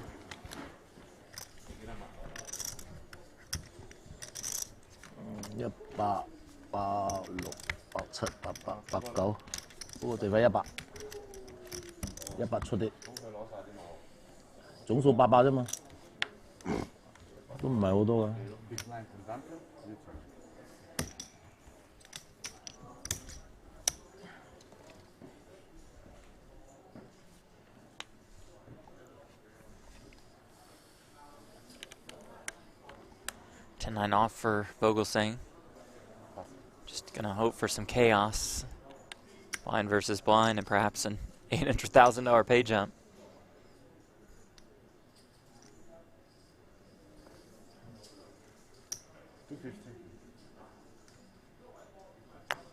Schindler just continues the assault. Any two will do, any position. He will play perfectly with this stack, applying pressure, accumulating. Vogel now going to be in the big blind, under $1 million when these chips go in.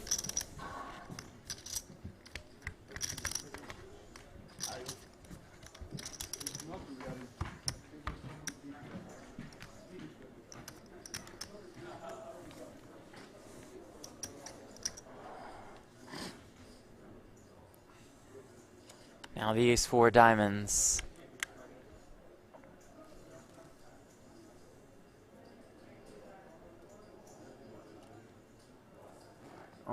Clicks the all-in button.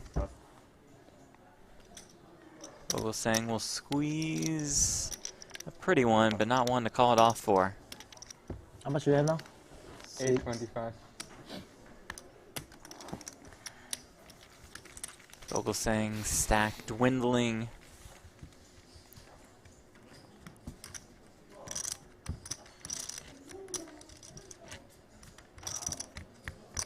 $825K in chips, 8 big blinds.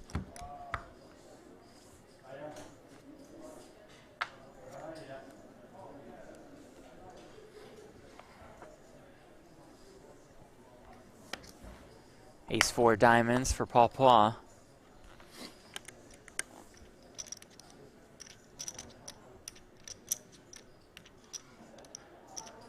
Fascinating dynamic here, knowing Vogelsang is short, knowing Schindler can just put so much pressure on him. It really is, and you saw the 3-bet a minute ago by Schindler. Paul looking at Vogelsang's stack. Still not going to pass with ace-4 suited. Let's see if Schindler does it once more. 10-4 suited. Same sort of situation, right? Suited hand. Certainly we can defend from time to time, but perhaps pre-flop optimal to just attack. Does he really think that Paul Phua is opening light twice, looking to fold?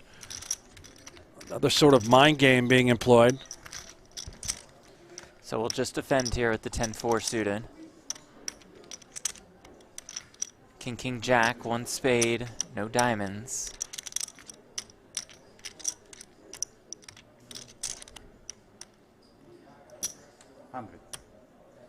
Pop bets them in. I love this out of Phua. He has clearly played a ton of these tournaments and understands your C-bets do not have to be half the pot or 3/4 pot. You can down bet all day. And all the way down to the minimum. Jake also understanding that Phua has adapted so well. That's got to feel good if you're Phua just to pick up something. That's a huge pickup for him, Jeff. We know Vogelsang under 800,000. Paul now back over 2 million. Some real separation created now between not only the 1 and 2 spots, but the 2 and 3 spots as well.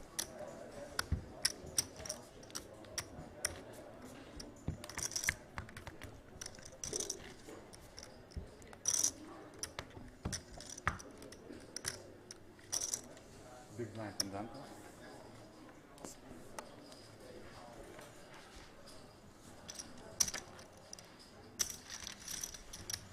5 deuce ain't gonna be the one. The tractor has stalled out. Just can't find a hand, can't find a spot.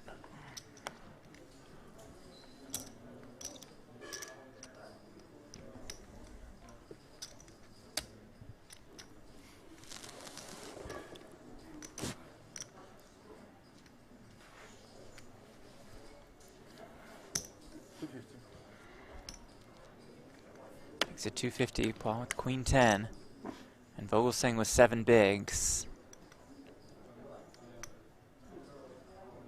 We'll make the call. Schindler, a lot like Mayweather here, just jab after jab, scientific. dismantling going on, and my goodness, Paul. Flops the stone cold Nutter Butters.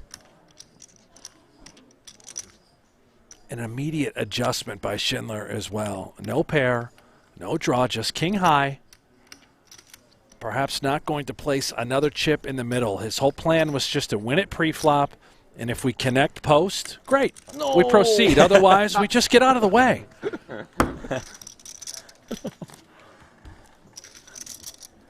Shows the queen 10.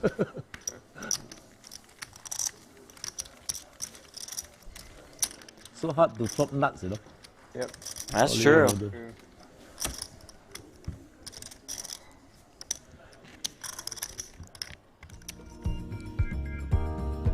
Just in case you didn't know. Yeah. PokerGO Hold'em's here. There it is. Free to play online poker. It's available in the Android store, the App Store on your computer, PokerGoHold'em.com. Poet Negranu Helmuthus Foundiare, Maria Ho. Brent Hanks, the voice of the game. Hall of Famer Maury Escandani's in there. He's playing. El Jefe himself. He's got himself 5 reds, right? a little account. Jeff, working on getting you in there. 6, 7, 5. Let's do it. Just me, you, and a bunch of Hall of Famers, buddy. Vogelsang running bad here in this 50K, 100K level.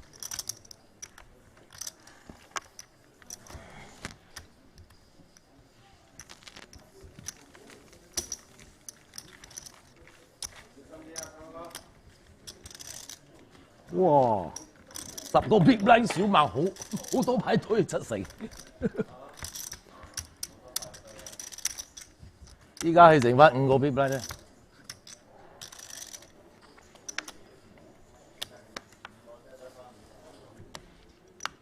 等佢哋兩個去練。The 4 deuce now. Just no chips. 4 deuce off. Brutal for the tractor. 直攞一鋪，女10 flop nuts 啊頭先，屌冇 no action， 開8 9隻女10。來啦來啦！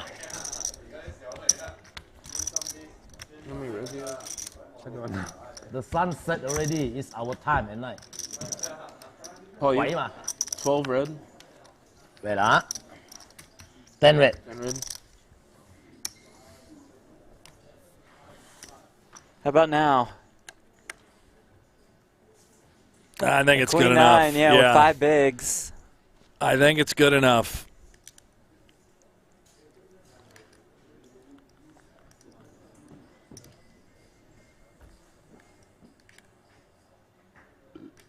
If not now, when?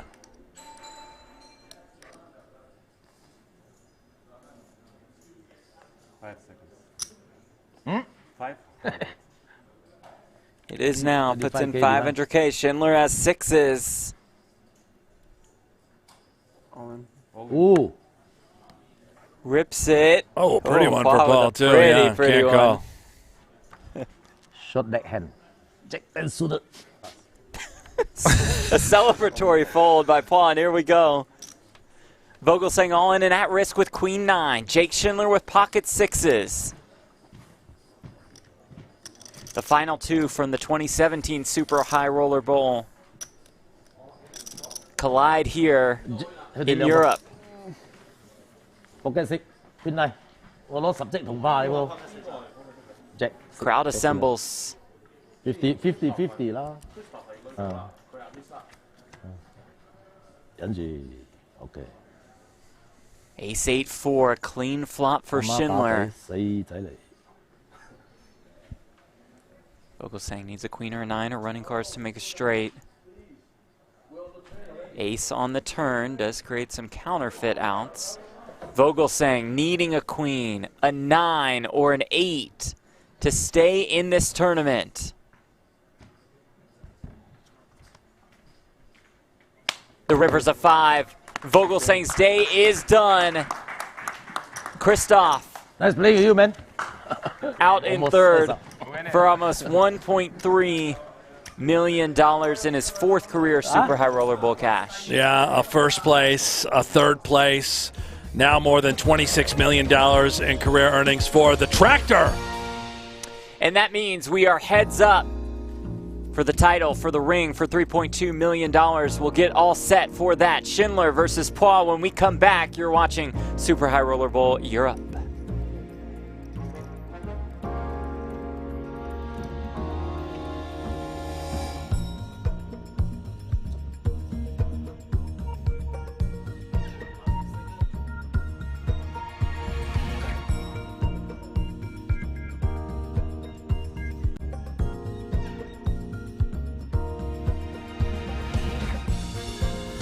Poker's most prestigious high roller tournaments is back. With a $300,000 price of admission and a $3.6 million first place prize, luring 30-day fight on the felt. But only one will follow in the footsteps of Brian Rast, Rainer Kempe, Christoph Vogelsang, and Justin Fonamo as the next champion. Their journey starts tonight at the 5th installment of the Super High Roller Bowl. Is protect yourself at all times.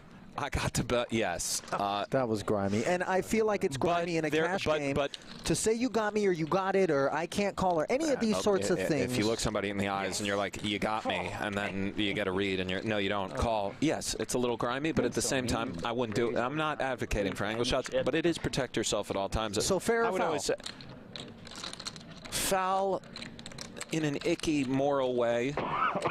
Fair in a technical way? I don't know if it can be defined with just the fair and foul. It's gross, but it is protect yourself at all times. Make sure they fold if you're out there, if you're not sure. Mikita's not looking to protect himself as he has flatted Negreanu's 5K open with 2 9s, or perhaps it is in the interest of protecting himself, or his chips rather. I can really do it. Not looking to bloat it pre. I was thinking like either bet in the dark or check in the dark, but none makes sense. Bet in the dark would be sick. Neither makes sense. Like throw out 15K, that'd be sick. 15, just bet pot in the dark? I don't know, man. I have to look, see what comes. Okay, we've got some to work with here, right? You and me. Let's go. We got 6s, we got 7s, we got 8s, we got straight draws, we got flush draws, we got all kinds. So what we got to do here is put 1 blue chip in. Go ahead. 5-9. I can think of a card that would create some spiciness. Or more. It's up to you. Yeah. Whatever. Yeah. Definitely. And that, of course, the king of clubs. Okay, I know. I'm not asking for advice. And the next table to break. Yeah, I did, though. Oh, man. You don't like that bet? So, I can't ask the next to break. It is the next one. Okay. In the event that we break against the rules. Rules. Dad's weighs his options. You should. 16. Comes with 16. Fine, 16,000. This guy, I knew it. I knew this frickin' flop. Daniel calls. No, Daniel under the gun here. Kind of wrapping a big pair. He can have some of the stuff like this, but does have some big pairs here given this line. And wow. In she comes. And Negreanu knuckles, by the way, turns the stone nuts, and it's going to look a lot like he's worried about the 4-liner here with his range. Of course. Negreanu can have 10-10. He can have the Jack-10 suited. Feel it. So good. I think Bats bets this, Nick. Right now. It's a great hand. We see. Yeah, buddy. It's a little under a 3-1 dog running into the absolute disaster bazooka of the world. You think he just checks back so he can call all bets on the end? Aces, kings, and queens are now bowing out. We might be well served to check. 9s full on the end. The turn Mikita brought it away. The turn and the river brings it back in, and yeah, tough one for Daniel. Switch it up now. It's actually going to be tough for Daniel to give Mikita credit for a boat. The nut straight is strong here. Not that many boats, Ollie. Exactly right. It's very strong. I played good cards. That's right. You've had some very pretty good cards. Good card. 60,000. That's really bad news for me. 60? Ooh, I was going to do it to you really, for real, on the turn. Yep. I was really going to do it to you on the turn. All right, I need a minute for this one. If he folds this, Ollie, you bet on the flop? I'll be pretty blown 16, away. 16, 32. So none of that matters. You either got it or you don't. Question is, what could you have that? 10 seconds. It is under the gun 1. Full house makes a lot of sense, right? 7-handed. I'm going to use one of these because I'm going to take my time. So, full house. Which full house? see, 7s or 8s? 7s or 6s? 6s or 7s. You would check back the turn for sure. 60,000 now.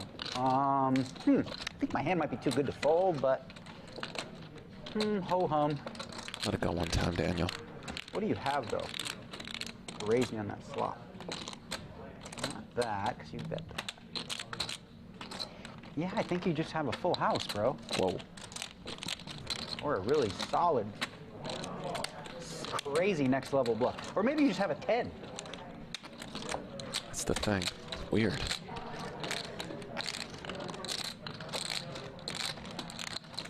See what you're in.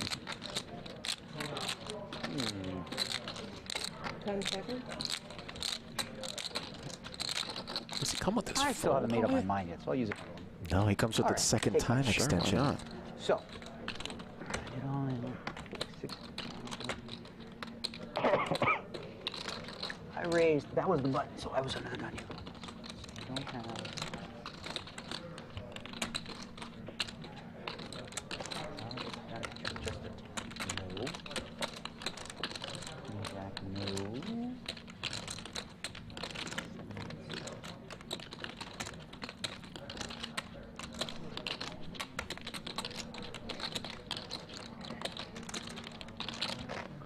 Budyakovsky, good player.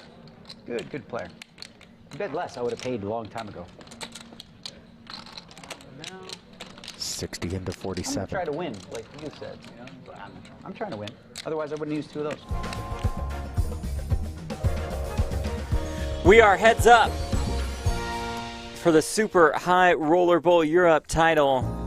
Heads up for $3.2 million, for 600 points on the PGT, and for a Super High Roller Bowl ring. Welcome back to the beautiful Marriott Royal Hotel and Casino.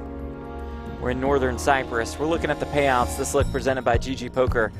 $3.2 million to first, $2,080,000 to second. Jake Schindler taking the chip lead into heads-up play against Paul Phua. Jeff Pott alongside Brent Hanks. So, Brent, here we go. Heads up for the ring. Let's do it. Anything can happen, Jeff. We've done this time and time again. Heads up is just a different animal. See if Paul can get a little heater going. Still 23 big blinds. Yeah. Plenty of depth. Almost a 3-1 chip lead for Jake Schindler as we kick off heads-up play. We're still at 50K, 100K with a 100K big blind ante. And Schindler has 4s right off the bat. Difficult hand to maneuver with post-flop. Just limping. I think it was either limp or simply just rip it in pre-flop with a small pair. Maybe he had plans if Phua just raised there instead. He'll check and see a jack-high flop.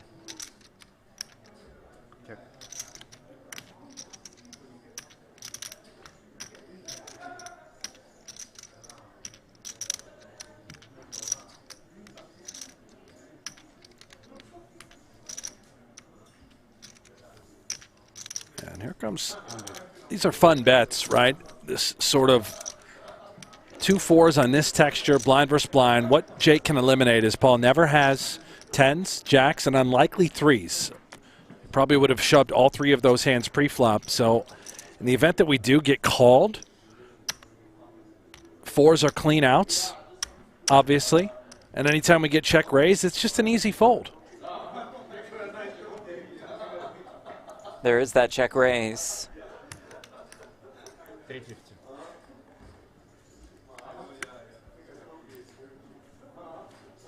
350,000.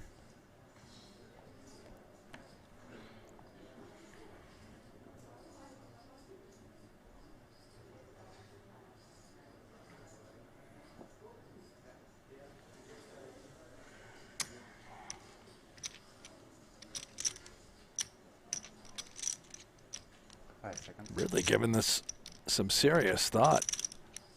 Maybe we have the 4 of clubs in our hand. We can take one off. We will continue here. 1 million in the pot. To start off heads up play, Queen of Clubs on the turn. Phua adds a gut shot. Schindler does add that flush draw.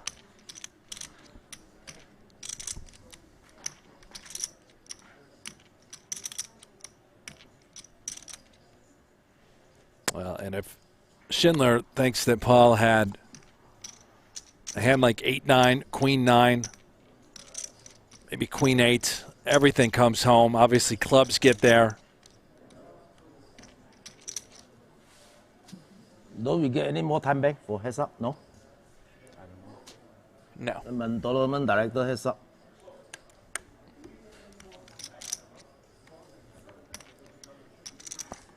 I can't tell. Yeah, Is you he give us- out of banks? No, I mean. Usually not, but whatever. Oh, usually not, then no. Okay. Usually it's 6, but if you want, we No, no, it's okay.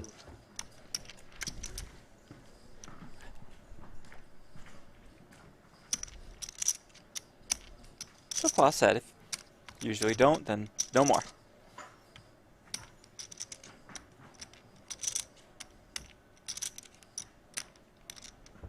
Check. And now he checks. Jake the Snake. A lot to think about. What are here we for up him. to? Yeah.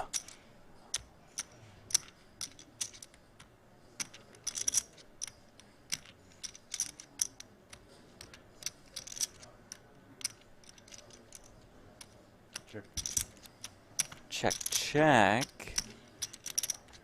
Seven of diamonds on the river. Paul's jacks are good.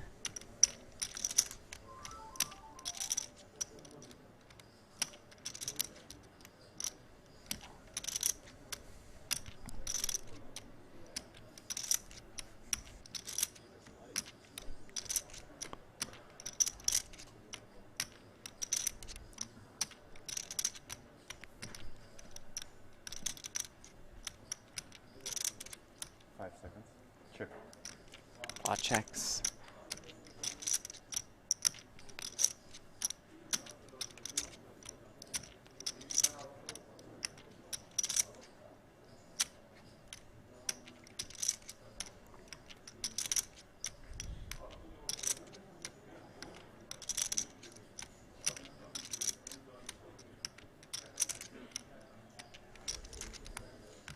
Wow. Schindler coming for it with 650,000.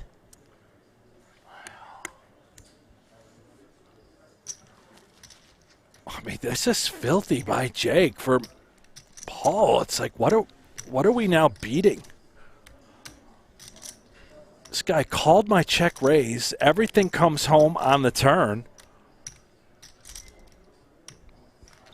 8-9, King-9, flush. Yeah, he said just what you said. Wow. That's sick from Holy Jake Schindler, cow. ladies and gentlemen. My gosh. Understandably difficult for Paul to find many bluffs there. Whew!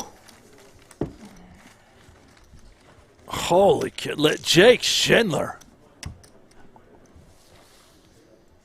What a superstar.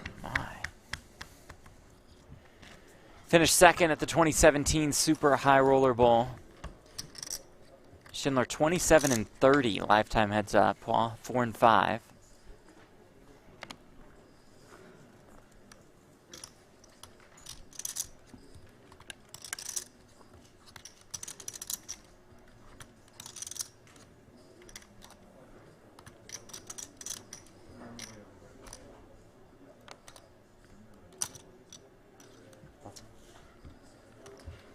麥登打唔打2-7、2-6嗰啲啊？係啦，之前黏唔黏啊？唔黏啊？啱啦，抌咗。即八嘛，佢黏噶嘛，都吞嚟咁樣，我吞點打？又花又蛇，我七嘢打我走咗呢個。你個 blank 我就 all in 啦嘛。Schindler has had some big wins in his career.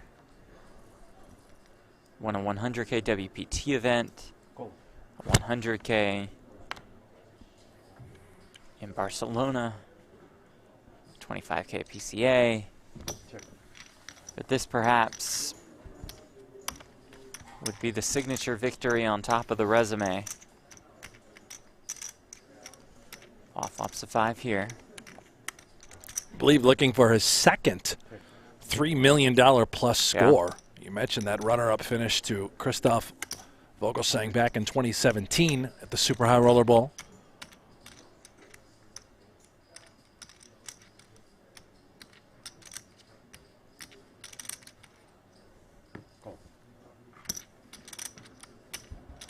Paul also looking for his second $3 million plus score.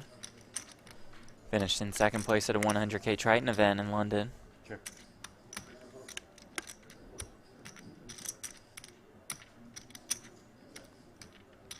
Unless we see Schindler do the unthinkable once again and run an elaborate bluff. Paul Phua has 350.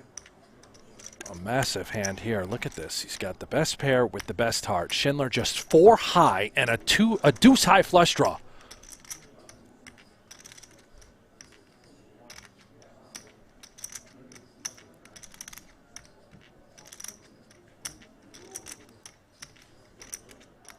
A bet designed to put a ton of pressure on an 8 or a 5.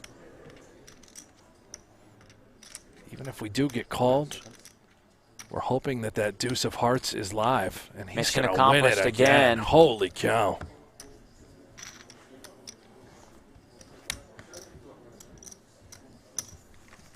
Jake Schindler has been impressive throughout the entire day.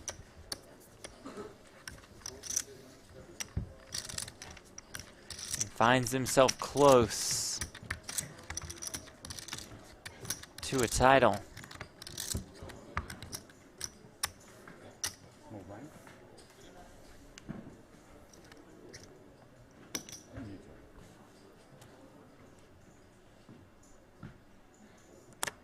Paw down to less than 15 bigs.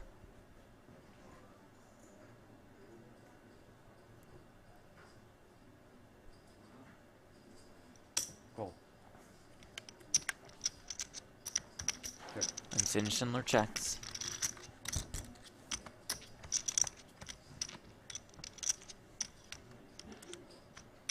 King 5-4, 2 clubs. Paul flops the flush draw.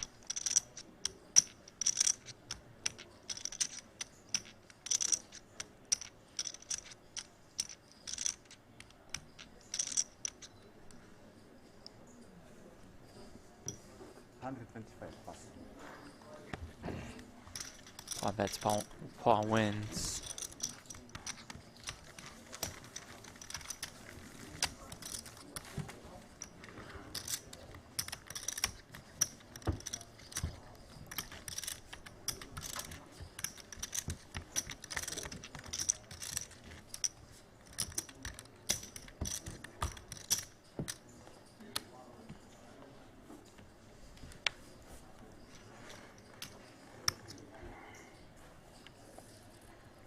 Schindler with ace-7.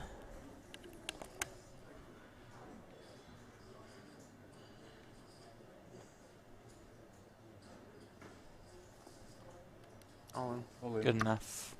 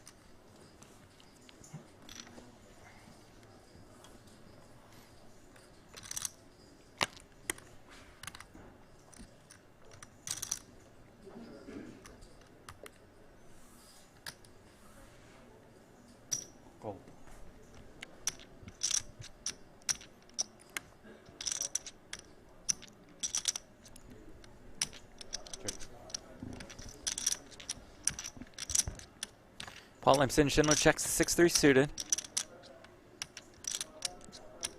Check.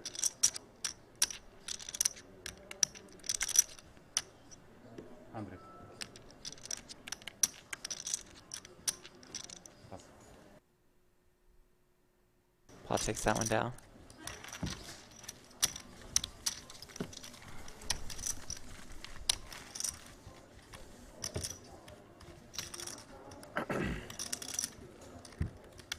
There is the Super High Roller Bowl Europe ring. The 14th to be awarded. Is that right? 14 rings now have been distributed? Wow. To Brian Rast, Rainer Kempe, Christoph Vogelsang, Justin Bonomo 3 times, Isaac Haxton, Kerry Katz, Daniel Dvoras, Tim Adams twice, Victor Malinowski last year right here, and Michael Addamo. An illustrious group to join.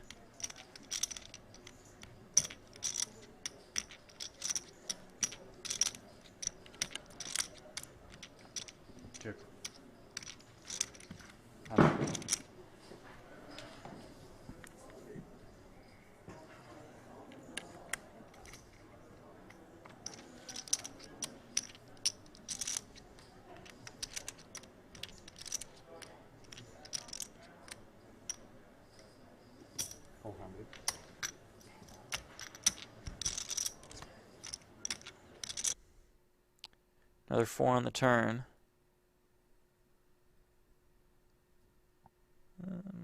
Well. Good looking 4. So pretty. I'm gonna stay locked in on it. Uh-oh. There we go. Are we back? Phua bets 150K. Well done by Phua with just 5-3. Regain a little momentum. Schindler with that patented smirk, and we move on.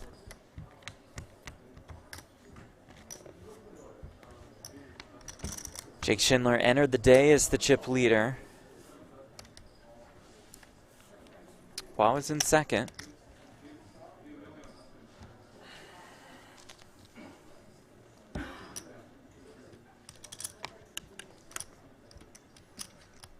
And has a pretty one here in the form of the 10-9 of hearts.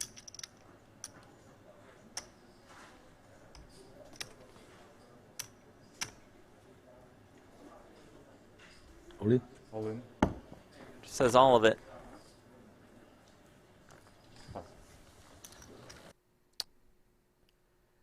The waters are getting a little choppy in northern Cyprus. We're paddling through. Yeah, bear with us. Hit a couple bumps.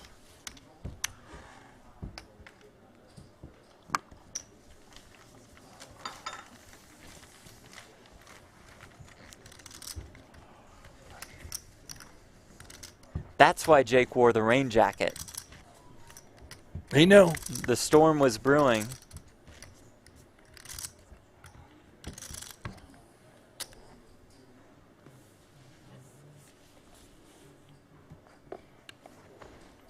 Schindler with what I believe is ace-9. Not sure if it's suited. What do you think Phua has? King 3 of hearts, maybe I 10-3 think. or no? Yeah, we'll get this situated here, folks. Bear with us. It happens from time to time. Ace-9 of clubs for Jake Schindler. King 3 of hearts for Paul Phua. Yeah. And Schindler limped in. Phua made it 350. Is it go time? I think so, Jeff. Part of the limping strategy for Schindler.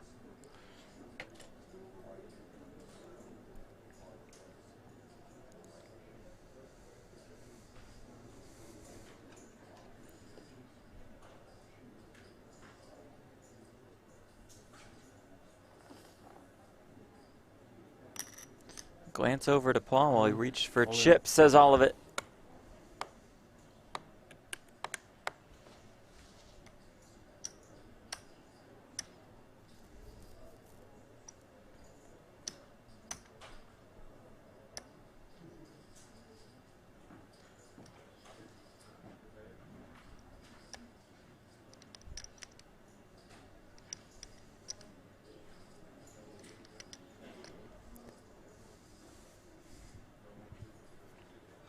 5 seconds. Paul folds the king 3.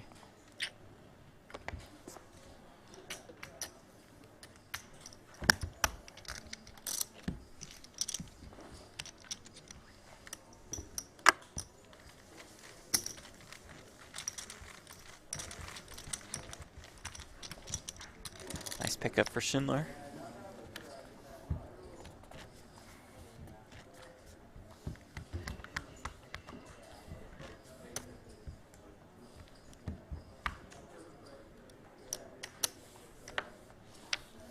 Okay, so we're going to hop out real quick. We'll be back as soon as we can with more Heads Up from Super High Roller Bowl Europe.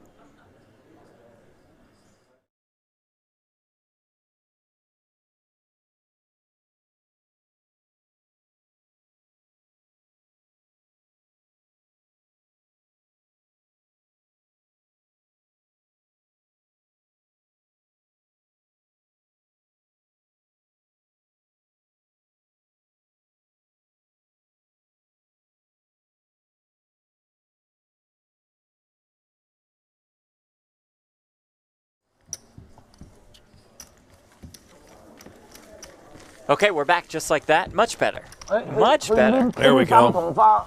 Nice job, Jeff. That was all you. That was producer Aiden. Oh. Producer Aiden, the guy knows how to work the magic back there. He's been with you guys for the last week and a half or so. Yes, he has. Excellent work in dealing with these kind of technical issues that pop up from Cyprus. Handles them very well, works very hard. He's in here at 3 a.m. every day. That's early. First one here, last one to leave. Yep. So bravo, Aiden. Pleasure to work with you. Aiden Perizzo. I like to call him Perizzo. And he's like, I'm not Italian. Okay. Check.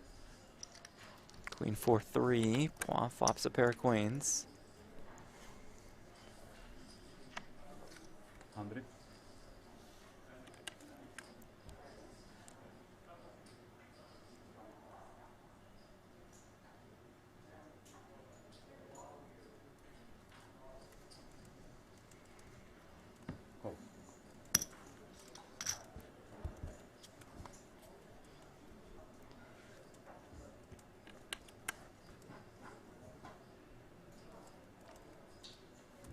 Check.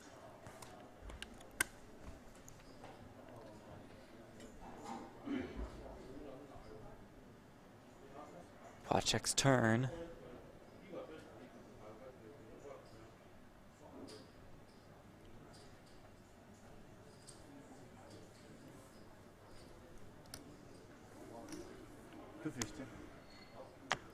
How much? 250.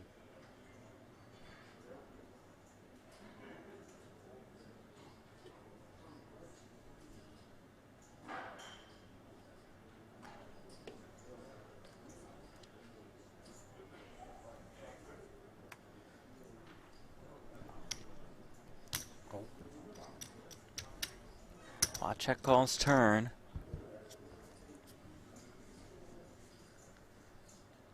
Six on the river, 1 million in the pot. Phua with 900K behind.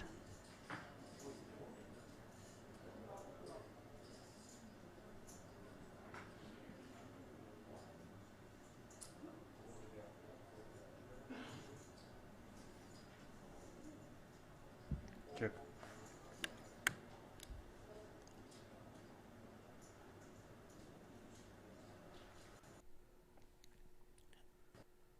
Just 9 high. Schindler does not have showdown value. Question is, does he decide to simply give up if we think Phua is calling a high percentage of the time?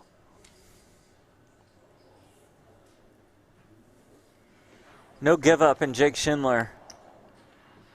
900. Gonna put Phua to the ultimate test. For every single one of his chips. What bluff? More bluff. Again, hard for Phua to nail down too many bluffs. 4. Wow, it worked again. Only I think. Oh, I thought he said full. 4. 4. Oh.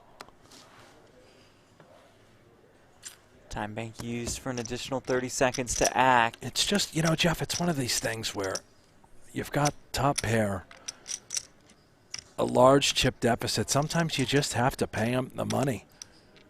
Your hand is too good.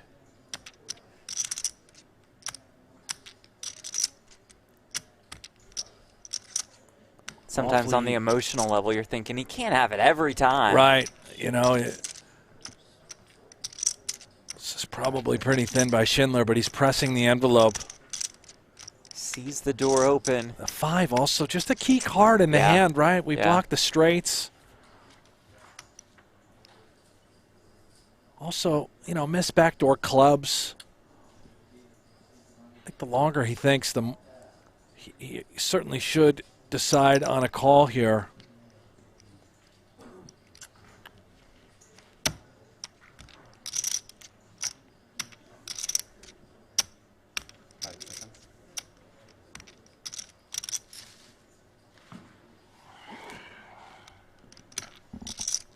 Another time bank used. Not going to get much out of that man.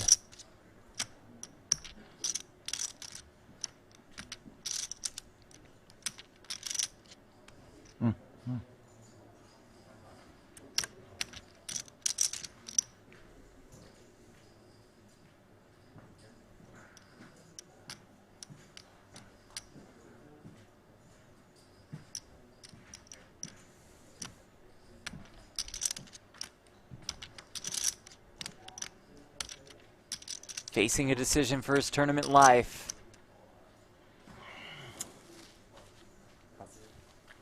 And lays it down. Schindler does it again. Wow.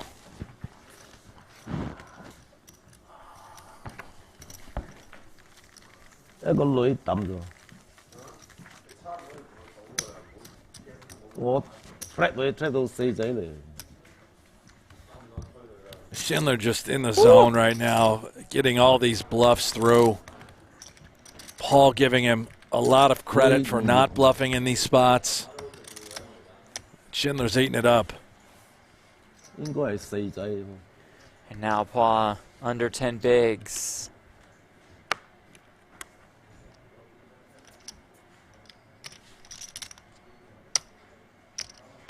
Queen 4.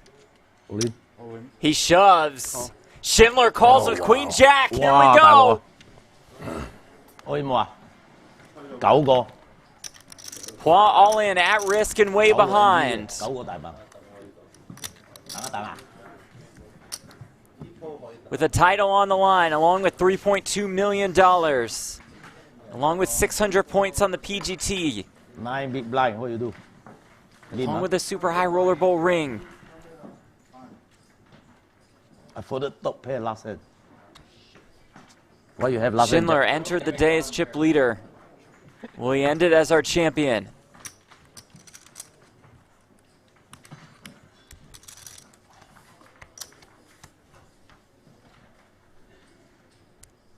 King 8-3. No help to Phua. Looking for a 4. Can he find it on the turn?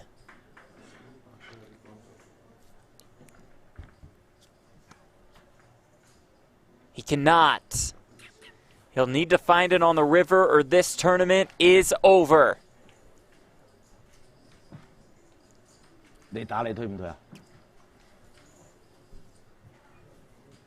River card.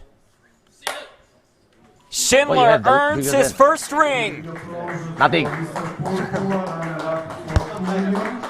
Okay. 哇，上一鋪錯咗。